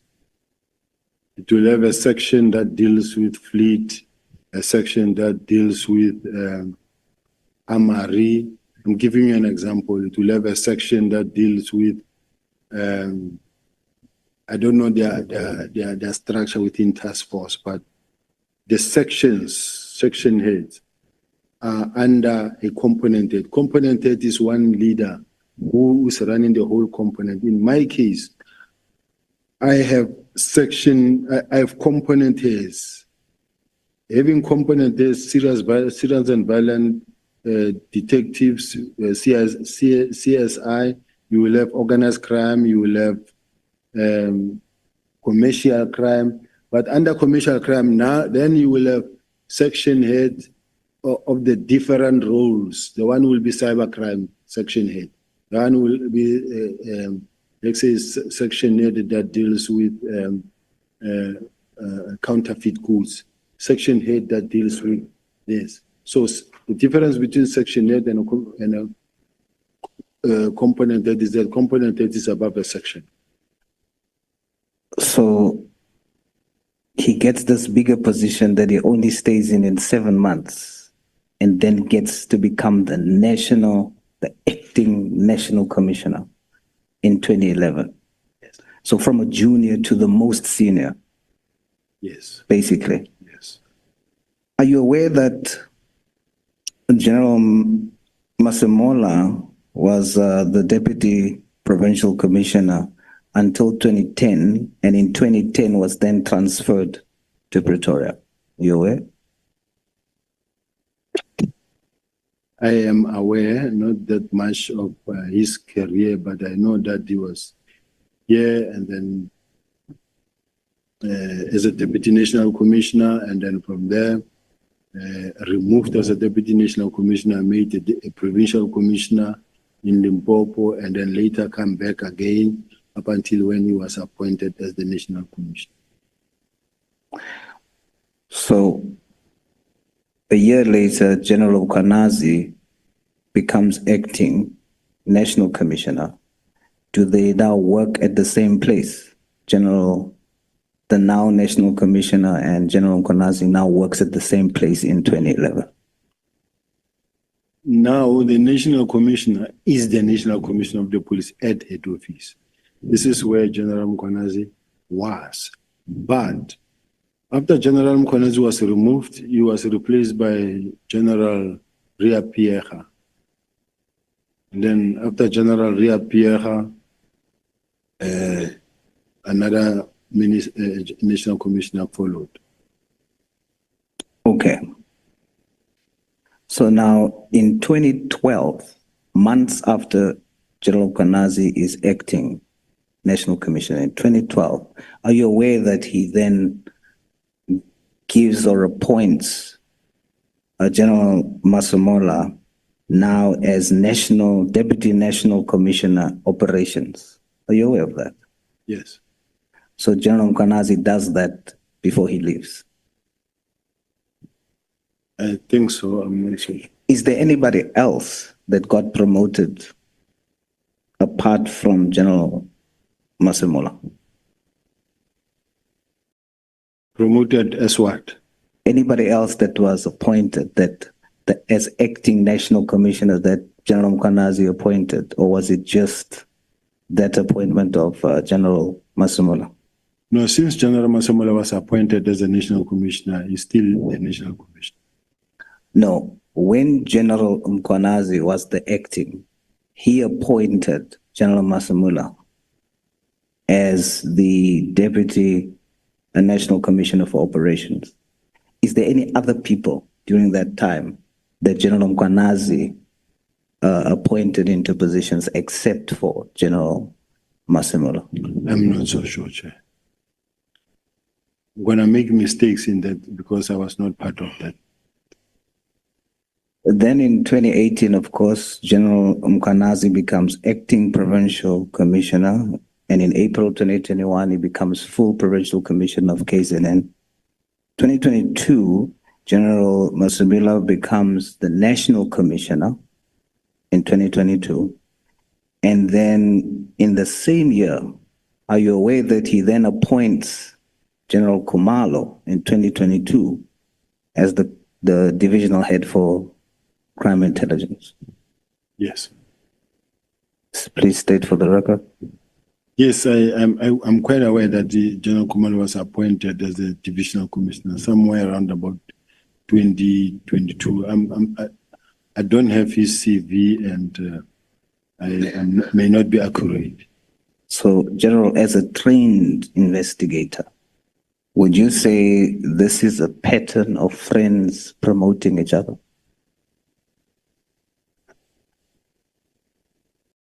That is not for me really to say at this point in time, Chair. You testified earlier that there are cliques and it creates an unhealthy working environment. Who are you referring to when you say there are cliques? Personally, at this point in time, when I'm facing, I'm sure the whole world can see that I'm faced with a situation where it is General Khumalo, General Masemola, General Patekile, and General Khumalo. I'm in a situation now and overwhelmed by a lot of processes at the same time with a view to push me out. So you will see that General Mkhwanazi, in fact, for me to have been removed, it was just planned that General Mkhwanazi will go make a press conference, and then out of that press conference, I'll be calling him and I'll be suspending him. And then I get suspended, and after I get suspended, then General Patekile comes, he clears General Khumalo from the investigations that they were arrested for, and then in my case, General Khumalo conduct a short investigation and then recommend that I be charged, and then from there, I expect anything in this case that will happen. But the bottom line is there is a clear focus by a group of people that are focusing on making sure that I am out of the system. General Mkhwanazi testified that the dockets was taken, and I know you already testified on that. That's why I don't want to go in detail with it. But then when it was discovered that the dockets does not contain anything about Gauteng, and then the dockets was sent back, and then General Kumalo was targeted because of interference to stop the arrests in Gauteng, and they place you at the center of that. Are you interfering, General, with investigations and arrests in Gauteng? I wish he can tell me where have I interfered. Whether it spoke about Katiso Molefe, what was my role, where did I interfere? Whether it talks about Ket Matlala, where did I interfere? Whether it talks about Mr. Swart, what did I do, where did I interfere? Because I've never been involved in all of those things. Other than when we talk, let's say for an example, the kidnapping story. I've always been the one talking about the kidnapping of Mr. Jerubo Shoha. I spoke about it even in the police summit. I spoke about it when we were with the DPCI experts, the people that know how to investigate the electronics. I spoke I called all the teams together, even as we speak. I know General Mkwanazi did make mention of the fact that the mother of Jerubo Shoha contacted him, but I can also say that I was contacted by the brother-in-law of Jerry Boshoha, who came, who's the brother to the wife of Jerry Boshoha, who came to me, and he works for the presidency. He came to my office and said, please, General, assist. I called all the experts. Even today, the family is happy with this investigation in terms of the progress. I do have a progress report in terms of this thing, because the team that is there, that is investigating, they are doing everything in their power, and they are working with the family. They are taking the family into confidence. Every piece of feedback is given to the family. So I just want to indicate to South Africans that even this thing of Jerry Boshoha, I try my best to contribute, leading towards my retirement, to work hard. I cannot spend 37 years in the police to only to come and mess up my career towards 2 years later at the door out, and then I mess everything up. I can't do that. But thanks a lot, Chair. I have 2 more questions, Chair. General, you said that the PKTT is doing a good job, but they can do better. Please explain what you mean by a good job that they are doing and what you mean by they can do better.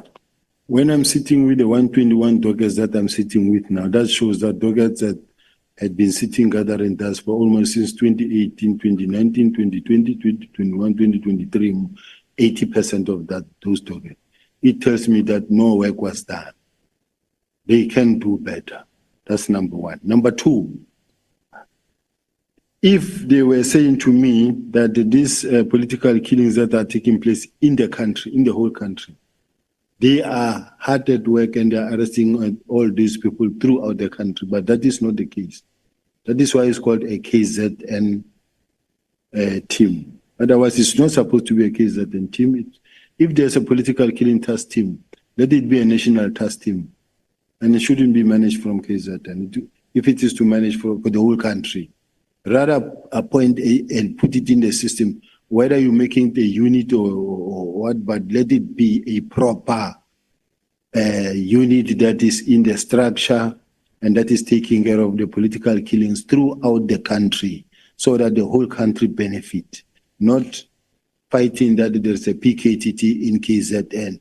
Every now and then we apply for budget, millions to go down there that are being managed down there by General Mkwanazi and General Kumalo. That is an unacceptable situation.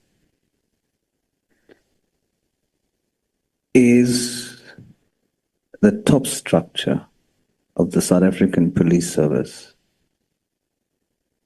divided?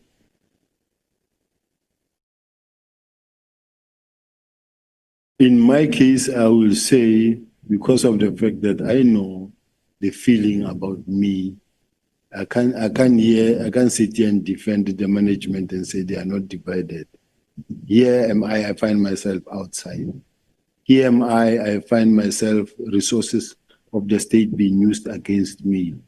And here am I find myself overwhelmed by many processes at the same time that takes money away from me and the security of my family also compromised. General, as I close, those divisions, it's not just costing you, it's costing 65 million South Africans. It is putting us at risk, and we all depend on you to keep us safe. We have questions about where is Jocelyn, Nathaniel, Julius, and many other cases. A house divided against itself cannot stand. I hope that, as you said, you are divided. I put it to you. The core reason why crime is at the level that it is, apart from what we are investigating now, but at the core, it's because you guys at the head is divided. If you're going to fix anything, fix that for the sake of South Africans. Thank you, Chair. Thank you so much, Honorable Souls. Thank you, General Sibiya. Honorable Vessels, are you ready? I am. Thank you, Chairperson. Thank you so much. Good evening, General. Evening. Let me start where you left off just now. And throughout the proceedings, you've identified certain issues that you have with the PKTT. Certain challenges, exorbitant costs, inefficiencies, wrongdoing, even corruption. Are those concerns new? Or did you have those concerns prior to the 31st of December 2024? They have been there, but they needed an approach to be able to address, because this is a closed space. Did you ever voice those concerns prior to the 31st of December?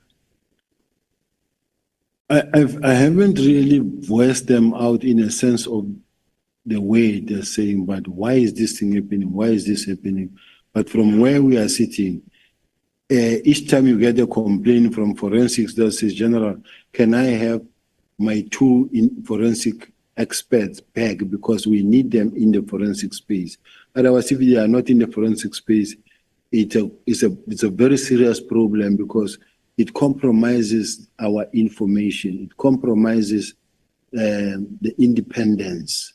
And if you are to go and testify, and then those members that are with them, the credibility of the investigation cannot be trusted should they get a powerful defense counsel.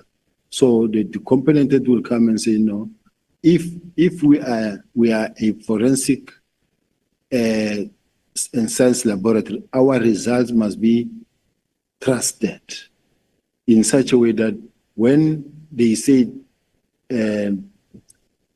exhibits were taken, sealed, maintain continuity chain of possession up until they were handed in. And this is the process that has been followed to examine those. And then this is how we did it, expert evidence, and then process. The system is loaded, and then the response is there. So you must have a legitimate process that is running, rather than having a situation where you've got a team that has got everyone in place. In other words, whatever that we do, if we tell you that, no, we want this result to be positive, then you can come up with a plan that will cause this result to be positive. But you never voiced that to the minister? No. Let's move on. Is it fair to say that on your version, there's a pattern that wherever you are employed, You fall victim to conspiracies to get rid of you, to discredit you. Would you say that's fair? My job is to investigate, and so I don't expect anybody to love me. I investigate, and I investigate hard. And when you can see, you can go to the city of Joburg, and then they will tell you that I uncovered over 45 billion. And when I investigate, I got there, and then they were less than 17, and when I left there, they were more than 84 staff complements. And we employed experts from the police, from organized crime, people that I work with in organized crime.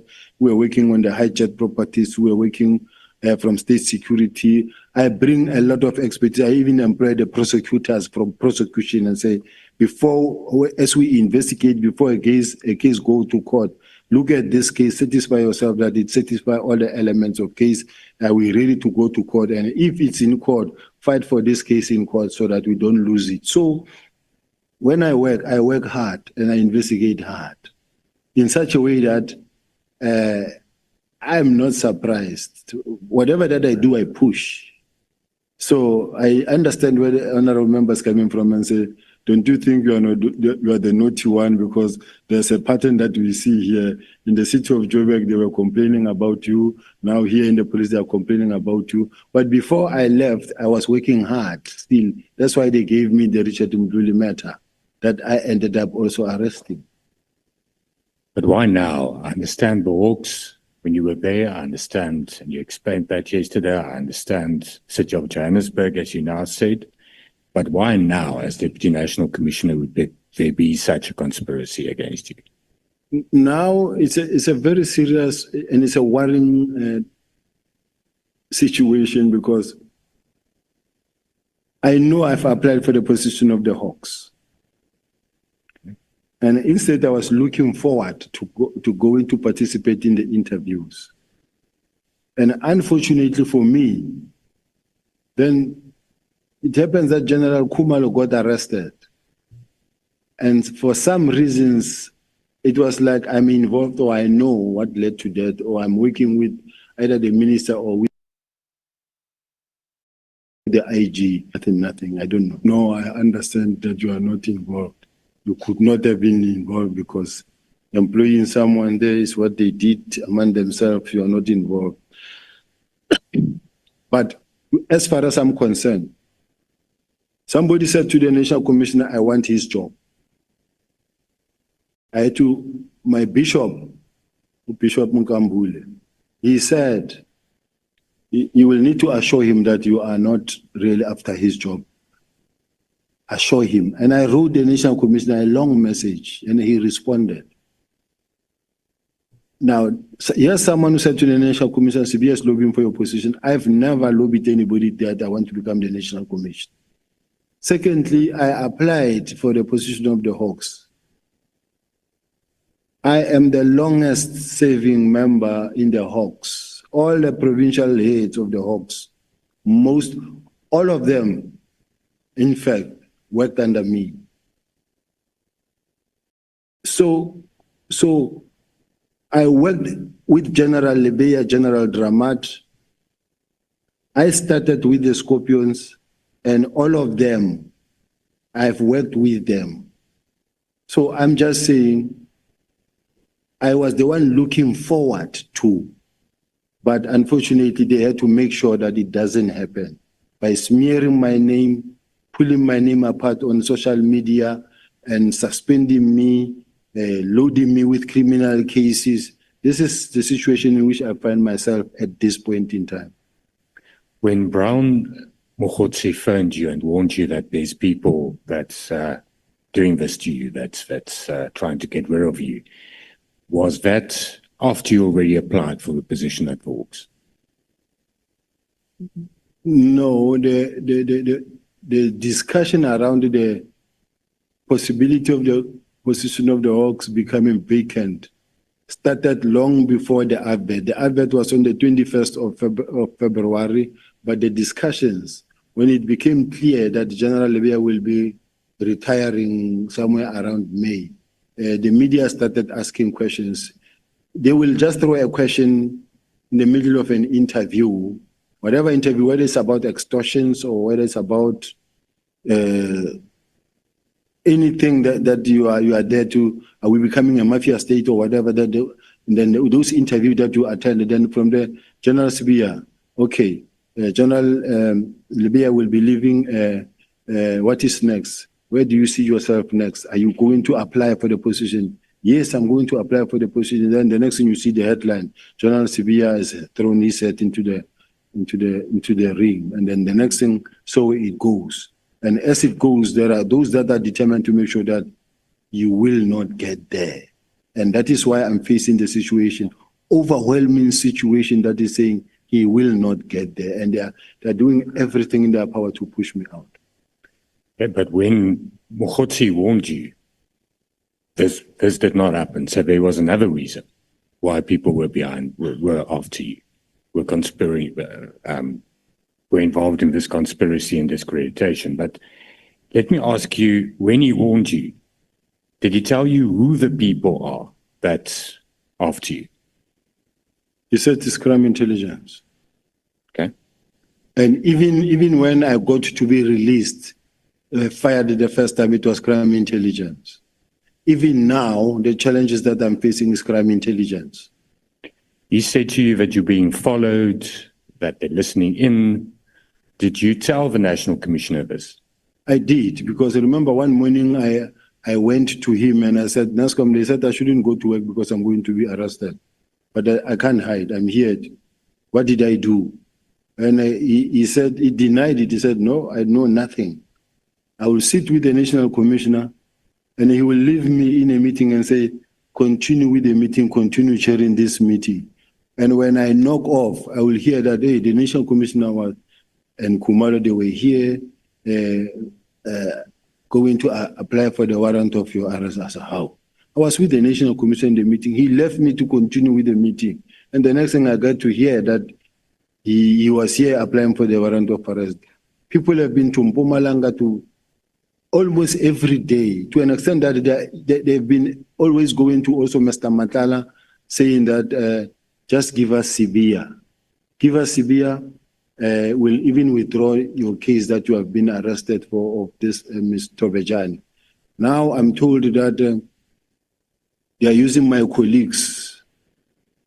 They are using my colleagues to see if they can get some witnesses there. I do know about those things. They get to me. But what I want to say is that I will wait for my time to take the fight, maybe to outside the police. But it is so unfortunate that I wish it did not happen, and it could not happen because one is just left with 2 years basically to exit. Just hold it there, honorable vessels. General, you say that Mr. Mogotsi told you that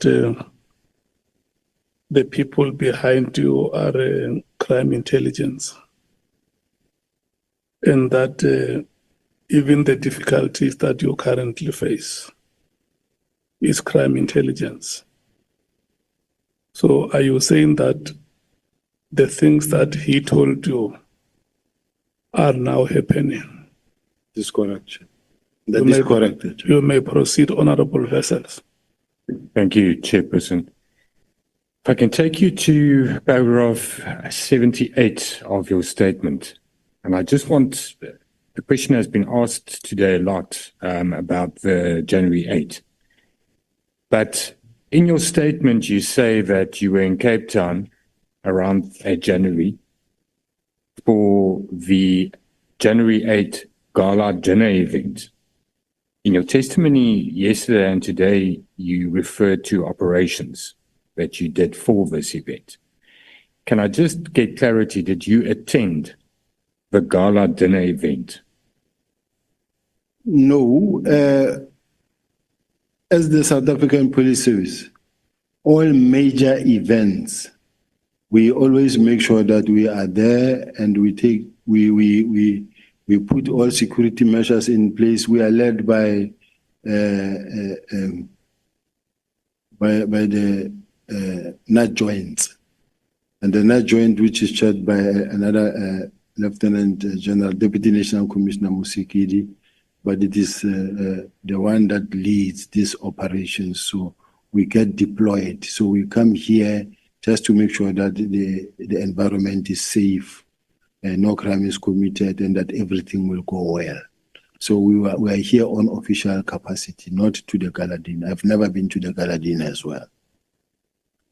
So it's just an oversight in the statement to only reflect on the Gala Dinner event and not on the stadium event, because even though it doesn't really make sense, but that makes more sense than the Gala Dinner. No, I've never said or spoken about the Galadina. I've never been to the Galadina. Okay. Then the rest of that paragraph, you reflect that you met Mogotsi a month before your consultation with the evidence leaders.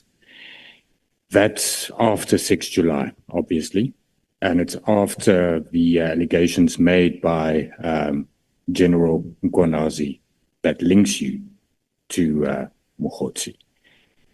You then say that he came to where you were, greeted, and he left. Are you saying that you didn't at all have a discussion about the allegations that are being made? No, he came and he was greeting, and then from there he left. I was busy with the lawyers. There was no time to really spend time with him and chat, because the lawyers who were preparing the documents for I think it was my disciplinary in court. But to me, there was nothing wrong in just greeting.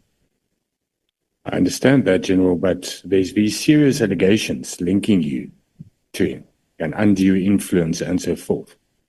You said that why you keep the lines of communication open with him is to gather information from him.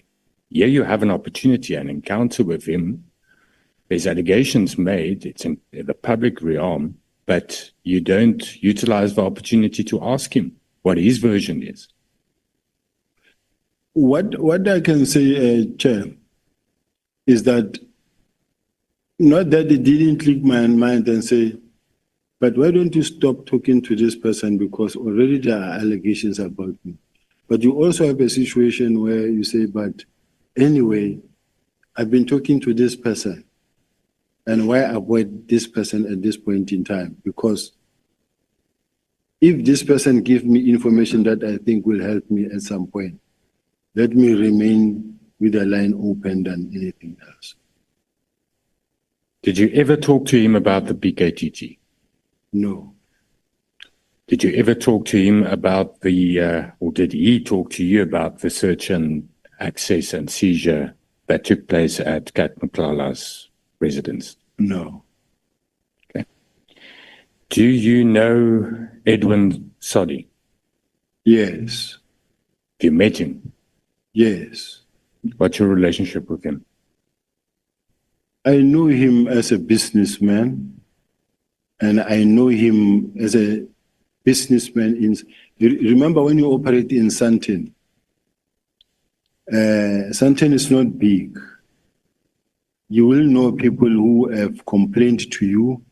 At some point, he complained to our office. Remember, I was going through some time where he opened a case, his watches were taken, there was a break-in at his house. So that's how I got to know him. Can you recall when last you had communication with him? I don't recall when it was there, when it was, yes. You've testified on that you received a call from General Mkunazi on the 4th of July inquiring if you are going to be in Durban that weekend of the 5th.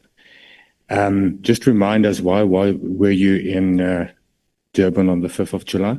I was attending an event. That event is the Durban July? Yes. On whose invitation did you attend the Durban July? On invitation by the race course. Okay. Who paid for your travel and accommodation? I paid. Have you ever received any gifts from Brown Mogotsi? No. Has he ever paid for anything that you've benefited from? No. Lunch, dinner, breakfast? No. You said you met him the first time when you were here with January 8th that we reflected on now at the Southern Sun Hotel, but later you also spoke about Camps Bay. Which one is it? I heard that at some point, I don't know whether it is in the messages where they say he was talking to someone saying General Sibiya is at Camps Bay.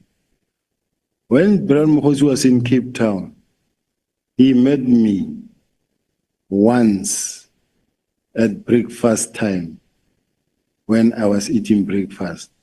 He came to where I was, and from there, nothing. In Camps Bay, it was myself and the two protectors. One is the guy that I came up with from Gauteng, and one was a colleague from here in Western Cape.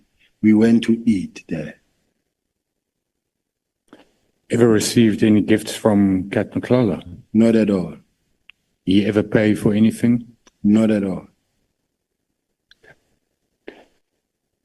Let me conclude. General, thank you.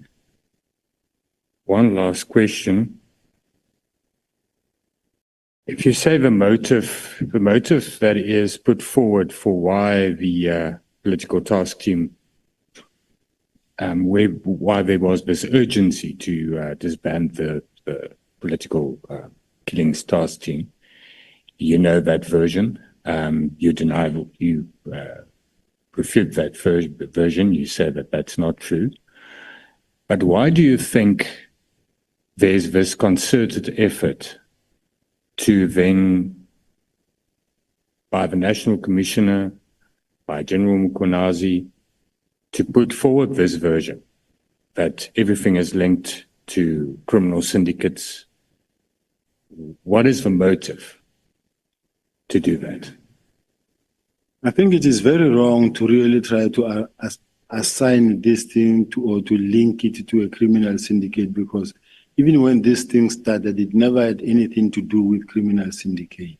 But I think someone found a reason to say, but how can we link this thing to this criminal syndicate to look like, oh, that is the motive why this thing is happening. But I can safely tell you that it has got nothing to do with any criminal syndicate. Because if there is any criminal syndicate, people must be arrested. All I know is that unless we knew, when Professor Meridi has received that complaint at that time, the correspondence that came all along in relation to the same political killing, leading to the correspondence that was signed by the CFO, say this must be closed, leading to all the presentations before Parliament, where even General Kumalo himself was presenting and saying this has achieved its purpose and it can be used for benchmarking, and that is going to now be taken to murder and robbery unit. Work study investigations conducted that says task teams are a waste of money. They work in silos. They are uncontrolled and they last for too long, and people leave the dockets unattended. So there's a whole lot of chain of arrangements that were put in place to dissolve that all the task teams and to replace them with specialized units, so that we can capacitate the specialized unit and make them as prolific as possible in such a way that we will be able to fight crime at any level in each and every province, not only in KZN. But in your opinion, what would the motivation be to say the contrary, to say that the political killings task team should remain? Can you please repeat the question? What's the motivation, according to you, of someone like General Mkhwanazi to say that the political killings task team must remain, must not be winded down?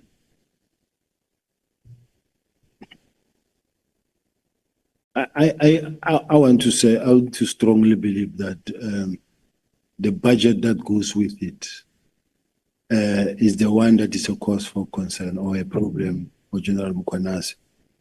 Because let's say you want to remain and continue with the political killing team.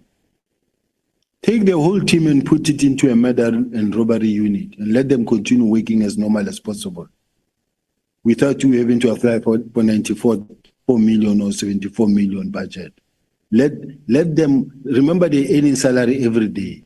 Take them as they are, put them under make them a murder and robbery unit and then continue fighting crime the same way you've been fighting crime.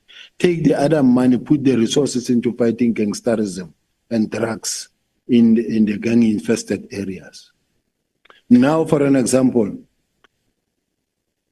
there was a move to establish the political killing task team in Gauteng. Take for the past 3 years, how many political killings did we have in Gauteng? Maybe one. In Gauteng. They scrambled around to try and find one they can, for you to be able to make a number and say, we had this matter, with this matter, with this matter, with that matter, that matter. We don't have. Why establish a political killing task team in Gauteng when you don't have such? Why don't you rather than make sure that you beef up when it comes to gangsterism? You occupy Westbury and El Dorado and all those locations, or you deal with your drugs, your firearms. Is there a possibility that there's a distrust of you, your division, which is in control of crime detection, with all the investigators falling under you, all the detectives, that this unit must be protected because you don't actually interfere there? And we've seen that in your core bundle, that when you talk to units and provinces about dockets, you don't include the political killings task team. And we've established that last night. So don't you think with these members that are then used to send to Cat and Klala, for instance, to do that operation, to get a successful arrest, that's the reason why this unit is protected, because there's a fear that you would interfere if it's part of murder and robbery, and that you'll interfere in those type of ongoing investigations? It's very absurd that that is the situation, because I have sent a team in Richards Bay and Imanguzi, because the locals said they say they don't trust the locals. I have sent the team to Lusikisiki or to Umtata, where we're going to intervene because they don't trust the locals there. I have sent the team to Doranginza, where they say there is a group of ex-criminals that form a forum there. Before you open a case, you must go and report to them, and they will give you permission to go, for you to go and open a case. I have intervened in all those respective areas. So the fact that there's a team that come from KZN to say they are coming here to intervene in a case here, you leave KZN on autopilot, you spend your time here saying you are fighting organized crime. There's organized crime everywhere, including where you coming from in KZN. You're living a lot there. All the hitmen are coming from KZN. You're leaving them there. You're trying to come and fight something here in Gauteng. It's the same. So crime is crime everywhere. Thank you. One last question, General. You said that you did not send that WhatsApp message to the Deputy Minister, and you specifically referred to the fact that you'd never use language like comrade and so forth. But the content of the message that reflects on supply chain management procedures that were not followed at Crime Intelligence to procure spy equipment of 30 million rand. Did you know of that supply chain management situation? Did you bring it to the attention of a deputy minister or anybody else? I don't know about the information. If ever it's an information that I sent, it should be the information that I shall have forwarded, not an information that I type, because I don't use the language that says comrade or Kada or comrade Matewula. I don't know that person. But did you know about the 13 million rand? No, that I don't remember that. Thank you, Chairperson. Honorable Vessels, thank you so much. And once again, General, thank you. We have aimed to take 2 more speakers before we break, and by all indications, we are going to take one. Honorable James. Thank you so much, G. General, do you think you've reached your expiry date within SAPS? It's a painful statement, Honorable James. It's a question. What is the question, Honorable James? Do you think you've reached your expiry date with all the toxicity within SAPS, within this department? You are asking the witness. Yes. May you please rephrase it? Excuse me, Chair? Rephrase it. Do you think with everything that is currently happening within the environment that you are meant to serve and protect, you have reached, you said you are overwhelmed with everything that is going on? I am overwhelmed, but I still believe that I have a contribution to make still. And then given an opportunity by the people of South Africa and the leadership of the country, given an opportunity, I still have time. Okay. General, yesterday, another shocking revelation was made when you said that over 6,000 dockets within SAPS has gone missing. 6,000 dockets of murder, 6,000 dockets of rape has just gone missing. It's vanished. Of those 6,000 dockets, what percentage of those dockets do we have people, inmates right now? It is costing South Africans 463 Rand per day. You mentioned yesterday that those cases, those people are going to court and back, and they don't know where the dockets are. And this is why I asked, do you think you've reached your expiry date? Can you elaborate on what you told us yesterday with regards to dockets just being missing? Honorable James, honestly speaking, I wouldn't say they are just missing. I'm saying as the head of detectives, I have a system that is still open. Dockets are not closed. It is my job to trace those dockets where they are, so that the system can be updated. I never said dockets are missing, they are gone, nobody knows where they are. But in what I was trying to demonstrate here was that it shouldn't be that when I said I want to know where the cold cases are, so that I can account for them, then the National Commissioner will say, I wanted the cold case murders because of the Senzo Meiwa case, which is unfortunate. But I have cases that are at IPIT, I have cases that are at DPCI, I have cases that are at ORS, and those cases remain open in the system. I don't say they are missing, they are open in the system. Now, my job is to say, bring all those cases, let us update the system, and let us make sure that the system is updated and the performance of the detectives will improve. Whilst on the other hand, I'm recommending that let the DPCI have their own SAPS 6 so that they can be audited on their own and account for their own dockets. Let us have IPIT having its own SAP 6 so that it can also account for its own workload. That is what I was meaning, Honorable Member. General, you clearly said yesterday that the dockets are unaccounted for, and this is why we have cases being remanded repeatedly. That is what you said, but I'm going to accept your response for now. General, what is your definition of an activist? An activist is a person who is actually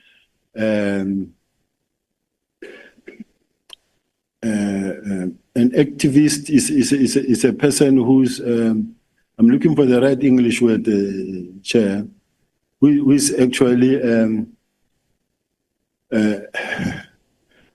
no, it's not a difficult word.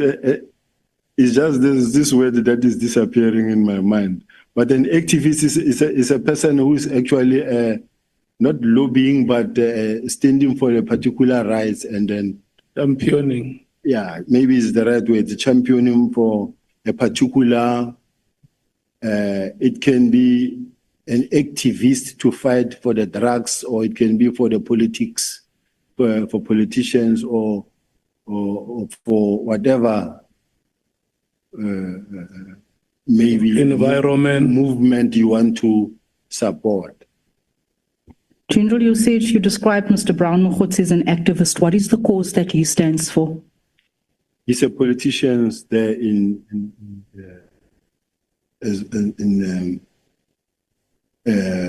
Mahike. A politician for which party? I think it's the African National Congress. General, you said that you Googled him despite having access and capacity to properly profile him. Why would you take to Google and not profile him?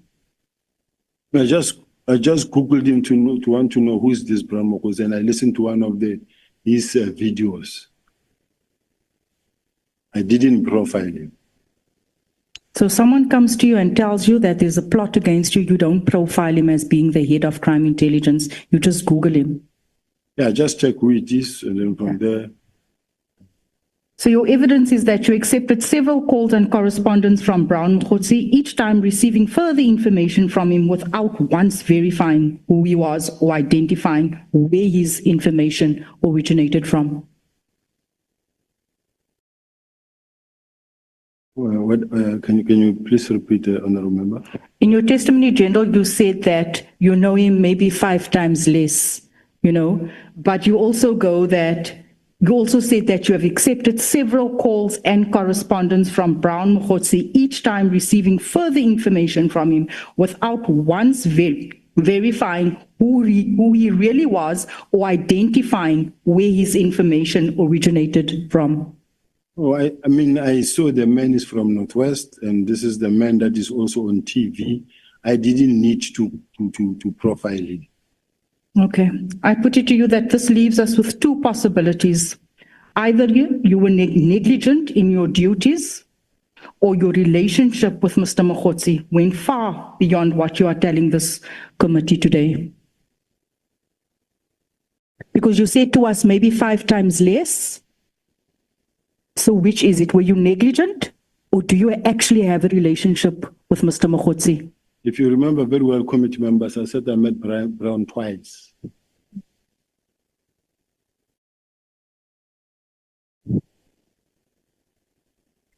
General, you also state that you were here for and I know my colleagues has asked this, what was the risk grading for the January 8th event in the Western Cape? What was the risk grading as per JOC?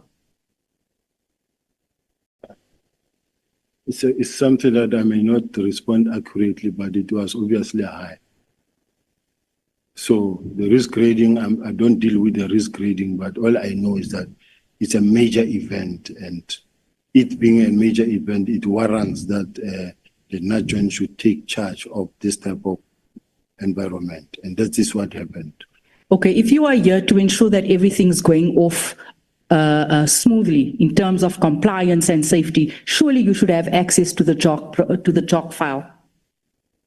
No, I have access to the JOC. I'm part of them. I am part as the JOC.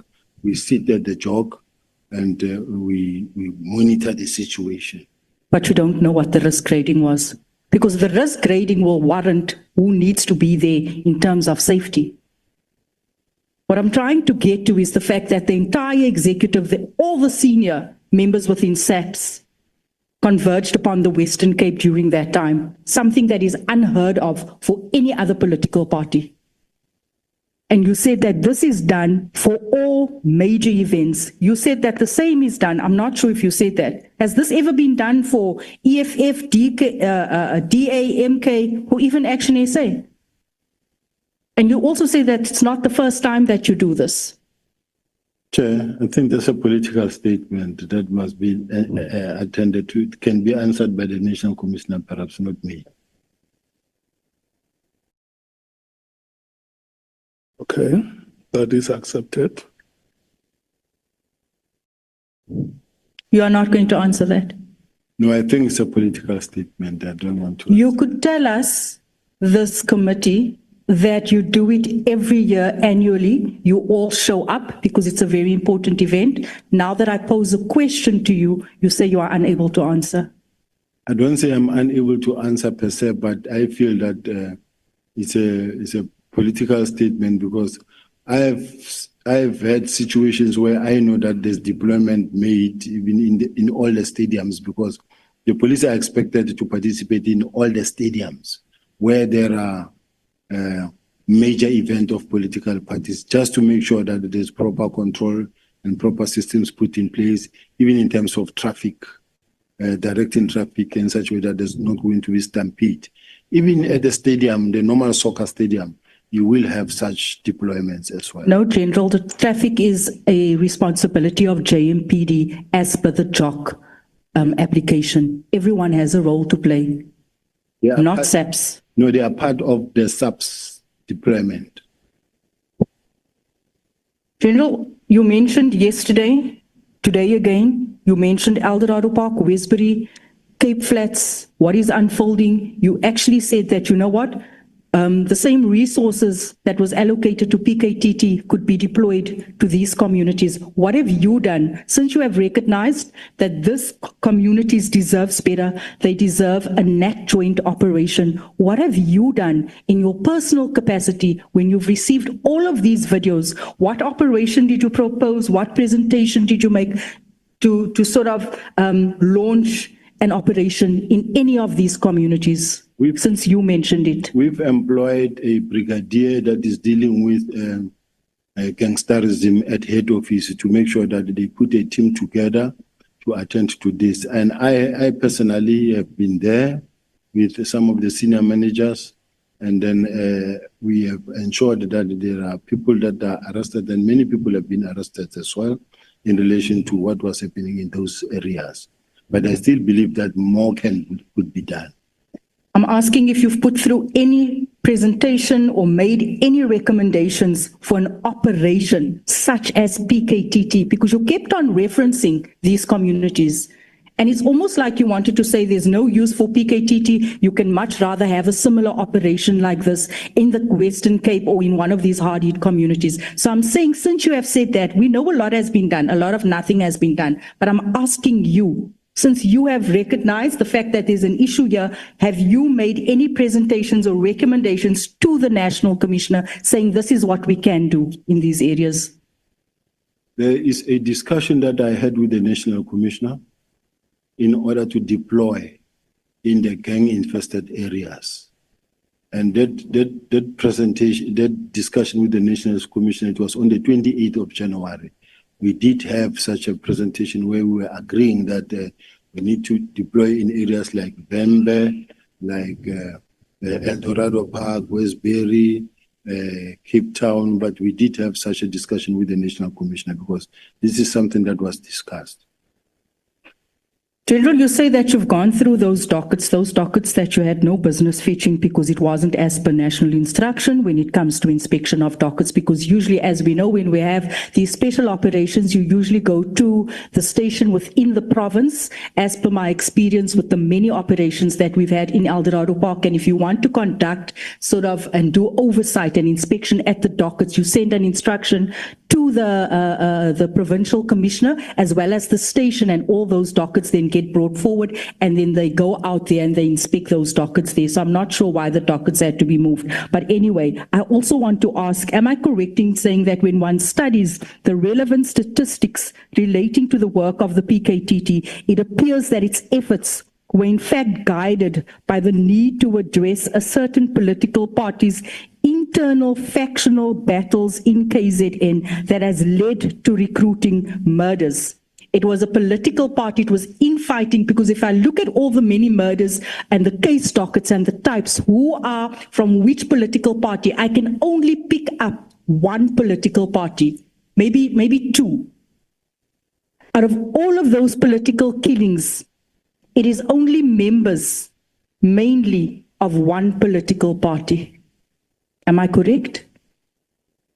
No, Councillor. I'm not a councillor, sir. My apology. It's just because I'm used to that part, but I was never a councillor. Honorable Member, Thank you. I apologize. The apology is accepted. General, just a moment. Honorable James, may we please take Honorable Ngola? No, Chair, thanks. Just to remind the ATOP that there is evidence under oath from the main witness that has confirmed the political demographics in terms of the many political parties affected. Two, Chair, I don't think also it's quite relevant to the terms of reference to always want to be partisan in our approach. Thank you very much. It's a sensitive security matter that we need to be very careful about. Thank you very much, Chair. Oh, okay. Honorable Matthys. Thank you, Chair. We must not have the record with incorrect information. Chair, the main witness was very clear that the majority of cases related to political killings are related to the African National Congress. And he was very, very clear about that. So we're not going to mislead here. He mentioned that there was maybe one or two from other political parties, but the majority, he was very clear.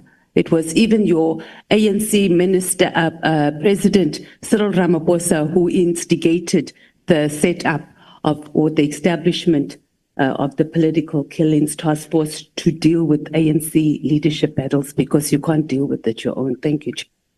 Okay. Honorable Ngola. Chair, that's extremely misleading. The main witness made mention further of saying both, particularly the EFF and the AFP, are affected, particularly in KwaZulu-Natal. It's on record, Chair. We can go to the record and look at it. This one or two is actually not true. But beyond that, Chair, I think let's just avoid to be too much partisan about it, to contaminate a sensitive national security matter with unnecessary politics. Thank you very much, Chair. Chief Whip. No, Chair, thanks. I think Honorable Ngola has dealt with this matter. The part that I'm very much concerned about is when Honorable Matthys says it is because that political party was failing to handle its own internal dynamics.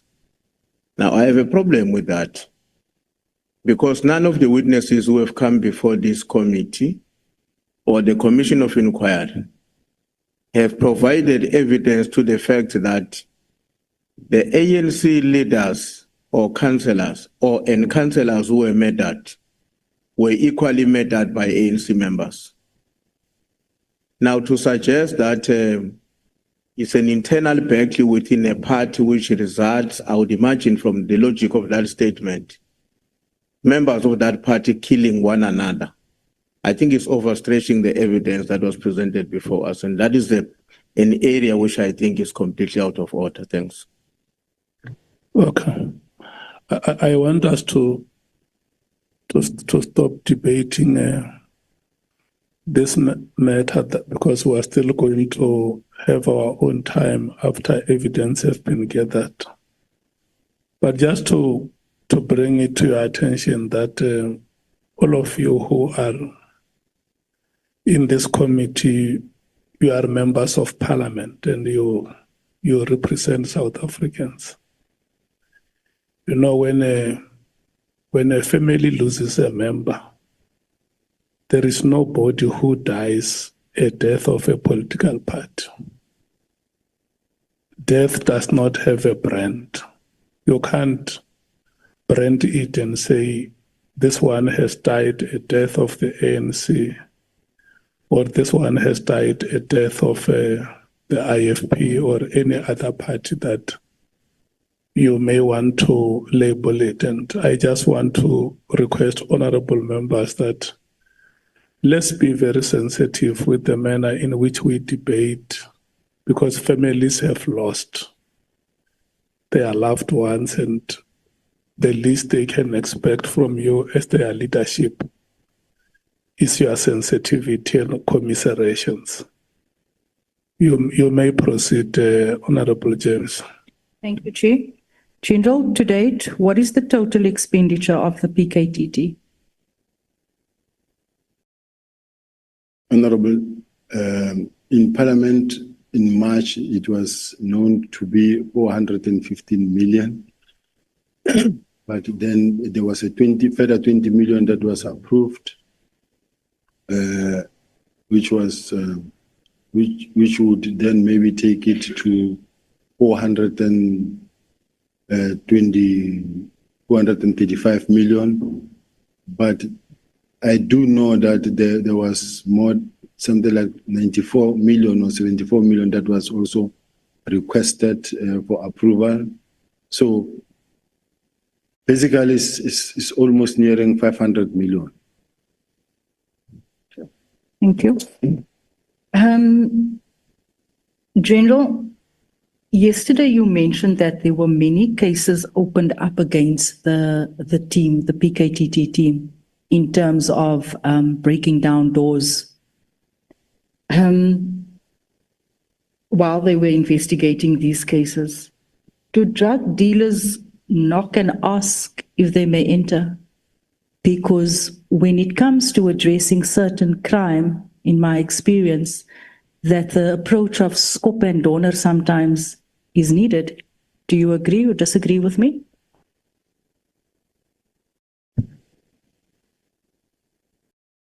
That approach, it depends on the team that is actually running the operation, and depending on the challenge and the nature of the danger situation they are faced with. Chair. You mentioned that this team was investigating cases relating to drugs, to murder, to heists. Does that not warrant this type of approach? Yeah, but it is not every scene that must be approached same way, because sometimes you find that you are in an environment that really needs to be approached very carefully, decently. But sometimes where there are children as well in the house and it doesn't pose any risk or threat. But there are instances where you find that this environment, the intelligence that we have is that there's a group of criminals there and they are armed. The approach will be different. I'd like to ask you about the allegations that well-known artists such as DJs have been linked to the underworld, particularly in relation to the peddling of drugs on behalf of cartels in nightclubs. Could you enlighten the committee on whether these allegations have any credibility? There's always reports that are provided by crime intelligence. And then that information is information based on the fact that it is information that is maybe in the pipeline that is being investigated, and they've got evidence or a certain evidence to a certain extent. You will have, there are drugs in the country. There are drugs everywhere in the country, especially in the city of Joburg, in KZN, in Eastern Cape. There are drugs. So I can't say information that lacks credibility when it talks about drugs and firearms. When I don't have anything against that, I can say there's credibility or not. Okay, General, moving quickly. Counterintelligence operation in Gauteng. How many cases do they have? And what are the case types?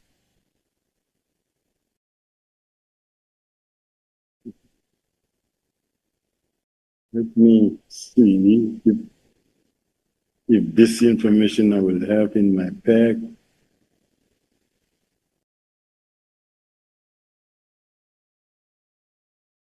Chair,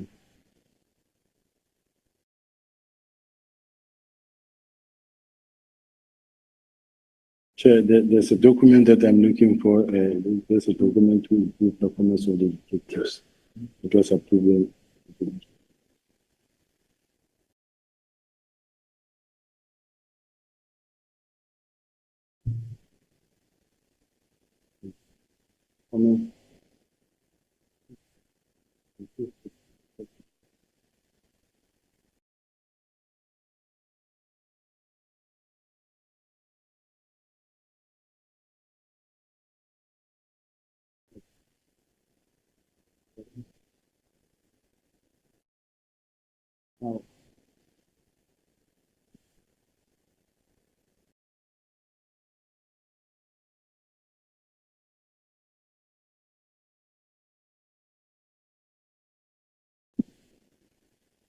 In front of me, Honorable J.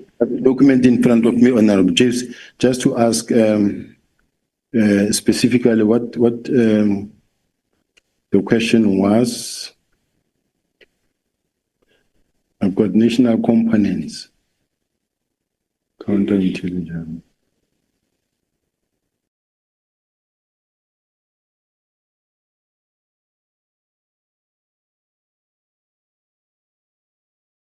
Chair,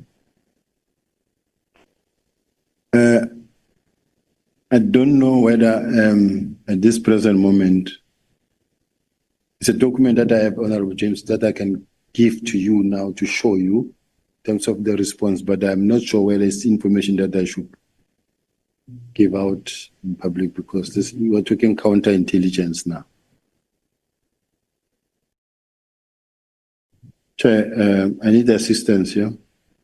Here's the information that Honorable James is asking, but since it also mentioned counterintelligence, I might also be accused of discussing intelligence information in a platform that is not supposed to be, but I'm prepared to show the honorable members so that she gets the response. What do you choose to do with that kind of information? I can show her the answer. You can show her. Answer. Okay. Can I just? I'll have a look at it later. I think that was more. Okay. You can show her when we were about to break. Yeah. I think that question, Chair, was important for us because that is the operation that has since identified the top 5 in our country, alleged top 5 that is embroiled in drug cartels, where 2 has been identified and there's still 3 missing faces. Am I correct? No. No. You're not correct there. So the identification of the top 5, where does that come from?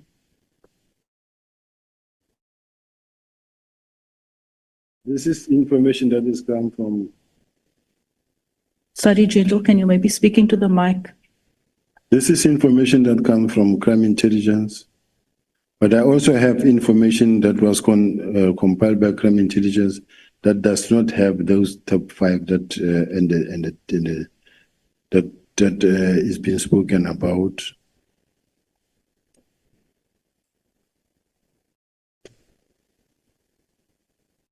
So it's the top 5. There's nowhere where they appear. So the top 5 that we've been told, South Africans has been told about, is not the top 5 that is running the drug cartels in our country. And that is connected with political heads and infiltrated the various state departments.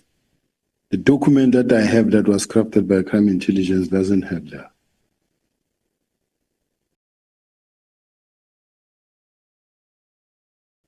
What is the composition of the counterintelligence operation?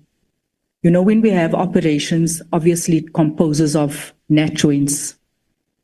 The composition of this counterintelligence, who serves on there? It's member of intelligence who works at the intelligence section, but conducting counterintelligence investigations.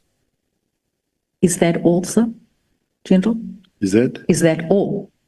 Yes. So the members are only from within SAPS. So when one does intelligence, you haven't roped in NPA and you haven't roped in all the other role players that usually serves on an operation of this nature.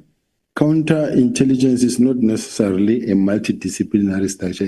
This is intelligence, and you may find that they work with NPA. For them, remember, it is their investigation. So if they have a prosecutor who deals with them, who works with them, they will consult with such a prosecutor so that he gives guidance to their investigation. So prosecutor NPA is part of the team then? It's possible. Does this team fall within your section? Used to, but not now, not anymore. Why not, sir? Because now crime intelligence reports to the National Commission, no longer to NASA. Okay. My final question. General, my second last question. General, you also mentioned that you're not aware of any political interference within SAPS, but you responded to a question when you said you waited with bated breath to find out who's the new minister, because usually when ministers come in, you could possibly lose your job. Is that not political interference? Not? Not. Okay. Yes or no, you attempted to obscure the obvious reality that there are factions within senior management of South African Police Service. Given that there are no holy cows, is it not possible that some of these internal cabals are working in collaboration with drug cartels? I really can't sit here, National Chair, and say it's not possible or it can't be. Up until it is tested, someone being arrested, connected to the crime, then they must be arrested. In closing, General, General Kwanaze told us, I'm not sure if you heard, that there's only one scanner. One scanner, 3,000 containers pass through. We are not able to detect if children are in those containers. We are not able to detect if there's drugs in those containers. Is it true?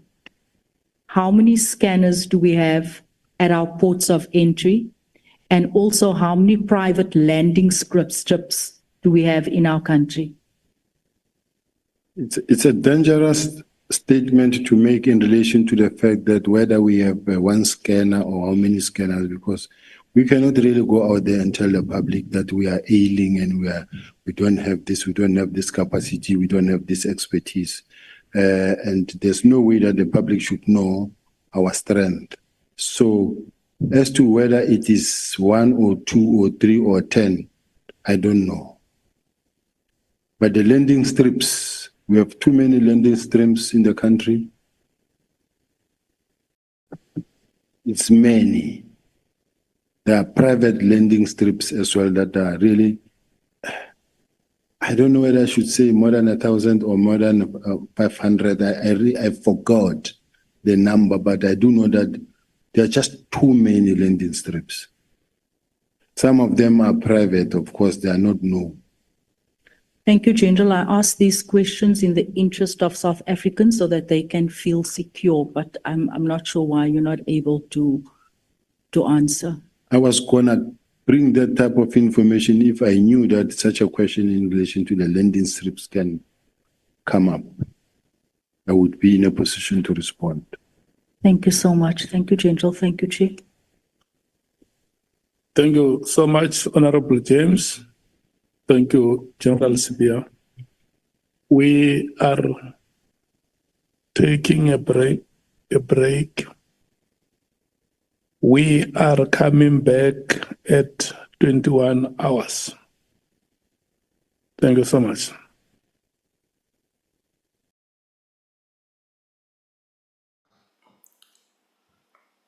Wow, you are soldiers. 400 of you are still following this. So, so how do we wrap this up? So, the whole day is wrapped up like this. Sibiya's only input is Mkwanazi is lying on everything. There is no political interference. In fact, he also says, I don't believe in political interference. Because when he said ministers are hands-on and they can tell you put so many police officers there, and they say, but that's political interference. He says, no, it's not. And then they say, why would you say it's not? He says, no, maybe you must ask the commissioner to explain. So he literally did not give a single statement. The rest of his statements are statements that if I sat in that chair, I would say. Things like, and then it's like the big five. He says, no, there's no such a thing. So there's no big five. There's nothing about Katlego, nothing Kat Matlala, nothing about Brown Mukhotsi, nothing about political interference. There is no corruption. There's nothing. And then they say, okay, so who's running the drugs? Are you saying there are no drug cartels? Then he gives an answer I would have given if you woke me up tomorrow morning and placed me on that seat. I would have said, there are drugs. There are drugs nationwide. There are. Okay, but everybody knows that. What are you doing? You are being asked because of your position.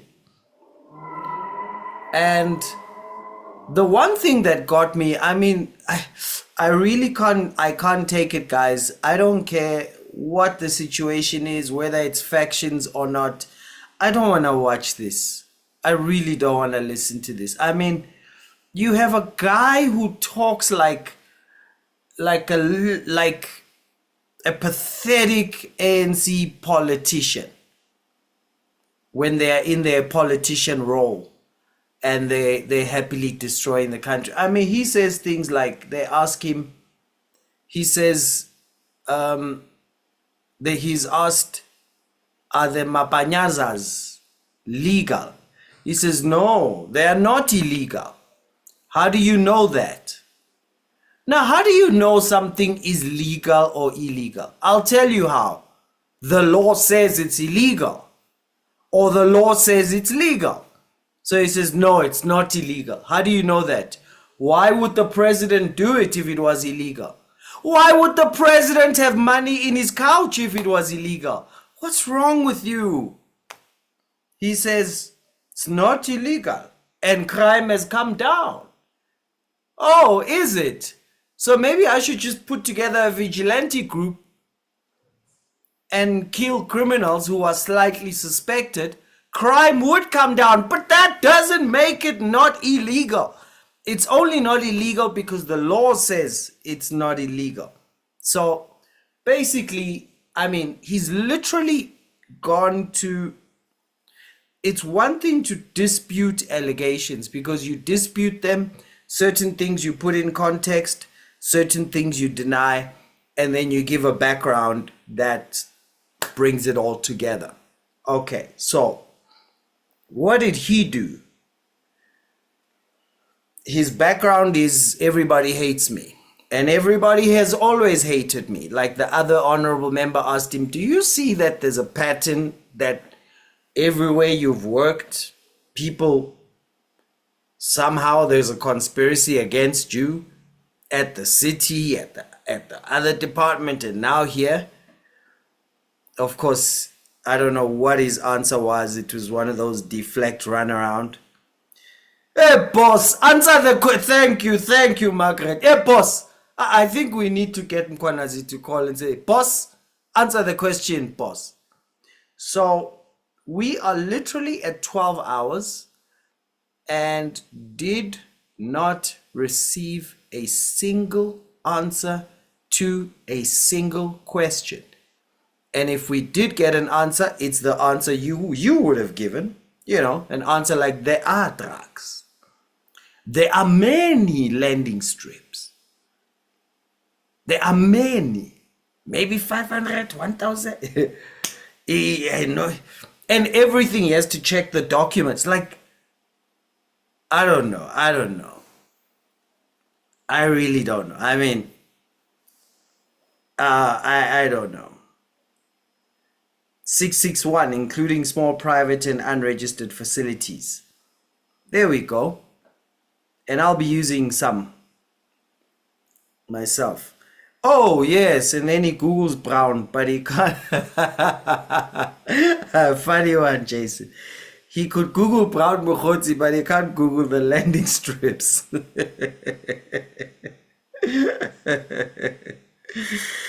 Oh, man. Oh, man. It's just, wow. Valerie, you say this is cringeworthy. Whew. Absolute cringe. He's lying through his teeth. Absolutely, Hadley. Oh, man. I can't. I really can't.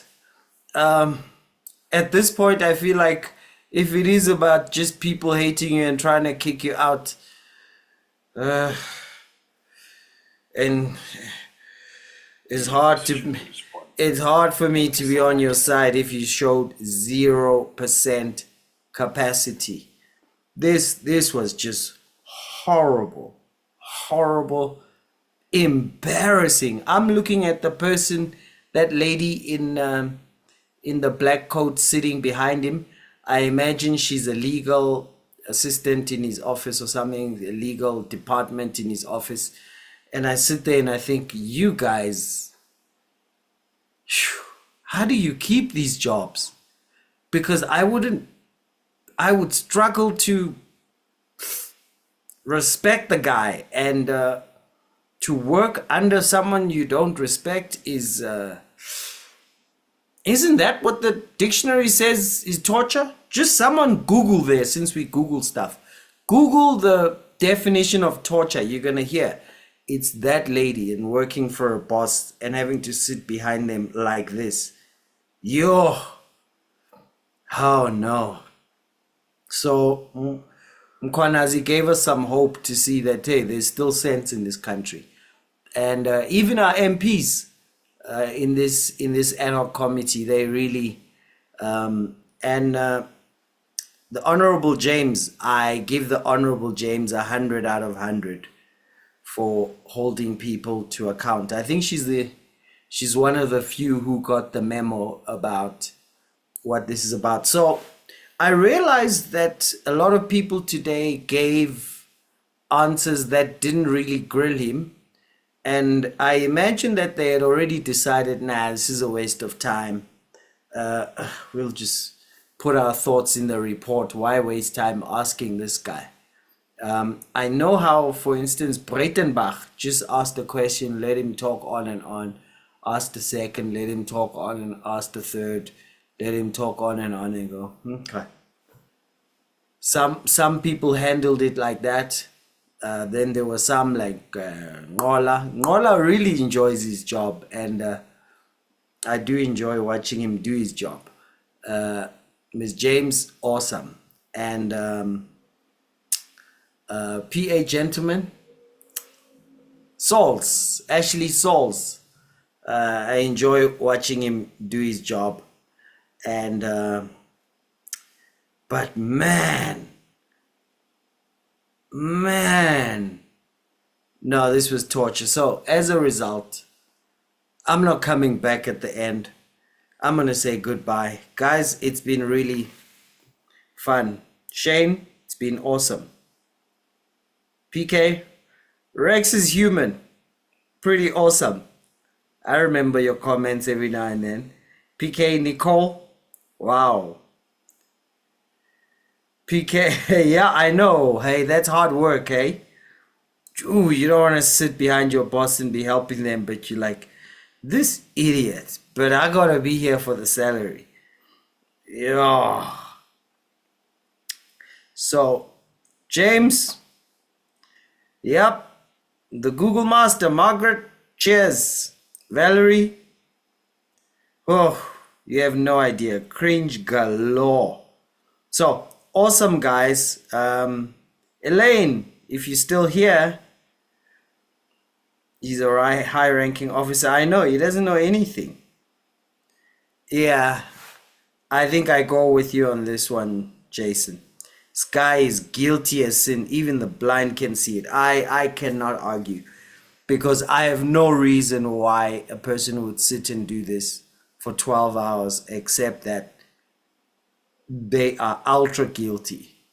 And maybe we are watching the number 3 of the big 5. Who knows? Maybe not. So, sure. He is, yeah. And the rest of what he was doing, you are very right. Who said this? Oh, it's Jason. The rest of what he's doing besides I don't know and no and banal statements like there is crime, but we can do more.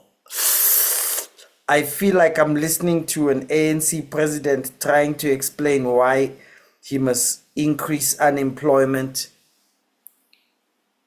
destroy state-owned enterprises. There are challenges, but we can do more. Now, it also brings me to where he says, I never call anyone comrade. He's lying. This man smells comradely. The language, the choice of words, everything about him smells comradely. This is an ultimate comrade of comrades. I know a comrade when I hear them. There's the language, there's the mindset, it's that manipulative, destroying, criminal intent, evil, wicked, serpentine, demonic vibe. He's got it. We have challenges, but we can do more. Listen, you know you're listening to a comrade who's busy texting someone about a rotten deal on one. I know these comrades. I know them. I know them well. Very close and very far. I know them very well. So anyway, I'm going to go. Enough of a rant from me. Speech every time, no change. Yeah, that's how these snakes operate.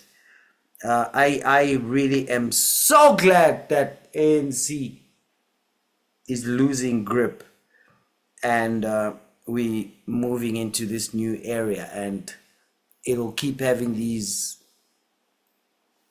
sort of things irritating us every now and then, but South Africa will prosper. So they'll be back in less than an hour. They said at 9, so in 20 minutes, I think, yeah, 20 minutes they'll be back, but I won't come back. I'll be watching. But and this will, I know it'll cut the video anyway at 11 hours and 54 seconds. So there is about an hour and a half available still. So not that anything will happen to the broadcast, but I won't come back.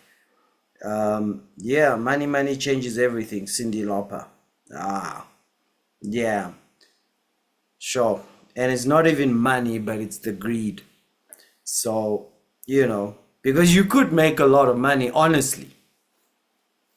But they don't do that because they're low self-esteem, damaged, rotten individuals with no self-esteem, useless, evil, wicked, snaky losers. That's what they are. That's what literally, like, yeah, literally, like, literally, they just useless, uncreative, uninnovative, low self-esteem, visionless, unable to compete, loser snakes, rotten, disgusting, wicked, demon possessed losers, like like shameful losers who can walk into a world and instead of thinking how could we compete, they think which Goko in a shack could I rob and drive a Rolls Royce and feel important. What a loser. What an absolute loser. Bafana, what's happening? Next time. Sorry, now that I've expressed my irritation with this, but they're just losers. Like, how do you sit in a country with so much poverty and manage to steal even 5 cents and manage to be corrupt? I don't understand it. But anyway, see you guys. But South Africa will prosper. Now that that's off my chest. The good thing is South Africa will prosper and these losers will be in our history. And no man can serve two masters. Either you love the one or hate the other, or you'll despise the one and honor the other. You cannot serve God and the demon that runs these losers. Let's make history together. Cheers. Bye, everybody.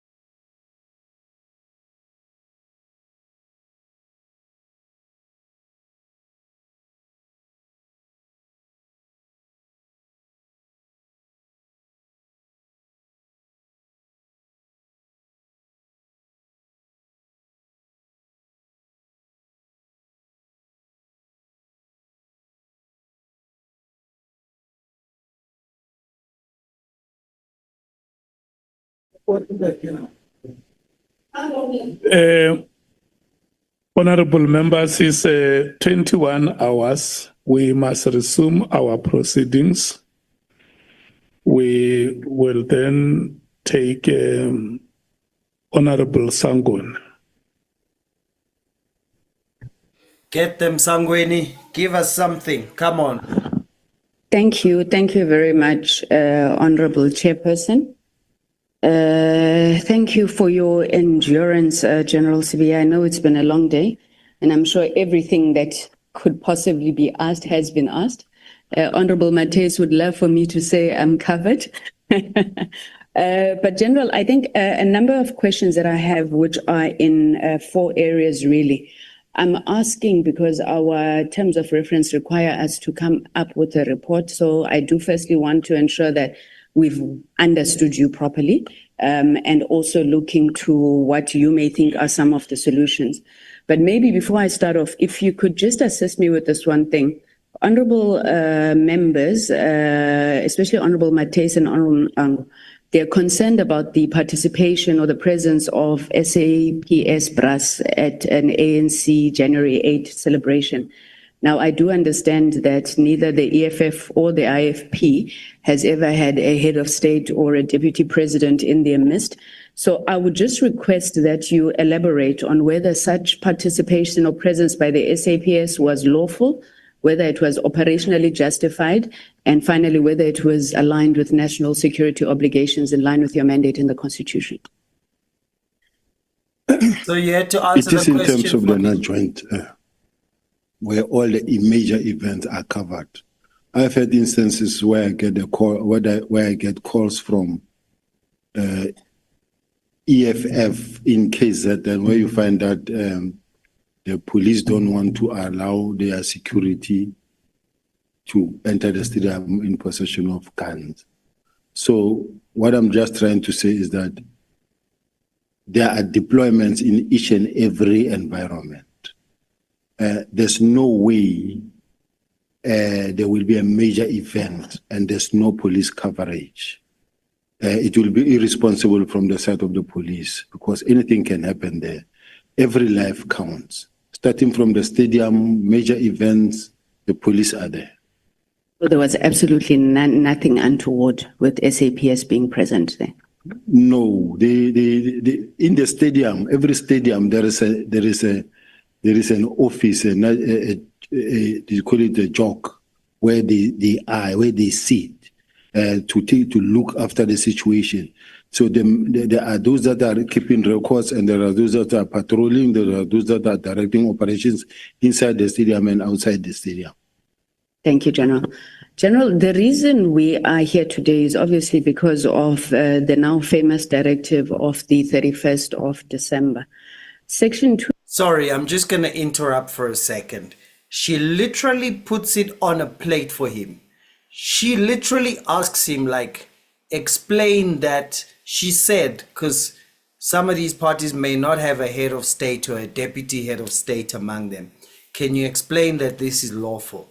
Listen, I'm not a top cop, but I can tell you, she's like literally putting it on a plate, like, please explain to them that because we have a president in our midst, then top cops can get sucked in for security purposes. But even with this help, he just does not get it. Oh my word. 2061 of the Constitution, I'm sure as you know, provides for the powers and functions of a member of cabinet responsible policing. And it says that member of cabinet must determine national policing policy. Now, am I correct that a national policing policy has just been released in 2025? That's correct. Thank you. And then section 2072 under control of services provides that the National Commissioner must exercise control over and manage the police service in accordance with national policing policy and the directions of the cabinet member responsible for policing. Is that correct? That's correct. So what is your understanding and what in your view would constitute policy versus control and management of the police service. Where exactly is the line drawn? Because, I mean, we're sitting here and I think it's that line that we keep coming back to. Where is the line drawn?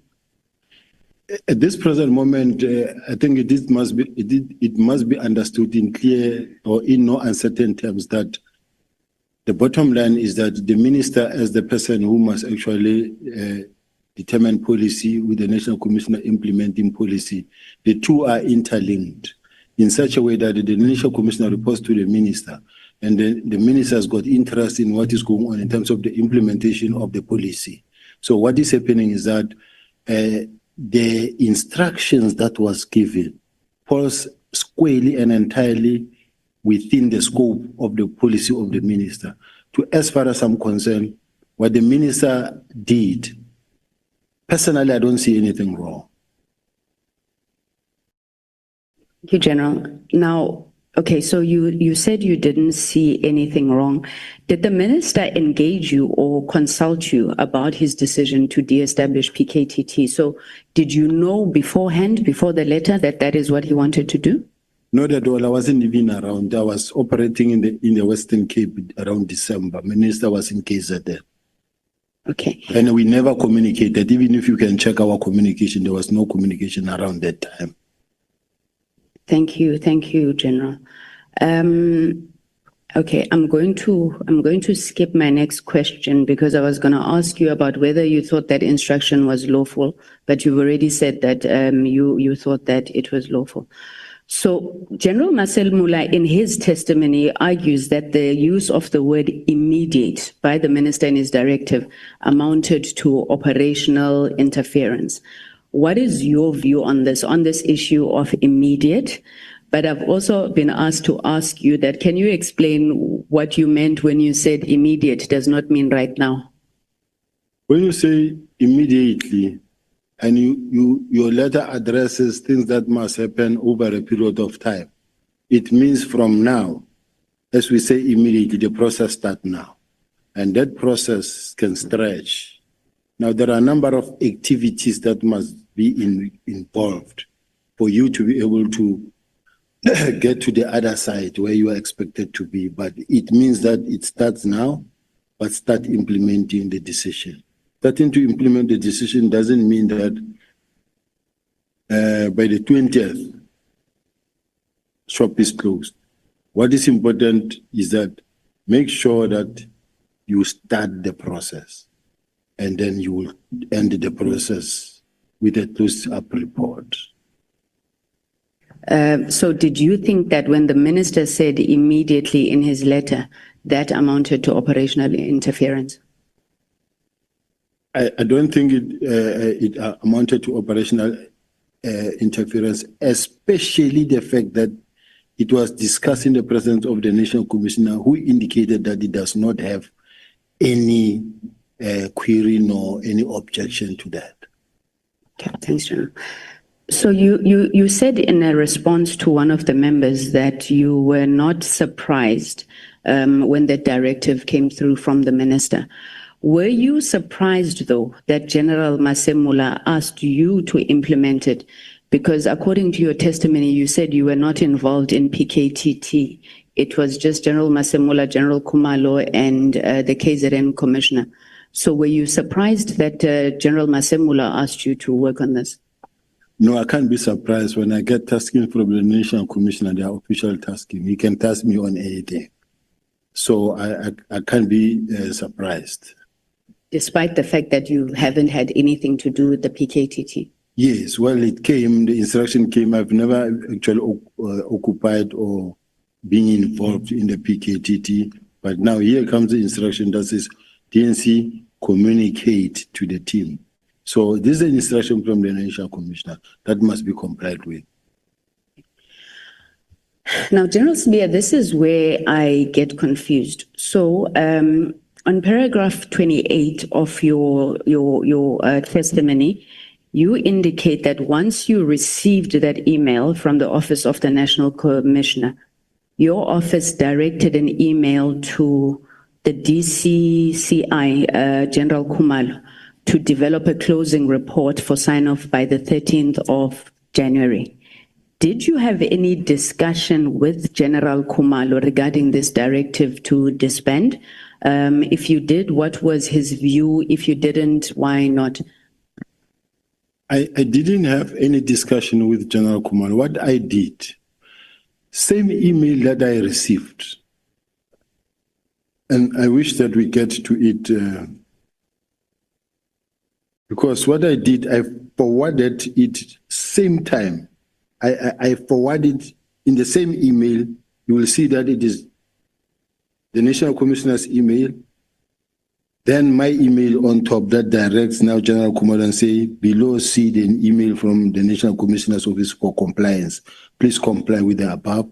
And due to the fact that the National Commissioner's Office, they wanted mine on the 14th, and we say, you need to give it to me on the 13th so that I can see it. Then thereafter, on the 14th, when I meet the National Commissioner, I give it to him.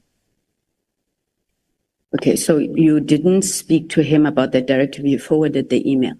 Tell me, is a closing report and the implementation plan the same thing? I'm asking this question because you asked General Khumalo to work on the closing report, then you asked Major General Rabi to work on the implementation plan. Was it two different things? Because we seem not to hear of the closeout report again in that period. Now there's a discussion of the implementation plan. Remember that I sent the same document to General Rabi as well. And in the same document, General Rabi, who is an expert in this field, come back and say, this is how it must look like. And when General Rabi says, this is how it must look like, this is how the organization works. We know, even if I were to draft it and I'm not sure about it, I will send it to General Rabi for guidance. He will prepare it, and then, or General Nzima, and then they will prepare it, will then take it to the National Commissioner for approval. So General Khumalo never came back to you then, because you then worked on Major General Rabi's document? Yes, he never came back to me. Now, there's this correspondence, which you discuss at length on paragraph 36, between Major General Rabi and Major General Sibiya, and how ultimately you get the plan that I know it's your testimony is that you implemented the plan from the Office of the National Commissioner. So you are saying Major General Rabi gives you this document, or he first authors it. It's got the signature of the National Commissioner. Then he changes it that the National Commissioner is not the author, you are the author, sends it to Major General Sibiya. In the intervening period, you see the National Commissioner, and the National Commissioner says the document must be changed.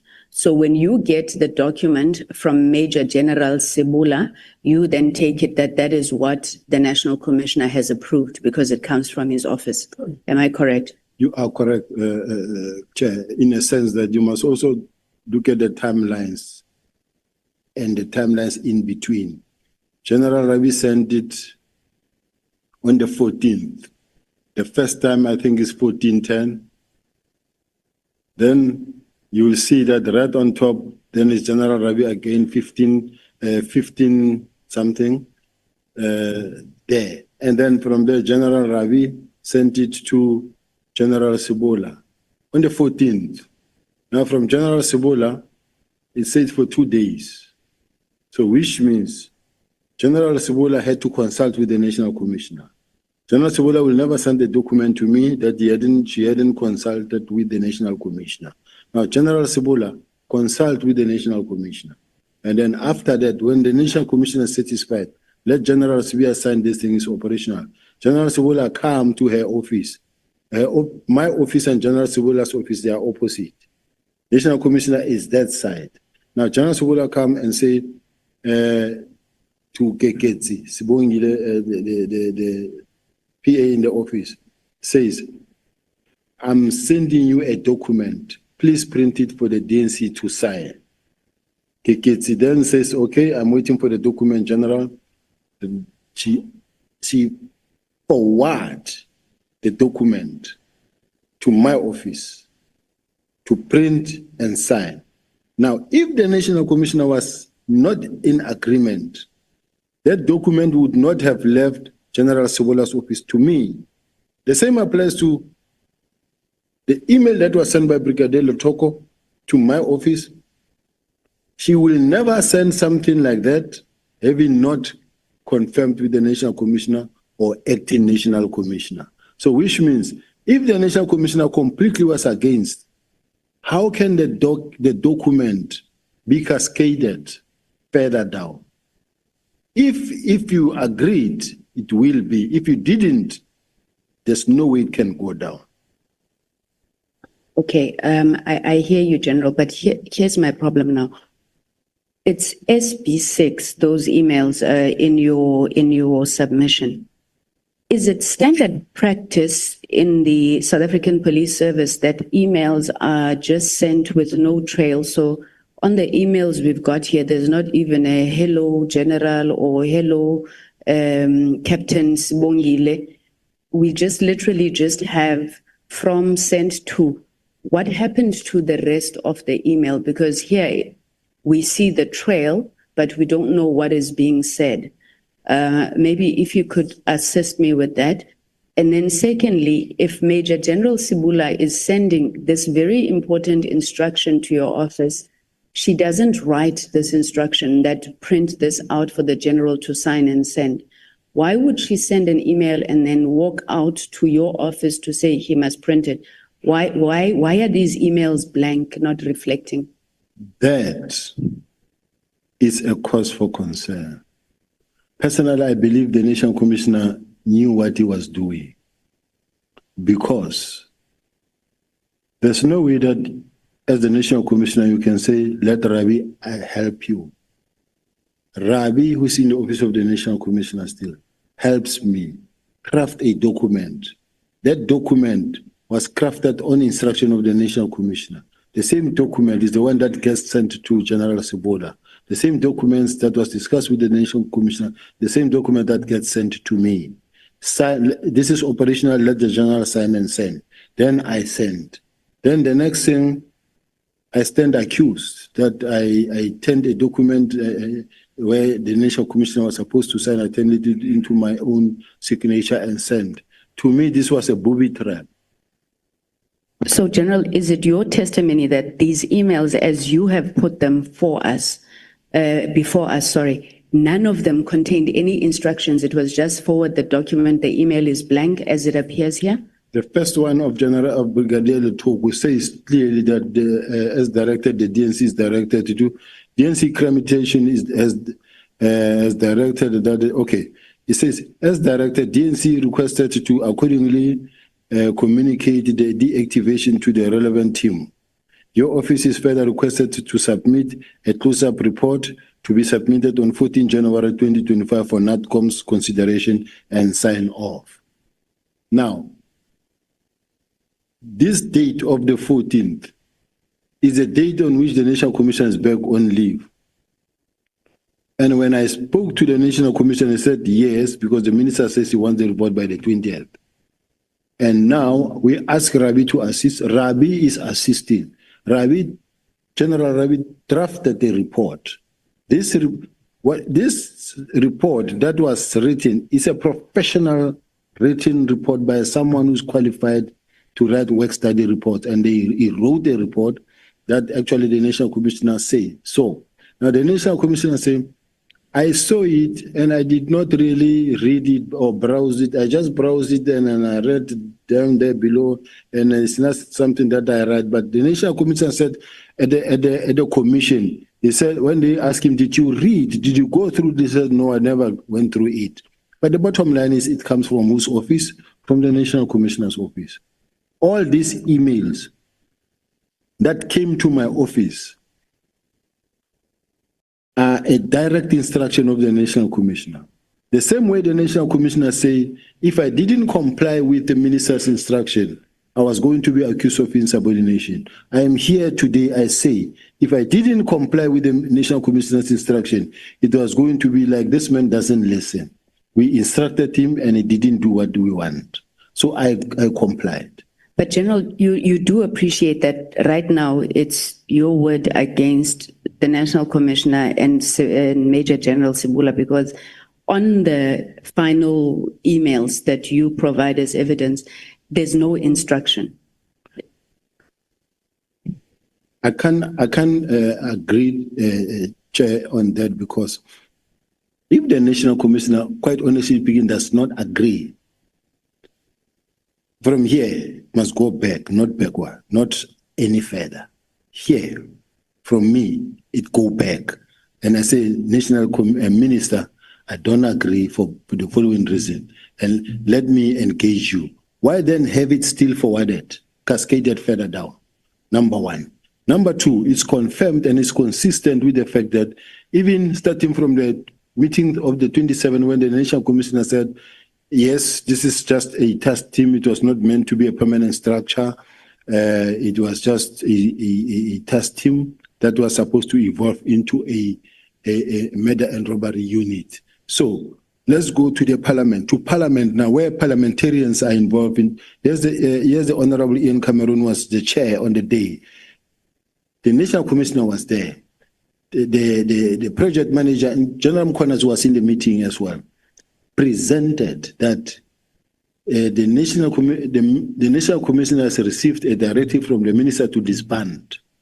And there has been several subsequent meetings in that regard, and that it is going to happen. We believe that the task team has achieved the purpose for which it was established, and that it can be used as a benchmark because it has been operating well. And then as a result, we are going to be transitioning into murder and robbery unit, and it shall be done in phases. Done. The next morning on the 6th, they come up with an action plan that the National Commission says it was approved by him. And the minister also partially approved, in a sense that the minister says, I see that you've done what you say you're going to do. What I'm not happy about is the fact that you're saying the court docket you will still keep it, because now the court docket may take 5 to 10 years, which means we'll be still waiting. But it was partially approved. Now, true to their words, General Khumalo, as they presented, on the 28th of March, they sign a handing over the report. I didn't even know. They went and they met and they did an exchange somewhere. And then now General Sintumule's got the docket and then called me and say, I've signed for the dockets, 118 dockets. All right. Then after plus minus a month, on the 23rd of April, General Khumalo bring the last 3 dockets of Umtata, Namhlamtwa. Now it brings us to, that makes the 121 dockets. Now, we have now 121 dockets that must go to KZN, to the station where they belong, which is the murder and robbery unit. General Mkhonazi get a call that says, General, we are bringing the docket over to you. Say, I don't Sorry, want General, I'm going to stop you. I'm going to stop you. I do apologize. No, I think we're clear on the sequence of events. Before you proceed, just to hold to the Honorable Skosana wants to say something. Thank you, Chair. I just wanted to find out, because I'm confused a bit now, that the answer is given to the Honorable is different from the answer which you gave me about this email, about the signature. If you remember well, when I said to you that the brigadier, you said she, Toke, all those emails, whether they are signed, and remember I asked you whether you verified that. And you said there's nothing wrong as long as it comes from the office of the National Commissioner. That was a concern. And I think what she's raising now, the answer is different of what you told us earlier. I thank you. I just wanted to say that we must have one answer when we leave here, to say, is it a tradition or is it allowed? They can issue emails irrespective, as long as they come from that, they are authentic according to what you presented earlier. Thank you. What you said, Honorable Member, is exactly what is the case. Yeah, but remember, I said, is it right or wrong? You said, no, it's right. But now we are not saying that. No, I've never said it's not right. I've never said that. My statement is consistent. It's something that will never change. This is how it is. Yeah, but now what I'm saying now, on Hansard, perhaps you missed that. But I wanted to help you on that, to say what you told her now about the emails, because she's raising the same thing, maybe differently, but the answer are not the same. He's asking the same thing which I asked about the emails.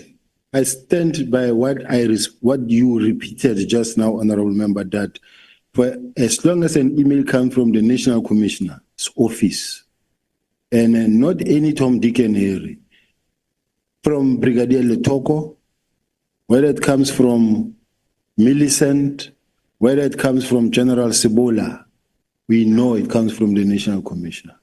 And it's not something to be questioned unless there is something that needs to be challenged or not being understood. That's when you can stand up and say, I don't understand this. But if Sibola, General Sibola writes something, it is what it is. If General Brigadier Letoko write me something, it's for me to run with it. Okay. Thank you, General. Sorry, just as an aside, you had initially said that WhatsApps can be manipulated. Can email correspondence also be manipulated by crime intelligence? It's doable, even if it's not crime intelligence by any expert, any person who knows a computer, it happens. Thanks, General. So let's leave then the email trail. You then take the letter that you were told to sign and you issue it on the 17th of January. Now that letter deals with the disbandment of the PKTT. General, I want to refer you to the South African Police Act, specifically section 11(2)D, that gives the power, duty and functions of the National Commissioner. And it says the National Commissioner has obviously the power to organize and reorganize the service at national level into various components, units, or groups. Now, that is the power of the National Commissioner. Now, when you were communicating this to the relevant units, did you think that you were just following an instruction or you were overreaching perhaps because you shouldn't have the power to reorganize and organize units at national level? No. Remember to start with the original document. There's a document that comes from the highest authority, the minister, that writes to the National Commissioner. The National Commissioner that writes to me and say, there is an instruction that says do the following. Now, when I act on that, there's no way it can be overreaching because if I acted on my own, somebody could say, but who gave you that instruction to disband this custom? But if it comes from the Office of the National Commissioner, really, we're not going to be talking about that. It's a done deal. Thank you.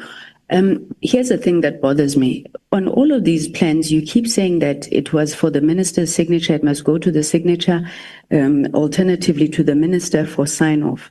Now, this minister's signature was for him to approve the disbandment plan, am I right? The minister's signature, yes. Well, obviously, when for an example, my staff officer write a letter, based on the letter of the minister, and this is how she wrote it, I take charge of what she wrote as my staff officer. The same way what was written by Brigadier Letoko, the National Commissioner cannot distance himself from that one that was written by Brigadier Letoko because this is our staff that act on our behalf. So I take charge of that email that was written by Colonel Afenant, but let's say she could have said for signature by the National Commissioner, but she said for signature by the minister. At that time, because of the fact that we never thought this was going to result at any given point into this situation, you find that it will be a question of neither here nor there. It does happen. The same applies when you see when General Motsepe's team were writing the Motsepe report. That report that was actually responding to General Mukwana's press briefing. They said the DNC received an instruction from the minister. And when in fact I did not receive an instruction from the minister. But remember, they wrote it already and they wrote it among themselves. I saw it late myself. So you will get a situation where they do write something like that. That is minister's signature. But could have understood that write a report and the close-up report must be given to the minister to sign off. Because maybe reading the letter, it says that for the National Commissioner sign off. So it is my staff officer, but I don't say I'm distancing myself from it. I'm taking full accountability. Okay. My question, General, was going to the fact that the testimony that has been deposed before us by General Masemula, General Mkwanas, says that the minister should not be involved in this thing. It's operational. But all of you have various meetings, engagements. You go to the minister, you approve this thing. He says, no, he doesn't like it. Now, if it's operational, why are you looking for the minister's approval on your disbandment plan? Because in English is what he enters nowhere.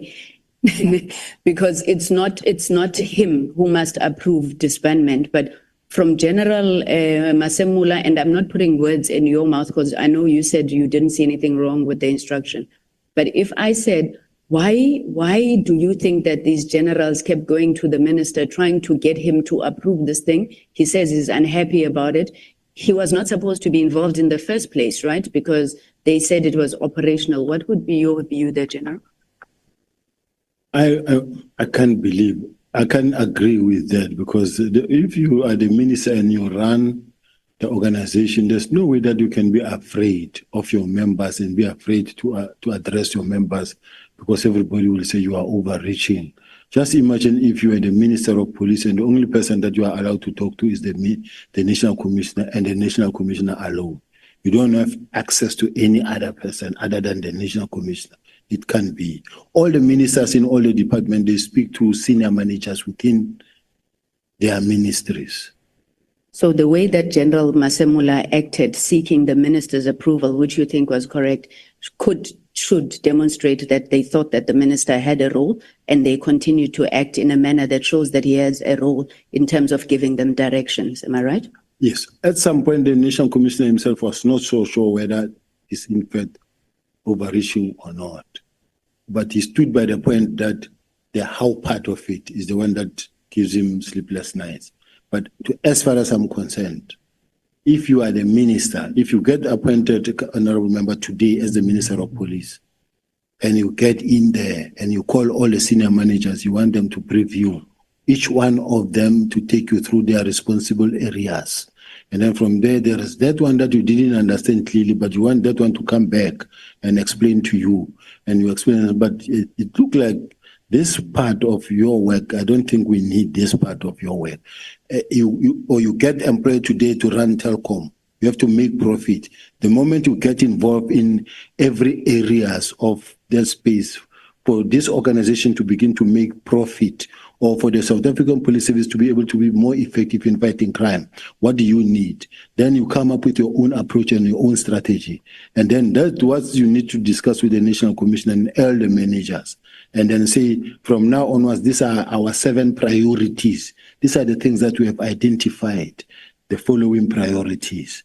Now, the National Commissioner is then supposed to take the baton and run with it. And then every now and then they have to come back and give feedback. Thank you, General. I like your examples. From your lips to God's ears, I must run Telkom. Thank you.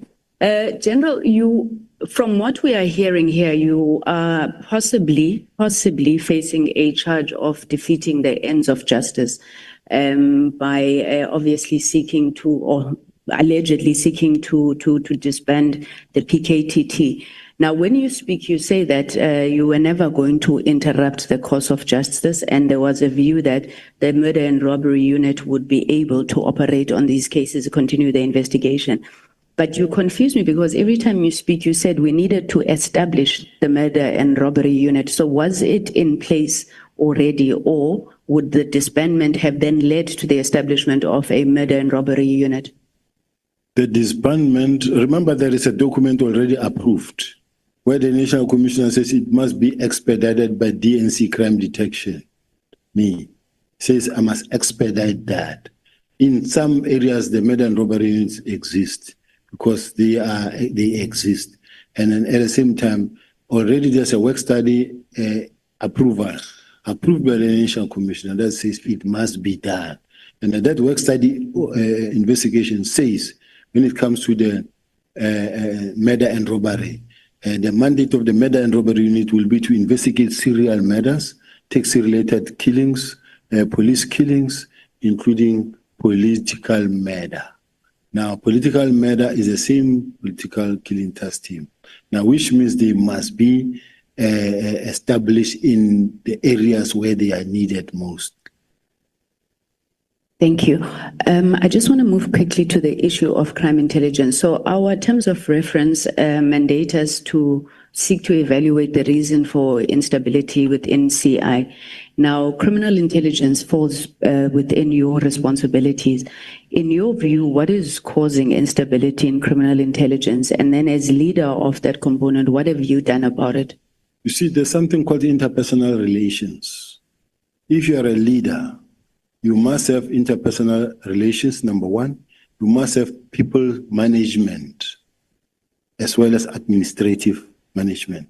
You must be able to be that kind of a person who's able to interact with people. You must be able to know how to build a team, work with your people in such a way that they will support you, they will work you, and they will lift you up. But if you find yourself you are a leader and you're fighting with all of them,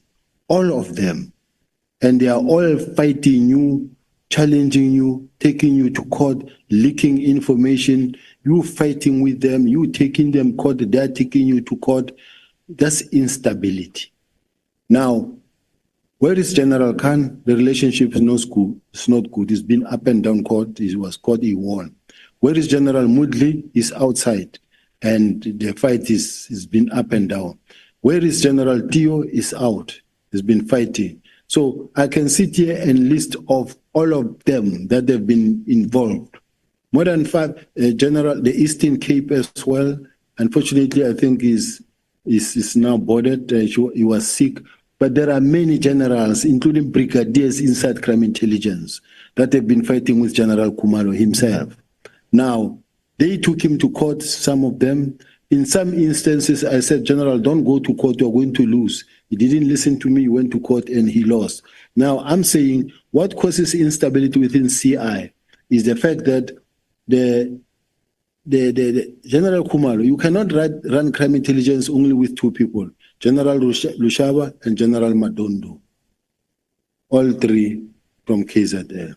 I'm sitting with a complaint, here is it. This complaint.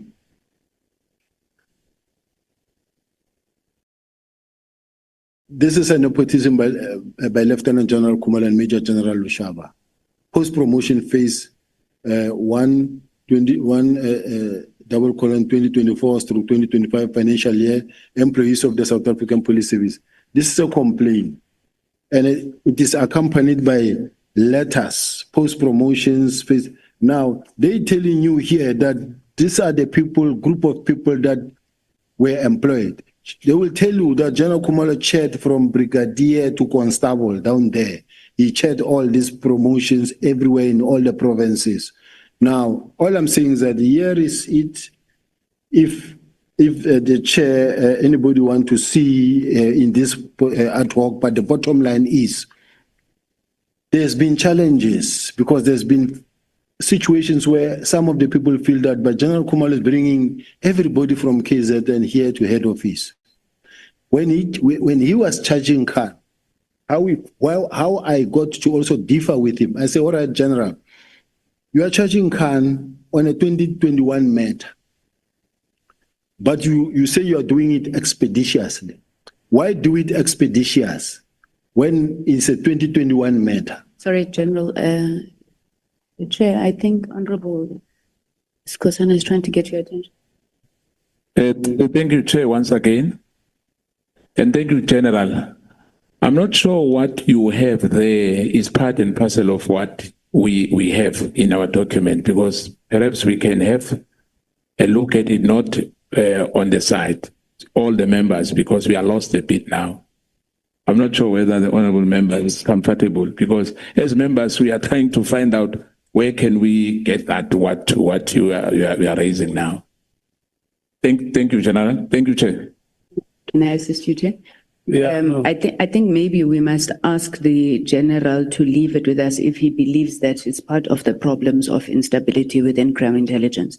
So I don't believe we've got that bundle of complaints. Yes, because Chair, some of the information, especially of crime intelligence, is not information that you just throw out there and leave there. But I need to be guided around that, because at some point I might be charged that I'm leaking the information of crime intelligence, but I've got it. And in case the chair want to see, or any member want to see it, here is it. But can I proceed, Chair? Now you charging General Khan on a matter that happened in 2021. He's been working. Now, all of a sudden you want to charge him expeditiously. Expeditiously means that within a week or two you are gone. I said, but General, why do you have to go expeditious? Why don't you just go the normal route? He didn't listen.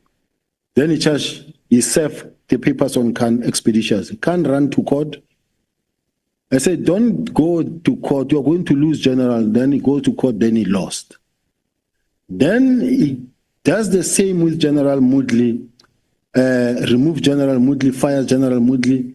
General Moodley goes to court. General Moodley win.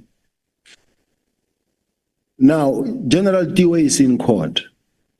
There are many others that are facing the same situation. Now, what I'm saying is that if you work with someone who's also prepared to be led, who's also prepared to listen to other people. Now, when he charged Khan, what he does, he falls back home.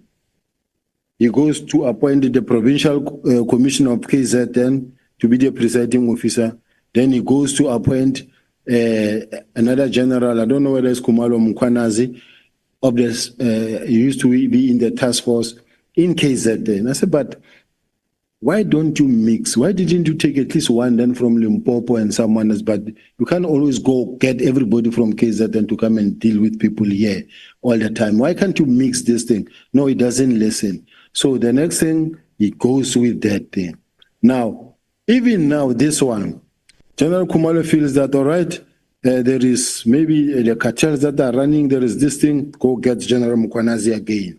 Then General Mkwanazi send the forces from KZN again.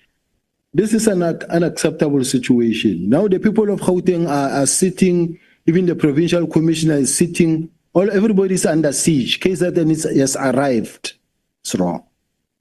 Okay, thank you, General. Now, you were very unhappy. Just before you continue, who is the person charging this other officials? General Kumalo, which is the divisional commissioner of crime intelligence, the one who was arrested. Okay. He gets arrested, is not suspended. Others get arrested, they are suspended immediately. I was not arrested. I was not even charged. I'm suspended for doing my work. Can't be fair. Thank you, General Sibiya. You indicated that you were unhappy with General Kumalo being project leader and coordinator of PKTT, and you listed your reasons. So as his direct line manager, did you ever seek to engage with him or the National Commissioner on your dissatisfaction about him also leading PKTT? In relation to him leading the the PKTT team, I never engaged him. I never engaged the National Commissioner. When I came in here, this is what I found, and I didn't really want to bother myself, because where they don't want you, you leave it. If it burns, it will burn somebody, not me. So I left it. So you never raised with him also the fact that you were unhappy with not knowing what PKTT does? You didn't. I never raised it. Okay. General, what do you make of you? I thought it was a recommendation, but now you said it's been approved. The change of structure where criminal intelligence is no longer reporting to the DNC, but it's reporting directly to the NetCom. What was the reason? What was the process? And is this something that has been done before? It was never done before. And at some point, my advice to the National Commissioner was that, National Commissioner, if you take crime intelligence and they report to you direct, you must know that the crime intelligence, there are always problems in crime intelligence. You are going to sign things there and you will be implicated together with them. You need to have someone in between you and crime intelligence in such a way that whatever they sign, because the people of crime intelligence can put a document together that looks legitimate, that is clean and neat and nice, and you will sign that document, but at the ultimate end, you will be implicated. And that was my advice to the National Commissioner. So the National Commissioner, as it happened, the structure has been changed, crime intelligence report to him. But as you can see that in some instances where mention is made that it is something that General Kumalo signed, that he also signed. So I'm saying, if I were to be the National Commissioner, I would make sure that these people report to somebody who report to me, so that in case there is a situation there, it will always come to me. It will always be such that someone will explain to me what happened here. And then we can say, okay, refer this to for audit or do this or do that. But if you don't, I can tell you, you are going to land in problem many times. But it was reporting to you, General, but it didn't report to you. So does it make much of a difference? I mean, you were there supposed to be that buffer, but from your testimony, it sounds like they didn't report to you anyway. Would I be correct in saying that? Yes, they were meant to really subvert and then work around me, because every now and then you will hear that General Kumalo is in that side. Sometimes you are sitting in a meeting somewhere with the National Commission, you will see him sneaking into one of the office, and the National Commission will go have a meeting with him. But the bottom line is he never reported to me, and he undermined me in all respect. That is why even when he advertised the position of the provincial heads, and I said I will chair this post, he refused. I said, okay, let me write the letter to the National Commissioner with the hope that the National Commissioner will support me as his deputy. The National Commissioner said, put it there. Let me apply my mind. For almost 4 or 5 months, the National Commissioner hasn't responded to me. Even now, I haven't received any response from the National Commissioner. So the problem is myself. I try to also make sure that we employ the right people, not only the people where you find that now General Kumalo has got his own people all over and everywhere, and he selected his own panel that consists of Letondo, Lushaba, and someone else, and then from someone from outside. But most of the time, his special team is Matondo, Lushaba, and himself. That is why they are all three also arrested in the same thing. Okay, I want to step off crime intelligence and go into my last area of questioning. General, there's cases that I'm interested in, which I hope that having led at least in detection and crime intelligence, you would know. You included an information note about Jerry Bushoha. I'd like to know if you know what happened to Jerry Bushoha. Also, General Mfazi, what happened to General Mfazi? And then the last one, the case or the allegations of a case around General Masemula. Would you know anything about that as well? Jerry Bushoha is a I'm told he was a businessman who actually was kidnapped. I don't have the exact date. Sorry, General, you said was. You speak in past tense. Is Jerry Bushoha still alive? At this present moment, I don't know. Nobody can say. It's quite some time and there hasn't been a communication in a long time. But he's been since kidnapped We were receiving videos of him being assaulted, serious assault, where he was being battered and he was pleading for his life. And we were all touched.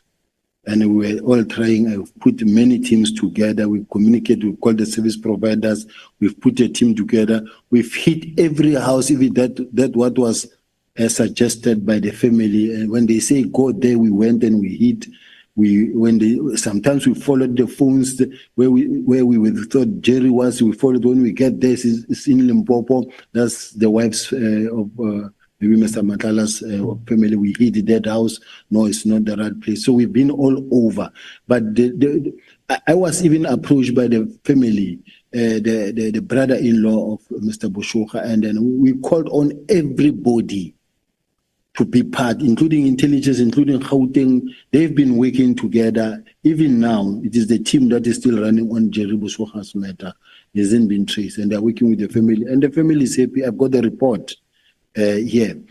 When it comes to the issue of the second one before the National Commissioner, General Mfazi. General Mfazi passed on. I was not in back yet, and there are some kind of investigations that are being conducted apparently because they suspect poisoning apparently, but I don't know the facts around it. Sorry, the report said General Mfazi was investigating corruption within SAPS and he may have been poisoned. Did SAPS ever investigate that? It is under investigation. I know that. The alleged case against General Masemula? I haven't seen any. I don't know about it at all. I was never involved even in the process of or whatever allegations or statement. I was never engaged at all. Is there a case? I don't know. What I saw is on the media that was talking. I think I don't know whether it was Daily Maverick or what, but there was no, it was News 24 article where they had an article on that. But whether there's a case, maybe IDEC can say, or NPA, but personally, I don't even know the facts. General, I'm going to push you here. If a whole national commissioner is being investigated, would perhaps yourselves, I think also from crime intelligence, not want to have a sense of what's happening with the national commissioner? You see, the problem is initially, when the story of the Louis Vuitton bag came in, that the initial commissioner and General Nkantam Khonazi are involved in a scandal where they received some Louis Vuitton bags.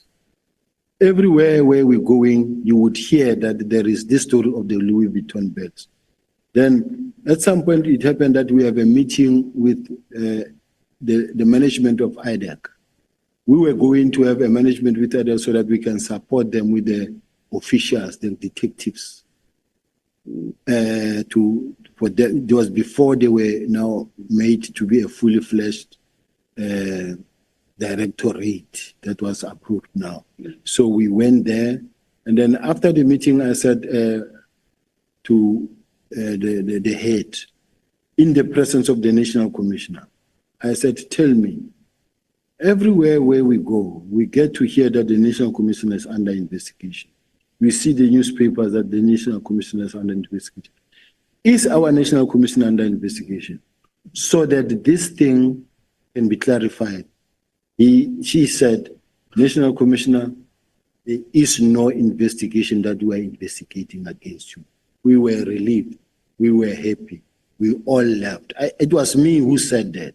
I was with the national commissioner because he could not ask it himself. I asked. We left, knowing that the national commissioner is not under investigation. So, if there is any other investigation that is there, not to my knowledge. Okay. So in your testimony or your oral evidence, I think it was in response to Honorable Souls, you said Generals Masemula, Khumalo, Mkhwanazi, and I think Patekile, I may have gotten the name wrong, they are a clique. So who is your clique, General?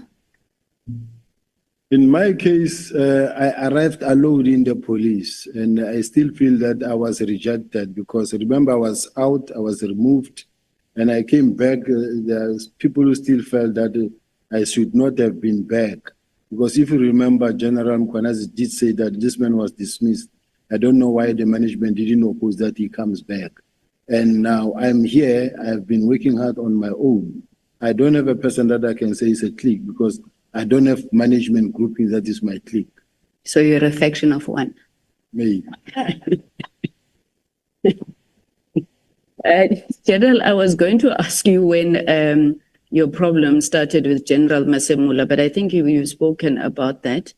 But what I wanted to know is that you've already indicated that your problems with General Mkhwanazi started during that AKA murder case investigation. But between then and when Minister Mkhunu decided to call a peacemaking meeting, I think you called it at some point, what was happening? Because the AKA's murderers were arrested quite a while ago. So what is it that Minister Mkhunu saw in the intervening period and decided he must call you to make peace? We tried several times to engage with General Mkhwanazi to make peace between myself and General Mkhwanazi. And I think I mentioned earlier that at some point I mentioned that I sent one of my members who's very close to General Mkhwanazi to actually go sit down with General Mkhwanazi and say, I'm here, sent by General Sibiya. General Sibiya wants us to talk. He wants us to try and find a way of what can be done really to solicit peace between the two of us. Then we speak and then everything is okay. Then we start talking with General Mkhwanazi. Then the next thing you will hear, one day General Mkhwanazi is very angry again on something that happened. When you ask our General, I thought we spoke. He said, yeah, but nina yang manager nina. Young manager, and how are we managing you now? Because we spoke, but and then the information that I got is that the National Commissioner said to General Mkhwanazi, no, don't listen to him, he's managing you, don't listen to him. Now I'm sitting in that situation of, I'm trying to make peace this side, and this side, it is my boss who's saying, no, don't make peace with him, he's just managing you. So it is in that situation that in which I find myself. I have tried very hard to make sure that there is peace. Because why? It was affecting my performance in terms of one province, you don't have access, but all other provinces you have access. So I wanted to have that thing resolved. The National Commissioner, I asked him several times to make peace between us and KZN. He said, no, I will at the right time. But if I was the National Commissioner and I know that two of my senior managers, they've got a problem, I'll call them both today or tomorrow and we'll resolve this thing going forward. It won't be something that must go on and on and on and on up until we are where we are now. Okay, I see that the red light is on, so I'm going to do like other members and say I have three last questions, Chair.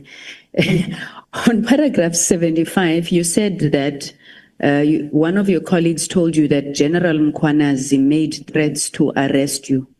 You indicate that you wrote to General Khumalo and you discussed the matter. Now you are very explicit there that it was General Mkhwanazi who made threats to arrest you.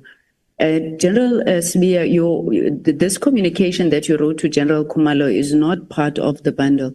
So what happened to that communication between you, General Khumalo, and General Masemula on General Mkhwanazi wanting to arrest you? It was an arrest, like what are all these threats of arresting it? It was an SMS, a WhatsApp message that I wrote to General Khumalo. He even responded by saying that maybe what we need to do is to call the person who said that so that he can tell us. But obviously, he knew that I will never call the person to say, that person will come and say, yeah, you said this, you said that. But the bottom line is that what I was told that he said, when I want to arrest your boss, or because I said, I hear this senior manager going around saying he's going to arrest me. I've received many complaints against General Mkhwanazi. I could still do the same and say, I want to arrest him. I could still do the same. Not that I am stuck somewhere, I can't lift my foot, and then he can do it and I can't do it. But at the same time, you try to make sure that you're not on the same level. Build peace, make peace. Let's not be like the same way he stood up and made a press briefing. I was not allowed to stand up also and then go toe to toe with him. Then it becomes like police now are at each other's throat in the media. So he did it, but there must be a difference in the level of maturity. I had to go down and find a way of how do I manage this situation. So that in the very first thing the presidency did, they said, we want to see your response, we want to see this, we want to see that. If I was reckless and maybe I went all out and said the wrong things, maybe I would have been in trouble. Okay, General, I'm going to ask these two last questions together in the interest of time. I don't want to go into the basis of your relationship or otherwise with Mr. Matlala, Mr. Mohotsi, but I need to know what is the basis, according to you, of General Mkhwanazi alleging a corrupt relationship